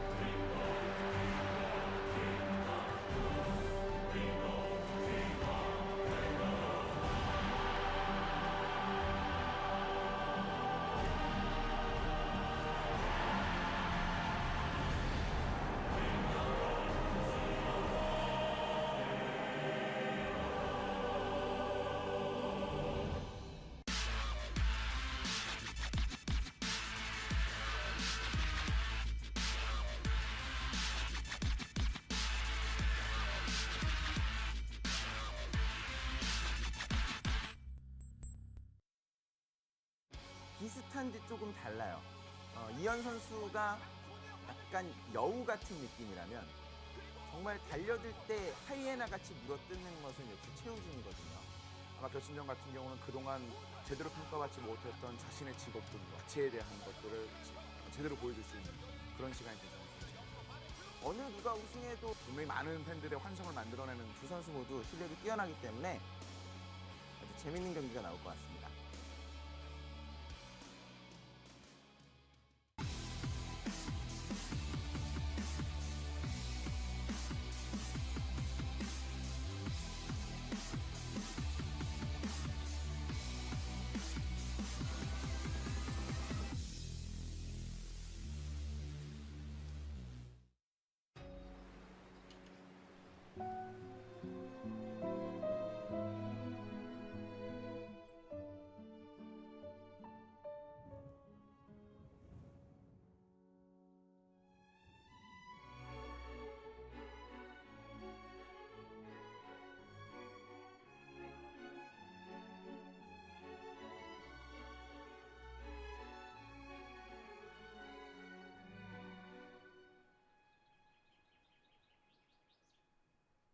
And yeah, welcome back to the EA Sports FIFA Online 3 Spearhead Invitational. We are done with the lower bracket. Now we go on to the winners bracket, and very interesting games coming up. The powerhouses of the Asia scene, Korea.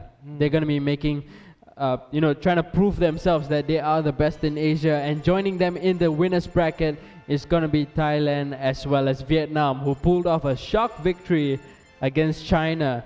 And now they are together with Korea and Thailand in the upper bracket. Yeah, I think at the moment Korea is the only one who's living up to the reputation. They are the only team in the entire tournament to have won their preliminary matches in only 2 games, and every other team needed 3 games to go through. Oh, Thailand also actually winning their match in 2 games straight, in fact. Yeah, so I mean, it's no surprise that Korea as well as Thailand go through at the expense of Indonesia as well as Team SingaMalaya.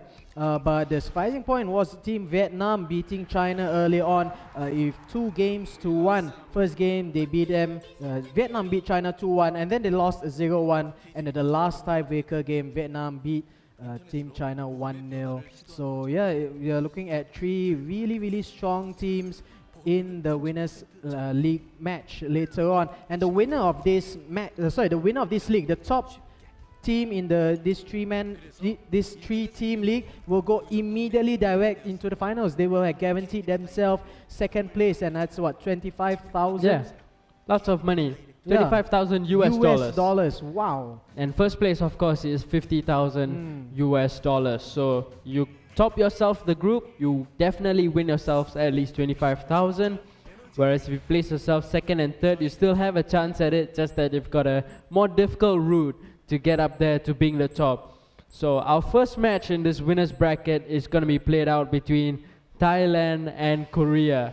Okay. And I mentioned earlier in the stream, I believe Thailand and Korea have the best drafts of all the 6 teams. That's right, and I absolutely agree with you. Just looking, each team were given a chance to pick out 30 players in total, and just looking at the first 11 players that both Thailand and Korea have picked out, absolutely fantastic players. There's not even a single chink in the armor I can spot. Thailand, for example, first 5 picks: Drogba, Yaya Toure, Samuel Eto'o, the 06 version, Sergio Ramos, the 08 version, Daniel De Rossi, the 09 version. I think that's really balanced from Thailand, and that's just the first 5 players. I could go on with the whole 30-man list, and it's absolutely fantastic, every single one of them. Korea, on the other hand, the first 2 choices. Somehow Korea, at draft number 6 and number 7, they still managed to pick out Thierry Henry as well as Ronaldinho. And even the rest of the team, Giorgio Chiellini, Maicon, Lionel Messi, Xabi Alonso. Absolutely fantastic drafts by these 2 teams. So yeah, and maybe I would say because of the drafts, they were the only teams to have who were able to defeat their opponents in straight sets, 2 games instead of fully all 3. Thailand beating Singapore 1-0 and 2-0 in 2 games, whereas Korea beat Indonesia 3-0 and then 3-1 in their 2nd game. One more thing about this Korean draft is that they picked their goalkeeper really late. Like Casillas, their goalkeeper, was picked up number 24. Yeah. Number 24, Casillas, their first choice goalkeeper, was picked up way, after the draft started. And they're the only team to only have 2 goalkeepers. Every other team has 3 goalkeepers. No idea why, but yeah, looks to be they are going to be using Casillas in every single game. But looking at the 2 defenders that they've picked up in their first 5 picks, Chiellini and Maicon, absolutely fantastic. Maicon in 2010, when he won the treble with Inter Milan, that was when he was at his best. Scoring amazing goals. I remember one goal where he went right down to the byline and he scored a goal from I remember that impossible was angle. He scored one goal exactly like that in the World Cup 2010. He went all the way to the byline, rampaged down to the right flank. Against China. Against China, yeah, and fired an unstoppable shot right into goal, and that is Maicon at his peak. That was before Gareth Bale humiliated him though. So that really was Maicon at his peak. So fantastic drafts by Korea and Thailand. Vietnam getting off the upset win over China as well. And here you have on screen is the summary of the entire tournament. 7 countries, 18 players from Korea, Indonesia, China, Thailand, Vietnam, Malaysia as well as Singapore, all fighting for a total prize pool of 100,000 US dollars. Today is day one. We have completed the group tournament and we have completed the losers bracket. We are now waiting for the first match in the winners bracket. This best of three match between Thailand as well as Korea. That should start off any moment soon. We do have information that these two teams are setting up at the moment, so it should be any time now. What do you think? How do you think that Thailand and Korea played in the preliminary matches? What do you think of their game style and everything? You know, Korea definitely had I would say the easier matchup of going up against Indonesia, and they comfortably won 3-0 and 3-1. But a few things that we could take note out of this Korean team is that they're very good with their set pieces. They really have put their time into working set pieces, and they are really good at it. Yeah. Second thing to note is that they are very efficient with their attack. They don't let an attack go to waste.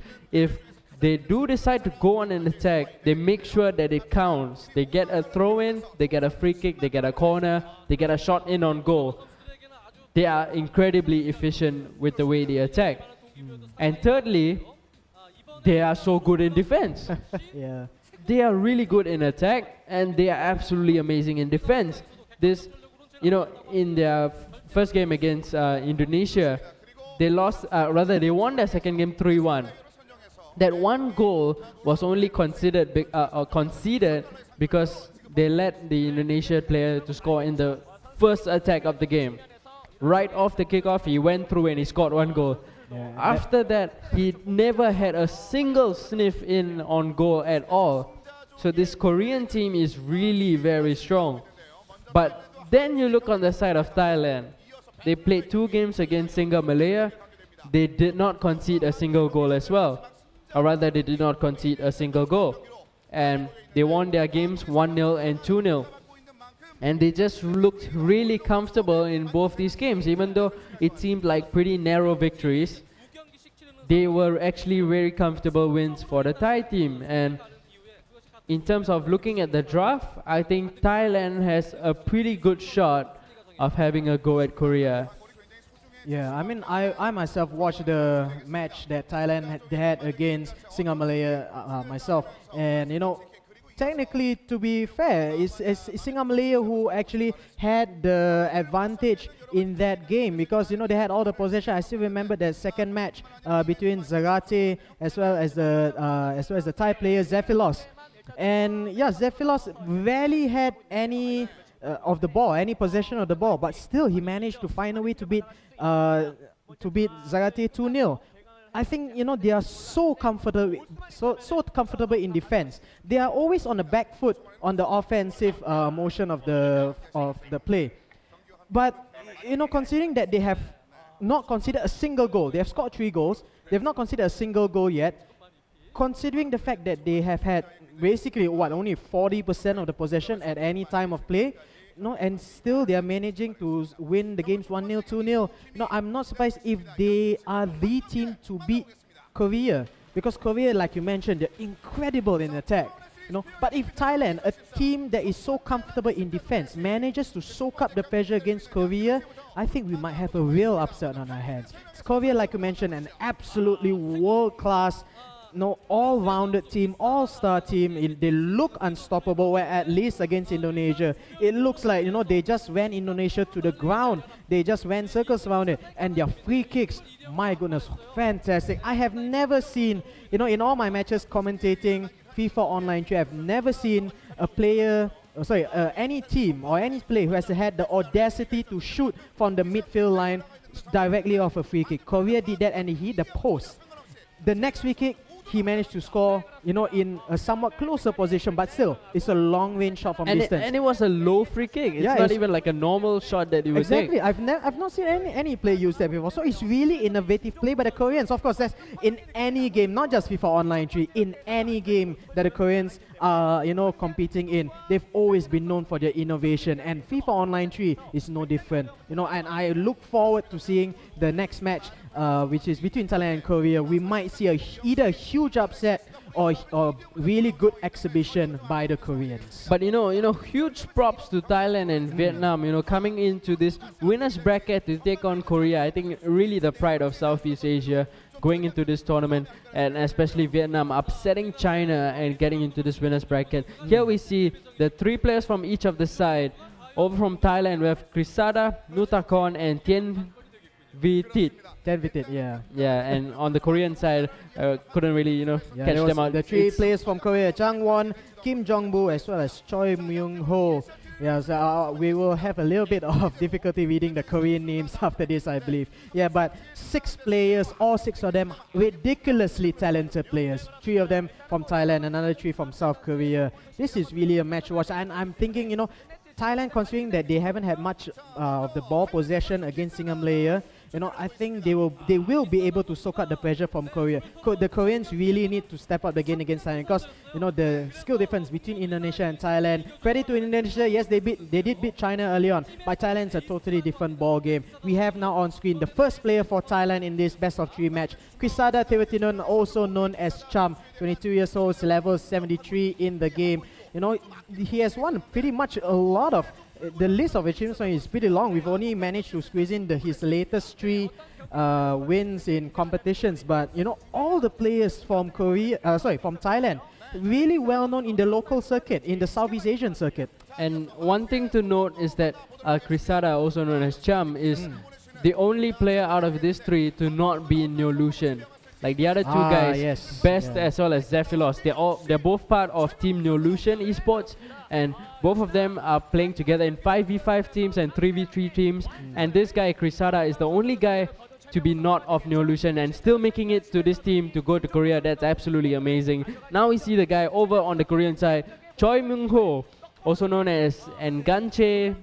Korean letters, no idea what it means, but maybe it could have been his name. But yeah, let's just call him Nganche. But he's the guy who's absolutely ridiculous on the free kicks. This is the guy, whose set pieces are absolutely magical. Yeah, and he scored his 3rd goal off a throw-in. So every goal was, off a set piece. Yeah, that's right. And I think it's gonna be really dangerous for Krisada or Cham for Thailand to concede any sort of set piece in his half of the goal area, so in his half of the pitch, because Myung-ho Nganche will definitely capitalize on those mistakes. So let's take a look at the lineups here, starting with the team from Thailand. 4-2-2-2 is a formation. David De Gea, the goalkeeper of choice. Christian Kivu on the left, with Maxes and Vincent Kompany centre back, and Sergio Ramos the right back for this lineup. Daniel De Rossi will partner Michael Carrick in defensive midfield position. Hulk, the right attacking midfielder, with Ricardo Quaresma, the left attacking midfielder. Up front, Robin Van Persie, partnering Didier Drogba, now back at Chelsea. 4-2-2-2 formation. What do you think? Hulk, rather centralized, eh? Yeah, very unusual, and I believe the season 13 Hulk is a little better in terms of stats over the season 10. But one thing I like to point out is that Robin Van Persie is a player that only the Thai guys seem to favor a lot. All the other countries don't seem to like Robin Van Persie. Like when they had the Southeast Asia Championship over in Vietnam, Thailand were the only team to use Van Persie, even though every other team had access to him. Yeah. And they used him so well, and they are very good at it. And so the 2 strikers are going to be up front. Didier Drogba, the best season 10, together with Robin Van Persie. They still have Daniel Sturridge on the bench, who worked really well for them in the first round up against Singapore when they used him. But now we'll have a look over on the Korean side. In goal, they have Casillas, right back Maicon, 2 centre backs Chiellini and Ricardo Marquez. Left back Sanya, who's going to be playing as a left back. Defensive midfielder Darren Fletcher. Central midfielder Xabi Alonso. Right wing Lionel Messi. Right striker Thierry Henry, and the left striker Diego Costa. Left winger Yohan Gokuf. Very unusual for him to be playing on a left wing position. You'd expect him to play in the middle. Yeah, that's right. I mean, I think, early on we saw that the Korean casters there highlighted Lionel Messi. It is a little bit strange to see the poster boy of the game, not just FIFA Online 3, but for recent editions of the regular FIFA 12, 13 and 14, the poster boy for that is only pick number 30 in this draft. But, we've not seen Lionel Messi utilized whatsoever in the Singapore or Malaysian scene. In fact, Korea is the only team to have picked Lionel Messi, and waiting until the 30th pick. No other team decided to pick him, so it will be interesting to see what Lionel Messi brings onto the picture. His attributes rating 102. I'm still finding it really surprising why he's not being picked by any other team. It's just that he's too small and there's not enough weight on him, so it's very easy to push him off as a defender. You just go up against him. If it's a one-on-one tussle for the ball, Messi is going to lose out 80% of the time. And in this game, in FIFA Online 3, you really need good ball control. Yeah. You need to be holding up the ball well. That is when Messi falls off because he's so lightweight and he's just not able to keep hold of the ball. Yeah, I mean, I think the only way that people will be able to utilize Messi effectively is if they use him for the quick, sharp touches. Because there was one team, I can't remember exactly which, there was one team in the championship, in the Singapore Malaysian the championship 3v3 tournament, where a team really used Messi and they use him effectively in the way that they only utilize him for one-off touches, wall passes, 1-2, early cross, stuff like that. And they don't really dribble much with him. We'll see how the Koreans use Lionel Messi on this game. And we have the first game started right now. Playing from left to right, the player from Thailand, Krisada, also known as Chum, in the white kit. And his opponent playing from right to left in the red, home Manchester United kit, is a player from Korea, Choi Myung-ho, also known as Ngonche. Oh, we get an attack going, and when Percy, almost grabbing the first goal of the game, had the ball on his left foot but just unable to get it on target. So Korea will restart the game with the goal kick, and it's going to fall back to Michael Carrick, and he's the central defensive midfielder over on the side of Thailand. Very careless pass, giving it away to Thierry Henry. Gives it over to Costa. Xabi Alonso in a very advanced position in attack for Korea, but Thailand will win the ball back and they will keep it in possession for themselves, just passing it around at the back and looking to build the attack from there. Really one-touch passing there by South Korea, by Thailand at the moment, not even allowing South Korea a single sniff at the ball. Yeah, so we have Robin Van Persie winning himself a throw-in, and we'll see what Thailand look to do out of this set piece. Will they look to throw it long? Looks like they won't, and instead Korea win the ball back, and they will now look to go on the attack. Xabi Alonso leading his lines, gives it over to Henry in the middle. Alonso to his side. He does find him, looking to go for Diego Costa, making it 1-0 for Korea. What a trademark move as well. These Koreans really showing how good they are with their attacks, and such a celebration, Yeah, just such joy in it. That is as if they're literally playing this out of fun. I mean, of course, games should be played, in the spirit of fun, but considering for a tournament with $100,000 at stake, it's really refreshing to see a team, celebrating, a player celebrating like that and really having fun at the tournament. And this is only the first attack that the Korean team had in the whole game. 25th minute, 1-0 ahead for Korea. Really, nobody's surprised by that.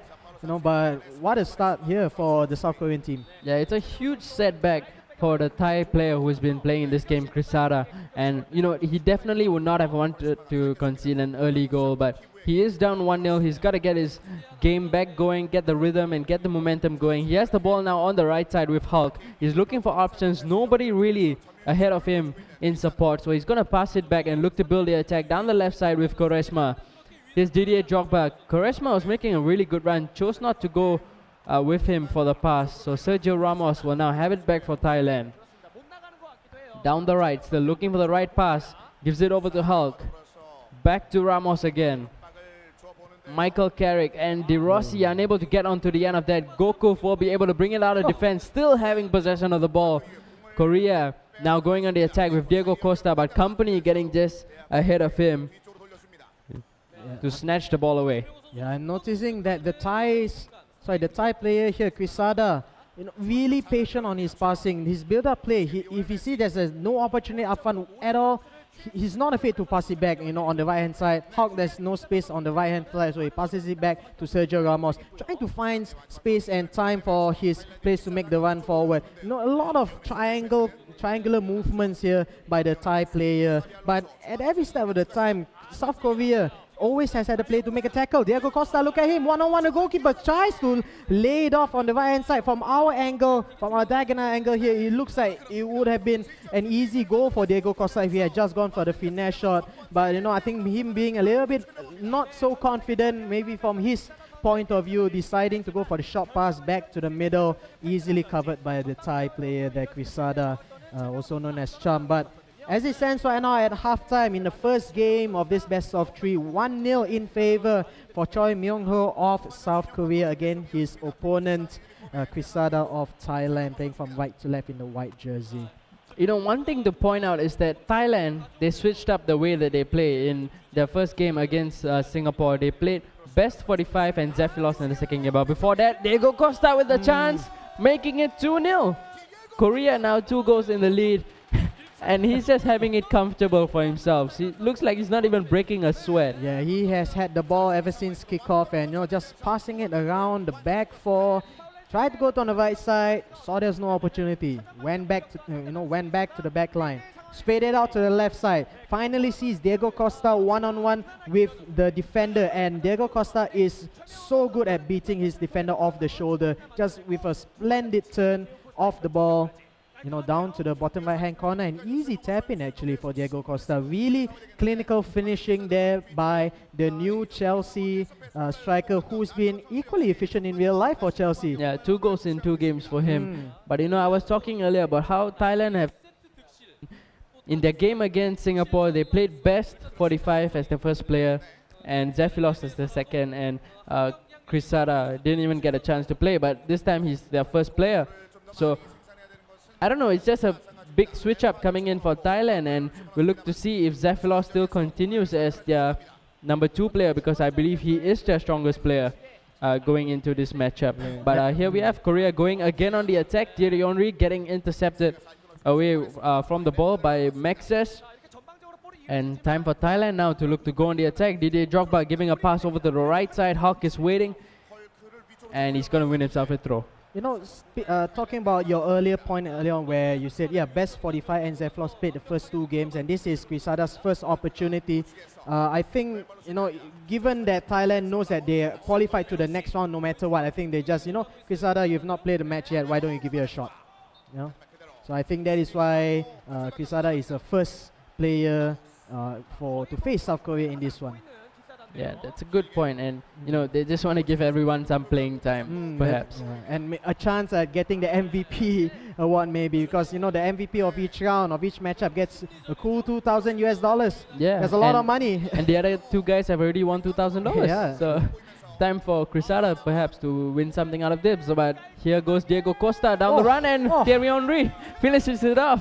3-0, pretty easy going in for Korea. And you know, the confidence early on to make that, you know, that trick move, that jump. And he did it, yeah, with Gokov. Yeah, Gokov of all people. I mean, Gokov is known for his ball control, but when the ball is on the ground, he's not known for his skill moves and all that. No, I think it just shows the level of confidence exudes by the player Choi Myung-ho of South Korea. And, you know, he has every right to be that confident. He's leading 3-0, and it's only the first game between Korea and Thailand. Oh, look, and here's a free kick for him. Can he make it 4? No, it's almost. Oh, sorry, it's for Thailand. Yeah. I'm sorry. You know, but it went off the post there. What is that? Is that Vincent Kompany on the ball there? That was... I don't know. I think that was Vincent Kompany. That's odd. Vincent Kompany taking a free kick. That's Aguero, I believe. Looked like a tall black man, but in any case, the ball went off the post, and that was a good opportunity for Quesada to get 1 goal back, but nothing doing at that time. And we have an attack by Quaresma on the left-hand side, trying to dribble his way past 3 Korean players. Not successful at that point, but he has an attacking corner on the left-hand side. Taken short by Ricardo Quaresma. Still on the left, wonderful turn there, wonderful dummy, but not able to beat Maikon, the second man for the challenge. And the Korean again goes off on attack. Can he make it 4 now with Thierry Henry? Look at that close control. What a turn there by Henry. Can he make it 4? One on the goalkeeper, goes for a chip.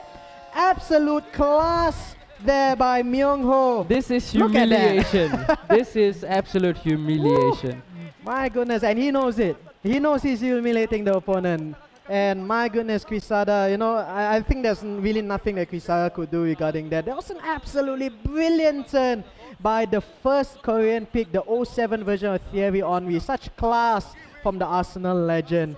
4-0 for South Korea. Now I thought that Thailand played really well against SingaMalaya, and maybe they stood a chance, but doesn't seem to have anything to do in this match. A good opportunity there for Didier Drogba to claw one goal back, but a fantastic save there by the goalkeeper. Still 4-0, but Thailand has an attacking corner late in the second half, 86 minutes. Sergio Ramos looks to be the one taking the corner, and he's gonna go. Yeah, he's gonna change it over. Messi will be the one taking it in, sends it into the box. Pretty easily defended by Korea, but Thailand still with the opportunity. Maxes is in possession of the ball. Just 2 minutes left in the game. He might look to score just one consolation goal if he can. Christian Kivu in the ball, giving it over to Quaresma with an outside foot cross, and Korea will be able to clear their lines. Xabi Alonso in possession, giving it to Darren Fletcher. Here's Thierry Henry, not able to grab number 5, and the referee blows for full time in this match between Korea and Thailand. Game number 1, Korea convincingly winning it 4-0.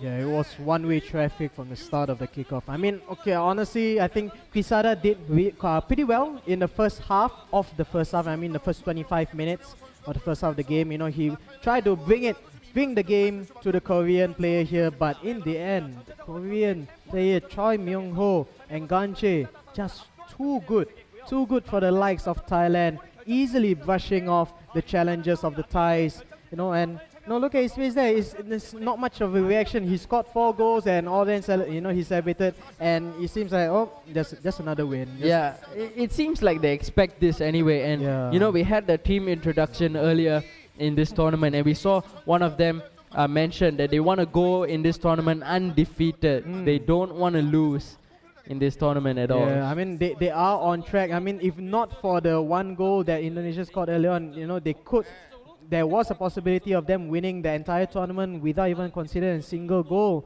But who knows? They might be the only team they have the chance to be the only team to win all this with only conceding 1 goal. Yeah, and that's which is still amazing. Defense. It's an amazing record to have. But as it stands right now, this is a best of 3, and up next we will have the second round also between Thailand and South Korea. But at the moment, South Korea leading proceedings with a very, very convincing 4-0 win. Yeah, but one more thing to point out is that the last time a Korean lost on his home ground, the last time that happened was way back in 2009, I believe, when Singaporean Ferhan went over to Korea, and he beat a Korean in one of the rounds, and he went to the finals of, I believe, the Hyundai Moto Cup. I think that was the tournament happening then, and that is the only ever time a Korean has lost on his home ground. Yeah. So and looks like it's not gonna happen again. I think that record, it looks to be safe in Ferhan's hands, in Ariel's hands, basically. Yeah, but judging by how Korea played, okay, granted that was Quesada's first ever match, in the tournament. So he's fresh out of the blocks. He didn't really have time to warm up. But in any case, it's now up to his teammates to see, if they can snatch something away from it. That is going to be their best player, I believe, in Thailand. It is going to be Zephilos who will be taking, and also their captain of the Thai team. Zephilos will be playing in game number 2 between Thailand and Korea. We'll see over on the side of Korea. Looks like it's going to be Won Jang. And he's the same player who played against Indonesia, and he won 3-1. So still pretty convincing, and they're sticking to the same 2 players that brought them the win in the previous round. Still not looking to play up their third player who hasn't played a single game yet. So Korea still looking to make it through pretty convincingly, not taking it light. They still want to go through with a clean record.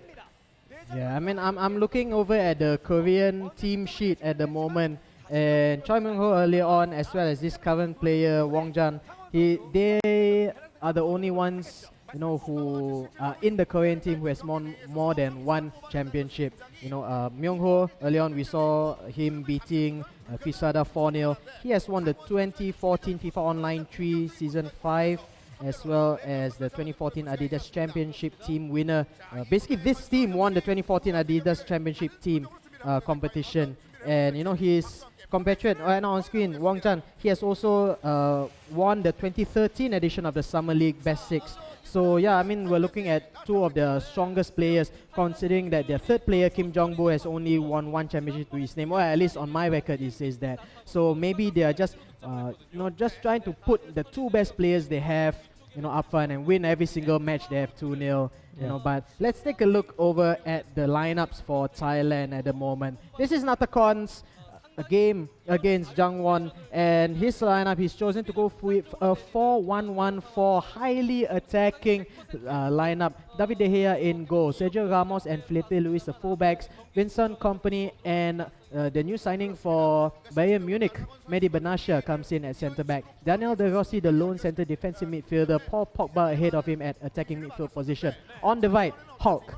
On the left, Samuel Eto'o. In the middle, Daniel Sturridge and Adebayor. We've seen how early on Natakon or Zefilos beat Zarate, I believe. Yeah, he beat David Zarate 2-0 with this formation. I thought that there will be a lot of openings on the flanks and in the middle of the pitch for this Thai player Natakon. Excuse me. And Zarate did manage to dominate possession in that match early on, but still it is the Thai player who won that match 2-0. So for all the apparent weakness in the lineup, in the formations, it looks that Natakon does know how to keep a clean sheet, even though he has only 5 defensive players. Yeah, he is really good at at defense as well as in attack. And if you saw his tactics again, everything was at 100%. Yes, like every single thing: speed, passing, crossing, shooting, pressure, aggression. Ultra aggressive. Unbelievable. Really I've never fast seen play, anything like that before. 100% on everything. Yeah, I mean the only other player I've seen to do something like that was old with everything 7%. 7%. So for And 100% is a big difference. Exactly. So let's take a look over at the Korean side. This is Jangwon's lineup with a basic 4-2-3-1 formation with Ika Casillas in goal, Maicon and William Gallas the fullbacks here, Kieline and Alex in the middle as centre backs, Yorick Chana and Musa Sissoko in the middle, Chabi Alonso, interesting, played as right midfielder, Johan Gokos as left midfielder, Ronaldinho in the middle, and who's that in that forward position? Thierry Henry. And I don't think it's Musa Sissoko, I think it's Mamadou Sissoko. Mamadou Sissoko. Yeah, I believe so. 2008, probably Mamadou Sissoko. Yes, correct. You're absolutely right there. So a default formation, I've not seen, to be frank, in the entire day today, I've not seen any any formation that is as plain can be for this Korean guy. It is, there's no, how do I say this? Funny positioning. No funny positioning and stuff like that. Yeah, exactly. So this is really interesting. Normally everybody will have their individual quirks to the formation, but a very plain formation there by Volition from Korea, also known as Jangwon. But it has gotten him the win early on. He did beat his Indonesian opponent 3-0, Reza. 3-1. 3-1. Oh yes. He beat Reza 3-1 early on. So this formation, as plain as it seems, it's highly effective, and that's how Koreans like to play really effective play. Look at your 5-man attack, man. It's all black man attack. Oh yeah. You're black also. Yeah, it's strong, man. Black man attack is strong. I'm half black, I'm brown. But in any case, let's start off with the second game of this round. It is Thailand versus Korea, with the Thais playing from left to right in the form of Natakon, also known as Zefilos, in the blue kit, and his opponent from Korea, Volition, real name Jangwon, playing from right to left in the red kit. But we have an attack right now by Thailand. Really close there. Wonderful save by the goalkeeper, but only to be nudged out by the defender here. Counter attack on the left hand side. Young Gokov, can he get a long pass in? But in position is Vincent Kompany. Does a mistake. 1-on-1. Thierry Henry passes the goalkeeper so easily. What a wonderful start here by the Koreans. Oh my goodness, I'm choking on my own saliva now. This is absolutely fantastic. Off a ridiculously fast attacking start by the Thais, and now the extremely quick counter-attack response by the Koreans. 1-0 in favor for them so early in the game, and I think it's not even 10 minutes. Yeah, it's only 9 minutes has elapsed. What a fantastic start this is for the Koreans. against the run of play, just Very sending a much so. long pass in, and somehow Thierry Henry getting onto the end of it. We'll see if Zephylos can look to do anything out of this. We have Hulk in possession of the ball. He's gonna head towards, no, he's not gonna head towards the byline. He's gonna give it over back to the middle. Daniel De Rossi to Pogba. Sturridge. What he likes to do is he likes to play the quick passes in the middle of the box with his two main strikers. That's gonna be Sturridge as well as I believe Samuel Eto'o. Yeah, Samuel Or Eto'o rather is, Adebayo. Yeah, it's gonna be Adebayo and Sturridge. yeah, Samuel Eto'o is the one on the left-hand side. Yeah. though. Yeah. So Korea will have possession of the ball once again, and they look to build the attack from midfield. Here's William Gallas giving it over to the left is Gokuf. Very patient play this time by the Koreans. You know, earlier when he scored the goal, it was so aggressive to get that goal. And, you know, I think that mistake there by Vincent Kompany helped the cause for the Korean team there, because I thought that Vincent Kompany had the ball under his control. But, you know, that was a huge let-off for the Koreans. And, you know, one on the goalkeeper. You know, Thierry Henry rounding the goalkeeper so easily, so much class. You know, it's an easy goal for the Koreans. But it seems that the tempo has really dropped a lot for both Thailand as well as South Korea. Yeah, after an explosive start, it is dropping down the tempo, and Zephylos is trying to find his way into the game. Here goes Adebayo to Sturridge. Can he get the goal? There you go! Fantastic. Daniel Sturridge with the shot on his weaker foot, putting it past goalkeeper. It was almost like he was at a standstill, and the defenders just didn't want to commit into him, and he just took a shot and scored an equalizer. Yeah, out of it. I think the Korean defender, you know, anticipated Sturridge to move somewhere, and that's where Chiellini wanted to move and get the block off. But Sturridge stood his ground, side foots it, you know, with just enough power to be the goalkeeper. 1-1 right now, the score between Thailand and South Korea. You know, the build-up play for Thailand, absolutely fantastic, considering that every single one of the strategies, you know, it's all set at 100%, which implies an ultra-fast, ultra-aggressive play by Thailand. But, you know, he scored that goal off a very patient build-up play. Yeah, we have Ronaldinho almost looking to play a pass in to Thierry Henry, but De Gea was able to get there ahead of him. So Thailand will now look to go again on this right side with Hulk. We're into the 40th minute, probably might be the last chance of the first half for Thailand to score a goal. Adebayo in possession, Pogba to Sturridge. Down to the right side is Hulk. Oh, Here's wonderful. Sturridge once again. Wonderful. Sturridge! Making it 2-1. Look at that control coming in from Zephylos. Sturridge with the first touch to take it past the defender, and the second to finish. Absolutely amazing. You know, that's classic Thai celebrations right there. But what ball control there by the Liverpool forward. To juggle the ball in air. And still, you know, halfway in the air, he switches to his left foot, smashes it into a goal. What a wonderful goal that was there by Daniel Sturridge. 2-1 in favor of Thailand. You know, who would have thought? But that's how the game stands, and you know, it's close to halftime. Let's see if South Korea can claw one back. But nope, halftime is being called right now. It is the end of the first half of this second game in the best of three. Thailand, Natakon, Thailand's best player, Natakon, or Zephylos as we know him, is leading this match 2-1. You know, and that's fantastic play by him. The build, you know, I think the first goal by the Koreans, it was a mistake that we saw by Vincent Kompany, so he can't really do anything much there. But to claw back 2 goals in such patient play, look at the build up here, considering that his strategies are all at 100%, you know, that's absolutely fantastic by the Thai. Yeah, he's been doing really well in defense, only letting it the one go because of that mistake, like you mentioned. And both these goals coming in from Sturridge, really leading the line ahead of Jogba, who, you know, is not at a very good condition, so he's on the bench. And Sturridge as well as Adebayo taking his place. I think he's been doing really good against the Korean. And, you know, the Korean, Jang-won, he looks pretty worried. He doesn't feel that confident at all. Yeah, Volition, you know, he's the only Korean player at the moment to have conceded any goals whatsoever. His teammate Nganche or Choi Myung-ho won his first game 3-0 and won his second game we saw earlier 4-0. And Jang-won is right now on the back foot. He has scored 4 times but has conceded 3 times also. So, you know, not as the defensive structure by Volition, not as tight as Nganche, his teammate, but still, you know, there's there's still the matter of a third game also. But there's also the chance of Jangwon clawing back 2 goals and winning this game also. So, a lot of things can happen. But let's start the second half right now with Thailand leading this game 2-1. Thailand's player Natakon, also known as Zephylos, playing from right to left in the blue kit. In the blue Leicester City kit, whereas Korea playing from left to right in the red kit, played by Volition or Changwon, who is down 2-1. Yeah, and going into the second half, the Korean player did make a formation change, and he made a substitution. He only has one defensive midfielder now, and he has 2 strikers, Thierry Henry as well as Diego Costa. I believe Diego Costa is the top scorer in this tournament so far.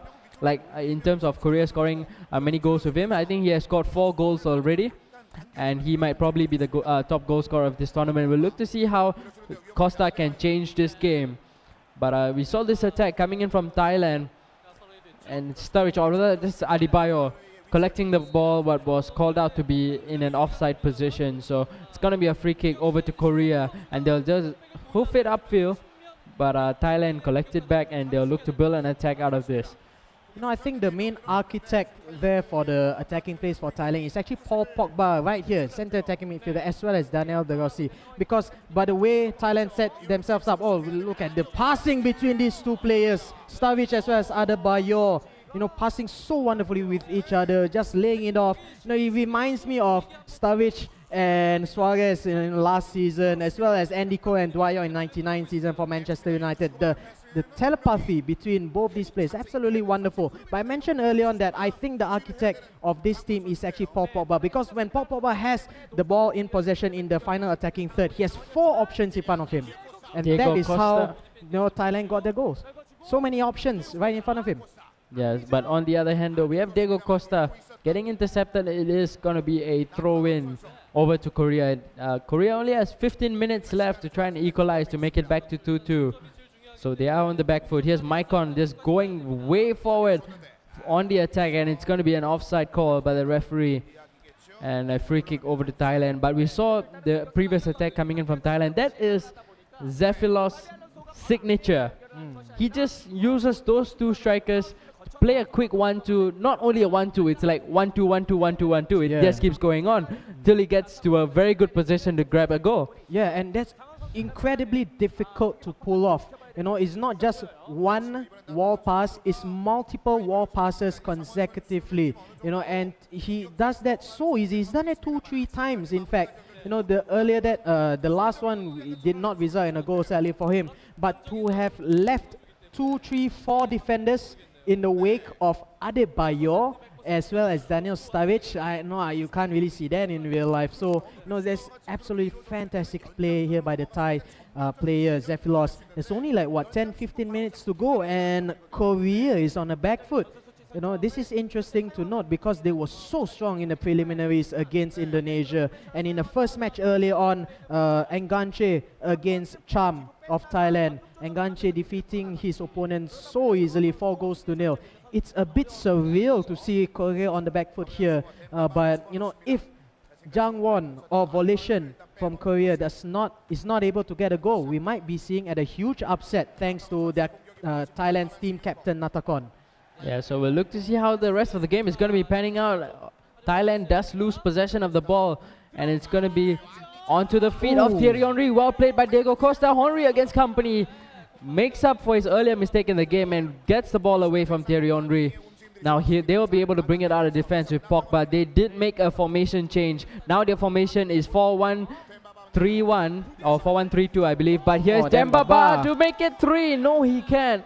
Well saved by the goalkeeper, and this might be the last chance for Korea to grab an equalizer. We have Ronaldinho around the right flank, but he's over on his own half where he's not expected to be. But Dembaba steals the ball back, and he makes it 3-1. This game is sealed for Thailand, winning this game number 2. And that goal was like how he scored against Liverpool when Gerrard slipped up. It's Dembaba again in a blue color shirt, and look at the Thai celebrating. They know how important this match is to them. Defeating the number 1 favorite in the entire tournament will go so far for their cause, because the team that tops the winners bracket is guaranteed 25,000 US dollars. That's a whole lot of money. You convert that to Thai baht. Do you know how many cars you can buy there? You know, with 25,000, it's absolutely fantastic if they could, you know, live their dreams and beat South Korea. And yeah, beat them they have, thanks to their captain, Natakon, also known as Zephylos, the best Thai player they have in FIFA Online 3. Off you go, Korea. That is miracle, yeah. That's another Neolution player who's known as Miracle, yeah. So just coming over to support his team and yeah, look at the support that Thailand have, you know, willing to fly all the way to Seoul, Korea just to support their teamwork. Five-man Neolution squad went to Thailand. Yeah, that's absolutely fantastic there. Fantastic show of support by the Thais, and of course the people from the land of smiles, really known for their fan leaders and really known for making a lot of noise in football matches to support their team. And you know, I could only guess the level of noise that's happening in the Nexon arena right now. Because Thailand just beat South Korea in this second game. It is now up to the tiebreaker third game between Thailand and Korea, which will be played between Ten Vitit, also known as Best 45 for Thailand, against Kim Jong-bu for South Korea, who is playing his first ever game in the Spearhead Invitational 2014. Yeah, Best already has had his so-called warm-up game when he played against SingaMalaya. But you know, like you mentioned, Kim Jong-bu, he's gonna be playing the first time in the Spearhead Invitational. A lot hangs on him right now. All the pressure is on him. Best is gonna give his best, and I'm sure he's gonna have a run at the South Korean, because Thailand know that now they have a chance of, if they can take this win off Korea, they have a very good chance of being top 2 in this tournament. That's right. I mean, because even if, let's say, Thailand does not defeat South Korea, the game difference, they have reduced it to only 1 game instead of 2 games down. So that might play a huge part in determining the positions between first, second, and third in the group stages, in the winners bracket. I mean, yeah, and considering the rewards for getting top place is a guaranteed 25,000. Second place gets you a spot into the semi-finals directly. They are guaranteed 4th place. The last place team it only goes as far as the playoff. You do win a huge amount of money as well as the playoff, but when you can guarantee yourself 25k, why not? Yeah. So let's take a look here at the player profile for the third player of the Thai team, Ten Vitit Srinam, also known as Best 45. Also a member of the Neolution team there in Thailand, ridiculously strong clan there in Thailand, and his opponent will be Kim Jong-bu of South Korea. Now, Best 45 early on did play, like you mentioned, against Team SingaMalaya, and he beat his opponent Alex 1-0 there. So he is technically on a winning streak. Here you go, his opponent Kim Jong-bu. I cannot be Korean, I'm afraid. I'm so sorry, so I have no clue what his nickname is. This is his first match coming into the tournament, and like you see there, he has won the 2014 Adidas Championship Team event together with his current 2 teammates, in fact. And that's, I think, played just before this tournament, wasn't it? It was qualifier to represent Korea in this Spearhead Invitational, and so all these 3 guys, they won it together as a team. I believe they played a 3v3 tournament. Yep. And they won it. So now here they are representing Korea in a 1v1. And, I expect it's going to be a cracker of the game, this one. Final deciding game between Thailand and Korea. Thailand, against all odds, pulling it to 1-1. This is the decisive game. Anything can happen. Like you mentioned, Kim Jong-bu playing the first game in this tournament. He hasn't of a warm-up yet. He hasn't played a warm-up.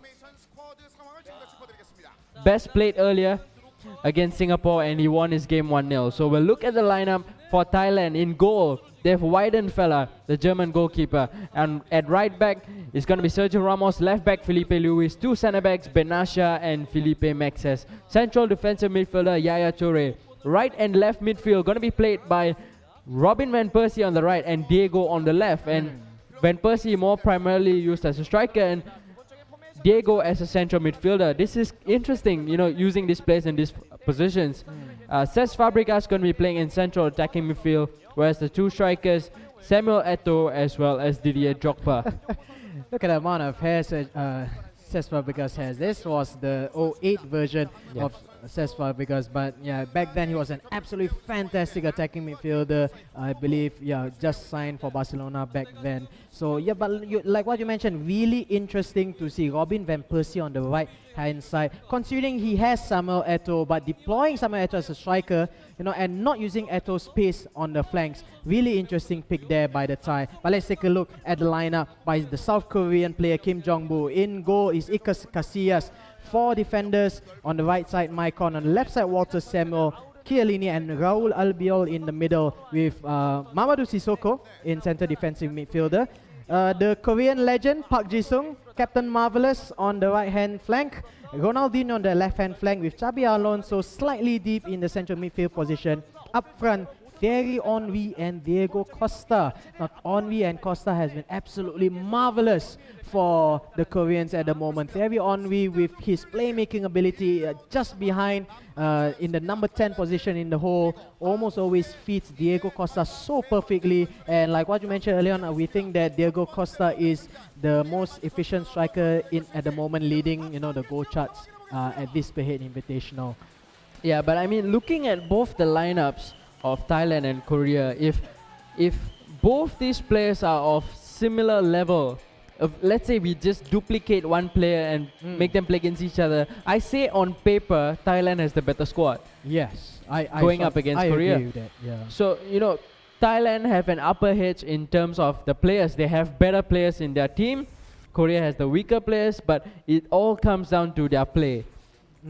Everything now rests on Korea to bring home the win, which they are expected to do, whereas Thailand will be able to pull off an absolute shock if they can win this game against Korea. Yeah, like what we mentioned before, this is the first time that the Korean player Kim Jong-bu is playing in this invitation, so we do not really know how he's going to play. But Best 45, the player from Neolution in Thailand, on the left hand side of your screen right now, this is his second game, and in the first game he played a very neutral type of play. It's not really passive, it's not really aggressive, but he takes his time on the ball, and he's very intelligent with his passing. In fact, his passing is so crisp. It's not to the speed of his captain Natakon early on with the quick consecutive 1-2s, but really intelligent, spraying the ball left to right, and really high accuracy passing ratings basically for the Thai. But let's start the game right now with the start of the first half. Sorry, with the start of the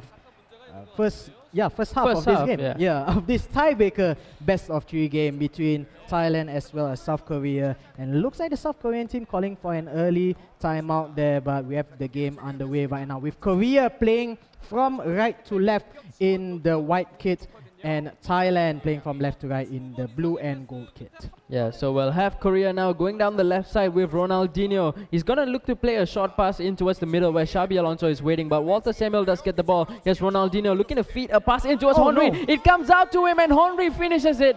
That's a mistake right at the back. Just like in the previous game, we saw a mistake right at the start in the Thai defense, and they conceded an early goal. Yeah, the ball bounced fortuitously into the path of an on-waiting Thierry Henry. Even with his back towards goal, he still has the technique, the poacher's ability to slot in under the arms of the goalkeeper. It is 1-0 in favor of the Koreans right now, but we have an attack in the middle with Samuel Eto'o. What a tackle that was by the Korean, absolutely barging the attacker from Cameroon out of the way in the middle there, and Korea getting back the ball possession. That was a close line from hell there by the Koreans. But, however you get the ball out, that's most important. And the score is still 1-0, so that's most important there for the Korean player Kim Jong-bu. But still, 20 minutes into the game. And, other than that really lucky attempt at goal there by the Koreans, it's been all Thailand at the moment with Robin van Persie trying to sneak one in. There you go. And finally, after the rebound, after Thierry Henry miskicks that second attempt, Robin van Persie finishes that. And look at the celebration by the Thai supporters there. Now the guy on the right, so what? Score 1 goal, we can score 1 too. Look at that. Robin Van Persie coming in from right midfield. 1-1 in this tiebreaker match. Whoever wins this match wins the game outright and, gets the 3 points for the team. And again, Thailand off the fast counter attack. Yeah, Jogba is now going to hold up possession of the ball, but unable to find another pass. But here's Fabregas playing in a through pass for Eto. Eto, can he get there? Goalkeeper almost spilling the ball onto the feet of Eto. Just couldn't capitalize, and now Korea will now look to go on the attack from midfield with Thierry Henry and Diego Costa. They have support on the right for Diego. Look at the Diego space on the right is side. making the run, but he decides not to go for that pass. Instead, looking to attack more centrally and going with Ronaldinho. Back to Walter Samuel, the centre back, going really far forward in attack, and Thailand win it back. They look to go on the counter attack. Here's Didier Drogba. Has not much options ahead of him, so he decides to go back and he loses possession of the ball. Korea once again winning it back, and they'll give it all the way back to the goalkeeper, and they'll look to build the attack from here. And one thing you mentioned earlier about Thailand is that he is very good with his passing. And there was a play I've seen before of this guy Best, where in a different tournament, where he managed to put together like 30 over passes and he scored a goal out of it. That was absolutely fantastic to see so many passes coming out in a game. And then you're scoring a goal out of it. That's reminiscent of the 2006 World Cup goal by Argentina. 33 passes, just string them together and finally getting a goal. There's nothing that feels a lot better than that. The score is still 1-1 though. We're getting into the end of first half in this really frantic first half in the tiebreaker match between Thailand here playing from left to right in the blue kit against Korea playing from right to left in the white color kit. Really equal chances, but I think Thailand has a slight advantage here, considering that Korea only has one real attempt at target, and even then is because the ball just bounced. It just so happened the ball bounced right in front of Thierry Henry. Let's see, you see this replay over here. Just nice it was for Thierry Henry's left foot. A quick swivel around the ball, easy goal for him. But Robin Van Persie here getting the equalizer not too long afterwards, 10 minutes in game time later. And this brings the score back to 1-1. But in terms of possession, in terms of attacking moves and opportunities, it's actually, I believe, the Thais who are doing fairly better. Yeah, and they've got a really good opportunity of winning this game just going into the second half. So we'll see how it's going to be panning out. This is the start of the second half between the final deciding game between Thailand and Korea. And Thailand is the team that is wearing the blue and yellow jersey. No idea what just happened, but looks like Thailand just teleported themselves down the other end of the field, and they're going to get a corner out of it. Cesc Fabregas is standing over the ball. Looks like he might be going for a short pass off the corner. Yaya Toure is waiting for it. Instead, he hits it into the field, or rather into the box, and Didier Drogba was there to meet it. Here's Diego going over to Yaya Toure, gets past the defenders. Robin Van Persie unable to get the shot off. The ball might trickle over the line. No, it won't. So it looks like Korea will bring it out of defense with Ronaldinho. Lots of space ahead of him. Going for the pass over to Thierry Henry. Diego Costa making a run ahead. Not going for that pass. Instead going to Ronaldinho. He will now look for options and giving it over to Xabi Alonso. He loses out. And the referee is going to go blow for a foul. And it's going to be a free kick for Thailand. Yeah, I like how the Thailand player here, Tim Vinit or Best 45, is setting up his defense. Because when he lost the ball at the corner earlier on, all the players just rushed back in numbers. And, the moment that the Korean side had the ball, there were already 7 players in his own half. So there was no way that he could go launch a counter attack. Absolutely fantastic defending by the Thai. Yeah, really good play coming out from him. And, like we mentioned, he still has a very good chance of winning this game. Everyone would have expected Korea to have completely steamrolled Thailand and easily brought home the win, but looks like that's not the case, and we'll go further on up the pitch. Diego Costa losing out the ball to Yaya Toure, and Felipe Luis will bring it out of defense to Sergio Ramos, who's playing at right back. Ronaldinho gets it back for Korea. Here's Maicon in possession of the ball, giving it now to Diego Costa. Back to Maicon again. Thierry Henry, Xabi Alonso, Ronaldinho. Lots of quick passes being played in the offensive third for Korea. Diego Costa in possession. Back to Jisung Park, but he lets the ball run out of the field. Too many defenders, too many blue shirts there by the Thai player in the box. There was absolutely no way that Diego Costa could have, threaded a true ball inside. And that's been the trademark defensive style for best 45. Earlier on, the mistake that led to the goal is because I believe, too many plays inside the box. The ball just bounced to and fro. And luckily for the Korean player, it landed in front of Thierry Henry. But I do not see a way for the Korean to thread any more true passes down the middle. I think the best way is to introduce a tall center forward and get the crosses in as fast as possible, as often as possible down the flanks. But first he has to get possession, which he doesn't have had much of in the entire game. Yeah, so we're going to see an attack for Thailand now, going down the left side with Yohan Cuadrado. Looks like he might be looking to send in a cross. He's going to turn back away from goal, and he's going to give a pass over to Fabregas. Fabregas getting intercepted, and Cuadrado cannot win it back for Thailand. So Korea will now look to go on the counter-attack with Jisung Park. Thierry Henry in possession. Walter Samuel spraying out a long pass to Ronaldinho on the left. Can he keep it in? No, he can't. It's going to be a throw-in for Thailand. Just 5 minutes left in this game, and anything can happen. So Felipe Luis in possession now, going to the left side. Cuadrado. Didier Drogba to Sturridge. Sturridge now down to Van Persie. Sturridge space now for Van Persie to run into, but Chiellini will get there ahead of him, and he puts it out. That's a careless corner to be giving away, and this is a really good opportunity for Thailand to grab a goal. That could be the game-winning mistake there by Korea. Fabregas standing over the ball. He changes it over to Robin Van Persie. In comes the cross at the far post. Nobody is there. Benasha with the shot. Yaya Toure! Oh, almost grabbing the goal. Goalkeeper with the save. It's gonna be another corner, but look at this chance here. Benasha hitting it back towards the goal.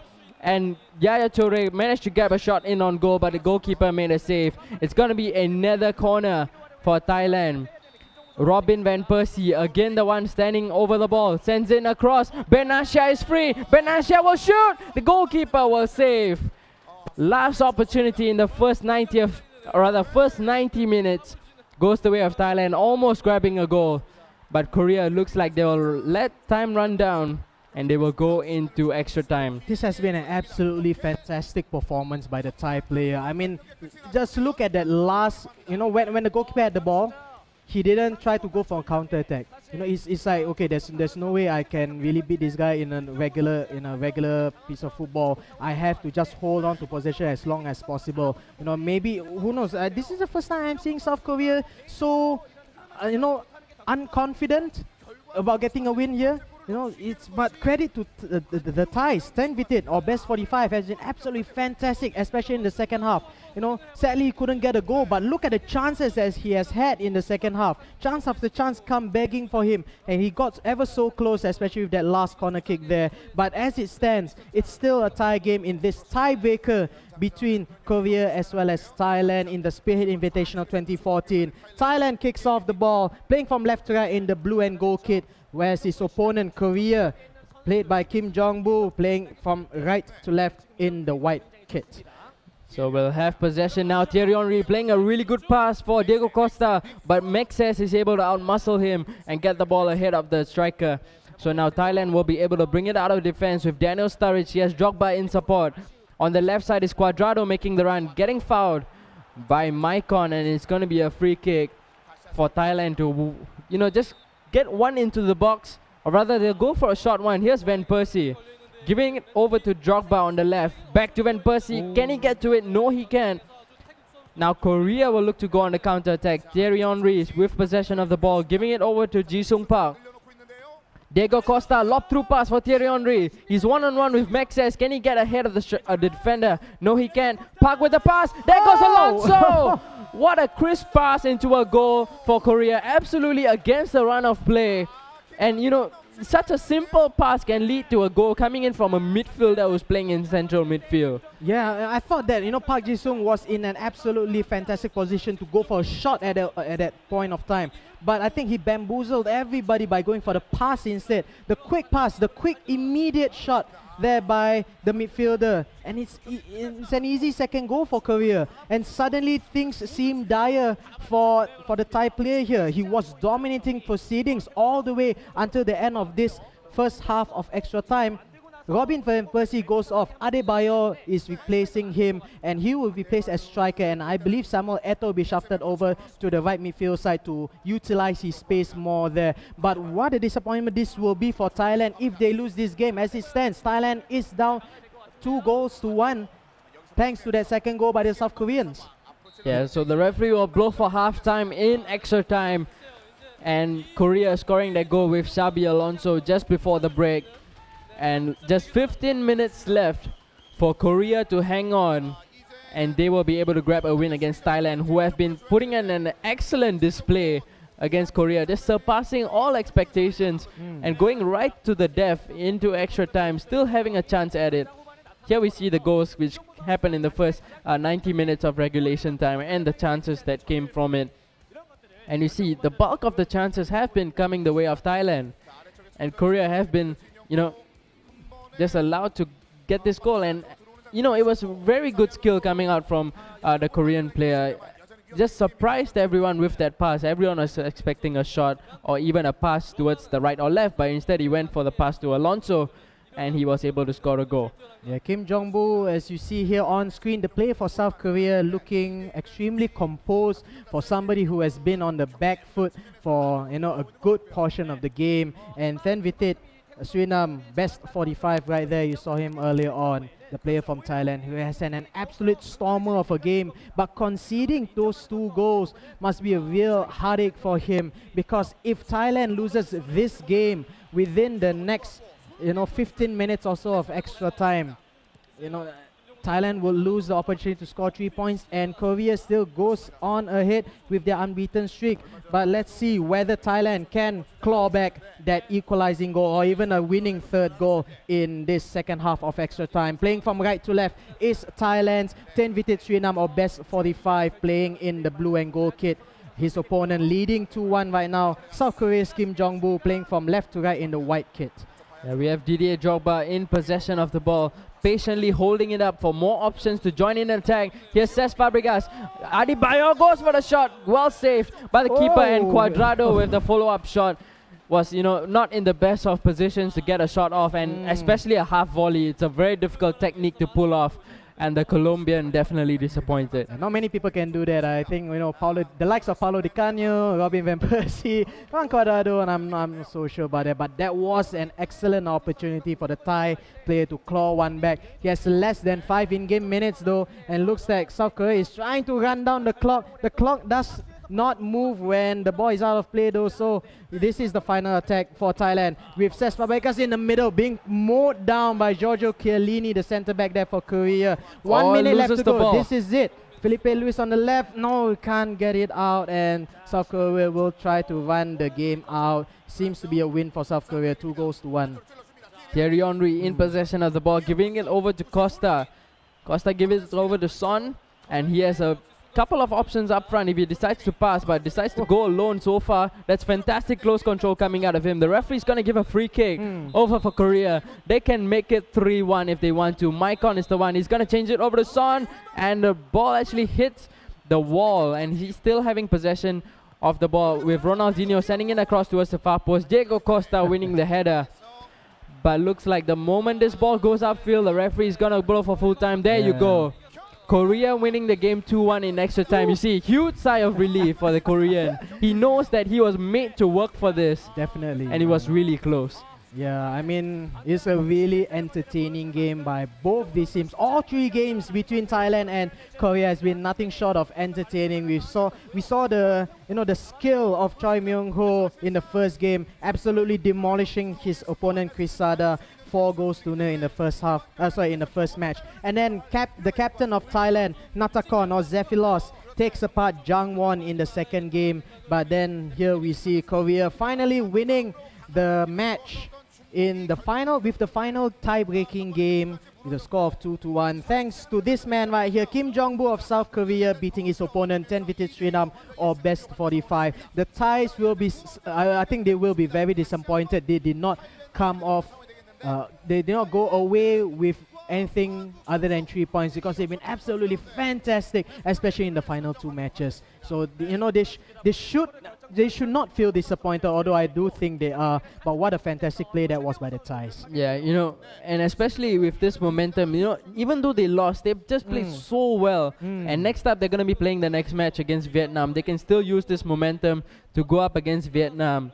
And, looking at the way they're playing, I feel that Thailand has a very good chance of coming out ahead of Vietnam.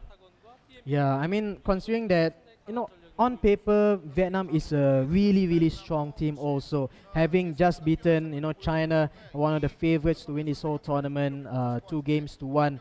But I think I can't remember back then in the 2014 Southeast Asian Championship. I think it was Vietnam who won the whole thing, right? Yeah, and Thailand was second. Yeah, Thailand was second. So yeah, this is going to be revenge time for Thailand. In fact, to avenge their Southeast Asian Championship loss against Vietnam. And you mentioned the Southeast Asia Championships between Vietnam and Thailand, and it went down to a final game number 5 to decide the winner. So it was absolutely close going in. So Vietnam and Thailand, nothing much to separate them. The only thing going is that Thailand has some momentum to have, just played against Korea, doing so well. They have some confidence going their way, and so that will help them in the second game. King Jong-bu winning himself the MVP in that series, winning himself, I believe, $3,000 for himself. That is, that's picked by the journalists who decide who's the MVP in that game. But before we go into our next match between Thailand and Vietnam, we'll be going to a short break. But after that after the break, fantastic game coming up. Thailand against Vietnam, it's going to be a cracker. We'll be back right after the break.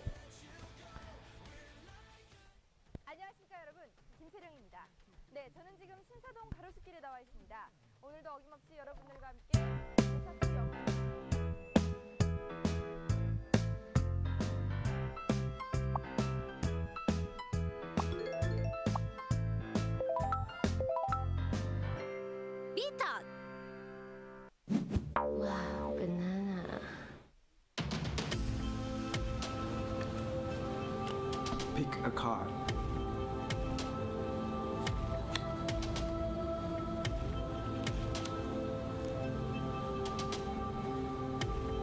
Ten of diamonds.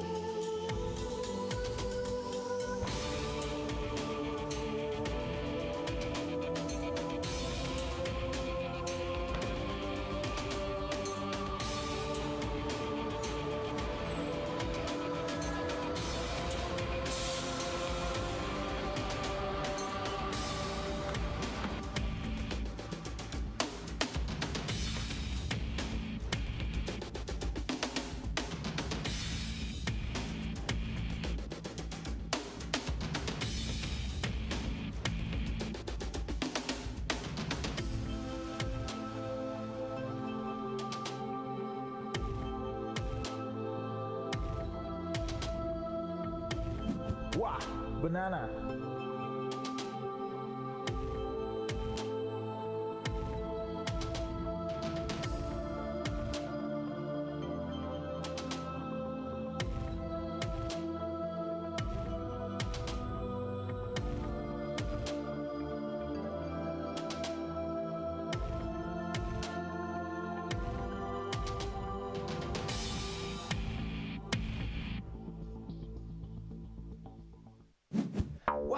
banana. 我就笑了。哎呀，9点而已。9点，笑了。哎呀！ Wait, it's okay. You go first. I never film one banana today. I can't. What? Huh? Okay. Well, thank you, Terence. Ooh. I'm late for work already, Terence. Walao, I need to go. Wait. No, I told you already. I'm late for work today. You wait. Oh, I need to go already. Come on. Good morning, baby. Good morning. Here's your breakfast. Thank you. Come, let me feed you. You're so sweet, Mom. Oh, you late ready up. Feed yourself. Hurry up. I feel good.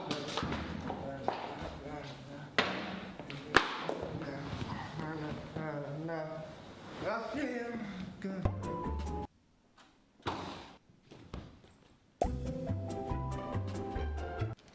Bro, you do homework already?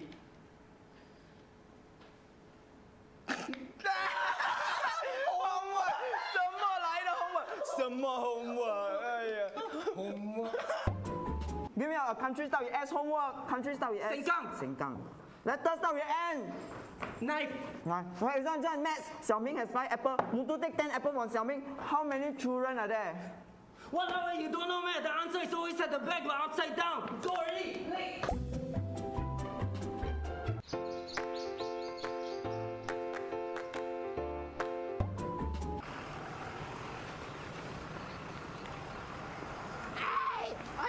Pass! Pass!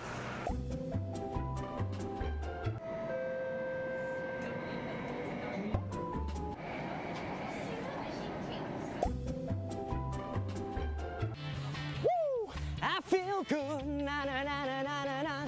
I knew that I would now. I feel nice, na na na na na na na, like sugar and spice, na na na na na na na. Woo! So good, bam bam, so good, bam. I got you, boom boom boom. Wah!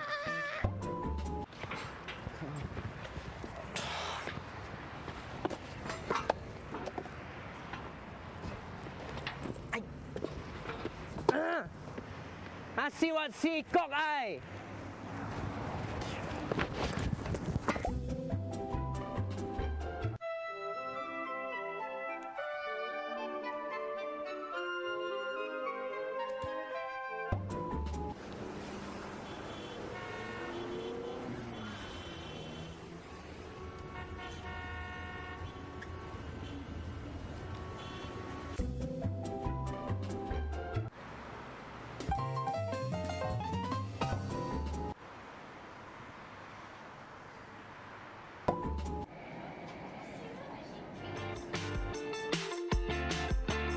Wow, banana.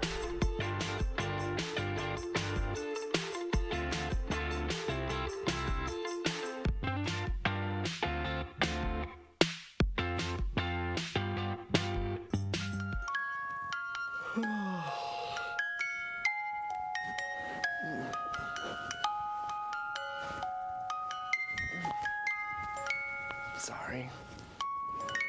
Good night.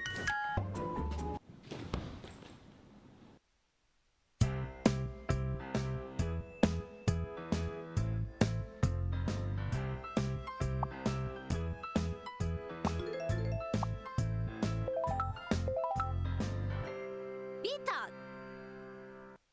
Wow, banana. Ole, ole. Hey, Terence. Now got the World Cup. Which team you support? Netherlands. Cause orange, my favorite color. I support the Chelsea, blue color. Okay, girls. I got cookies for you, sandwich for you, Coke for you, and I got chips for everyone as well. Alright. Go Singapore! Woo! Mom, I'm gonna be sick tomorrow morning, so can So you're gonna come in the afternoon? Hey, baby. We've been going out for about 1 year now. Do you think it's time we take it to the next phase? Hell no. Oh, what do you mean by hell no? No, no, no. Are you seeing someone else? Yeah, that's what I'm talking about. That's really hurtful, you know. I'm gonna go now. Go! He's done it again! Boss, I not feeling well. Can I take leave tomorrow? No. But I cough blood. You cannot. Just go back work.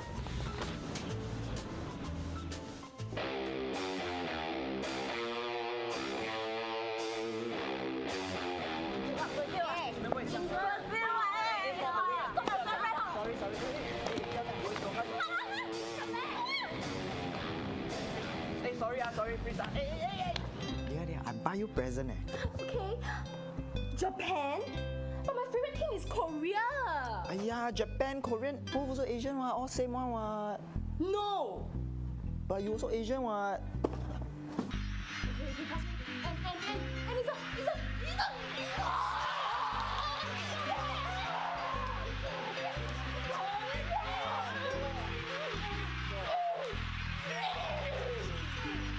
Hey, then baby. I'm gonna be home late today because we are rolling a major campaign to the entire team and everybody have to OT until 6 a.m. Yeah, don't wait for me, okay? Love you. Bye. Yes, sweet lah. Cheers.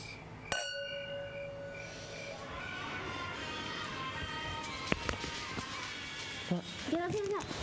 World Cup start already. I'm gonna go watch. Bye-bye. Wow, banana.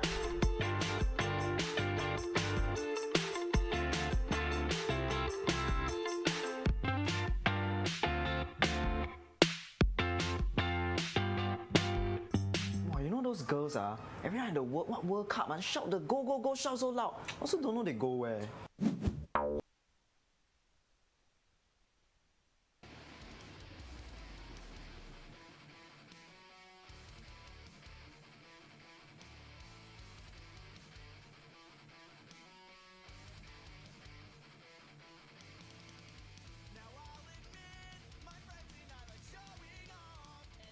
자, 아시아의 패자를 가리는 최초 리그 FIFA Online 스피어헤드 인비테이셔널 2014 첫 번째 날의 승자조 풀리그 경기가 계속해서 이어지고 있습니다.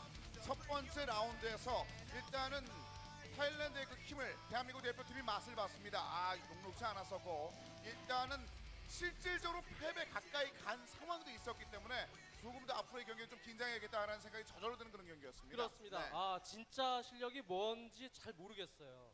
사실은 뭐 베트남이 더 강한 것 아닌가 이렇게도 예상을 했었습니다만 태국 선수들도 뚜껑을 열어놓으니까 또 상당히 강한 면모를 계속 보여주지 않습니까? 그렇습니다. 네, 어디까지가 실력인지 계속 껍질을 벗기듯이 나오고 있습니다. 자, 많은 선수들이 세계 무대를 경험하게 되면서 한꺼풀 이제 벗는 그런 장면들이 등장하게 될 때도 있었습니다. 적어도 그 태국의 이 세 명의 선수는 자국 무대에서 보였던 실력도 물론 뛰어나겠습니다만 인비테이셔널 이 4개에서 한 경기 치를 때마다 분위기를 지금 올려주고 있는 상황이 되겠습니다. 네, 그렇습니다. 네. 그런 면에 있어서 확실히 나라를 대표하는 선수들답다라는 생각이 드는 경기력을 태국 선수단이 보여줬고요. 베트남 선수단도 굉장히 좋은 경기를 보여서 이 태국과 베트남의 경기 또한 굉장히 기대감이 올라와 있는 상황이 아닐까 싶네요. 그렇습니다. 이제 두 번째 라운드 바로 이제 태국과 베트남의 선수들이 기다리고 있습니다. 양 팀을 지금부터 만나보겠습니다. 자, 오늘 승자조 조별 플리그 이제 상황들 한번 짚어드리도록 하겠습니다. 타일랜드 이제 베트남 먼저 현재 좋은 경기를 펼쳤던 타일랜드에게 3명의 선수가 되겠습니다. 네, 자 타일랜드의 기사다 나타건, 그다음에 TMBT. 특히 2세트와 3세트에 나설 나타건과 TMBT 선수 상당히 좋은 기량을 뽐냈었고요. 네. 하지만 베트남 선수들도 뭐 중국과의 경기에서 매우 좋은 기량을 뽐냈기 때문에 이 경기는 뭐 정말 한치의 앞도 알 수 없는 그러한 혈전이 될 가능성이 있습니다. 중국과의 경기에서 놀라운 경기력을 보여주면서 승리를 따냈는데 그 이후에 중국의 흐름들이 사실 예상보다는 좋지 못했기 때문에 그런 쪽에서 봤을 때는 베트남은 이번 경기를 통해서 자신의 팀을 증명할 그런 기회를 삼아야 할 것 같습니다. 네, 그렇습니다. 푹 선수와 또원 선수의 경기력이 굉장히 좋았었고 팀 내 에이스라고 이제 평가를 받았었던 바오 선수가 아직까지는 활약이 없기는 한데 이제 한번 손이 풀리면 굉장히 좋은 경기력을 보여줄 것 같아서요. 이 6명의 선수들이 보여줄 경기력 굉장히 기대가 됩니다. 그렇습니다. 자, 이제 6명 선수들이 이제 경기 준비를 마쳤고 첫 번째 선수들이 준비를 하고 있는 상황이 되겠습니다. 일단 한국의 승리 어렵게 치러지긴 했습니다만 나머지 팀들도 어느 정도 예상하고 있는 상황에서 2위 All right, and welcome back to the FIFA Online 3 2014 Spearhead Invitational Tournament. We're down to the final best of 3 game here, and that will be taking place in just a moment, I believe. Yeah, it'll be that's- Vietnam against Korea. No, so it's Thailand versus Vietnam. Yeah, Thailand versus Vietnam, and you know the players are already ready, and we have notification here that the first player will be Quesada, also known as Cham. He did play the first match early on against his Korean opponent, which he lost. In fact, yeah, he lost the first game. And over on the Vietnamese side, we still don't have notification on who's gonna play that. Yeah, but So- yeah, well, I think it's going to be shown on screen pretty soon. But yeah, Thailand versus Vietnam. You know, talking about how Thailand played early on, they really brought the game to the Koreans. Everybody thought that the Koreans would have an easy time to go all the way to the finals, but no. You know, Thailand said no to that, and they almost got off with a famous win over the favorite South Korea. And there we have the confirmation of the first play for Vietnam will be for Eve Liu.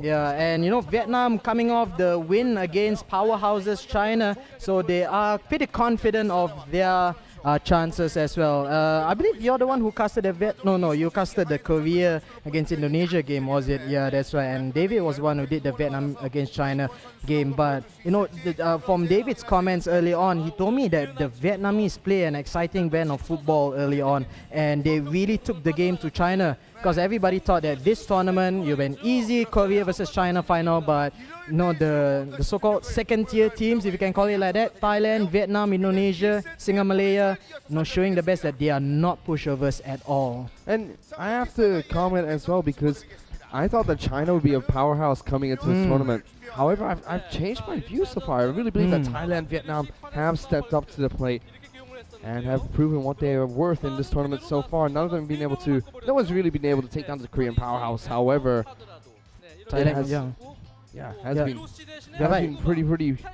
pretty intense so far. Yeah, that's right. And Thailand came the closest so far to beating Korea. You know, long touted as the number took a one game football team. Yeah, they scored a lot of goals off the Koreans as well.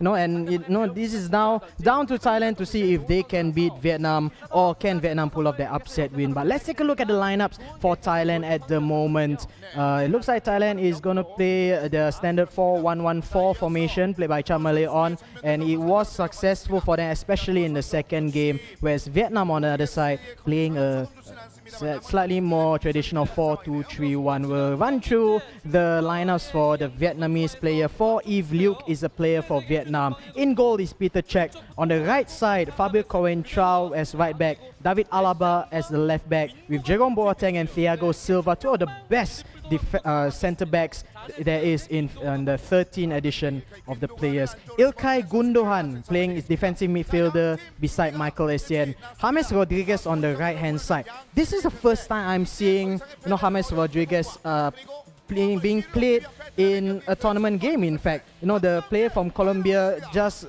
bought into Real Madrid for an exorbitant amount of money, but he is such a skillful player. Deployed on the right attacking midfield position here for Vietnam. It'll be really interesting to see whether Vietnam uses him as the main outlet, as the main creative outlet for the attacking transition of the football played here by Vietnam. But again, as we saw early on, Thailand, they have been absolutely phenomenal against Korea. However, the first player is Quesada, also known as Cham, who, sad to say, lost 4-0 against Choi Myung-ho of South Korea in the first game. But I think that he should want to put that episode behind him and start off with a fresh win against this player from Vietnam for Eve Liu. So there is the Thailand lineup. Said earlier, it's a 4-1-1-4.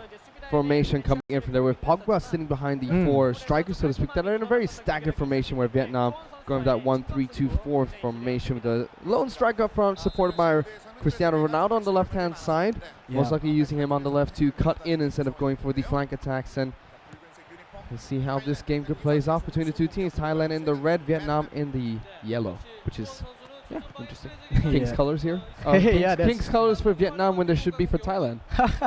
Absolutely right. With Vietnam playing as a Borussia Dortmund side here, but Pogba with space in the middle. Juan Cuadrado is looking to latch on to that. Again goes for that scissors kick volley, but this time instead of skying it into the air like he did in the last game, shoots it straight into the hands of a grateful goalkeeper there at the back. David Trezeguet, long lofted through ball to James Rodriguez, not able to find anybody there with really wild hacked clearance by the defender for Vietnam, but Thailand now have the chance here. Tries to find Juan Cuadrado on the left side, but nothing able to materialize out of that.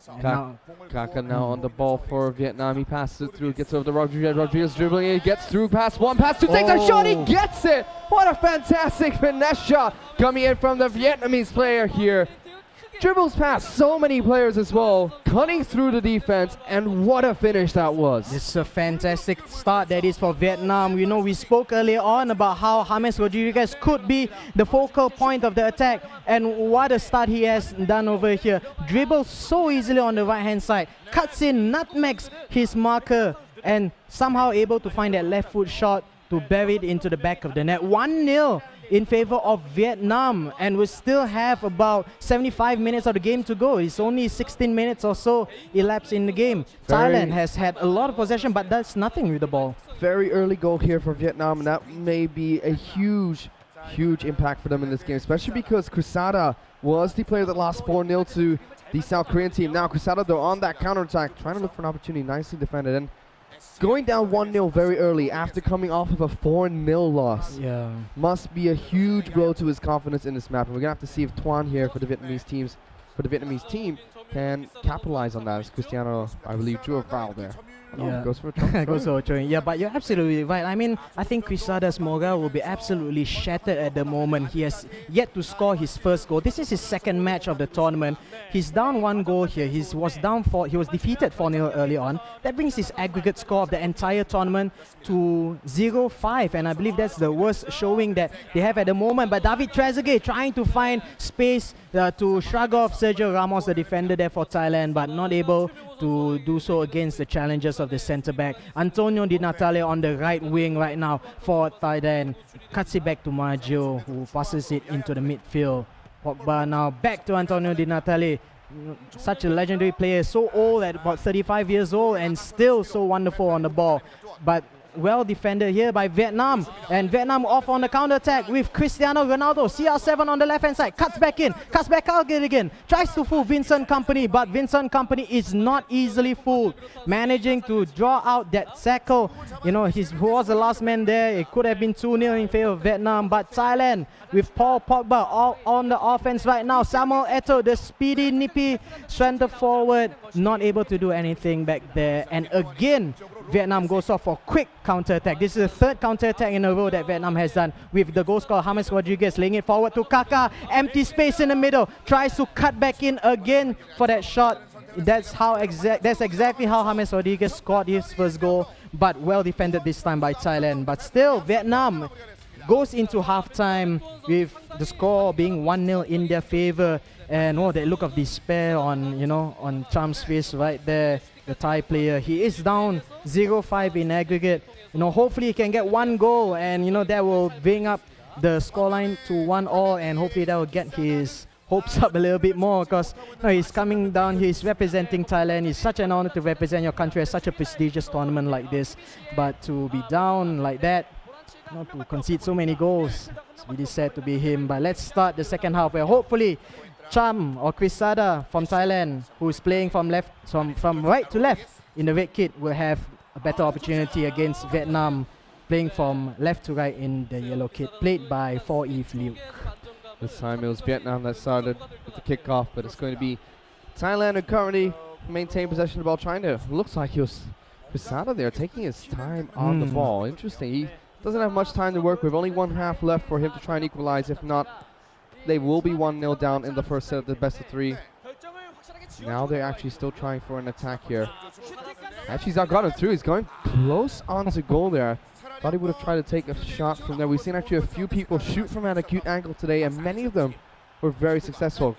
Short corner taken in from the Thailand team. Cristiano Ronaldo dispossesses him, but immediately heads back to Thailand's side. They're going to pass it in towards the 18-yard box, but nobody was there to receive the ball. Actually, dispossessed, it seems, coming in from Vietnam side. And another corner coming in from the Thai team.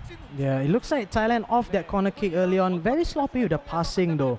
No, he seems to be unsure about where to pass the ball to, and even when he got the passes off, he doesn't seem to have the players running off the ball for him to provide the true balls to.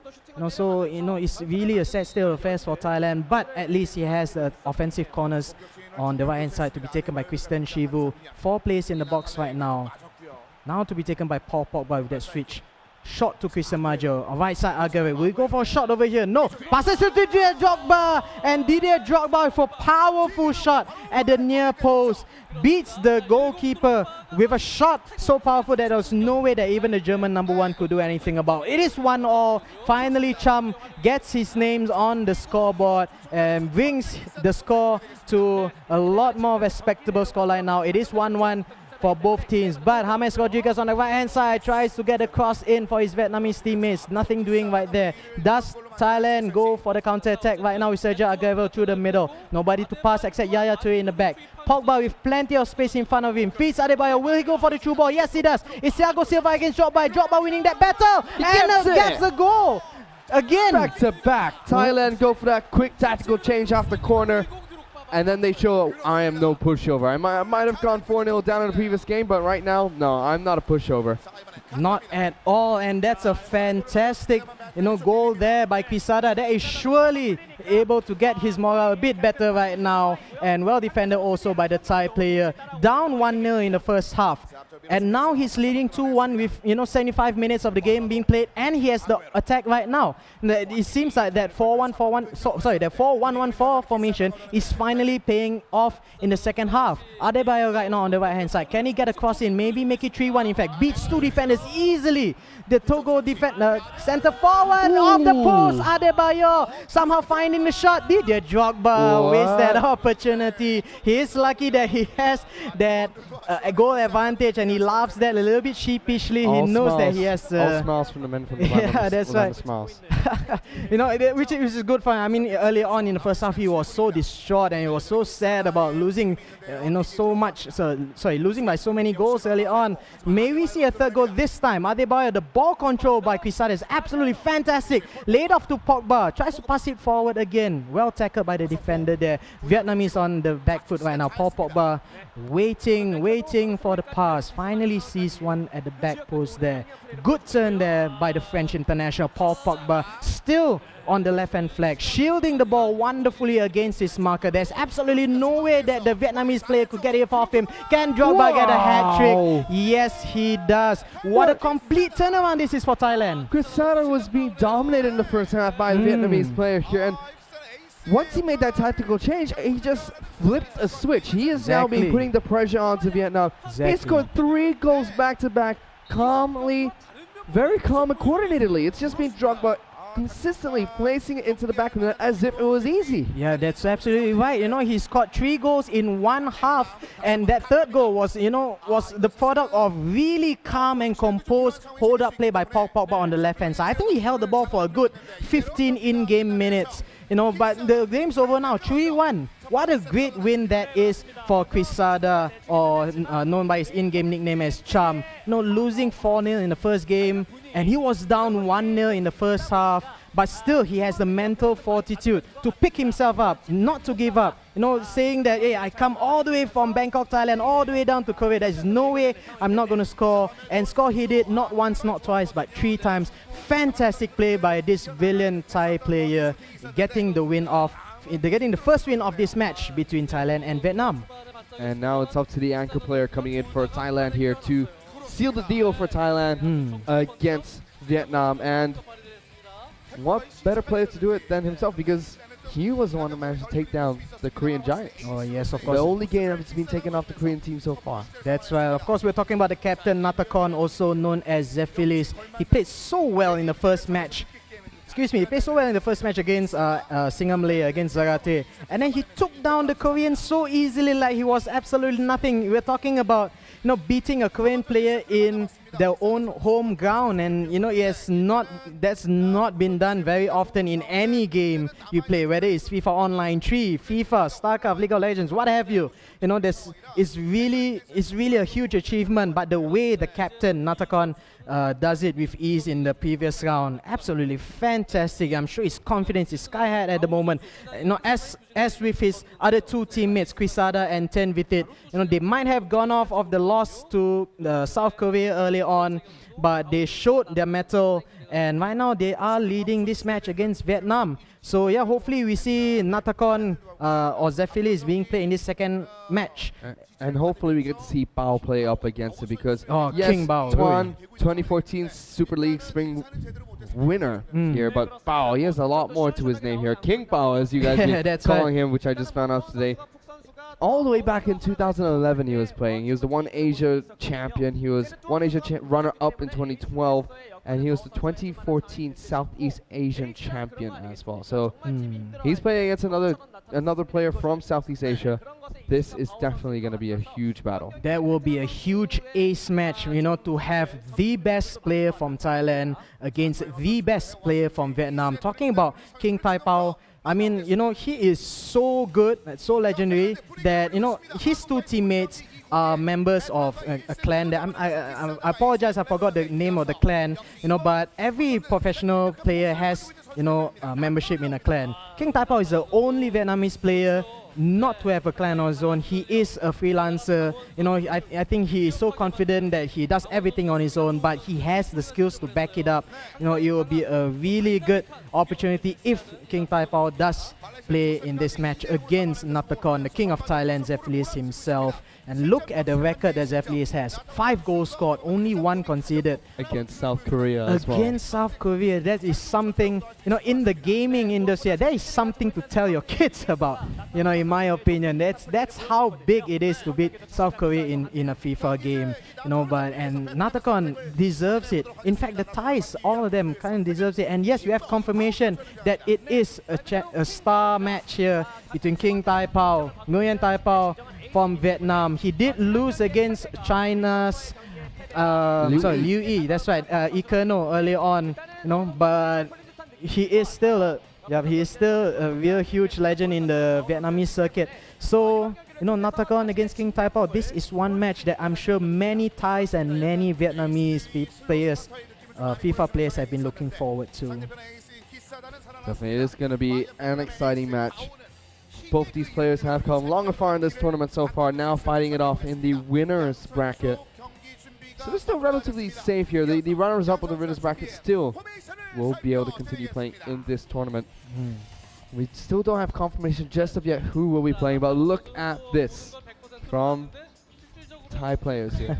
Again, with his trademark 100% on all the strategies, but it looks like he might just change it for this match against King Taipao, because Natakon or Zephylis from Thailand has been really well known throughout this entire invitational tournament to use all the strategy and tactics at full 100% bars, but for King Taipao he seems fit to change it to a lot more conservatively right there. But let's take a look at the lineup here. 4-1-1-4 as always for Thailand, with David De Gea in goal, Felipe Luis and Sergio Ramos the fullbacks, Vincent Kompany, Felipe Maxis the centre backs there, with Paul Pogba this time the defensive midfielder, and his attacking midfielder position being used up by Cesc Fabregas. Up front is Hulk on the right side, Samuel Eto'o on the left side. Didier Drogba in centre forward position, and interestingly enough, Yaya Toure at as the central striker for Thailand. A really interesting play style there. We did see Steven Gerrard early on being used for Thailand as a central striker as well, although that did not result in any goals, so it will be really interesting to see how Natakon, the best player from Thailand, utilizes him. But let's take a look at the Vietnamese side of the lineup here. And Vietnam were the team that managed to draft Cristiano Ronaldo, one of the most contested picks in FIFA Online 3. And in fact, they were second in the draft here, so they were able to pick up quite a few picks for themselves. Cristiano Ronaldo, Kaká, Michael Essien as well, just to name a few. That's right, yeah, and early on, me and David talked about the drafting procedure and the draft picks that the teams had. We unanimously agreed that Thailand and Korea had the best, picks in the entire tournament. But Vietnam, like what you mentioned, no pushovers as well. They had the second pick. The first pick was Indonesia, who decided to take Zlatan Ibrahimovic as the number 1 pick, and Vietnam took the opportunity to take the well sought after Cristiano Ronaldo, to a 2013 version of him. And he is such a fantastic player. Cristiano Ronaldo can play him on the left, on the right, in the middle, as a striker, what have you. He's such a versatile player and one of the best attackers in FIFA Online 3. And Vietnam, is the only team who has the opportunity to do so. And hopefully in this second game, King Tai Pao, the captain for Vietnam, is able to claw one back against their neighbors Vietnam here.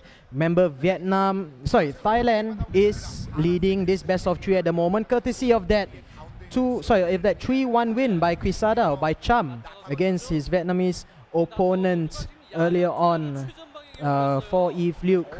So if Natakon or Zephylos from Thailand is able to get a win in this match, it is game over for this match between Thailand and Vietnam. But we have to see how this scoreline develops first. And we have kickoff right now with Thailand playing in the, coincidentally, the home shirt for Thailand as well. The blue kit, playing from left to right against Vietnam, playing from right to left in the all-white strip. Vietnam now on the ball there. Rodriguez goes for the chip over to Kaká. Kaká managed to control the ball, takes a step in. Will he go for the shot? No, pass back. Rodriguez, who manages to shoot it straight into the keeper's arms. Now Ronaldo on the ball, passes it back. He's going to try and get it on over to Kaká. Kaká here dribbling away from that 18-yard, gets a nice pass into Neymar, who just holds up the play. Well, passes it back to Kaká, who takes a shot and he gets it in. Vietnam, with the first attacking play, managed to pick up a goal for themselves. It looks like a flashback to the first game, where Vietnam also picked up a goal for themselves for one of the first few attacking plays. That's right, and absolutely no reaction from the king himself, Bao. He just finesses one right out of the reach of the goalkeeper, out of absolutely nothing at all. That was the first attack there by Vietnam. But what a way to cap off the start of this second match here between Thailand and Vietnam. Vietnam leading proceedings 1-0 early on in the first half. Only 10 minutes have elapsed. And again, James Rodriguez have been absolutely phenomenal in the first match. And he looks to be really wonderful. He looks to be a real good asset for the Vietnamese right now on the right-hand flank. Quick throw in there by the Vietnamese. Passes it all the way back, but well intercepted by Didier Drogba. Marseille roulette there in the middle of the park. Finds nobody, but was tackled there in the middle. Paul Pogba right now for Thailand. Charging forward. Axel Witsel there to challenge. Only to lose it out again to Paul Pogba, who feeds Hulk. Cuts it back in the middle. Finds Drogba. Finds Cesc Fabregas, who slips into Yaya Toure. Oh my goodness. The center midfielder turned striker. Yaya Toure for Thailand. Natakon Zephylos for Thailand, clawing that goal back. It is 1-1 in this all-star match. Look at the beautiful passing coming from Thailand there. Quick, speedy and effective. One-touch football at its best coming in from the Thai players there. And my goodness, that was fantastic to watch there. Vietnam really, or King Bao really does have his work cut out for him here. He was able to kick up that flashy opening goal. But my goodness, Thailand fought back in style there. I think that's the reason why King Pao didn't really celebrate his first goal, because he knows that his opponent is no pushover whatsoever. But now Vietnam have the opportunity right now with Axel Witsel in the middle, feeding Cristiano Ronaldo. Still Axel Witsel. Finally, he's being tackled out there by no less than 7 defenders in the box there by Thailand. But still Vietnam has the ball with James Rodriguez on the right side. But the striker, Yaya Toure, coming back all the way to the left back position, to use his tackling technique there to dispossess James Rodriguez. And Didier Drogba with a skillful piece of dribbling there in the middle, but nothing doing at that point of time. And Vietnam gets the ball back here for a foul call on them. But what an exciting match this has been between the King of Thailand versus the King of Vietnam. And the scores are rightfully even at the moment right now. 40 minutes have elapsed. 1-0 it is for these two fantastic players from the Southeast Asian region. It's been Neymar on the ball again, trying to get past Sergio Ramos here. Still dribbling the ball, holding it up, passes it over. Kaká now to Ronaldo. Ronaldo back to Kaká. As he does get dispossessed by company there, but it's going to be Rodriguez on the ball. Passing it over. Well, he's taking a shot. What a shot coming in from King Bao there, but great defending from Thailand, and the keeper gets a nice touch to it to put it out for a corner. Yeah, David De Gea there with the smart save. I think that just grazed off the post there, but the corner kick to be taken now by the Vietnamese players. James Rodriguez stands off the ball with his left foot. No, to be taken now by Neymar. 4-5 players in the box right now. Who does Neymar look out for? Long ball through, looking for Kaká off the post there, header. The ball bounces out back straight to him, but not able to capitalize on that. The goalkeeper was sprawled on the floor, but the ball just bounced way too powerfully for Kaká to do anything from there. Another close shave there for the Thai player. And this player here, there's the word Thai is inside his name, but he's Vietnamese true and true, and he almost gets that second goal. What a fantastic way to end the first half. Firstly, there's this brilliant goal by King Tai Pao from Vietnam, but a very well-built first goal for Natakon also to bring the scores back to 1-1. And then it's been all Vietnam all the way. Fantastic save here by David De Gea, and later on we saw Kaká getting his header off the corner, rattling the crossbar. I would say that this is Vietnam's game to win. King Tai Pao has had pretty much the advantage, although Natakon, has been known to somehow find a win against, opponents who are much more difficult than King Tai Pao. Felipe on the ball, passes it over to Fabregas. Fabregas in on over to Torre. Gets it over to Fabregas once again. He's still holding up the play here for Thailand. Passes it back. Pogba now trying to look for opportunities. He just throws the ball out widely, and that's intercepted by Thailand there. Now Thailand looking for an avenue of attack. Cristiano Ronaldo on the ball. He's through past one defender. He's trying to dribble past another. Hulk now has the ball. Dribbles past two. Gets it to Ronaldo. Ronaldo's through on goal. He takes a shot easily in the back of the net. Vietnam are now 2-1 up. Absolutely marvelous ball control by the Vietnamese here. And look at the supporters there. If you thought that Thailand has had raucous supporters, look at the support there for Vietnam. Also flying in all the way from the home country to Seoul, South Korea. And what a performance King Tai Pao has had in both James Rodriguez and Cristiano Ronaldo, with such skillful play there by Ronaldo through the middle, beating one defender, laying off a wall pass off Kaká, back to Cristiano Ronaldo, an easy tap in for him. 2-1 in favor for the Vietnamese. And the Thai player now calling for double substitution. Sergio Aguero and Robin van Persie comes in to provide even more attacking power for the Thai side, because that's what they need. They need the attacking prowess right now, because they are down 2-0. Thailand playing from right to left on the ball right now. Will he be able to get that second shot? Sorry, that second goal, but well defended by the Vietnamese player playing from left to right there in the white strip, King Tai Pao, who is leading right now 2-1. Ball gets called back though for an earlier foul. It could have been off for a quick counter attack, but the referee says, nope, sorry, that foul was a bit too serious for me. I have to pull it back down. But wow, Vietnam, what a fantastic run of play he's been having in the past hour of in-game time. Vietnam on the ball once again. Cristiano Ronaldo, the main playmaker, back to Kaká. Kaká actually does get dispossessed here. Now Thailand, they looked like they were trying to find an avenue of attack, but they get dispossessed themselves. Neymar on the ball on the left-hand flank. Sergio Ramos trying to duke it out with him. Knocks it out for a throw-in in favor of Vietnam there. Aguero on the ball, looking for the pass. Gets it to Kaká. Kaká has a lot of space to work with. Passes it into the 18-yard box, but it does get dispossessed there.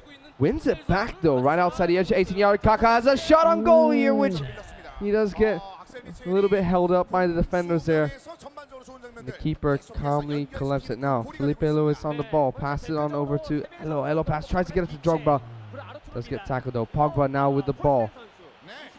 Robin van Persie now trying to look for options, but he's been destroyed by the Vietnamese defense here. Yeah, look at the high defensive line earlier on. The 4 strikers for Vietnam pressing the ball all the way back to the defensive line, giving Thailand no space whatsoever to carve out any opportunities. Robin van Persie tries to get to Yaya Toure. Kaka, nice sliding tackle to intercept the ball. Felipe Lewis once again passes it into Rodriguez, and Vietnam just said, we're having none of that. Booting it straight down the pitch. Reset your attacking play. Force you to try something different. Thailand going to try for it once again. Company now on the ball. 10 minutes left in game clock. Thailand need to pull something out of their hats now. Drogba passes it out. It's going to be back to Pogba, who gets dispossessed there. And Vietnam be playing beautiful football here. No gaps in their defense at all. Solid play. And now Cristiano Ronaldo chasing after the ball. Sergio Ramos trying to hold him up. He managed to get there first. 4 minutes left on in-game time for Thailand.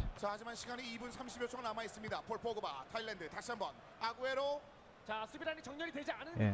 And still looks like Thailand had the ball early on, but every single time that in the second half here, Natakon or Zephilis from Thailand tries to get past the defensive line, absolutely nothing doing there. Vietnam right now just holding the ball. He knows he has the lead. He knows it's the 90th minute of play right now, and if he keeps the ball, finally eventually full-time whistle will be blown, and it is blown right there. A good win, a good match between these two giants of the FIFA Online 3 scene. Natakon from Thailand, however, not able to defeat his Thai opponent, King Thai Pao. Sorry, his Vietnamese opponent, King Thai Pao. You have there the victor of this match on screen right now. Finally, Zephylos from Thailand meets his match after defeating Singapore's Zarate 2-0, and after defeating South Korea's player Volition earlier on in the first match of the winners bracket. He finally meets his match in the form of this man right here from Vietnam, King Thai Pao, who defeats him 2-1. This is such a fantastic match. This is an all-star match, and a really good show of skill. I like how both these players utilize their ball control to maximum efficiency.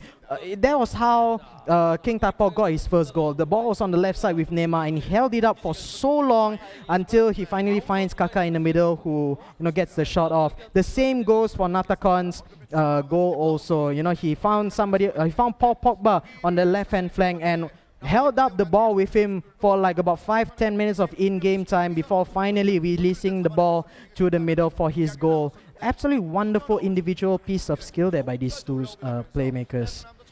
So we'll be heading into that final match of the best of 3 here. The anchors for both Thailand and Vietnam will be stepping up to the plate, prove themselves worthy, try and take down their opponents here. It's been 2 great matches in this best of 3 series right now, and this will be the final game of tonight as well. Yeah, it is the tiebreaker. After all, Thailand won their first match, lost the second match though. This will be the tiebreaker match between Thailand and Vietnam, and the only place remaining is best 45 or 10 Vitit Suriname from Thailand, as well as 3H Black for Vietnam. And there we have best 45 earlier on, losing in that ridiculously close match against the Korean Kim Jong-bu in the first match of the winners bracket. They're losing that match 2-1, but overall his goal rating is pretty much even at 2 goals scored and 2 goals lost. So it's still a pretty decent tournament here for Mr. Suriname from Thailand, also known as best 45. His opponent, however, is 3H Black, coming off the win earlier on, I believe, against the player from China. We'll just have confirmation of that pretty soon, but yeah, one game in hand for Thailand, 1 game in hand for Vietnam. Who do you think has the advantage in this game? Thailand, they barely lost to South Korea. How do you feel if they will lose again narrowly to Vietnam? I'm not so sure if they can handle with that. I mean, these are 2 high caliber teams here, and Mr. 3H Black here on your screens. He's only played 1 game so far, but that was an impressive game against So Yang from China.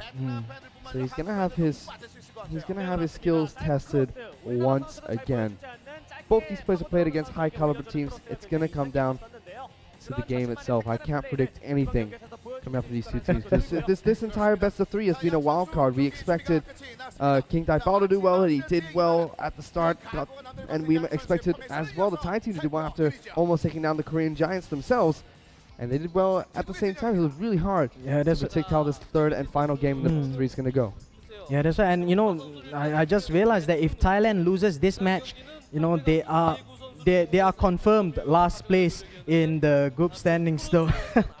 Yeah, if Thailand loses this match here, you know, they will be placed last in this group, and they will have no chance of going into the semi-finals or the finals of the stage. They have to fight it out from all the way into from the playoff stages, you know. But let's take a look at the lineups here. This is the lineup for Vietnam right now. 4-2-2-2 formation with a checking goal. Javier Zanetti on the right back position with David Alba on the left back.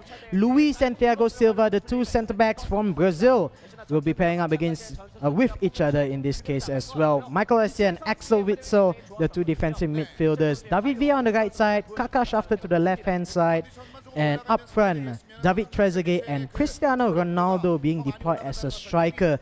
Now, I'm not so sure on the meta game for Vietnam, but every time that Cristiano Ronaldo plays striker, at least in the Singapore, the Malaysian scene, competitive Singapore-Malaysian team, it's not been really that successful. I think he has only got about a 30% win ratio, Cristiano Ronaldo, when placed as a striker position. And he's been playing on the right-hand side as well. Normally you see Cristiano Ronaldo be played on the left-hand side. Right. Especially so they can cut in and shoot with his right foot. That's right. But then again, you know, that was on the Singapore and Malaysian local scene, the local football scene. Again, the Vietnamese meta game could be totally different to what we've seen, you know, in previous competitive matches so far. So it's really up to Black here, 3H Black, you know, to really utilize the strengths of Cristiano Ronaldo, their #1 draft pick, because 2013 Cristiano Ronaldo is a ridiculously fantastic player, and they have the chance to use him, you know, when the other teams would love to have him. But this is Vietnam's game to win, because if Vietnam loses this match, then they will have to defeat South Korea, which is a really daunting task if they want to qualify to the semi-finals. But let's start off with this third and final match between Thailand and Vietnam, the tiebreaker match between these two teams. It's going to be Best going up against 3H Black here. The final game of tonight as well. Vietnam against Thailand. Thailand's rocking that blue home kit again with the Red Bull logo there as well. Yeah, I think we need a Red Bull right now. We're getting tired at the moment. It is pretty late, but you know, the players right there, you know, it is in Singapore time, it's 11. In South Korea, it's 9 p.m. They've been playing the whole day from morning to night, and they still have to play this game. So all, you know, props to them for finding the energy to play, you know, in this tournament. All the way from 10 o'clock in Korean time. So they have been playing the entire game so far. Almost 12 hours of play coming in from these players. So props to them for holding out for so long. We are now in that third and final match here. It's actually Thailand going for that quick attack once again. Vietnam has gone for those early attacks so far. Thailand not quite able to replicate what the Vietnamese teams have been doing by opening up the match with a goal on their first attack.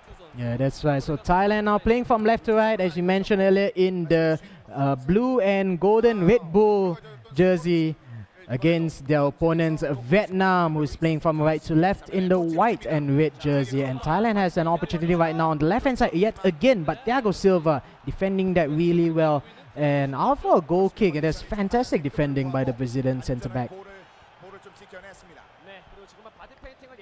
As we Vietnam on the ball, gets dispossessed, and Thailand now have a chance to work their way up from the defensive line. Surge on the ball, passes it back. Fabregas passes back to Pogba. Pogba now looking for options. Gets dispossessed by the Vietnamese team here. Kaká on the ball. Thailand and Vietnam, just none of them have found an avenue of attack. They're still testing waters, trying to see what both of the players are doing tactically wise and see where the gaps in their defense are. Pogba tries to go for that quick pass to Drogba, but not quite able to find it. Yeah, you're absolutely right. You know, with that analysis there, you know, they've just been poking and prodding to see where the chinks are in the armors for the defense of these two teams. You know, just holding the ball really patiently, trying to get one through ball in, not able to do so, and then when they find that, oh, I've lost the ball, immediately both of the defenses will withdraw back into the halves, defending really well, both of them. A very equally matched game at the moment, I would say, with Vietnam getting a bit more possession, leading here in the 25th minute, just passing it back to front. Right now, Cristiano Ronaldo tries to turn the defender, manages to do so. Ronaldo with the near post shot, well saved there by the goalkeeper, I believe. Yeah, it should go up for a goal kick, for a corner kick, but that's an absolutely fantastic save there, and yes, a corner kick right now. This is what Vietnam need to do, and they have been doing. Utilize Cristiano Ronaldo to his backspin effect. David Lewis with a shot! Save coming in from the Thailand keeper once again. But this is what Vietnam need to keep doing. They drafted Cristiano Ronaldo very early into the draft. They need to make use of this player every single chance they get, and that's what they've been doing time and time again to set up most of their goals. We see the corner kick comes in. David Lewis once again pushing up from that defensive line, trying to get a head in on the attacking play. Company passes it out. It's now gonna be Fabregas on the ball here. Asking out to Sturridge. Sturridge to Hulk. Hulk's actually through here. Can he take the shot? Will he take the shot? Almost gets tackled by David Lewis, I believe. Well, that wasn't David Lewis. It's someone else there. Yeah, that's right. But taking too long on the ball there, Hulk. Like you mentioned, it was a one-on-one opportunity. And, you know, Hulk, he has really good long shot attributes and shot power attributes. Even if he had taken the shot first time on the left-hand flank, he might have drawn out a save by the goalkeeper, or even if he's lucky, might have even resulted in a goal. But a bad choice there by the Thai player there, and goes off for a Vietnamese attack right now on the left-hand flank. David Alaba laying it to the middle with Axel Witsel. Again, playing so patiently, Vietnam right now. They're not rushing things at all whatsoever. Early on you mentioned about the Cristiano Ronaldo being the top draft pick and how they've really got to utilize him effectively. I'm looking at all the first draft picks by all the teams, and it looks like nobody's really using them pretty effectively. Indonesia with Ibrahimovic, nothing doing there. Ronaldo with Vietnam, here and there, not so much. Thailand with Jogba, okay, pretty good. Fernando Torres with China, nothing happening at all well for China. Gareth Bale for SingaMalaya, also not so decent performance by him. And lastly, South Korea's Thierry Henry, who has had a fantastic outing in this tournament. So in terms of first picks, on paper it looks absolutely fantastic for Vietnam, Indonesia and Thailand, but practically they're really inefficient. So I would think that Vietnam will want to try and get Cristiano Ronaldo a lot more involved here as we start the second half. The game is still being played at 0-0. This is a tiebreaker game in this best of 3. Whoever wins this match gets the 3 points in this winners brackets. But let's see how Vietnam utilizes Cristiano Ronaldo very, very badly, I have to admit. Right hand side. Again, nothing doing for Cristiano Ronaldo on the right in the striker's position. All hope is not lost yet though for either of these teams, because the third place team from the winners bracket will face off against the first place team from the winners bracket, which should be China unless there is a dispute, which we'll find out more about tomorrow when we come back with the playoffs, so to speak. But yeah, we're still waiting on confirmation of that, but still none of them would want to that. They want to get the bye, so they have to only play in the semifinals on Sunday. Take the day off on Saturday, rest up, clear their heads, come up with more tactical strategy, and learn more about their opponents. Yeah, that's absolutely right, because like what you mentioned earlier on, both Thailand and Vietnam have been playing the entire day. It's really late at night right now, and Thailand even almost putting in a 12-hour shift on the first day itself. If they have to play on the second day, imagine the amount of lethargy they are going through. And if let's say they qualify through to the next round tomorrow, they have to play again in the final round. So tiring. This is where South Korea scored their first free kick from, and Drogba not as impressive at all compared to the South Korean it's still crazy kick they took. Yeah, that's right. It's still a trademark by South Korea. I think it's a secret that they will want to keep and not reveal. Press the button next.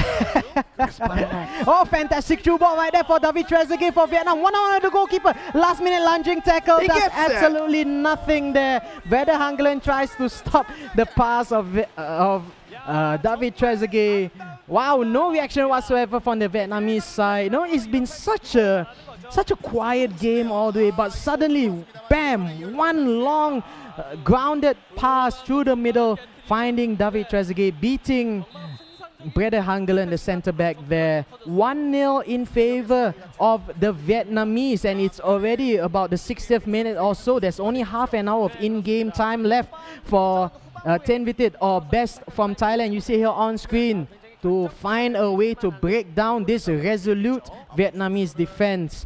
But you know, if how the first 60 minutes have elapsed, I do not see Vietnam pretty much losing this game. It's such an even game, and it might add 1-0. And what a way for Thailand to lose. You know, first they lost to Korea so close, and then they lose to Vietnam. Wow, this will really break the heart. 3 substitutes coming in for the Thai side. They want to make an impact now. They're still making changes here and there. And Vietnam just capitalized on something which most of the teams have not been doing today.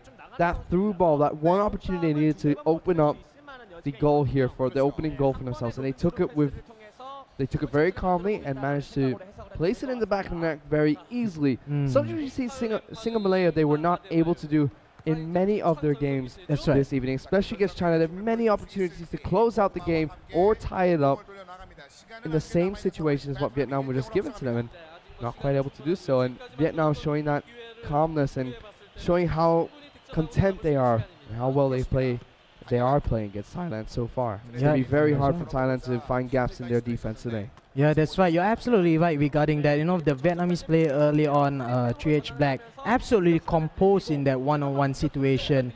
And, you know, he has the intelligence, you know, to drag the ball away from the goalkeeper instead of going for the immediate shot. Ronaldo now with a cross, looking for Kaká, who's wide open. Can he weave a shot in? No, the sliding challenges there by 2 defenders. Somehow managing. Oh, mistake there by the goalkeeper. Cristiano Ronaldo one-on-one. Will go for the sweaty goal. No, he goes for it himself. Finally, Cristiano Ronaldo being utilized well by the Vietnamese player 3H Black here. What a mistake that was by the Thai player Best 45. He's already a goal down, and he just killed himself with this goal basically. Cristiano Ronaldo, there was no way he was gonna miss that. 2 goals ahead for Vietnam. Again, one-on-one situation, and he finishes that off with such composure. It's ridiculous, man. 3H Black as well, no tournaments to his name. This is his first tournament locally or internationally, and he is performing so well for Vietnam on the main stage. But Thailand now with a chance. Yeah, Torre passes it back to Hello here.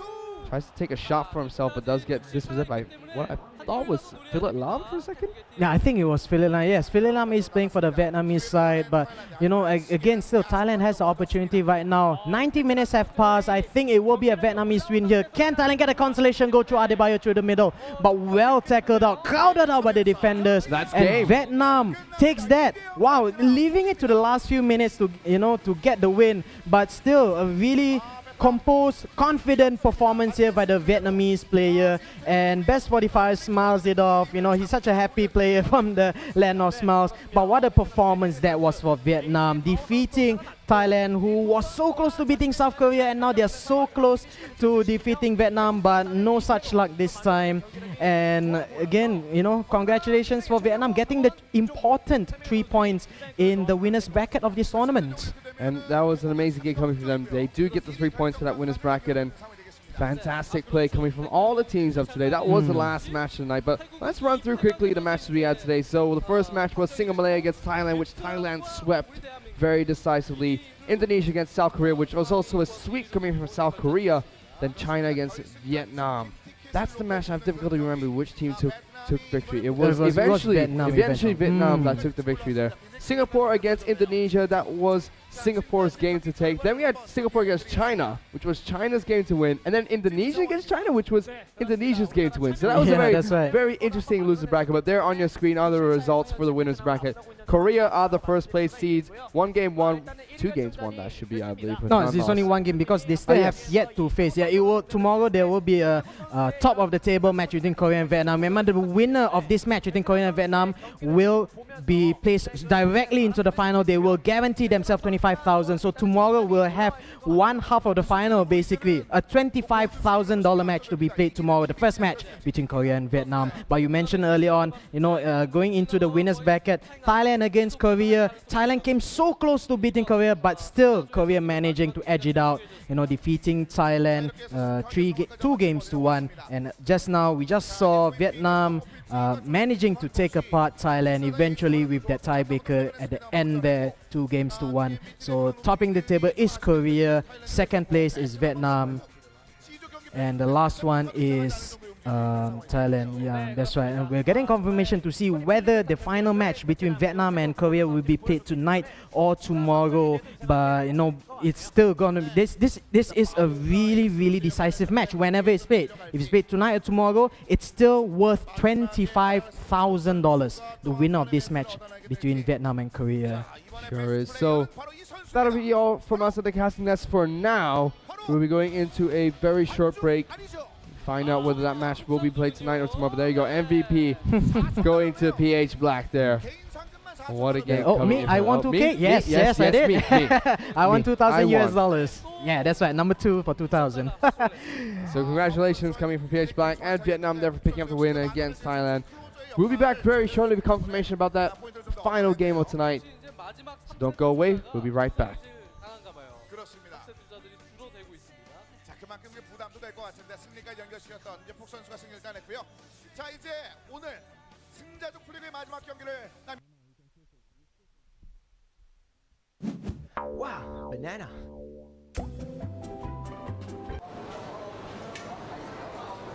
不急，慢慢吃。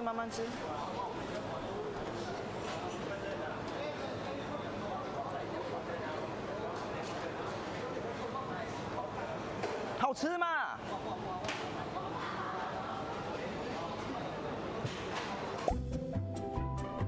Hey, could I get the fish with rice, please? Thank you.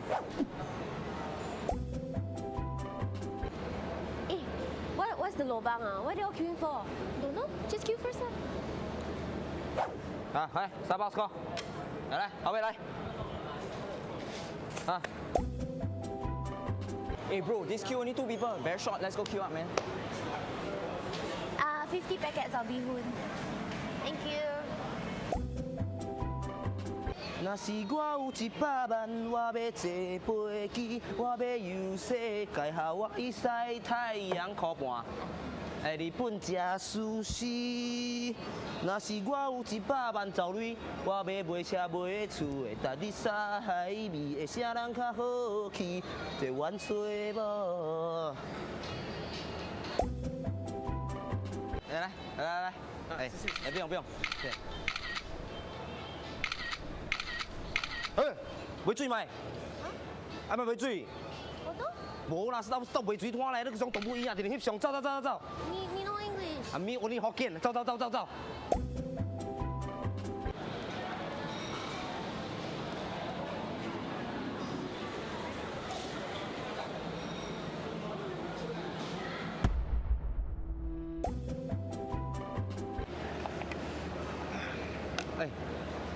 Nice or not? Yeah, nice. I help you try. Okay.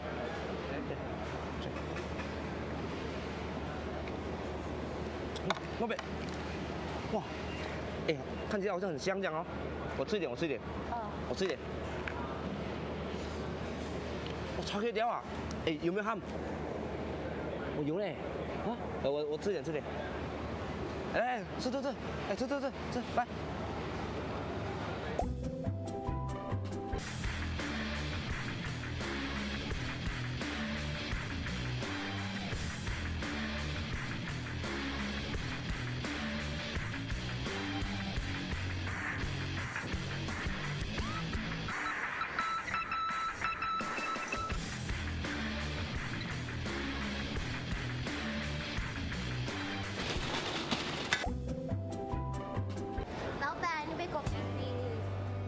对，1杯啊，2个人啊，1杯哪里有够？哎呀，送你多一杯。快1块好了。OK，拜拜。拜拜。老板，我要 PC 咧，也可以送我多一杯吗？狗脾气啊！多一杯没有了，那多一只 straw 给你了，快喝。哦 OK。啊。谢谢。嗯。哇 banana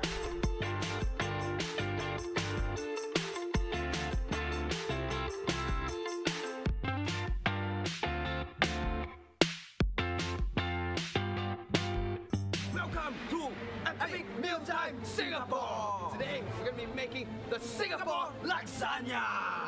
Okay, first we need a strong base. Prata. Go, take more prata. Singapore chicken rice. 来鸡饭 chicken rice. 鸡饭 chicken rice. 来 Then you need another base. More prata. Next, we're gonna add this one. Char kway teow. Char kway teow. Prata. More prata. This, if you don't know, chai tow kway is also called the carrot cake. Chai tow kway and more chai tow kway and more chai tow kway and more chai tow kway and more chai tow kway. Leave for the last part and more chai tow kway. And with prata. More chai tow kway. Chong. The tomato. It's time. Epic meal time, Singapore. Wow, banana. Today we're at the National Stadium for the grand finals of the Banana Football League. Things are just about to start and Indeed, a ravishing conclusion. Well, that's all for tonight. I'm Eden Ong. And I'm Terrence Den. Have a marvelous evening. Good night. Cut. Hello, it's do the angmo voice too until my throat want to die already. You must ask me to lower my voice and my No, voice like that. it's like this one. News reading must do the angmo voice. 我们去打练啊，Okay. 我买那个很腻的，喉咙痛啊，走，拍嘞。In other news, a man was caught on camera robbing a bank this afternoon. Police are asking for any individuals with information about this suspicious-looking person. Hi, we are reporting live from NUS, but before that, let me introduce myself. It's my first time on set. My name is Terrence Dan. Yeah, you can spell it at TRENCTHEN. Follow me on Instagram, Twitter, and Facebook at Terrence Dan, #handsome.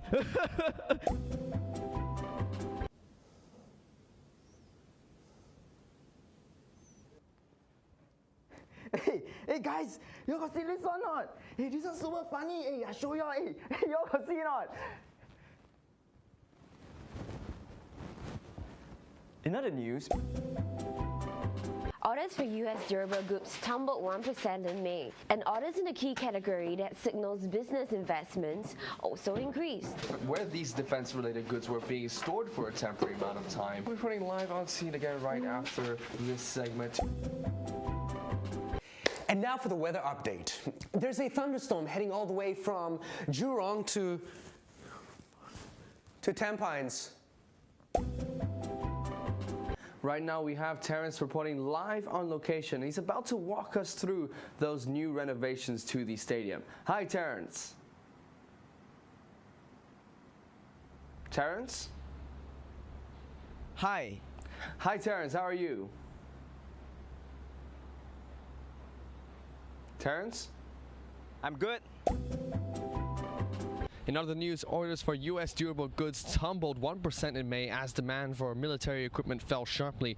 But excluding defense-related goods, orders actually rose, and orders in a key category like signal business investment also increased. We are now on location where such goods were said to be deported out of the country and were stored here for a temporary amount of time. As you can see behind me, it is an empty field at the moment, but yesterday this was filled up with goods that were about to be deported to United States and all of her allies. Such goods were reported to be those military key goods that signaled a huge increase of business investment. So as you can see right now, they have all been moved out, and we'll have more news on that later on where they're being deported to.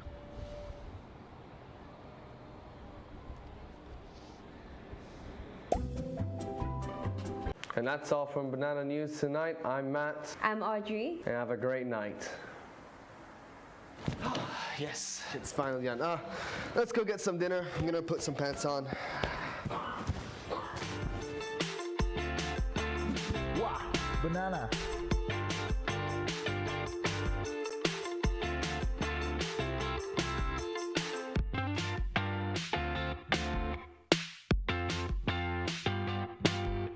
Hey, I just watched some sports highlights on my Newsloop app. Oh, they got videos on Newsloop too. Yeah, articles, videos, and heaps of categories. I can get my latest updates in just 3 minutes. 3? There's one thing that's bugging me though. What? What's that? Well, it kind of feels like we're being watched. Actually, I had the same feeling too. Hey guys, you got see this or not? Hey, this is super funny. Hey, I show you. Hey, you got see not?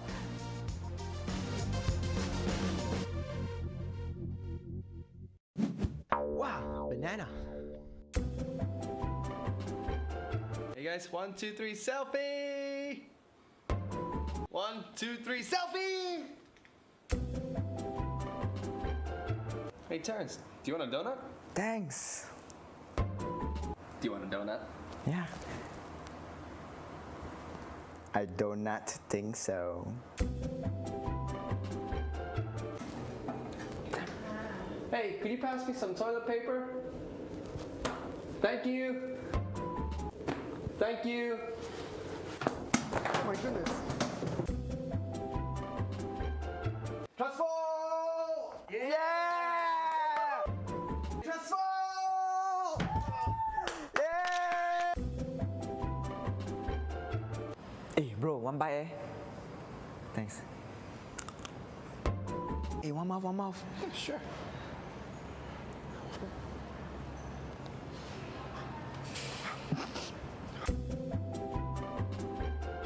Hey Eden! Hey, you look like someone today. Who? Joseph got 11. Hey Eden, you look like someone today. Who? William Hong.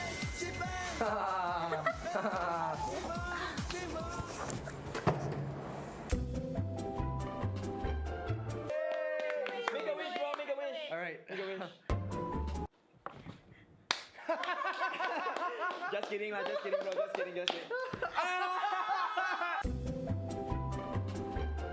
Hey, bro. Hey, can you lend me $10? Yeah, Hey, thanks, bro. no worries, man. Lend me $10. Sure, man. Okay, I also have. Here's your change. Sure, we could do it next week or... God, can I borrow the computer? Oh, hi Audrey. We could do it next week or... God, can I borrow the computer? Sure, I'm just Skyping with...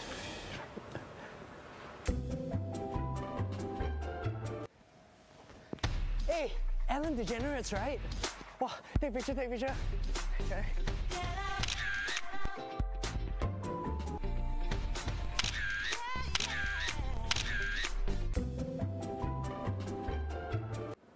Ooh la la, fabulous. Voila, beautiful. Really? Do I look fabulous?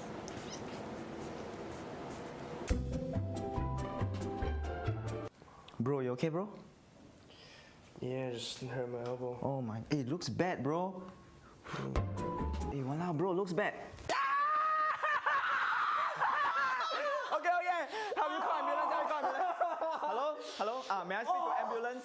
May I speak to ambulance? Yeah, my friend hurt his elbow. Yeah, he hurt his elbow quite bad. Yeah. Wow, banana.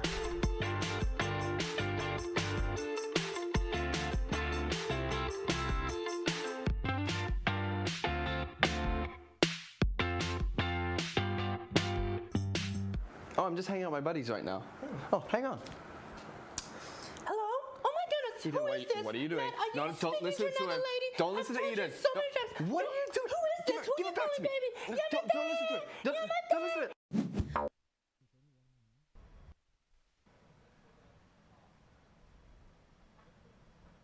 So welcome back, and we are live once again for the FIFA Online 3 Spearhead Invitational 2014, and we are into our last game for the day in the winners bracket. It's going to be happening between Vietnam and Korea, and everything is on the line. Winner of this match is guaranteed top 2. Yeah, that's right. We saw early on, Korea defeating Thailand, marginally, I have to admit, 2 games to 1. And just now, just before the break, we saw Vietnam beating Thailand as well, also with a scoreline of 2 games to 1. So topping the table right now is Korea, thanks to the goal difference with 3 points, and they have a +3 game difference right now. And Vietnam also on 3 points, but they're on second place right now with a slightly lower game difference. But all this could change, because if Vietnam, whichever team wins, Vietnam or Korea wins this, they are guaranteed $25,000 per team. So that's a lot of money to bring back home for either of these two teams. This is like, I'll consider this half a final, in fact. Yeah. Considering that, first place is $50,000. You just confirm yourself 25K. Whoever wins this within the next hour will have a guaranteed winner. So everything is on the line, and both these teams, I'm sure, will be looking to go and give it their best. And like we said, Vietnam has been somewhat of a surprise package so far in this tournament, eliminating China in the first rounds and then taking the set away from Thailand in their previous game. Now they're going to go up against the powerhouses, the crowd favorite.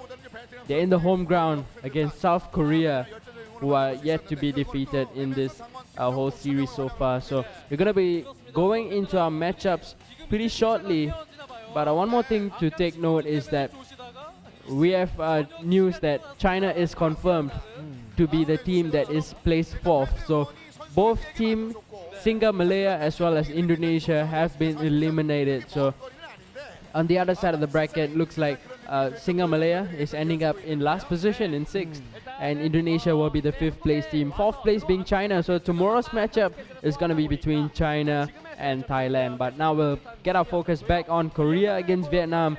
These are your 6 players that will be going up against each other. And both sets of players have shown us very good games coming out from both of them, and I'm sure this final matchup for the day is going to be a very interesting one. Yeah, that's right. And all 6 players equally fantastic in their own rights. Korea, they have Choi Myung-ho, who is confirmed to be the first player as always for Korea, and Ganche is known also, his nickname. He won his first match against Imam of Indonesia 3-0, and he beat Quesada even more convincingly, Quesada of Thailand 4-0. 7-0 aggregate scoreline for this player right here. He is turning out to be the #1 player of the entire tournament, Choi Myung-ho or Enganche. Just looking at his body language, he just seems so confident going into the game. Even before the game has started, he is just so confident. He knows what he's good at, and he knows that if he sticks to his style, and he is so good with his style, and right.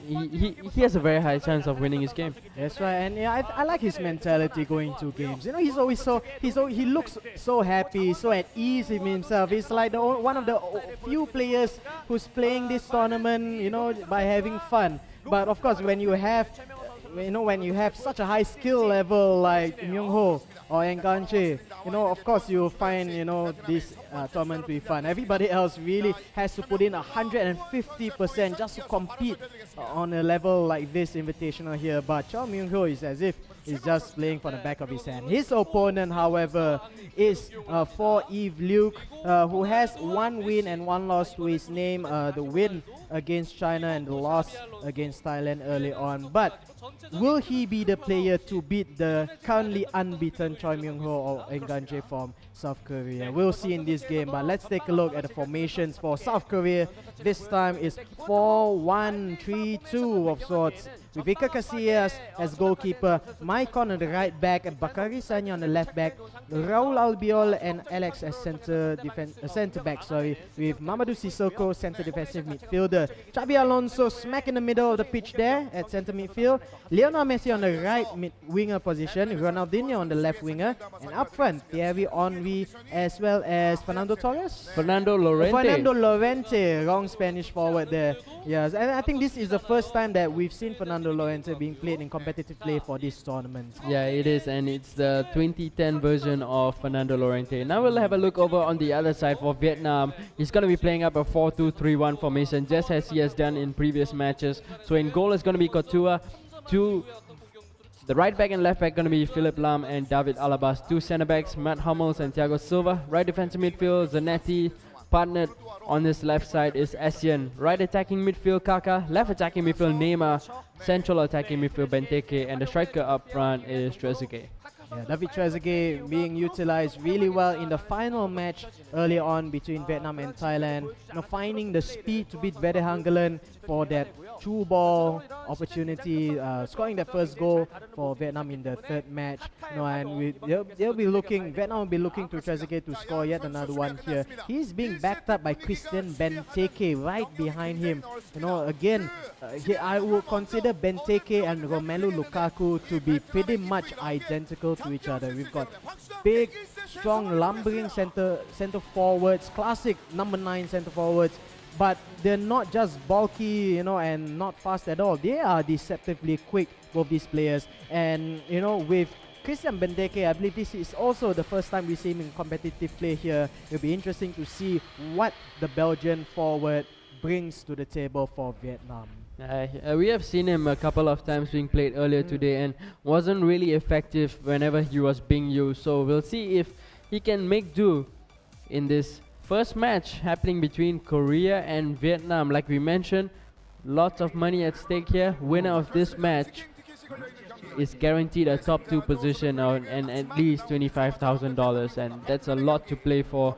And we'll go right into the game to see how they'll be playing out this game. Yeah, I mean, Korea is the fans' favorite. They are the favorites, not only to win this match, but to win the whole tournament outright.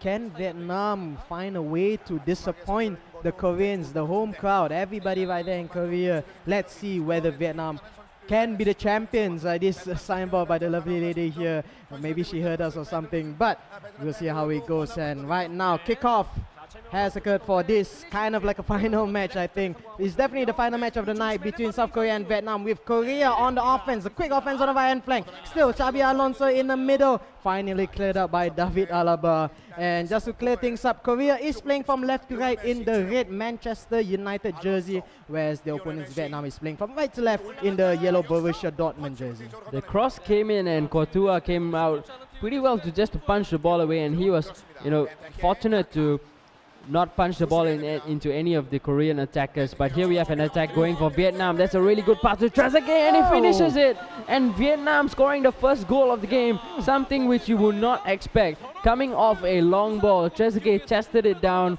Goalkeeper was not in a really good position to grab, or rather to make a save. And you know, Vietnam grabbing an early lead for themselves.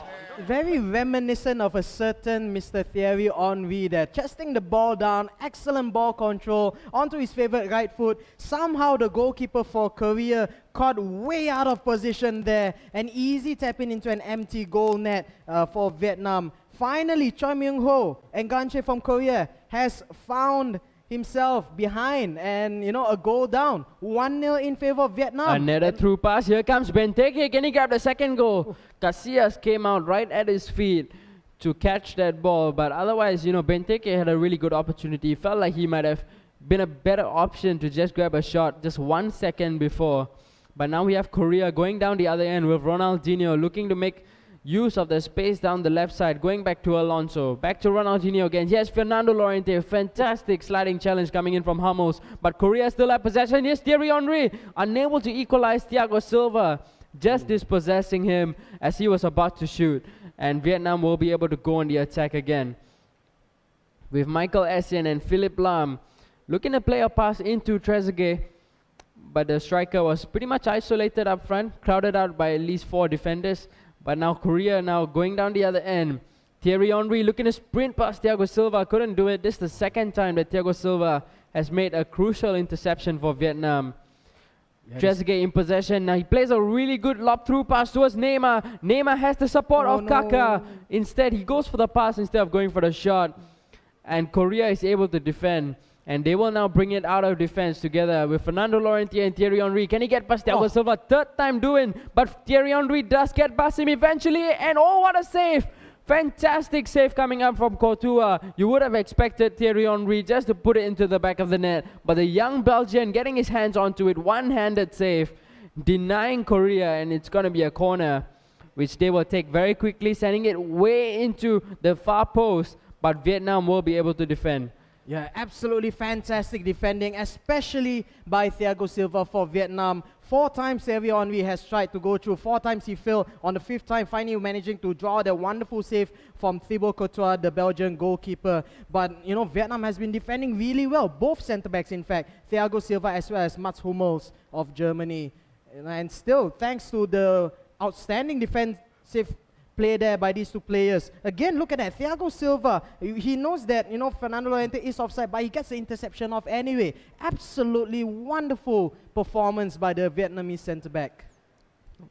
Brazilian centre-back. Oh, I'm sorry. I meant to say the centre-back for Vietnam. Yeah, yes, but that sounds better. Yeah, that was my mistake. It's getting late. So it's half-time, and Vietnam with an unexpected 1-0 lead going into the break. There we see the goal coming from David Trezeguet, testing the ball down and putting it past Casillas, who was way off position, and almost scoring a second goal as well, as we just saw. So going into the break, Vietnam will be feeling pretty confident, and Korea have lots to do to try and come back into this, because Thiago Silva is having an absolutely amazing game in defense for the Vietnamese team. So we'll see how it's going to be going. Vietnam going right off the attack in the second half, down the left side with Alaba and Benteke, giving it over to Michael Essien now, who joined in the attack. Here is Neymar. Will he go for the finesse shot? Instead, he runs straight into Sissoko, and it's going to be a throw-in for Korea. Yeah, it looks like Choi Myung-ho, a Ganche from South Korea, has really matched his match, because by now, by the 60th minute, he will have been at least 2 goals up, if not more.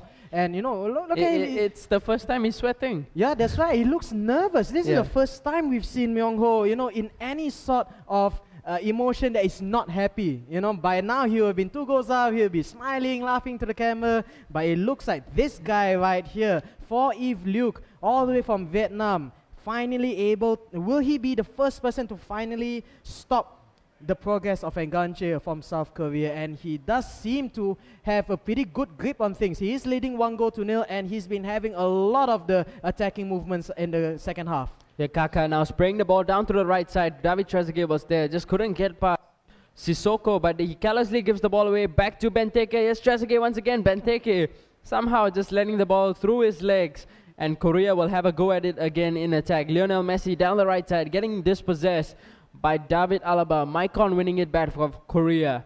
He's now going to give it back to the right side where Messi is waiting, and he finds Amauri, but his pass went straight to Hummels.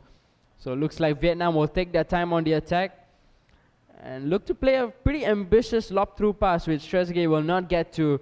Ronaldinho will start the attack for Korea. Here's Xabi Alonso, has some space on the right side for the attacker Lionel Messi, but here's Henry looking to spin past the defenders. Here's Amauri, he puts it in, capitalizing on this mistake from the Vietnamese defense, and huge sigh of relief for the Korean. And you know, it feels like he did not deserve that goal at all. It felt like it came off a mistake when Vietnam were playing really well, and he just made full use of it. Yeah, that's right. It was a scuff clearance by the Vietnamese defender. But credit to Thierry Henry playing for Enganche of South Korea right now. He was in a perfect position to get the interception off.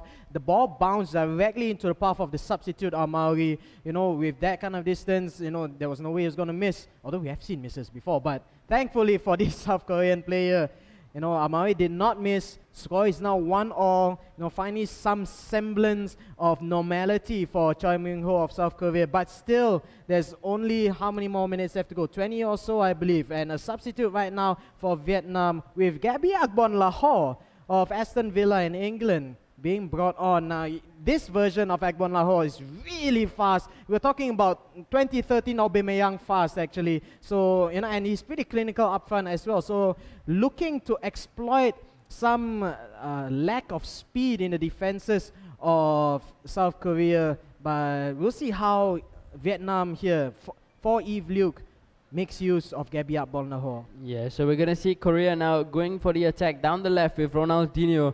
Haven't really seen him joining up the attacks much at all. He's just been playing and spraying the passes back in midfield. Hasn't really been involved in the goals. But here's Henry looking to make full use of another mistake in defense for Vietnam. Playing a little careless over in their own box.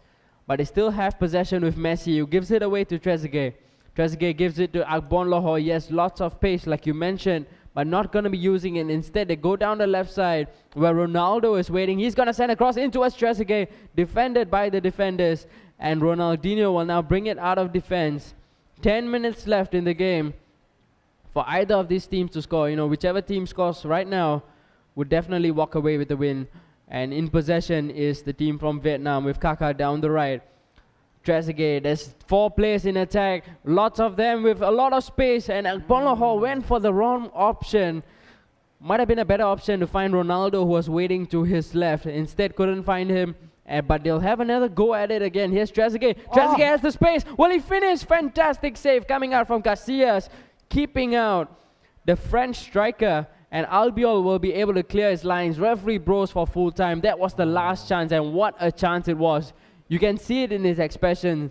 He was let off. And he is not pleased with his performance. Look at him and how he's gesticulating to himself right there, and as well as his Korean teammates. He's not pleased with how he has performed. 3-0 in the first game, 4-0 in the second game, and you know, being held 1-1 by this Vietnamese player for Yves Luc, and he was on the back foot for, you know, at least 70-80% of the time. He was chasing the game for so long, and when he had the equalizing goal, you know, he was still caught out, you know, napping in defense, like what you said, being led off by the lack of efficiency by the Vietnamese player, and it's really lucky there by the Korean player Choi Myung-ho. Let's see whether or not we can see an upset here by the Vietnamese player, or will Choi Myung-ho get back his recent form again.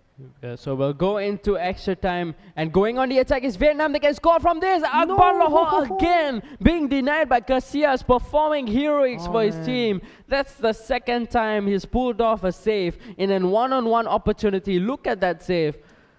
You know, 2009, you would consider Casillas to be in the form of his life. Yes. But in comes the cross from Alaba into the near post. Trezeguet not able to meet the ball with the header. But, you know, like I mentioned, Casillas in 2009 just winning the...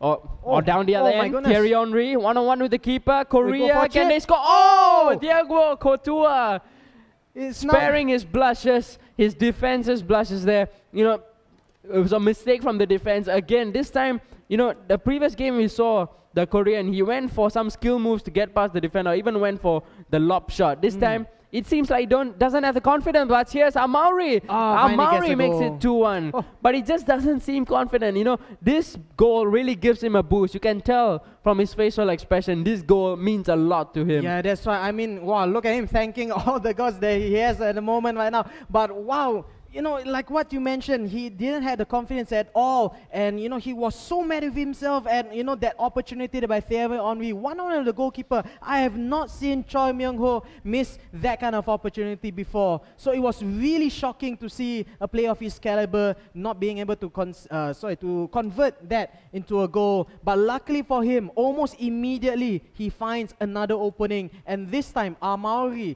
the substitute center forward for him, manages to convert it into a goal. So luckily for Choi Myung-ho, he manages to get that. And for Yves Luc, he was playing absolutely fantastic throughout the entire match. But now he's finally on the back foot. Can he find that goal, that firstly an equalizer goal, you know, to pull off an upset? You still have one more half of extra time to go. You know, you just gotta think about this couple of chances where Casillas has made top saves for the Korean going into this. You know, if those 2 goals would have gone in, this game would have been over. But Casillas making a save right at the death of the game, and as well as in extra time, still keeping his team. And now Korea are in the lead 2-1. We're into the second half of extra time, and Vietnam are on the attack down the right side with Kaka going up against Walter Samuel, getting out-muscled by him.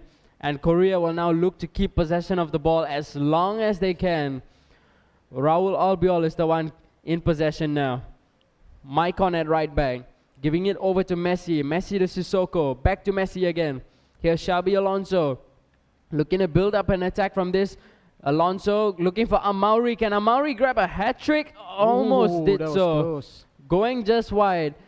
And this is a good opportunity for Vietnam to just back up the attack, try and grab an equalizer, because he has shown that he can create the chances. It's just that the finish is lacking. Yes, that's right. I mean, looking back at that last miss there by Gabriel Akbon Lahore, one-on-one with the goalkeeper Casillas, you know, for for the South Korean team. Credit to Casillas, he did a fantastic save one-on-one, but it looked like the Vietnamese player here, for Eve Luke, was not sure which foot Gabriel Akbon Lahore is stronger at, because I think that he thought Akbon Lahore's left foot was stronger, but in the end, Akbon Lahore took it with his right foot, you know, and that was the mistake, the fatal mistake so far. But let's see if Vietnam can find some way back. But still, Korea has the ball with Mamadou Sissoko finding Samuel Onwi. Can he finish the game off? Yes, he does. 120 minutes have elapsed. He's like, you see, I told you, I got this. I told got you. it. I'm okay. I told you, man. It's all okay. Don't no doubt me.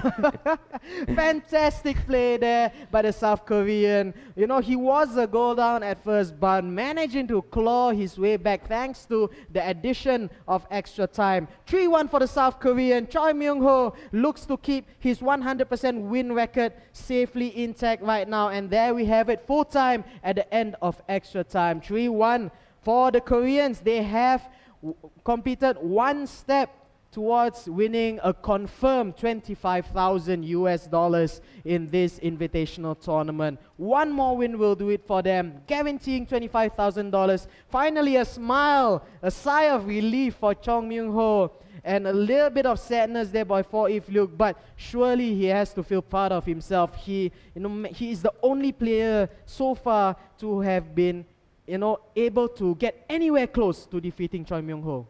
I like how the camera focused at Choi Myung-ho. He was perspiring there. I like the way that they just came out, they panned out.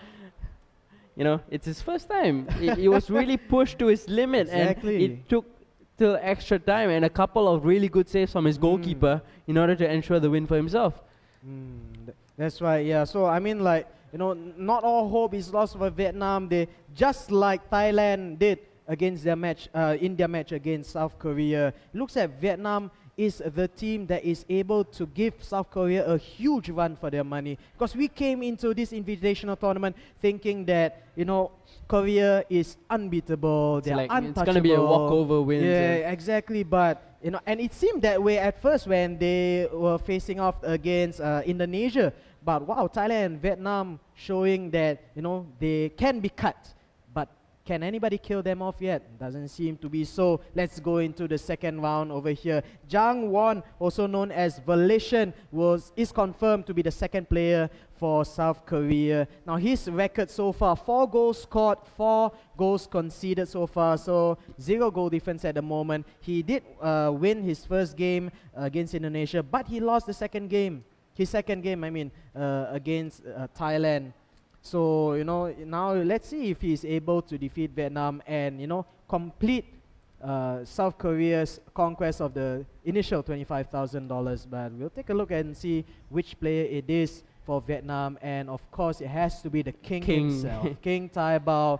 This is the ace player for Vietnam. Countless tournaments won by this fantastic player from Vietnam.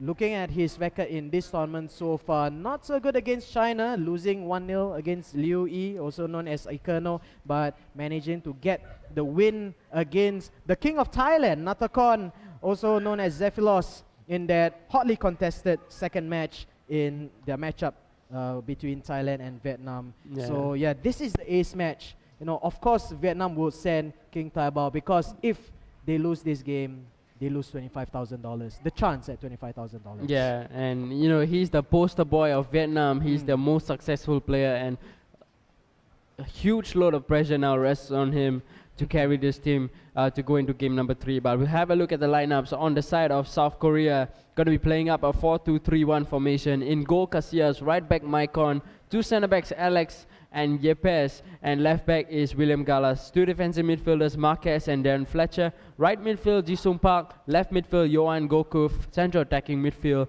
Ronaldinho, and striker up front is Thierry Henry. And just look at the tactics, and South Korea, they seem to really know what kind of tactics they want, and each of them has different kind of tactics. It seems like they really practice with these kind of tactics.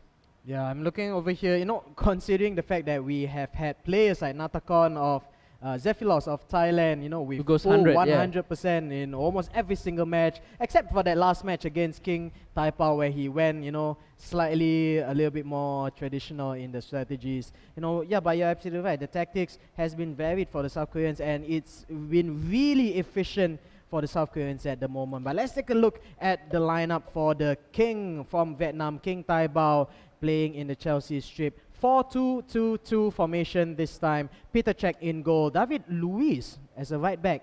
And Egger on the left back. Yeah. Very interesting. Ramos and Thiago Silva, as always, absolute rocks in the centre backs position. So 4 centre backs playing in the back 4 for Vietnam. Yeah.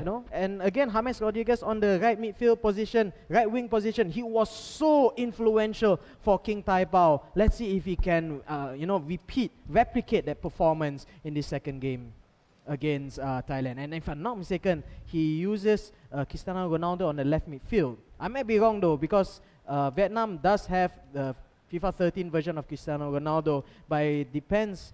It really matters where they deploy Cristiano Ronaldo, because early on we saw that Ronaldo was, pretty much inefficient in the striker position, but put him in a left midfield, a left winger position, absolutely fantastic player there.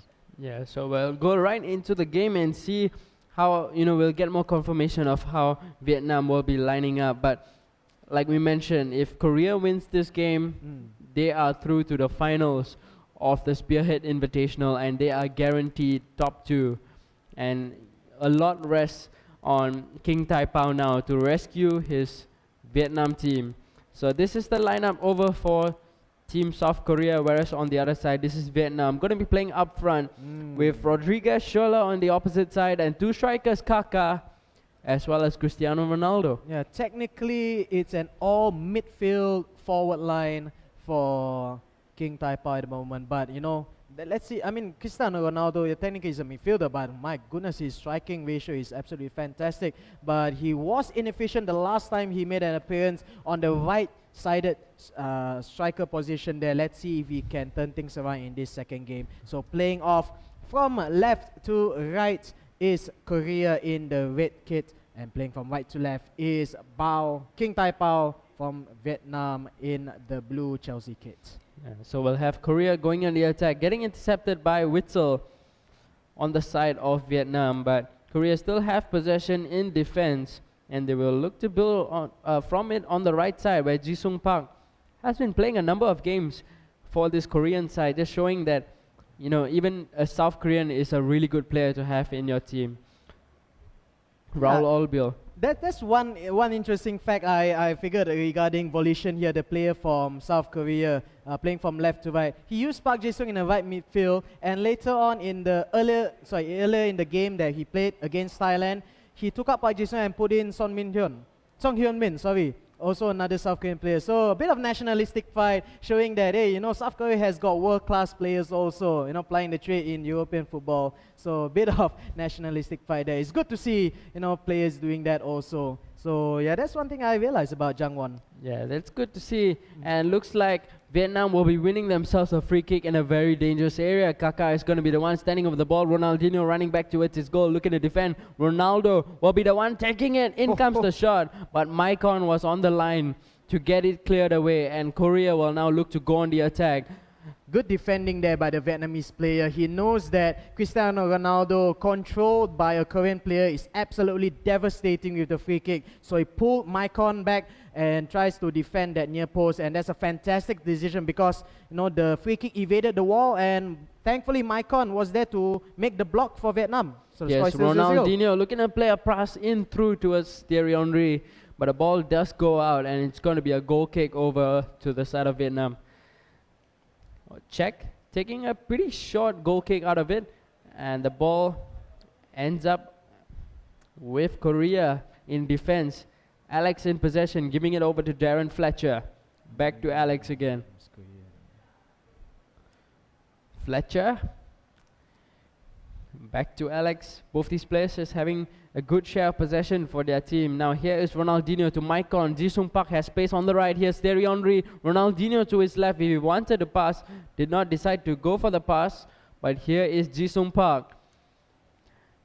Back to Marquez. Yohan Gokuf couldn't find a pass over to his strike partner Thierry Henry, so they'll go back to defense and build the attack from there once again. How many passes have Korea At least, strung up at least the 20 moment? passes has been done. But here's Ronaldinho to Thierry Henry. Can he get the space to shoot? Back to Ronaldinho. Go Oh, girls! oh, fantastic. Oh my! That was at least 30 passes to get in towards goal, and the final 3 passes was what split the defense to grab that first goal of the game. The concentration needed to pull off such a huge string of passes. Like when you mentioned, it's well over 30 passes. I stopped counting about 15, I think. And, there's a fantastic build-up play there by the Korean.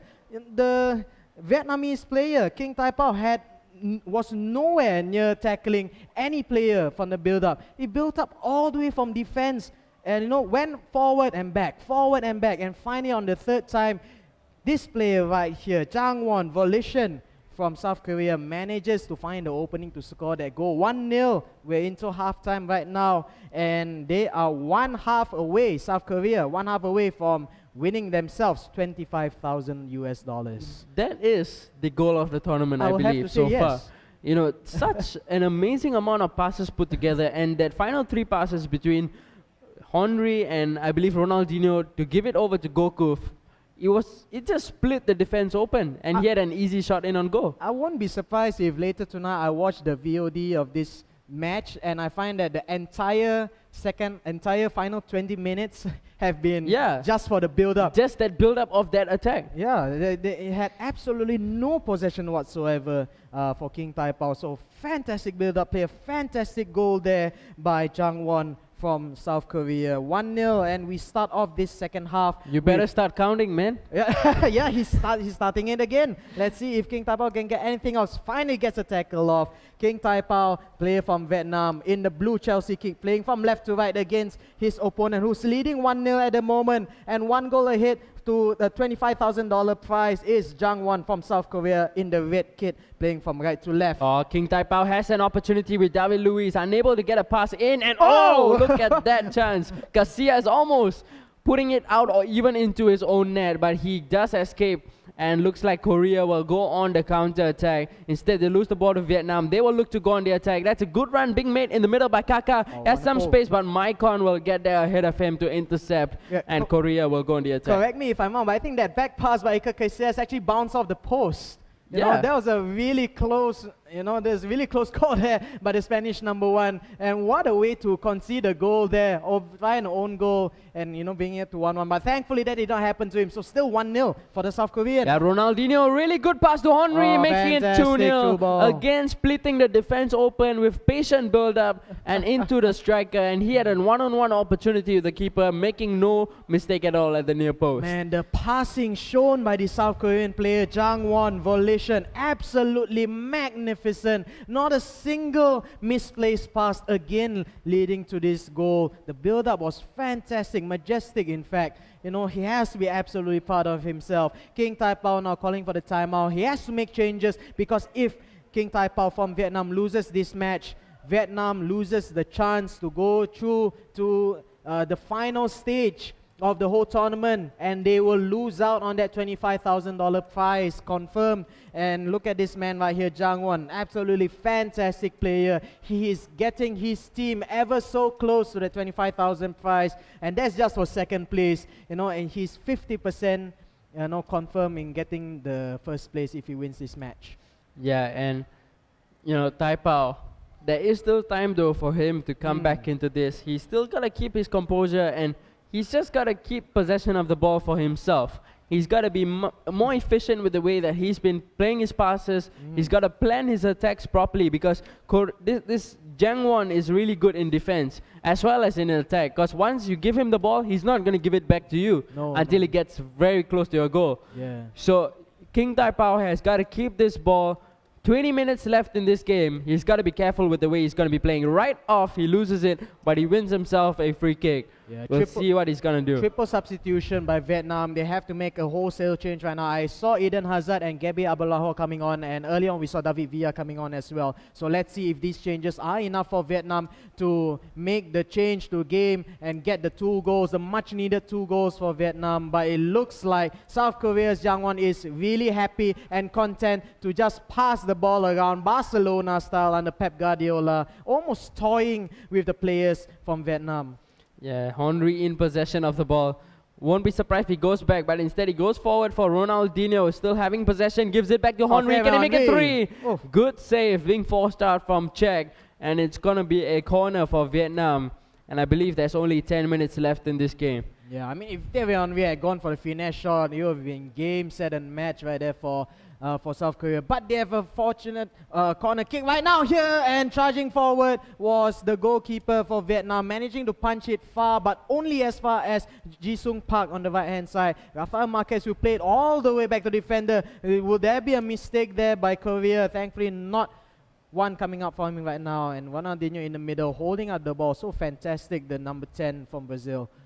Thierry Henry with the chance, goes for the low shot, going just wide of the post. Goalkeeper had it covered. It's gonna be a goal kick, which I'm sure King Taipa will be taking it way upfield. Ronaldo will be looking to win it. He does win it, but Kaká unable to collect the knockdown. He now gets it back with David Luiz, and Hazard is making a run ahead of him. Here's Gabiak Blonlahor with Kaká. Kaká, can he finish? Wonderful. That's fantastic skills coming out from King Taipao. Twisting left and right, getting past the last man and scoring a goal. But we're in the 90th minute. Yeah, brilliant footwork here from Kaká to get that goal, but is it too little, too late for this Vietnamese player? Korea has possession right now. 90th minute have elapsed. It's now or never, but it seems to be never, sadly, for Vietnam. South Korea wins this match 2-1, and with the earlier win there by Choi Myung-ho of South Korea, and Ganche brings the whole match to 2-0, which means that South Korea has confirmed themselves, guaranteed themselves a place in the grand final of this Spearhead Invitational 2014, and have guaranteed themselves a minimum of $25,000. You know, if you are a player of FIFA Online 3 or the FIFA series and you want to know how to play possession football, go and watch this match again, because not only is he keeping the ball well, he makes chances out of it. There are many matches where we have seen early in the tournament where the player keeps so much possession of the ball. He has 70% possession of the ball, but he still cannot score a goal. But this guy is able to keep possession. He's efficient with the attack, switches his left to right, front and back, making full use of all the space that's been created with all the runs being made by the players. And he makes the goals count. If you want to learn how to play possession, go and watch this game again. That's right. It's so reminiscent of the Barcelona brand of football and Pep Guardiola doing the sextuplet win. They won 6 championships in that one year a few years ago. Yeah. And that is exactly how Jangwon played earlier on. Playing triangles, running circles around the defenders for King Taipa of Vietnam. What a magnificent display of possession that was. And this is against the best player from Vietnam, the king himself, but the king is powerless against... Dethroned. Yeah, he was dethroned by Jangwon of South Korea, So yeah, really sad there for the Vietnamese players right now, but they got to be proud themselves. Everybody thought that the top 2 teams would easily be Korea as well as China, but they beat China, and they have now at least guaranteed themselves a place in the semi-finals of the Spearhead Invitational 2014. So they go home still with a chance of going to the finals. Yeah, so every team, the top 4 teams, still have a chance, and we'll just have a quick look at the how they are ranked up right now. Looking at the first team in the group, Korea with 2 wins, they are now guaranteed top 2. They are right into the final of the Spearhead Invitational. In second place is Vietnam. They still have a chance to come back into this. Thailand as well, even though they are in third place, they still have a chance. What is going to happen is that the 4th place team, which is China, they'll be playing up against Thailand tomorrow. The winner of that match will take on Vietnam on Saturday. And the winner of that match between Vietnam and the earlier winner will go on to take on to face off Korea, who is already in the final. And these are your 4 teams that still have a shot of playing for the money. And the two other teams that have been eliminated are Indonesia, which came in 5th place, and in 6th place, unfortunately, the team from Singapore and Malaysia, the combined team of Singapore and Malaysia, which consists of RB, Alex, Zarate, as well as O, they come in 6th position. Yeah, that's right. And I think this has been a tournament of many surprises. You know, like we mentioned before, well, Korea, no surprise on their part. You know, they've pretty much steamrolled, you know, all the way to this guy right here, Choi Myung-ho, you know, Enganche from South Korea. He has been absolutely steamrolling almost every single opponent, except for the last match where he was forced to work his way for the MVP position. He's not the MVP, man. Casillas is his MVP. That's right. Yeah, Casillas was amazing. Thankfully for him, Casillas just won him a cool $2,000 for winning the MVP match of that last round. So yeah, it has been an absolutely fantastic tournament so far, and it's only been round 1. It's only been day one. Yeah, exactly. We still have many more matches to go. Tomorrow there is, like what you said, you see there at the bottom there, the match between 3rd place Thailand and 4th place China. The winner of that will go on to play Vietnam in the semifinals, and the winner of that match will go on to face South Korea for the grand finals for the chance to win 50,000 US dollars. Yeah, and a whole different strategy now comes into play, because all these matches are now going to be played as a best of 5. So, you know, they can now look to switch things up a little more differently because it's a best of 5. So we'll just wait and see till what happens tomorrow. Tomorrow, game that's happening is Thailand against China. That's a game to watch tomorrow, and the following day is going to be the other 2 matches, which is the semi-final as well as the grand final. So that is it for day number 1 in our FIFA Online 3 Spearhead Invitational, and we'll see you guys again for day number 2 tomorrow, as well as day number 3, the finals day. Thank you for joining us. Signing off is myself, Easy Game. And I am Evil Sword. We hope to see you here tomorrow at 11 o'clock sharp Singapore, Malaysia time. And don't forget Fish, he was casting as well. Yeah, so thank you guys for joining. See you guys again. Have a good night.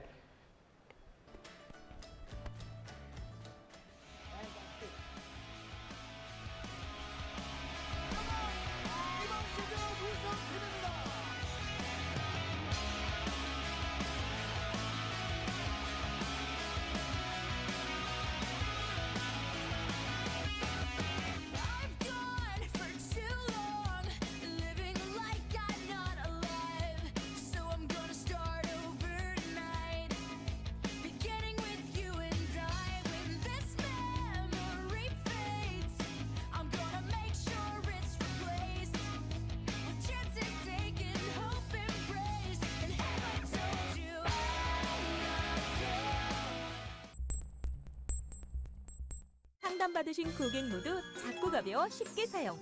충전 식